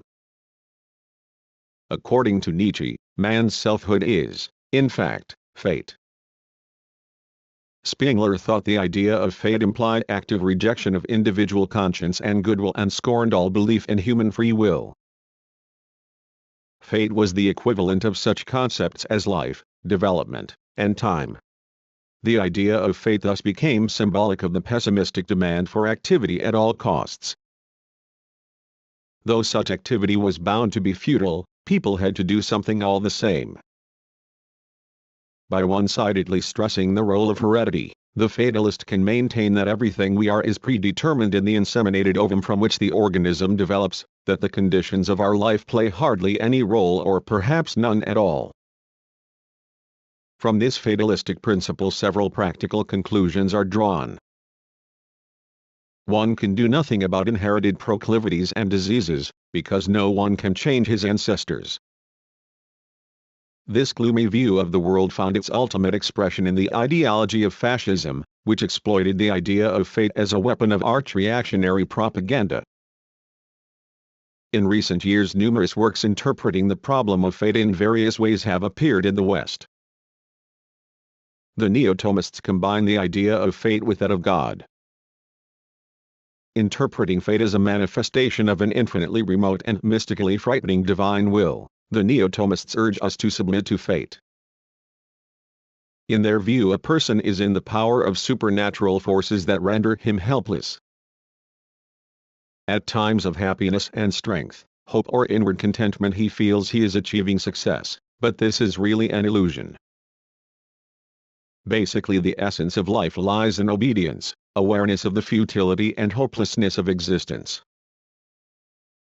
In scientific, realistically oriented thinking, the idea of fate has no categorical meaning. The word is often used to denote an unfavorable or favorable set of circumstances beyond human control and planning. The word fate is also used among people who have no faith in any kind of destiny. In the ordinary consciousness, it serves to express the idea of necessity, chance, or a combination of the two. It is used, for example, when we are talking of the law-governed result of development of certain events which are truly inevitable, although there is nothing mystical about this outcome. For 305 example, we speak of a certain person's fate being decided in advance. The concept of fate is sometimes used to denote a person's path in life, not necessarily determined by any one person or thing, but the outcome of a combination of the necessary, the accidental, the spontaneous, and the conscious in human life. By fate we may also mean a certain program of behavior determined by heredity, and by the features of temperament and character, wisdom or stupidity, restraint or hot-headedness, acquired during life. In folk wisdom this is expressed in the saying, sow a deed and reap a habit, sow a habit and reap a character, sow a character and reap a fate. The problem of freedom. Stressing the complexity of the problem of freedom, Hegel wrote, "Of no idea can it be stated with such complete justification that it is vague, ambiguous, and capable of generating the greatest misunderstanding, and therefore liable to be misunderstood, as the idea of freedom, and no idea is discussed with so little understanding of its nature." 1. Freedom is the key philosophical problem, the crown of all the efforts of theoretical thinking, the culminating moment of any mature philosophical system. There is nothing higher or more significant in any system of philosophical worldview or in the actual stream of human life. It encompasses the meaning of history and stands as the true criterion of social progress. The sacred word freedom has resounded throughout the centuries on the lips of the oppressed and is the guiding star of their social endeavors. For the sake of the triumph of freedom in the life of society, for the sake of the individual's right to self-expression and creativity, revolutionaries at all times and among all peoples have been ready to face deportation, the stake, the gallows, the guillotine. Guided by a profound social awareness, their hearts yearn for freedom in the name of the happiness of the poor and oppressed, 1 Hegel, Die Philosophik des Geistes in, Work, Siebenter Band, Berlin, 1845, s. 374. The entire system of connections between the individual, nature and society, all the demands that society makes on the individual and the individual's dependence on the world are in constant contradiction with the idea of free will. But this contradiction takes place in the framework of a unity, the unity of will and the real conditions for the manifestation of its freedom. The actively creative nature of the human consciousness refuses to accept the purely mechanistic interpretation of people's dependence on external circumstances characteristic of the metaphysical materialism of the 18th century, which maintained that our life was a line that we were bound to follow across the face of the earth. Guided by external forces from whose control no man could deviate by a single step. If a person acted only under the influence of external forces, he would suffer the fate of Buridan's ass, which was unable to choose between two equidistant stacks of hay and therefore died of starvation. Is a human being free in his choice of action, or are his actions preordained by forces beyond his control and opposed to his will? If we say that man is free, how can we reconcile our answer with our acknowledgement of objective necessity? If we say he is not free, does this mean that people are only a means of realizing the laws of social development?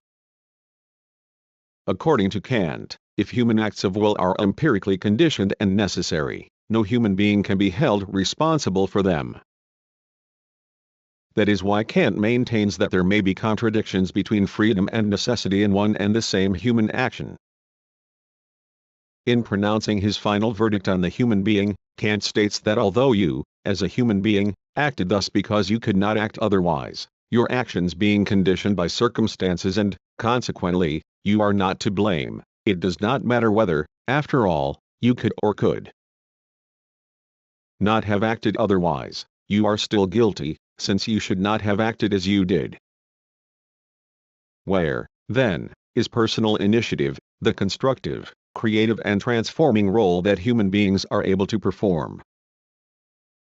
The doctrine of non-freedom of the will, which belittles the dignity of man as a self-determinate active personality, absolves man of all responsibility for any crime or action and disentitles him of any reward for heroism. If everything is preordained, where is the fault of the criminal or the merit of the good man and the hero? The thinkers who built the Christian worldview had to face up to this problem at an early stage. The problem of the relation between freedom and necessity was understood as a relation between freedom and grace, that is to say the freedom of man and the freedom of God. Here an antinomy arises that Christian theology since the days of Augustine has had to wrestle with. If we assume freedom of the human will, what are we to do about freedom of the divine will and vice versa? Unlimited freedom for man must limit the freedom of God, while assumption of the latter deprives man of free will. Augustine solved the contradiction by acknowledging only the human right to do evil, the idea of the fall, while only God had the freedom to do good. Here we have the basis of Augustine's theory of predestination, which is, in effect, a theory of the freedom of a personal God. Man's good actions are performed by the grace of God. He is free only to commit sin. According to Kant, the ability to initiate events independently, i.e., without compulsion, is freedom. Man has many roads before him and he can choose any one of them. But they all lie in the zone of activity of knowable natural and social laws. The problem of freedom cannot be solved, although many attempt to do so, by discussing free will, understood as a mental phenomenon that is not determined in any way. Such a psychological statement of the problem of human freedom reveals a tendency to contrast metaphysically two independent kinds of phenomena, the material, which are causally conditioned, and the ideal, the mental, which are not objectively determined. Thus, freedom and necessity are not seen as being intrinsically related but are referred to different spheres of existence. That is to say, mental and material phenomena are dualistically counterposed and an impassable gap is set between them. Free will is associated with indeterminism and thus, in effect, identified with arbitrariness, with license. Psychologists define free will as the possibility of performing alternative actions in one and the same situation, as the ability to choose one of them and to rule out all the other possibilities. This is related to the struggle of motives, and the domination and victory of one particular motive. In other words, human freedom amounts to the possibility of deciding which line of conduct to take and which to reject. In this sense, freedom assumes a meaningful of vital importance. According to Spinoza, we are in bondage to the extent that what happens to us is conditioned by external causes, and free to the extent that we act upon our own judgment. Free will takes the form of purposeful and selective action based on conscious necessity. Thus, every free action is a unity of necessity and freedom. The concept of freedom is ambiguous. For example, an individual becomes free in the positive sense of the word when he acquires the opportunity to fulfill himself, to realize his essential powers. In the words of Marx, man is free not through the negative power to avoid this or that but through the positive power to assert his true individuality. 11 Marx and Engels, The Holy Family in Collected Works, Volume 4, Progress Publishers, Moscow, 1975. Pages 131. Freedom is sometimes defined only in a negative sense, as personal independence, as the ability to say no. However, every denial has to be made from certain, perhaps not fully conscious positions, implying a positive principle, which justifies a person's rejection of something and expresses the meaning and value of his rejection. Any rejection of one thing must imply an assertion of something else. Every struggle against one thing ultimately amounts to a struggle for something else. The significance of this struggle is determined by the goals it sets and the positions from which it is conducted. In this sense, freedom is in direct contrast not to necessity, understood as determinacy, but to compulsion, to coercion, the use of force. But no coercion, even of the most violent nature, rules out the possibility of freedom, although it may severely restrict that possibility. The determinacy of freedom should not be confused and certainly not be identified with coercion.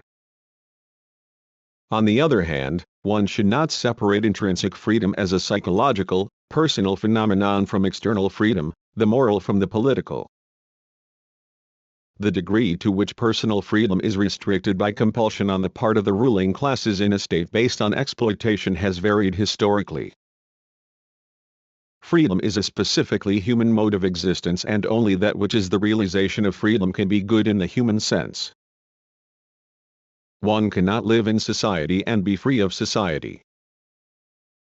Freedom, as understood by the Greek philosopher Diogenes, who lived in a tub to show his independence of society, denotes the breaking of all human and social ties with the world and thus implies only an abstract symbol of freedom. Such freedom indicates either withdrawal from life or a complete opposing of oneself to social standards on the principle everything is permissible. However, there is no action that does not in some way affect another person. There are no completely isolated human beings. The person who alienates himself from the community does harm to that community.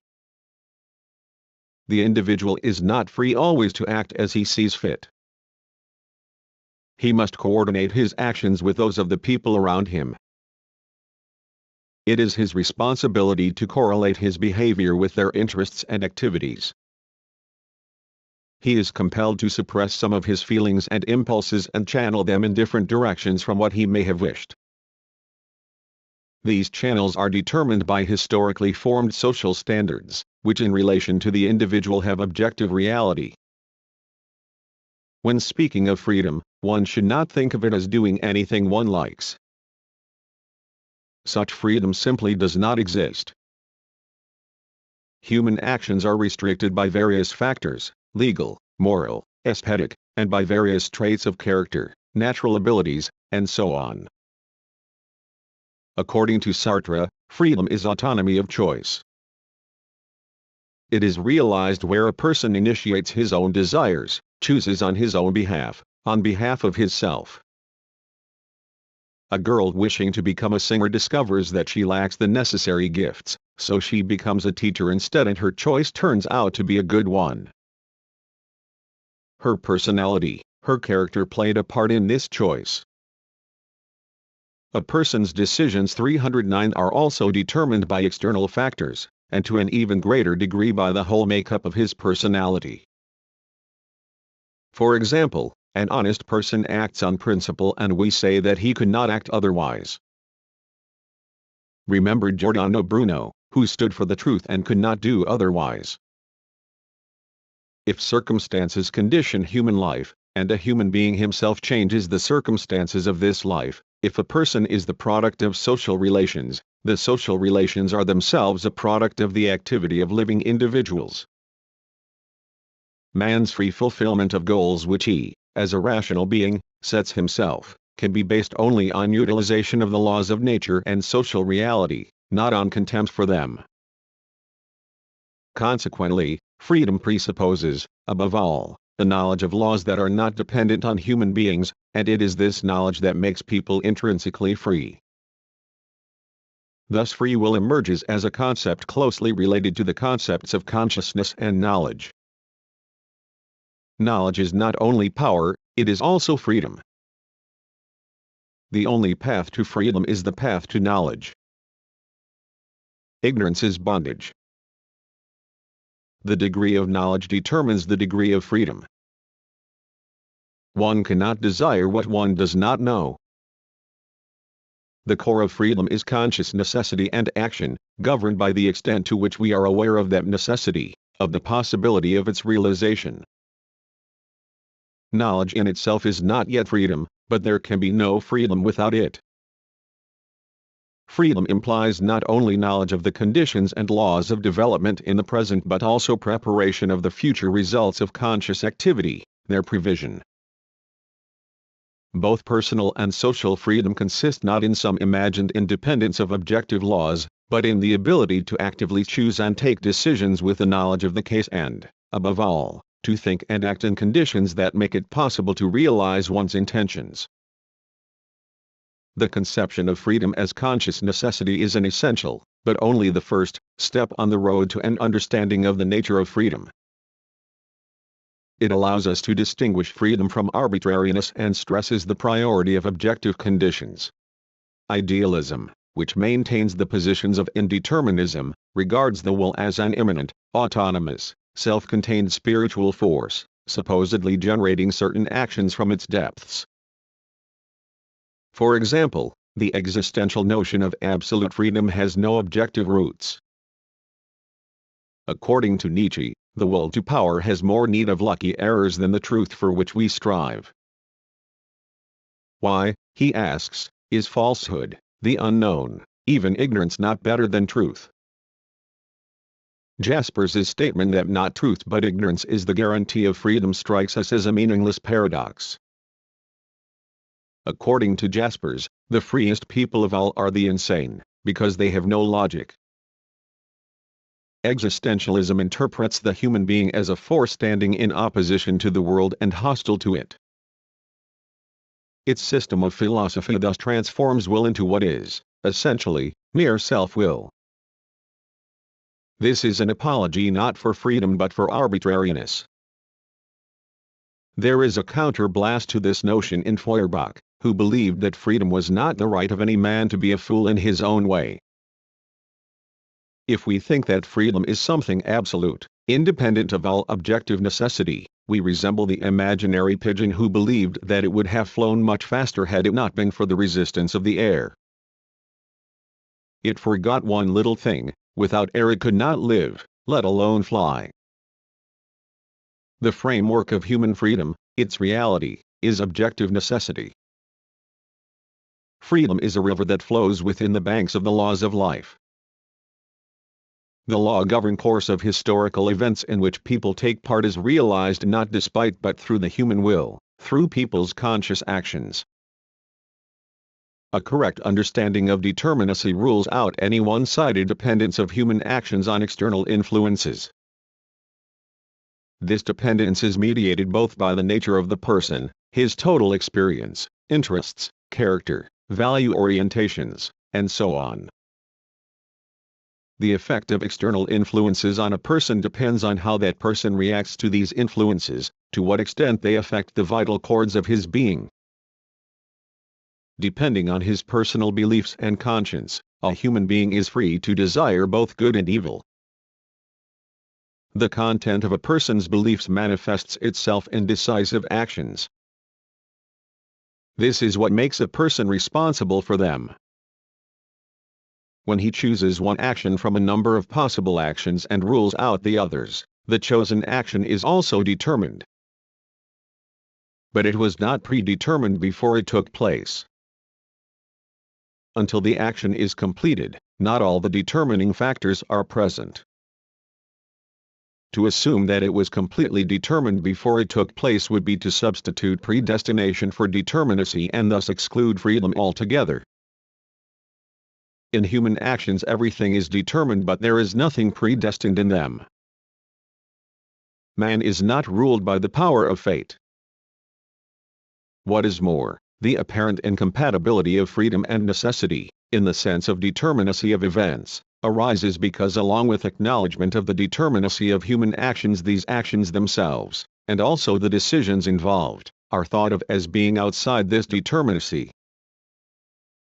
A person defends his freedom not from being determined by everything that exists but from the blind irrational forces, which impose the fetters of taboo and compulsion on his thoughts, his feelings and his will.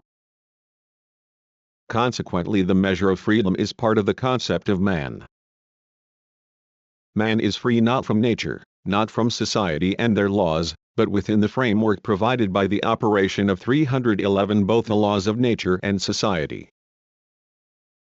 When they are known, they make a person's will relatively free.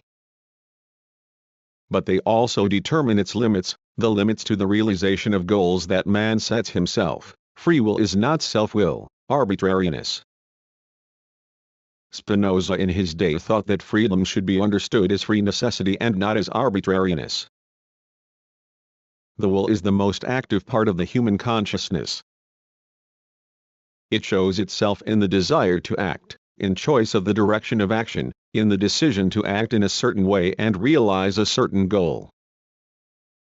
A human being is not a piece of driftwood on the waves of cause-effect connections.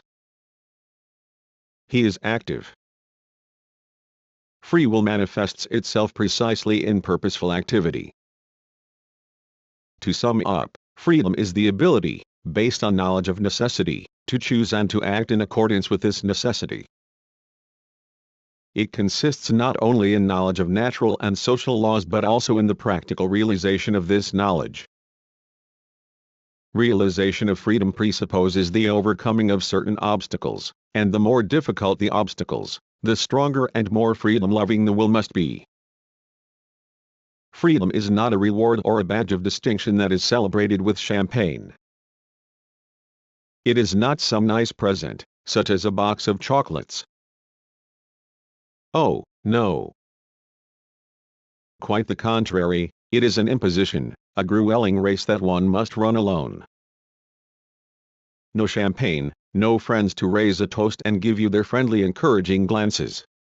You are alone in a dim hall, alone in the dock before your judges, and alone you must answer to yourself and to the court of humanity. At the end of every freedom there awaits retribution, and that is why freedom is too hard to bear. A human being realizes his essence in material and intellectual activity, in its results, which appear as his objectified human abilities, skills, ideas, feelings and will.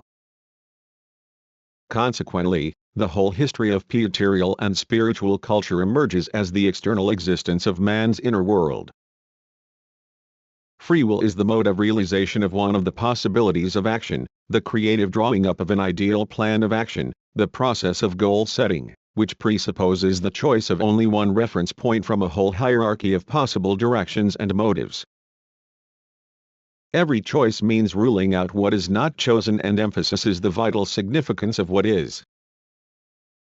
Thus in its very essence action presupposes a relative freedom of will, the possibility of choice. Some people believe that choice is made not so much by the individual as by circumstances, which choose for him. This also happens. But it is not characteristic of strong-willed one. Albert Camus, La Chute, Gallimard, Paris, 1956, pages 154. People. Freedom lies not only in the choice of a certain aim from a number of possibilities, but also in creativity, in the setting of new goals. Freedom is not only conscious necessity, but also the existence created by human beings themselves, the social relations, the world of material and intellectual culture. Historical necessity arises as the natural outcome of the subjective orientation of human actions and their objective result, which takes shape independently of will and consciousness. In this case, dialectics means that the freedom of the individual acting in history becomes through the results of his actions his necessity. The idea of freedom is wholly human and social. It differs in every concrete historical set of circumstances. In itself, freedom is an abstraction. As a reality, it is always full of concrete historical meaning. Freedom is a historically developing thing, a process of development that is never fully realized. Nature knows no freedom. The first men who separated themselves from the animal kingdom were in all essentials as unfree as the animals themselves, but each step forward in the field of culture was a step towards freedom. One, because it is social, the idea of freedom is historical and reflects the metamorphoses of the idea of fate and necessity. By no means everything in human life and relations is the result of the realization of freedom. They also contain much that is irrational and inevitable. They are bound by a framework that sets the limits of the permissible for every historical epoch. The degree to which the individual's personal freedom is curtailed by his duty to the state varies greatly, and is both concrete and historical. 1. Friedrich Engels, Anti-Deering. Pages 137. All nations, the best minds of humanity, have from time immemorial longed passionately for a just social system, for democracy, for freedom. When voiced by the people, this word makes dictators and tyrants shudder. Under the banner of freedom, the rising people have toppled the thrones of monarchs and the power of capital. The whole history of mankind may be pictured as a stubborn ascent to the cherished peaks of liberty. The call for freedom has always had popular appeal. Despite all contradictions, freedom has blazed a road for itself even in the face of antagonistically contradictory social development. The feudal lord possessed great freedom and arbitrary power because his subjects were deprived of freedom. In slave society, this contradiction was even more striking. Through contradictions, including antagonistic ones, the history of mankind moves along the path of development of freedom for the individual, both in relation to the spontaneous forces of nature and to social conditions. To achieve social freedom, one must first kill the slave in one's own self. What kind of freedom? Asks Dostoevsky. Equal freedom to do anything one likes within the limits of the law. When can one do that? When one has 1,000,000. Does freedom give everyone 1,000,000? No. What then is a person without 1,000,000? A person without 1,000,000 is not one who does anything he likes, but one who has everything that other people like done to him. Reflecting on the exploiting society of his day, Schiller wrote, "Into the bosom's holy, silent cells, thou needs must fly from life's tumultuous throng." Freedom but in the realm of vision dwells, and beauty bears no blossoms but in song. 12:1 FM Dostoevsky, Winter Notes on Summer Impressions. An Essay on the Bourgeois in Collected Works, Moscow, 1956, Volume 4, pages 105, in Russian. 2. The Poems of Schiller. Translated by Edgar Alfred Bowring, GBNY. United States Book Company, successor John W. Lovell Company, pages 289. 3. Karl Marx and Friedrich Engels, The Holy Family in Collected Works, Volume 4, pages 131. The true freedom of the working man in an exploiting society shows itself in revolutionary action aimed at realizing the objective laws of history. The desire for freedom is an essential feature of the revolutionary character. The objective conditions for true freedom come about only with the abolition of the society based on relations of domination and obedience, on various forms of oppression. Marx and Engels define personal freedom as the positive strength to manifest true individuality. They believe that to secure freedom each man must be given social scope for the vital manifestation of his being. 3. In communist society, Marx observed, beyond the realm of necessity there would begin the development of the human personality as a goal in itself. Responsibility. Human behavior is regulated by many factors, including moral standards, the sense of shame, of conscience, of duty, and so on. The basic manifestations of the ethical life are the sense of social and personal responsibility and the awareness of guilt that this implies. Responsibility is not only a moral category, but also a psychological, legal and socio-political one. Great controversy has raged around this problem for centuries. The idealists believe the sources of responsibility to be in the immanent principles of the human personality, even in the depths of its psychophysiology. For example, according to one conception of psychoanalysis, an individual is essentially helpless in the face of the forces that influence him from within. The responsibility placed upon him by society is merely an illusion.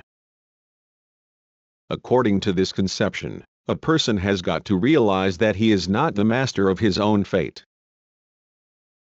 Officially he is conscious. But although he himself is not aware of the forces that are at work within him, his choice is determined for him. His conscious will is only an instrument, a slave in the hands of the deep subconscious urge which determines his action. The existentialists absolutize the individual's responsibility to society, believing that every person is responsible for everything that happens in the world. This thesis is based on the premise that the individual will is independent of the flow of historical events, and that these events are the product of the individual will. Every separate person is responsible for everything because this everything is consciously created by him. But this is subjective idealism. It is vividly expressed, for example, in Sartre, who maintains that man, being condemned to freedom, assumes the weight of the whole world on his shoulders. He is responsible for the world and for himself. There is no point in complaining because nothing external has determined what we feel, how we live or what we are. This absolute responsibility, however, is not mere submission. It is simply the logically necessary condition for awareness of our freedom. Such is the position taken by Sartre. But would it not be more correct to assume that the objective foundation for the individual's responsibility to society and himself is the real relation between society and the individual, which is always contradictory? Responsibility expresses society's specific demand on the individual in the form of duty. There are certain social standards, but there is also freedom of choice, including the possibility of violating these standards. So in all societies a certain responsibility is laid down for such violations. Where there is no choice, there is no responsibility. It is impossible to discuss morality and law without touching upon the question of free will, of liability, of the relationship between freedom and necessity. The individual becomes aware of his personal responsibility when he knows what other people expect of him. Responsibility may appear in two forms, retrospective and actual, i.e., responsibility for previously performed actions and for actions that are being performed at the given moment. Responsibility is a state of consciousness, a feeling of duty towards society and oneself, an awareness of the purpose of the actions performed, their consequences for a certain social group, class, party, collective and oneself. Responsibility is society's necessary means of controlling the behavior of the individual through his consciousness. As an integral attribute of the socially developed personality, responsibility takes the form of the spiritual aspect of all forms of the individual's activity in the moral, political, civic, legal and other spheres. There are no forms of non-responsible activity inasmuch as there is no activity whose consequences do not affect the interests of the individual himself, the social group or society as a whole. Historically, individual responsibility to society shows a tendency to increase in the wake of social progress. In contemporary society, the importance of every individual's civil, political and moral responsibility to society, his responsibility for the fate of nations and of all humanity, has sharply increased. The individual is responsible to the extent that he is free in his actions. The individual is generally free only in doing or achieving something that is the realization of his own intention. It is for this kind of action and achievement that the individual is responsible. He is not responsible and cannot be held responsible for what is done by others against his will. The blame for such actions cannot be laid at his door. Responsibility and liability have meaning only in so far as they induce positive change in the individual in relation to his future behavior. Responsibility means much more than accountability. Inward responsibility for one's behavior and intentions, that is to say, self-control, self-appraisal, and the general regulation of one's life, is also of great importance.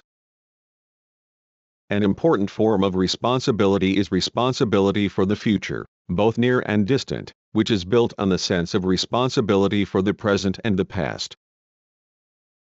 The character of responsibility and its forms have changed in the course of history. The tribal system knew no personal responsibility. There was responsibility only to the community, which imposed a certain course of action on its members and controlled these actions. The slave society revealed the beginnings of a tendency towards individuality. While the commune fettered the actions of the individual, the slave society allowed him to act at his own risk, with a certain degree of independence. During the slave-owning period, the individual was responsible not to the community, nor yet to himself, but to the polity and to the gods. With the rise of the state, the concept of individual responsibility to the state, the monarch and to God began to take shape. As the idea of state developed and with it culture, there arose the idea of personal responsibility, which was to be further developed in feudal society. On the historical philosophical plane, the idea of responsibility to oneself begins with Socrates, with his persistent listening to his own inner voice, the voice of conscience. It was Socrates who sought in 316 the individual certain eternal standards that could not be violated. The Middle Ages saw a deepening of the subjective world and the formation of a complex hierarchy of personalities, the divinity, the Tsar or king as God's deputy on earth, the servant of God, the feudal lord, the steward and so on. The whole gigantic pyramid took possession of man's consciousness and dictated certain modes of action. Under capitalism, the degree of individual responsibility to society further increases. The working class, all working people of both hand and brain, led by parties that truly represent their interests, take responsibility for the future of society as the general crisis of capitalism develops. Individuals in large numbers, the masses strive to judge whether their actions are correct or not. This inner judge is what we call conscience. Historically, the prick of conscience was most vividly expressed in the immortal image of Hamlet, in whom this dawning self-consciousness became tremendously important as a spiritual motivator and controller of all his actions. Evidently it was at that time that the idea of conscience was making its way into social consciousness. Today the role of conscience is greatly enhanced by, among other things, the manufacture of the means of mass extermination. When atom bombs were dropped on Hiroshima and Nagasaki, causing monstrous destruction and suffering, many scientists, technologists who took part in the making of these deadly weapons, and the men who had used them, experienced agonizing pangs of conscience, and one of the pilots went mad. The usual argument is that they were only executors of the will of the politicians and the military, who in their turn excuse themselves on the ground of historical necessity, the interests of the nation, and so on. The argument thus becomes a vicious circle. How are we to regard the idea of personal and social responsibility, the inner judge of socially significant human actions, the social conscience of the individual? Any scientific solution of this problem rests on the practical solution of the problem of the individual's right to real freedom. The idea of man's responsibility for his actions has with great difficulty and suffering penetrated the consciousness of society. It has made its way as the individual has won the right to independent decision-making and freedom of personal behavior. The early capitalist period placed a gigantic responsibility on the individual and helped to develop individuality. Individuals made discoveries and inventions, traveled to new lands, created masterpieces of literature, painting, sculpture, and so on. 317 To say that a person is responsible is to say that he is capable of correctly answering the question of what is right in the moral, legal, political and other respects. Any responsibility is based on knowledge of what is necessary in the interests of the group and society as a whole. A human being cannot be regarded as a cybernetic machine processing information fed into it. It is responsibility that expresses the individual's appraisal of his ability to be a personality, to control his actions, to combine word and deed, to be able to use his freedom rationally. If we want to decide whether the given individual could or could not have acted differently, our criterion is primarily the objective circumstances and possibilities, while the measure of responsibility is decided by the degree to which the individual made intentional use of the available opportunities. The main difficulty of the problem of responsibility lies in establishing not so much responsibility as its degree, i.e., the individual's voluntary, conscious participation in determining reprehensible or criminal action. A closer inspection of the motivation of every individual act shows that independently taken decisions and actions are determined to some extent by such factors as the objective coincidence of circumstances, a person's habits and character, weakness or strength of will, and so on. All this and much else influence the direction of his thoughts, his choice of goals, his motivation. Added to which, the sphere of possible choice is sometimes so narrow that the choice itself is merely a formality. So the problem of the compulsory and the voluntary becomes extremely complicated and confusing.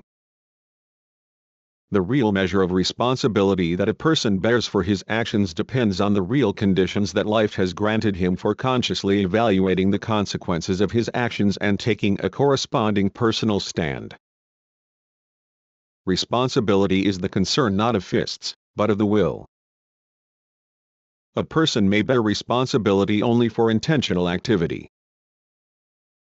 Without intention there is no responsibility. When a crime is committed without intent, there is no complete unity between the external and internal aspects of the action. Guilt due to negligence lacks awareness of the possibility of the consequences that actually occurred. Oedipus, who killed his father without knowing it, cannot be held responsible for patricide despite the views held on this point by the ancient world. Depending on the conditions, people have to answer in different ways for their actions and they do answer for them in different ways. Every human action, when it becomes part of the independent course of events, leads to results that do not coincide with its immediate aim. What is more, the aim that the person sets himself does not always coincide with his motive, i.e., with a goal that he seeks to achieve by his action. The question then arises as to what actually is a person responsible for, only for his aim, his inward intention and motive, or for the result of his action? In life there are cases when an action prompted by good intentions has disastrous or even tragic consequences. And on the other hand, a person may for discreditable reasons perform an action which produces good results. Such cases are used sometimes to contrast subjective intentions and objective results, so that the subjective can be distinguished from the objective on the practical plane. But this purely superficial contrasting cannot be accepted as logic. In fact, every intention of an individual performing some action stems and must inevitably stem from the foreseeable, desirable result of the action. When a person, guided only by good intentions, fails to foresee the results of his actions, this merely means that he has not fully considered certain consequences which do not form a part of his intention. A person's action, which he willed to become part of external circumstances, develops in various directions according to a chain of cause-effect connections. Any separate action may have a large number of consequences. When they acquire an independent life, these consequences may run very far and lead to effects that were never intended by the person concerned. Thus the question is transferred to the practical plane and may now be reduced to a discussion of precisely what consequences should in fact be taken into account, and to what extent. Obviously all the consequences that could be foreseen must be considered. Any failure to take into account the consequences of one's action constitutes an irresponsible or not fully responsible attitude to what one is doing. At the same time, when appraising an action, the right approach is to consider not everything that might have followed but only what could have been foreseen out of everything that actually did follow. This is what a person is responsible for, and this is where his guilt may lie. In contrast to such conscious responsibility, a group of physically involved people whose individual wills have been suppressed and who have lost conscious control of their actions and their sense of social responsibility, are nothing but a mob. Freedom manifests itself not only in practical action, but also in thought. Something new can be created only by a person who is thinking freely, who has shaken off the fetters of obsolete orthodox doctrines, as was the case, for example, with the thinkers of the New Age, who broke down the spiritual prison of medieval scholasticism. Human freedom is manifest not only in the choice of a line of conduct, not only in control over the forces of nature and conscious reform of social relations. It is vividly expressed also in the individual's power over himself, over his instincts, inclinations and feelings. He is responsible both to society and his own conscience, for the forms in which these are expressed. Man becomes more perfect when he learns, under the influence of education, of moral, social and state demands, to consistently restrain impulses that are forbidden by social standards. And conversely we see that the person who has lost the power of self-restraint speaks and acts in a way in which he would not allow himself to do in an ordinary frame of mind, and which he bitterly regrets when he returns to normal. The cosmonaut who ventures into outer space is moved by his sense of duty to his people, and this inhibits the innate defensive biological reaction which generates a sense of fear. Such actions reflect man's long battle with his emotions and biological instincts in the name of rational forms of behavior. They crown man's centuries of struggle for the right to call himself a personality. Man's development has been not so much a matter of suppressing his various biological instincts as of their noble expression, based on the demands of the social mode of his existence. 8. Man and culture. Never has so much been written about man and culture as in recent years. The problem is so relevant to the present day that it comes up constantly for discussion at national, regional and international levels. In the West, some people predict a tragic future for both man and culture. Others are inclined to optimism, though their optimism is often tempered with anxiety. The backcloth for these speculations is an outward well-being and even an unprecedented flow of material goods. Nevertheless, the gloomy predictions prevail. They present a marked contrast to the philosophy of man and culture in Marxism, which radiates a bright view of the future. Any discussion of the phenomenon of culture calls for an analysis of the related concept of civilization. Neither can be understood outside their contradictory unity. The concept of civilization. Society and its history constitute the most complex and multidimensional process. And if we are to make any sense of this highly developed piece of reality, we shall need a wide range of concepts. Human reason, which for centuries has been nurtured by this seething polyglot reality, has evolved numerous concepts and categories to explain the world historical process. For a long time idealist views prevailed, but dialectical materialism, with its materialist understanding of world history, has evolved a new and comprehensive system of concepts, categories and principles that enable us to reveal the essence, sources, mechanisms and driving forces in the development of society. Historically, the idea of civilization was formulated during the period of the rise of capitalism in order to substantiate the principle of historical progress, the necessity for the replacement of the feudal system, when the claim that it was God-given no longer satisfied social and philosophical thought. Instead, it was maintained that history was motivated by man's vital interests, his desire to realize the principles of social justice and legal equality.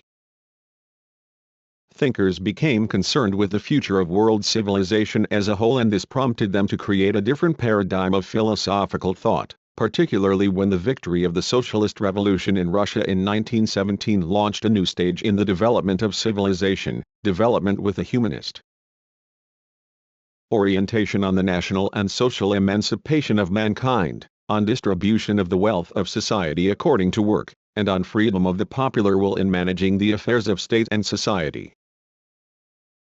On the other hand, the sharpening of social contradictions in capitalist society led some philosophers to believe that the sun of social progress was about to set. This idea was most fully expressed in Oswald Spengler's well-known book The Decline of the West, which stimulated such thinkers as Pitirim Sorkin and Arnold Toynbee to produce their own socio-philosophical patterns of the global historical process. Sorkin attempted to reduce recurrence in the historical process to recurrence in the spiritual sphere by generalizing the corresponding spiritual phenomena into a concept of types of culture, culture being treated as synonymous with civilization, while treating the historical process as their fluctuation.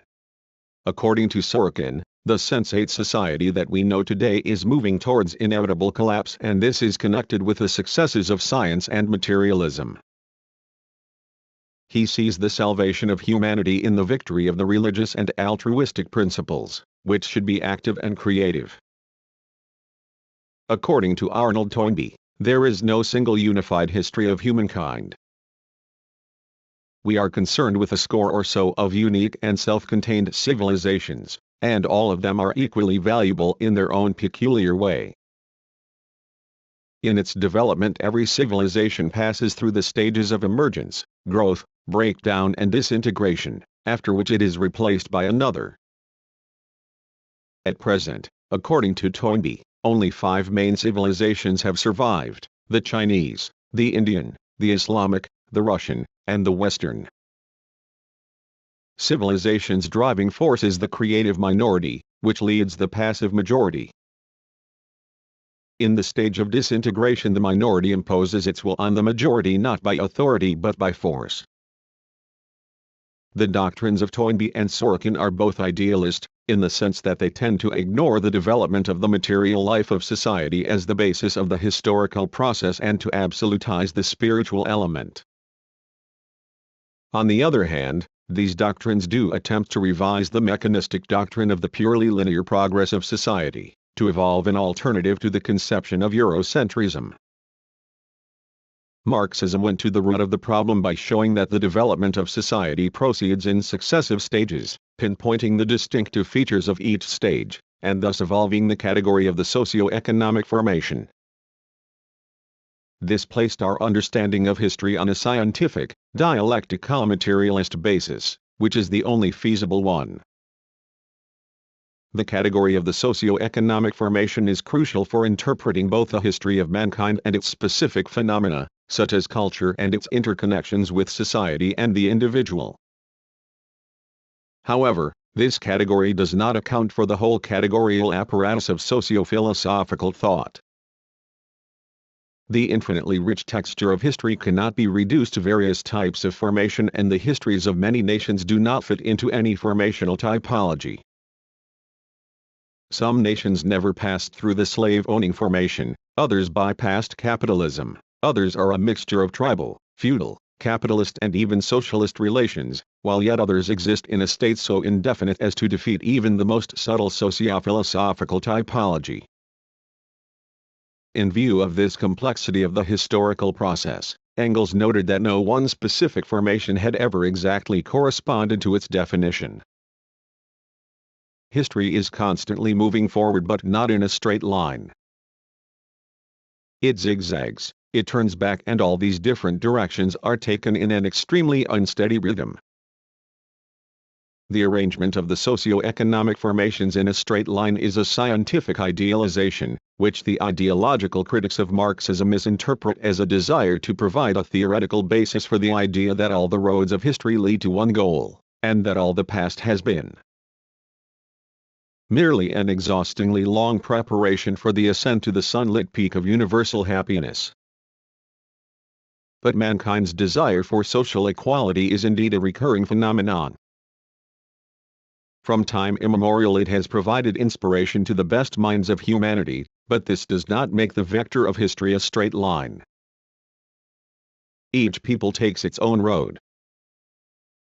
Some civilizations achieve a great and brilliant efflorescence, and then, for some strange or even known reason, 322 perish, as was the case with the Mayas. Other civilizations soar like a firework into the heavens, shedding their brilliant light on everything around them, then fall back in a shower of historically insignificant sparks. Yet others move slowly, retaining their uniqueness, protected from change as if by embalmment. In Marxist literature there is no unanimity about the meaning of civilization. Some thinkers are inclined to dismiss the concept altogether, holding that it adds nothing to the broad concept of society. Others identify civilization with the socio-economic formation, which is also a way of denying the necessity for the concept of civilization. I believe that the correct standpoint is to regard civilization as a special and very important category, as something which coincides with the category of the socio-economic formation in some respects but also differs from it essentially in others. The concept of civilization works particularly well when world history is thought of in global terms, as something integral, and the future of mankind is regarded from the standpoint of unity and diversity. Historically, civilization defines not the early dawn of humanity, not its childhood or even adolescence, but its youth and maturity, the established forms of society. Basing himself on Lewis Henry Morgan's book Ancient Society, Frederick Engels followed him in observing that society began with the stages of savagery and barbarity.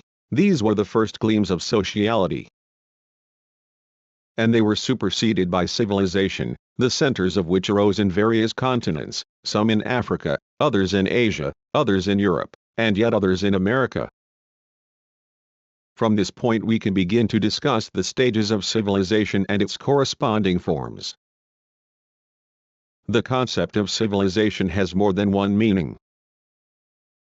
Generically, it denotes the historical alternative to the savagery and barbarity, which we mentioned above. Secondly, civilization may be taken to mean a relatively high stage in society's mastery of the forces of nature, a relatively high level of organization of social relations and, in general, all aspects of social existence and culture, and also a uniqueness of material and spiritual life of society in the framework of the nation, the state unit or the region. In this sense it embraces the overall motion of human history, the global achievements of society, the world standards evolved in the development of culture, society, technology and the productivity of labor, and also, of course, all the specific features of regional, national and ethnic forms of social existence.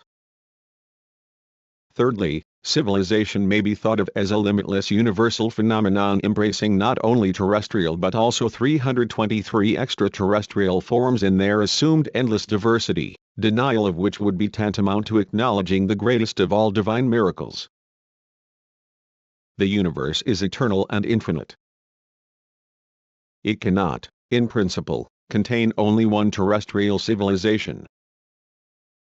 If it did, civilization would not be something natural and functioning according to certain laws, but a unique, unnatural, entirely fortuitous exception to the logic of the life of the universe and would thus have to be regarded as something miraculous.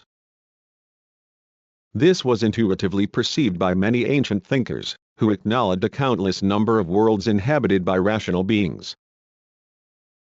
It would be only natural if human civilization, having penetrated outer space, sooner or later came into contact with extraterrestrial forms of civilization. The present age is characterized by a growth of integrating trends and the acceleration of development. Uniqueness preserves itself by overcoming its own hypertrophy. Even the least developed countries are being drawn increasingly into the orbit of modern civilization. Interrelations are becoming closer and there is greater exchange of historical experience between one nation and another. All this goes to show that an unprecedented world historic community of mankind is in the process of formation and requires a joint coordinating reason, not centrifugal forces that generate trouble spots all over the world and bring grief and suffering upon millions of innocent people. More intensely than ever before, humankind expects enmity and strife to be replaced by order and harmony. As yet, however, everything is in a state of contradiction. The victories of technology are often won at the cost of human health. Even the pure light of science with its radiant truths may also contain destructive rays. Discoveries and inventions, all the brilliant fireworks of the human intelligence, may burn up the very torch of reason. While acquiring boundless wealth, although in extremely unevenly distributed forms, mankind has also created the real possibility of its own destruction. The imperialist threat of an annihilating nuclear, laser, chemical and bacteriological war has as its scientific and technological premise the achievements of modern civilization. How is it that the great forces of civilization imply not only benefits for humanity but also the possibility of a completely opposite effect? Where can we find a realistic solution to this seemingly hopeless contradiction? This predicament has been ideologically expressed in various philosophical, sociological, artistic and religious works whose conceptions tend to be more and more often of an apocalyptic nature. The scientific answer to these problems is given by Marxism, and the real solution to them is to be found in the achievements of the countries of socialism. The wise statesman is one who understands the overall tendency of the historical process, the law-governed tendency of society to organize itself in such a way as to eliminate the very possibility of some people building their happiness on the unhappiness of others, to liberate everyone from social inequality, from the unjust distribution of wealth, which results in some people smothering themselves in luxury while others are deprived of the merest necessities.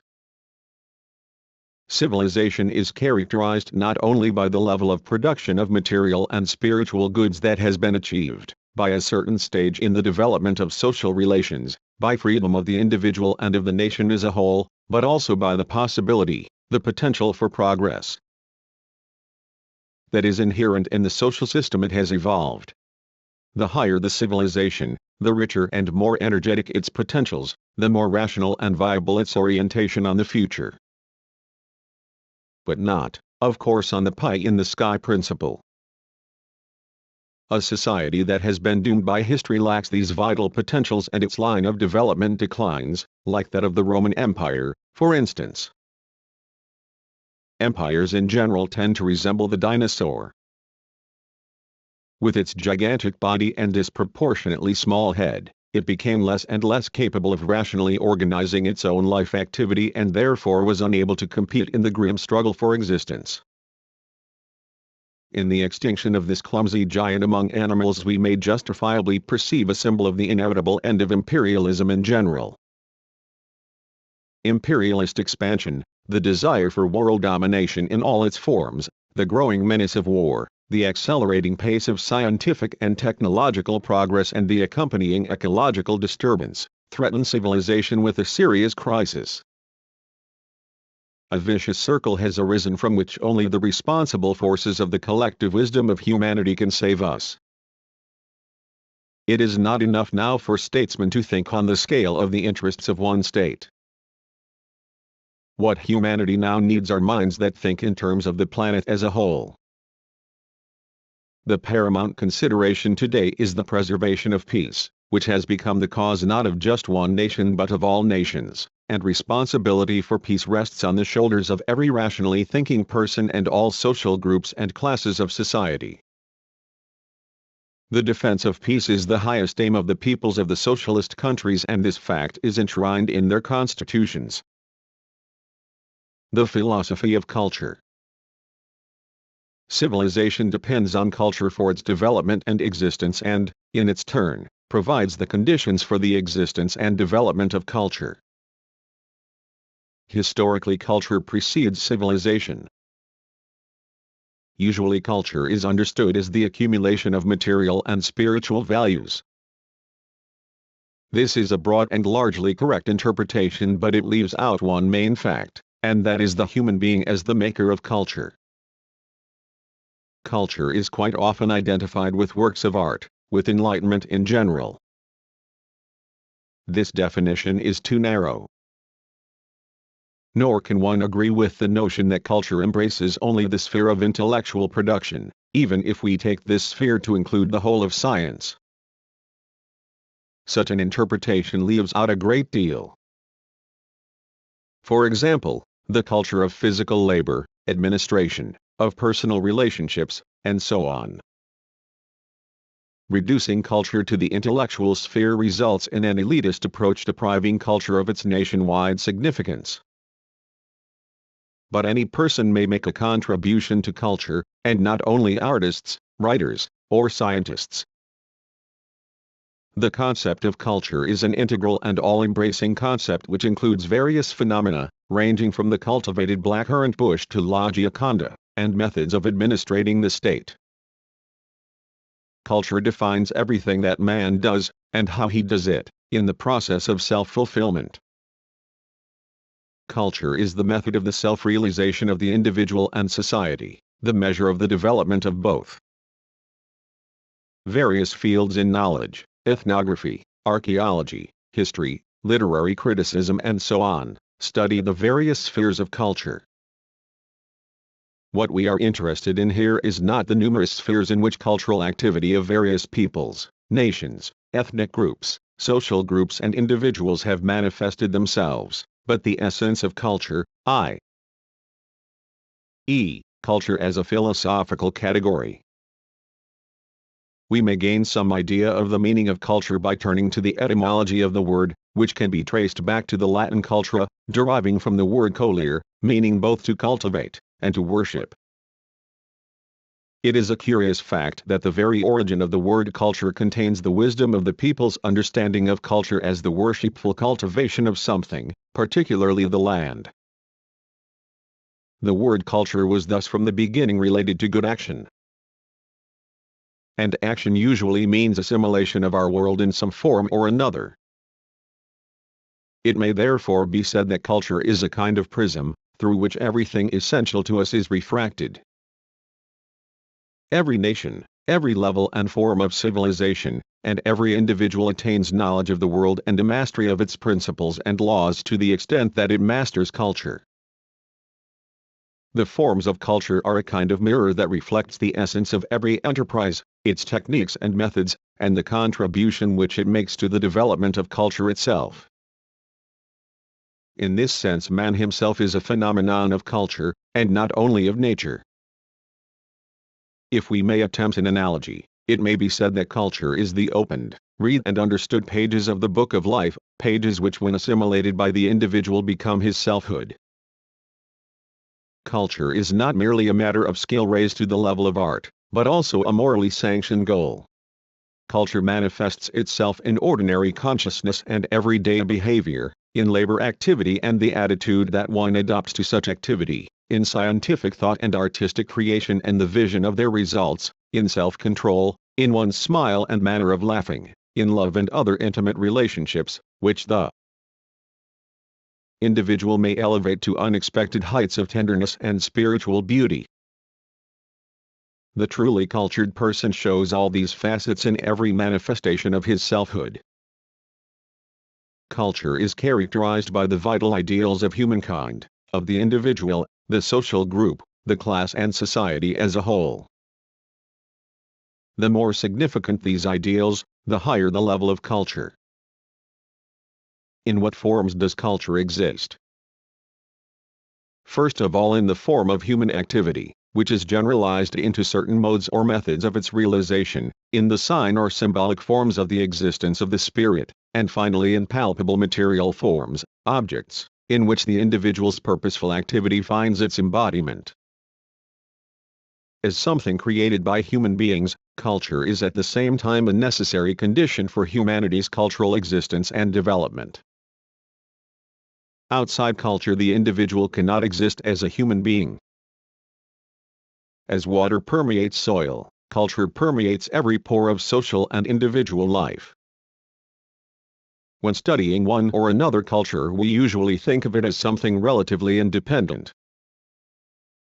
In reality, culture exists as a historically evolved system comprising its objects, its symbolism, traditions, ideals, precepts, value orientations and, finally, its way of thought and life, the integrating force, the living soul of culture.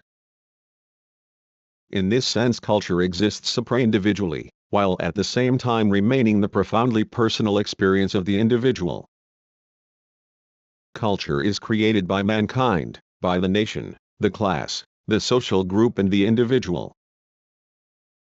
The objective forms in which culture exists are the fruit of the creative activity of the people as a whole, the masterpieces of geniuses and other great talents. But in themselves the objective and symbolic forms of culture have only a relatively independent character. They are lifeless without man himself and his creative activity. All the treasures of culture in their palpable material form come to life only in the hands of a person who is capable of revealing them as cultural values. In defining civilization, we stressed that it arose historically after culture and on its basis. The two form what is to a great extent a unified social formation, but their unity is internally contradictory and may in some respects become diametrically 327 so. For example, nature accepts everything from culture but by no means everything from civilization. A generally cultured attitude to nature presupposes the rational use of its forces without violating their natural harmony. Such forms of the spiritual life of society as science, literature and art are facts of culture. They organize and ennoble human feelings and serve as the plastic means that connects the reason and the heart in a single whole, thus eliminating the disharmony that often arises between them. The general cultural significance of science is enormous. It raises society and human beings to a higher level of spiritual development, thus increasing the power of reason. In science, however, a fact of culture is, above all, what is directly or indirectly aimed at improving the higher intellectual principles in man and society. And one certainly cannot describe as culture or the making of culture any activity which is deliberately aimed at destroying the achievements of reason and of human hands. Science is a beneficial phenomenon of the mind. But how much evil it brings and may yet bring in unscrupulous hands. Civilization is organically linked with the advance of technology. But the main thing in technological progress is, or should be, its humane orientation. It is important to know what a certain technology gives to man and what it takes away from him. The face of culture bears the imprint of humanity, and anything that is against humanity is not culture but anti-culture. For example, such highly technical sophisticated means of murder and violence as war, torture, and imprisonment, have nothing in common with culture, although they occur in civilized societies. Can the brutalities of despotic regimes be described as a phenomenon of culture? Can the means of mass annihilation be called a material reality of culture? It would be a great sacrilege to recognize such things as cultural realities, even when acknowledging the inevitability of their existence. All this is a creation of civilization, but not of culture. This contradiction between culture and civilization may also be found in the individual, the self. The adjective cultured presupposes something more than the acquisition of the ability to solve complex intellectual problems or to behave properly in society. Culture in the true sense presumes the observation of all the formal elements of socially accepted standards not as something external but as an integral part of the personality, of consciousness and even subconsciousness, of its habits. These standards then acquire a true and lofty spirituality, which is something more than obedience to certain rules. The culture of both the individual and society has various degrees of sophistication. Every educated person may at times have a good opinion of 328 himself. He may feel that he is cultured, and even intellectually advanced. But true culture and intellect are something very elevated and also very profound. They imply not only a subtle, sophisticated cast of mind developed through education but also a restless conscience, a bitter sense of discomfort when one is pursued by doubts as to the truth or falsehood of a situation. They imply concern and compassion for the fate of the people.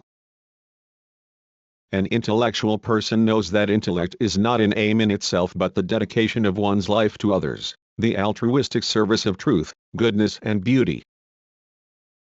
All this is what we mean when we say a person is cultured. And we also mean the ability and courage to take responsibility for things that may have no direct bearing on ourselves but affect other people, and not only our near ones, but the people in general, the whole of humanity. People are not born cultured. They become so through education and upbringing. Every individual learns to be cultured. The objective and symbolic forms of culture are not implanted in man, they are merely given to him as the subject for study. In order to master them, to make them his own, to incorporate them in the structure of his personality and thus cultivate that personality, a person must enter into special relations with them through other people and subject himself to what is called upbringing, an active process that involves both the educator and the educated in culture making, without which the life of contemporary or any other society would be inconceivable. Upbringing or education is itself historical. At first, in the earliest stages of human society, as with small children, education was simply imitative of the elementary actions of others. But this process becomes educative inasmuch as it takes place under the control of educators. With the passage of time it becomes more and more complex.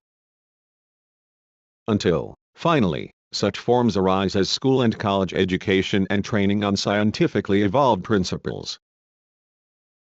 At the same time the boundlessly rich school of life as well as self-education also play the part of educator.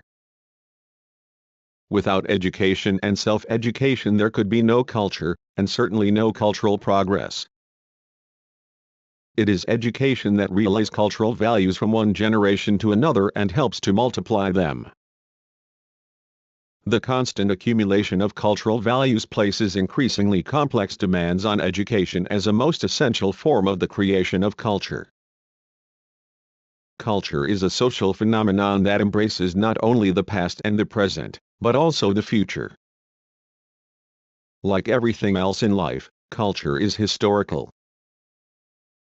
The primitive horde and the tribal society and all the subsequent forms of organization, all the stages of civilization are 329 characterized by their own peculiar way of life, perception of the world, and levels of consciousness.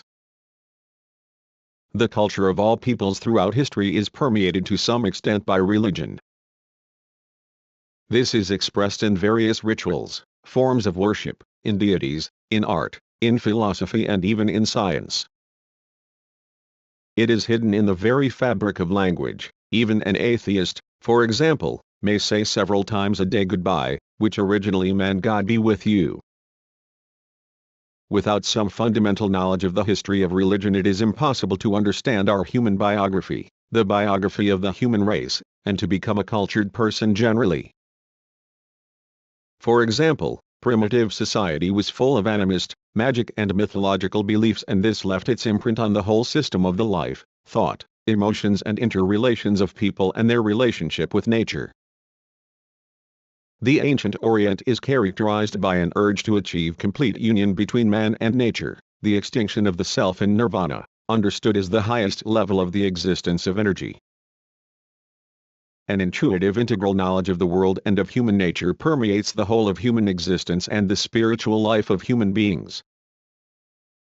This is a kind of knowledge in which philosophy, art, religion, science and social psychology are all intrinsically merged.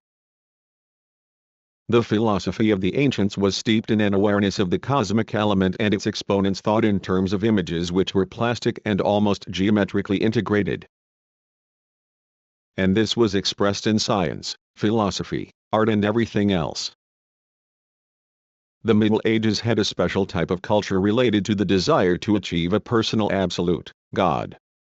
Medieval culture is a culture of religious spirituality and the mortification of the flesh in the name of this spirituality, with its orientation on the heavenly kingdom as the highest ideal of earthly existence, to which all the spheres of the life of society are subordinate. When capitalism came into being, everybody began to claim the right of free manifestation of his creative ego. The whole mode of human existence changed. The standards of culture also changed. Everything was subjected to the judgment of human reason, and everything that failed this test was rejected. Society was rife with individualism, calculation and pragmatism. Socialism has brought different ideals and standards of culture that are permeated with a profound and comprehensive humanism, as expressed in the maxim, everything for the benefit of man and everything in the name of man. The freedom of every person is seen as an indispensable condition for the freedom of all. This is the truly humane principle of life and standard of cultural development that permeates the whole world outlook of socialist society. These are very general outlines of the historical types of culture and are not intended to draw strict dividing lines between them. It should also be stressed that to this day in many parts of the world huge masses of people on our planet adhere, in varying degrees, to some kind of religious belief, and this is true not only of simple folk, but also of highly educated people. At the same time, growing numbers of people are estranged from this form of culture.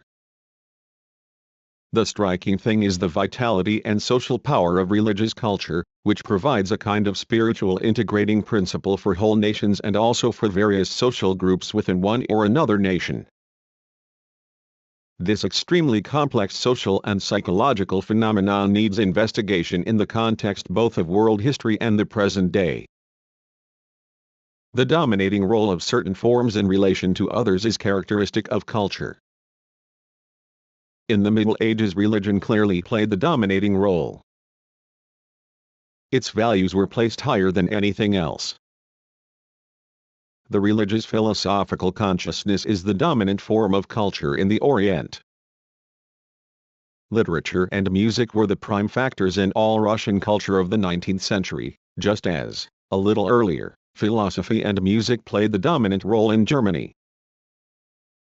The development of culture does not follow a straight ascending line. It is beset with contradictions that can be both beneficial and harmful, and signal decline as well as achievement.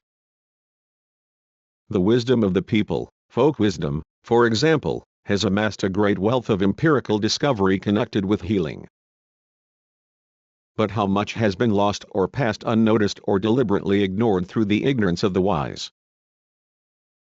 The rediscovery and rehabilitation of what is reasonable in folk culture but has been tarnished is also a contribution to culture, and a very important one.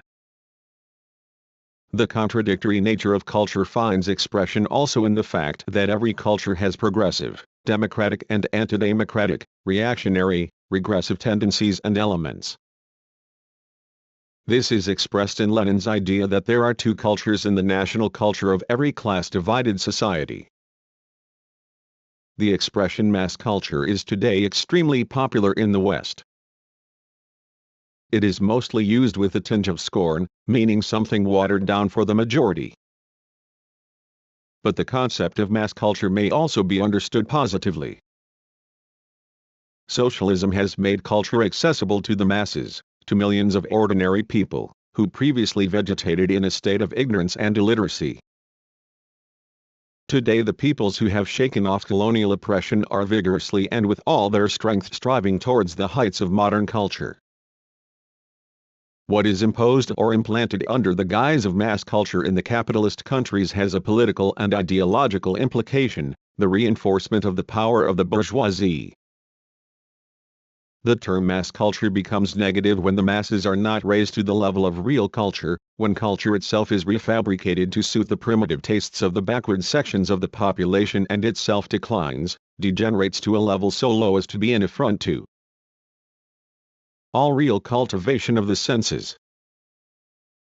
The mass of the people with its great fund of folk wisdom is presented with stupidity in the guise of culture, and the sacred majesty of true culture's historical mission is insulted in the process. If cultural progress may be defined as the growth of spirituality both in individuals and society as a whole, its regress is expressed in a lack or decline of such spirituality. And this is not compensated by material well-being. In the developed capitalist countries the ordinary person is surrounded by an abundance of consumer goods, but society as a whole is in the midst of a moral crisis. Crime, drug addiction, mental sickness and even suicide are on the increase. In the bourgeois world the further progress of civilization goes hand in hand with a decline in its spiritual values. This was pointed out and expressed long ago in a morbidly acute form by Nietzsche and Spengler. According to Nietzsche, the whole of European culture had for long been in a state of mounting torment and tension, which was carrying it to its destruction. European culture, he thought, was thrashing about, violently, convulsively like a flood seeking an outlet, with no thought of its own actions and even fearing to consider them. While acknowledging the multiplicity of local cultures, each of which was passing through its life cycle and dying, Spengler maintained that civilization was the dusky end of culture, its ossified body. Why were two such positive concepts, expressed in such fine words, so sharply contrasted? Both thinkers, horrified by the crisis they observed in the world of capital, were painfully aware that certain destructive principles had arisen and were gaining momentum in civilization, which both produced cultural values and put them at risk of total destruction. What Nietzsche and Spengler failed to see, however, was that the destructive principles were not inherent either in civilization or culture, but in the character of the socio-political relations of the society they were studying. In many respects politics determines the vector of the forces of both civilization and culture. It is generally known that a disproportion very often arises between the level of civilization, particularly its technico-economic reality, and the level of culture that has been achieved, and that this disproportion may become paradoxical. The times of the oil lamp and the wooden plough were graced with brilliant achievements in art, literature and philosophy. We have only to think of the great cultures of ancient Greece and even more the ancient Orient, the age of the Renaissance, and of Russian culture, which in conditions of serfdom astonished the world. This does not mean, of course, that beneficial urges of the mind require difficult circumstances, although there is a modicum of truth in this notion. Great works of art have indeed often been created in very hard conditions, as though they required some kind of resistance, a kind of purgatory in order to test the strength of their all-conquering power. But this in no way suggests that the difficulties themselves give rise to greatness. Difficulties are not its parents, but merely its stern examiners. By no means all nations who are known for their backwardness in the technical and economic spheres have created masterpieces of world cultural significance. Here there is a mystery which demands a solution. At one time cultures tended to be extremely self-contained, closed. In the course of their comprehensive historical development they became more open to all kinds of influences and a process of interaction of cultures took place. Life evolves increasingly flexible mechanisms for this interaction, which helps to raise the whole culture to a higher level. Despite their uniqueness, the originality of the subtle fabric of any given culture, whose threads go back into the distant past, the various types of culture are in principle comparable, and a dialogue of mutual understanding can, and does, take place between them. Culture in its individual and socio-psychological expression is also characterized by the means with which it assimilates other cultures and its relation to them. Indifference or even hostility to the unique aroma of alien cultural values indicate a low level of development of one's own culture. Today one may observe a tendency towards the flowering of national cultures. One feels the great potential of ethnos. One may assume that further human progress will take place in the form of a mounting rational mutual enrichment of the cultures of West and East in the historical sense of the term. The overall unity of the general principles of human thought does not preclude a certain historical specific in the philosophies and other forms of culture. The predominantly analytical Western mind, which dissects everything into parts with its scientific scalpel, will be enriched by the intuitive integrating spirit of the Orient, by borrowing its subtle truths and perceptions and in its turn enriching them. World culture can only gain from this beneficial and probably indispensable synthesis which can be achieved without dimming the unique and rich colors of the local cultures. The world of values. The highest of all existing values is man himself, his sense of dignity, his honor, his rights, his free thought, the self-realization of his capabilities. Man has at his disposal the ocean of cultural values created by world history, and also the boundless treasures of virgin nature, which he is constantly using and enjoying as far as his own talent, education and upbringing permit him. The value perception of the world is a special dimension of reality in its application to man and society. An unquenchable need to know the meaning of life is a part of the very structure of the human ego, and this impels us to build and accept a certain system of values, by which we must be guided in our thoughts, feelings and actions, in our relation to the world and to other people. In order to know what kind of a person we are dealing with, the nature of this or that society, we must examine it very closely and try to see what it is ruled by, what it worships, what it admires and what it hates, what it is striving for, and what it avoids by all possible means. A system of values is something that is deeply rooted in the structure of our ego. Everyone knows how painful, even agonizing any reappraisal of values can be. Things and processes, events, people, culture, all this exists objectively, independently of us, but it may also exist for us. We get to know the world, to admire it, we enjoy something or use it for some purpose or other. A human being cannot limit himself merely to stating the fact that something has happened, is happening or will happen, i.e.,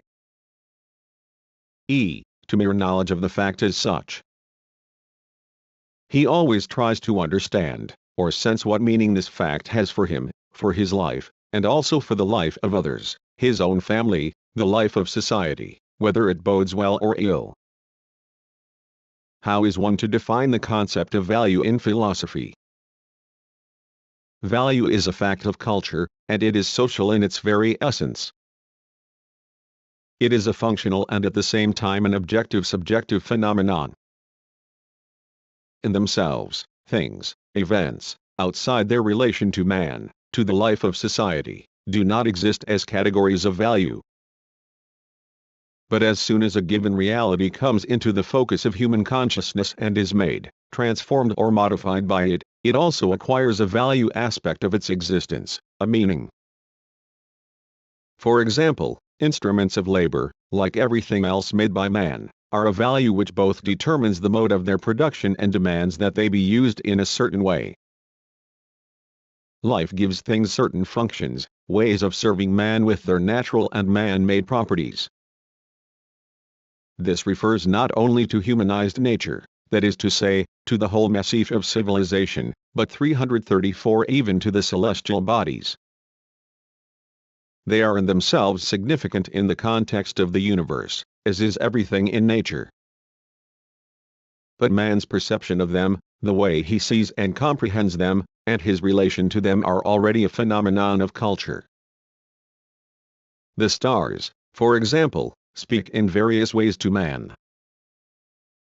In various periods of his history, at different levels of culture and even depending on his state of mind and mood, man has had different attitude to the stars. The concept of value is correlative with such concepts as meaning, use, or harmfulness. Use may be of a purely utilitarian character.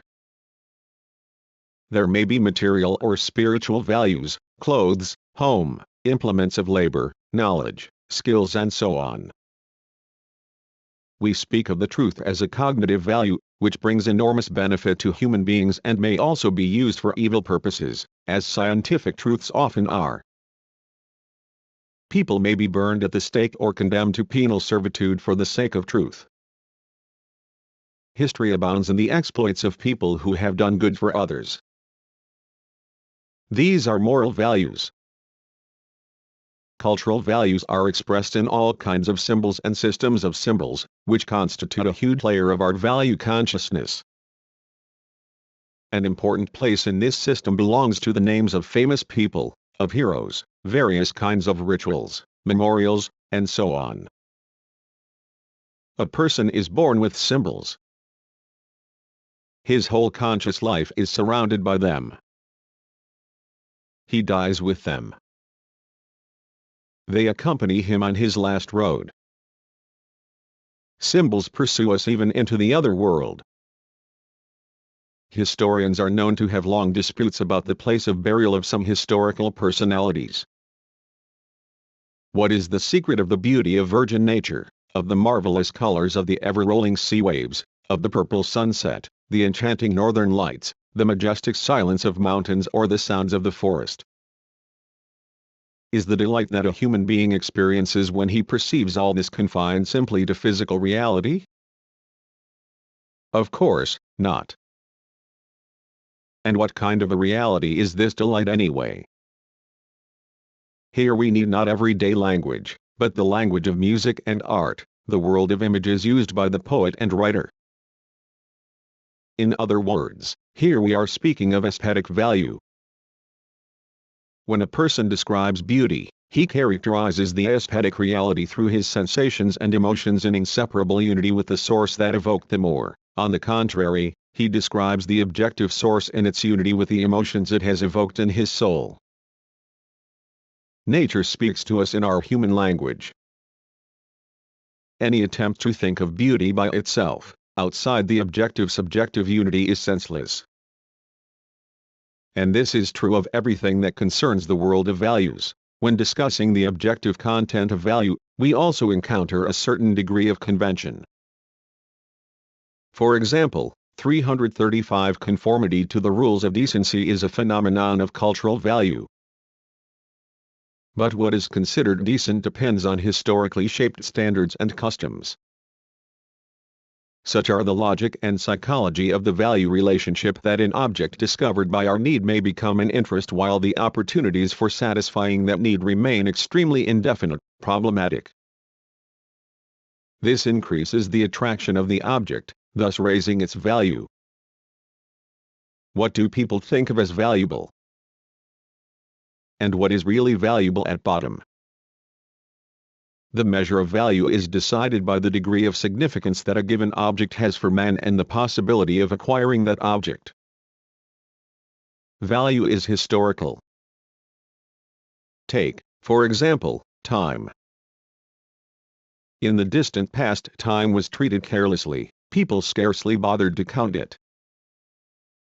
But now time is becoming increasingly compact and costly. People value it more and more, it has even acquired a commercial significance. In the age of the scientific and technological revolution, nearly every human action is timed down to the last minute. The value that human beings attach to time characterizes in some degree the level of their culture.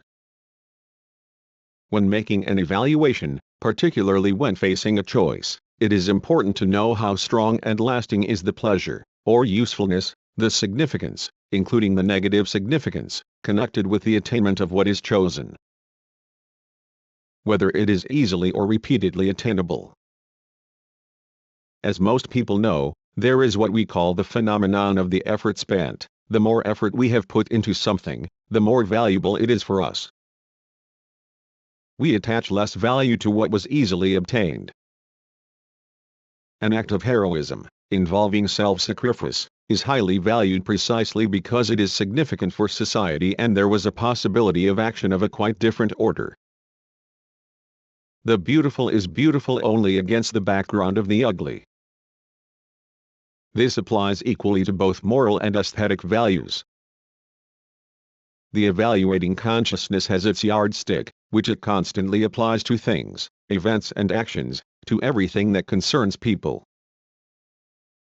The ideal is the eternal criterion in moral, aesthetic, political and other assessments of events, things and people.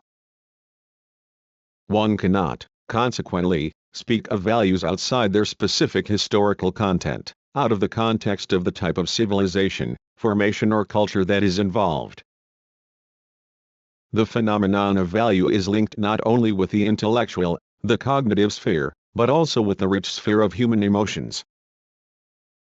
After all, it is our emotional state that constitutes the decisive psychological condition of happiness. Wisdom tells us that happiness, one of the supreme values, does not depend on high social status, power and riches or even intellectual ability. Value is a capricious thing. An object of value may be admired, it may repel, it may arouse delight in some and contempt in others, while others remain entirely indifferent. Much depends on taste, and taste is fickle and subject to the winds of mood, of time and space. Taste may be traced to the depths of the human soul, which is molded by the forms of culture which the individual has absorbed. Although values are concretely historical, there are some which, like diamonds, are treasured at all times. These are the values of wisdom, kindness, heroism, love of one's parents, the love of a mother for her children, and respect for one's ancestors, for one's country, for freedom. To sum up, then, the concept of value expresses the properties of things, phenomena, events, material and spiritual objects satisfying, or capable of satisfying, certain needs and interests of human beings and society. Value is that which has meaning for man and society. All objects that are of interest to human beings, and thus possess value, have only a conditional value. Were it not for human inclinations, liking and interest, and the needs on which they are based, these objects would not have any value. Consequently, everything that brings or may bring satisfaction of human needs, beginning from the most elementary, instinctive biological and material needs, to the sophisticated demands of intellectual taste, composes a world of values. This world also includes social standards, which prohibit or permit, which tell us what is allowable, desirable, obligatory or otherwise. From the standpoint of its significance for the intellectual life of a given person or even a nation, it would be wrong to contrast, for example, some scientific discovery or invention to Christian or Buddhist ethics. These are different voices in the single chorus of the spiritual life of humanity. and any belittling of one or another voice is unworthy of a truly cultured person, just as any discrimination against one nation is in itself a belittling of human dignity as a whole, and exposes the discriminator as a chauvinist and lacking in respect not only for himself as an individual but for his own nation. It is equally wrong to insist on any single standard of value judgment for the cultural features of different peoples. But it is not enough merely to acknowledge the legitimate right of every people to live in its own specific way. One must also understand what this originality stands for. One culture may raise its voice about something on which another has nothing to say. And when even one voice is suppressed, the harmony of the chorus of the world culture cannot be complete. Endless contradictions arise in the system of socio-psychological stereotypes. The very concept of values in their 337 full sense presupposes a creative attitude to life and is incompatible with standardization of thought or behavior. As the highest degree of spirituality, in the sense of high-value orientations, culture consequently presupposes the breaking down of stereotypes. And it is those who break them that are the innovators. They create new values and, in so doing, generate new stereotypes, a new style of thought and behavior. Hence there is a struggle, and this struggle involves losses. Immortality may sometimes be won through premature death. Such has been the fate of the revolutionaries of thought and action at all times and among all peoples. Man in the system of culture. Culture is the living process of the functioning of values in the context of the existence of the individual and society. It is the process of their creation, reproduction and use in historically changing ways. Culture arose and is developing together with society, creating an enormous tradition. The history of culture is full of stagnant phenomena, rigid dogmatic systems and conservatism, and also of revolutionary innovations. The previous achievements of culture are not parted from us. Their finest examples continue to live and work. No child can become a developed personality without absorbing some of the treasures of culture.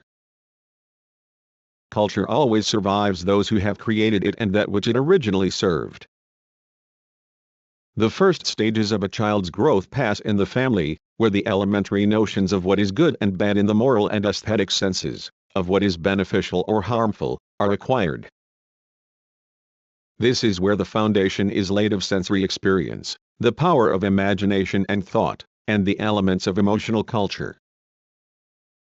Admittedly, the educational effect of the kindergarten or the creche or the school, which carry out a planned educational program on the emerging personality, are added to the experience of the family and thus bring with them the experience of centuries, developing in the child such qualities as curiosity, love of country, and so on.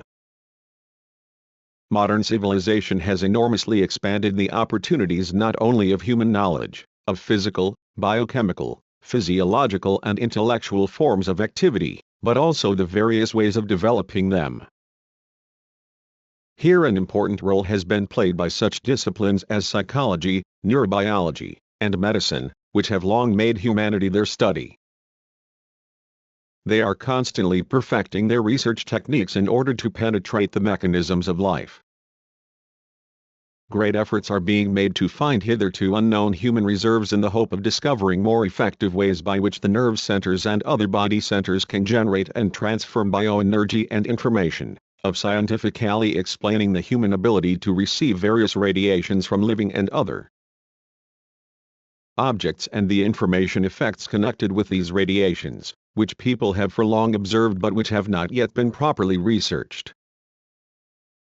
The advances that science has already made in penetrating the secrets of the living organism with the help of instruments of great resolving power give us hope and confidence that we shall be able to understand many mysterious phenomena, and that this knowledge may transform the very style of man's philosophical and scientific thought, his idea of himself and his place in the universe, of the factors that control his vital functions. The sages of ancient India discovered astonishingly subtle and profound psychobiophysical connections between the human organism and cosmic and subterranean processes. They knew much that even today is beyond the ken of European scientific thought, or that it ignores, often trying to conceal its helplessness by asserting that Oriental wisdom is mere mysticism, and thus showing its inability to distinguish the rational but not yet fully understandable essence from various figments of the imagination. It is sometimes difficult for us to penetrate the profound language of symbolic forms in which this wisdom is couched, to get at the essence of that wisdom. A full understanding of these complex problems can be achieved only in the broad context of history and culture.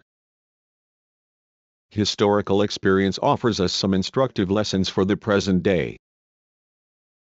If we look around thoughtfully at the path humanity has traveled, it is not difficult to see that the minds of the makers of culture have been guided by the desire to achieve an understanding and a rational transformation of the human being himself, his bodily and spiritual organization, the preservation and strengthening of his health. Socio-political, philosophical, religious, moral, aesthetic and all cultural efforts in general have tended towards this goal. The culture of the ancient Orient affirmed not only ideas of man's dependence on the supernatural forces that were external to him. There was also a tendency to cultivate certain rules of behavior in relation to these forces, including techniques of training the body in order to regulate and perfect bodily and spiritual processes. Various systems of exercises linked with religious beliefs were evolved to change the state of the mind, the consciousness, to achieve complete unity with the universe, to become one with the energy of nature. These techniques for influencing one's own organism through the mechanisms of psychophysiological self-regulation and control, techniques that are much in fashion today, could not have survived for centuries and have penetrated other cultures with a different ethnos, if they had not contained some real knowledge of the most subtle and hidden structural, energo-informational, neuropsychical and humoral potentials, which even now sometimes seem fantastic to the analytical European mind, particularly when it is fettered by stereotypes. Oriental culture is full of beliefs about the role of the way of life and its various components: breathing techniques, diet, self-training, cultivation of the skin, physical mobility, the ability to commune very subtly with nature, acupuncture, cauterizing, and other ways of influencing the biologically active centers of the organism, herbamedicine, diagnostics by means of the iris of the eye, pulse and olfactory diagnostics, consideration of the position of the earth in relation to the celestial bodies in medicine, the time of year and day and of the properties of water in relation to the state of the earth, strata and the character of its flow in connection with geomagnetic phenomena. All this and much else has contributed to the great wisdom of the Eastern peoples, the wealth of their culture and man's place therein, their understanding of the mechanisms of regulation of his life activity and vital potentials. Thus already in the distant past, in the mists of mythological worldviews the precious crystals of knowledge, tested by the experience of centuries, of skills in beneficially influencing man's body gradually accumulated. How could people in those far-off times know so much without any experiments or apparatus about the conditions and factors that regulate the course of the vital processes and the character of the interaction between man and nature, particularly the influence of the celestial bodies, the sun and moon and various radiations proceeding from outer space and the bowels of the earth? And all this was taken into consideration both in diagnosing and in treatment. Does this not go to show an astonishingly high level of culture that should arouse our admiration, gratitude and desire to study? This knowledge could not have retained its vitality if it had not again and again been confirmed by practice. With the liberation of cognitive thought from the fetters of dogma, knowledge about man controlled by experiment and logical analysis made substantial advance. We can see this in the ancient schools of medicine, Hippocrates, and the work of the Arabic Middle Ages, Avicenna, where the art of medicine acquired such firm foundations that what was achieved in this period has become part of the fund of present-day prophylactic, hygienic, dietetic and other rules, not to speak of physical culture. Behind all this lay many centuries of popular wisdom about healing that was sometimes astonishingly effective. Despite the barriers and profound skepticism of blinkered thought, scientists are now taking a much more sophisticated 340 interest in this age-old wisdom because they see that it offers clues to the hidden processes in the human organism, and ways of changing the internal and external forms of human behavior. On the basis of these clues, one can say that man's whole moral psychological makeup is shaped by the direct and indirect influence of the conditions of his information evaluative perception of the countless diversity of the environment, not only natural and specifically climatic but above all that of the unique world of culture, which he drinks in even with his mother's milk. In this information evaluative perception a great significance attaches not only to the boundless wealth of the concepts, notions, feelings and ideals evolved by human experience but also, and to a deeper extent, the values that have engraved themselves in the memory and that are imparted to the individual in childhood by his native culture, his native language, music, songs, fairy tales, paintings, sculpture and architecture, in a word, all the mental wealth of his own people. The ethnic climate of the home culture forms certain value orientations in the individual which make him a representative of precisely that culture. Every patriot experiences a feeling of pride in the depth and inexhaustible wealth of his own culture. I am far from admiring that which one see around myself. As a writer I am irritated, as a person with prejudices, I am insulted, but I swear on my honor that not for anything in the world would I change my country or have a different history than that of our ancestors, that which God gave us. One Pushkin had an intense feeling of being organically linked with his own land, with the aroma of its history, with the charm of its memorials, the creation of the minds and hands of his fathers and forefathers. 1 A. S. Pushkin, Complete Works, Volume 7, Moscow, 1964, pages 863, in Russian. The sense of pride in the culture of one's ancestors, one's people, plays an active role in forming the dignity of the individual and reinforces his civic maturity, his sense of responsibility for the future of his country.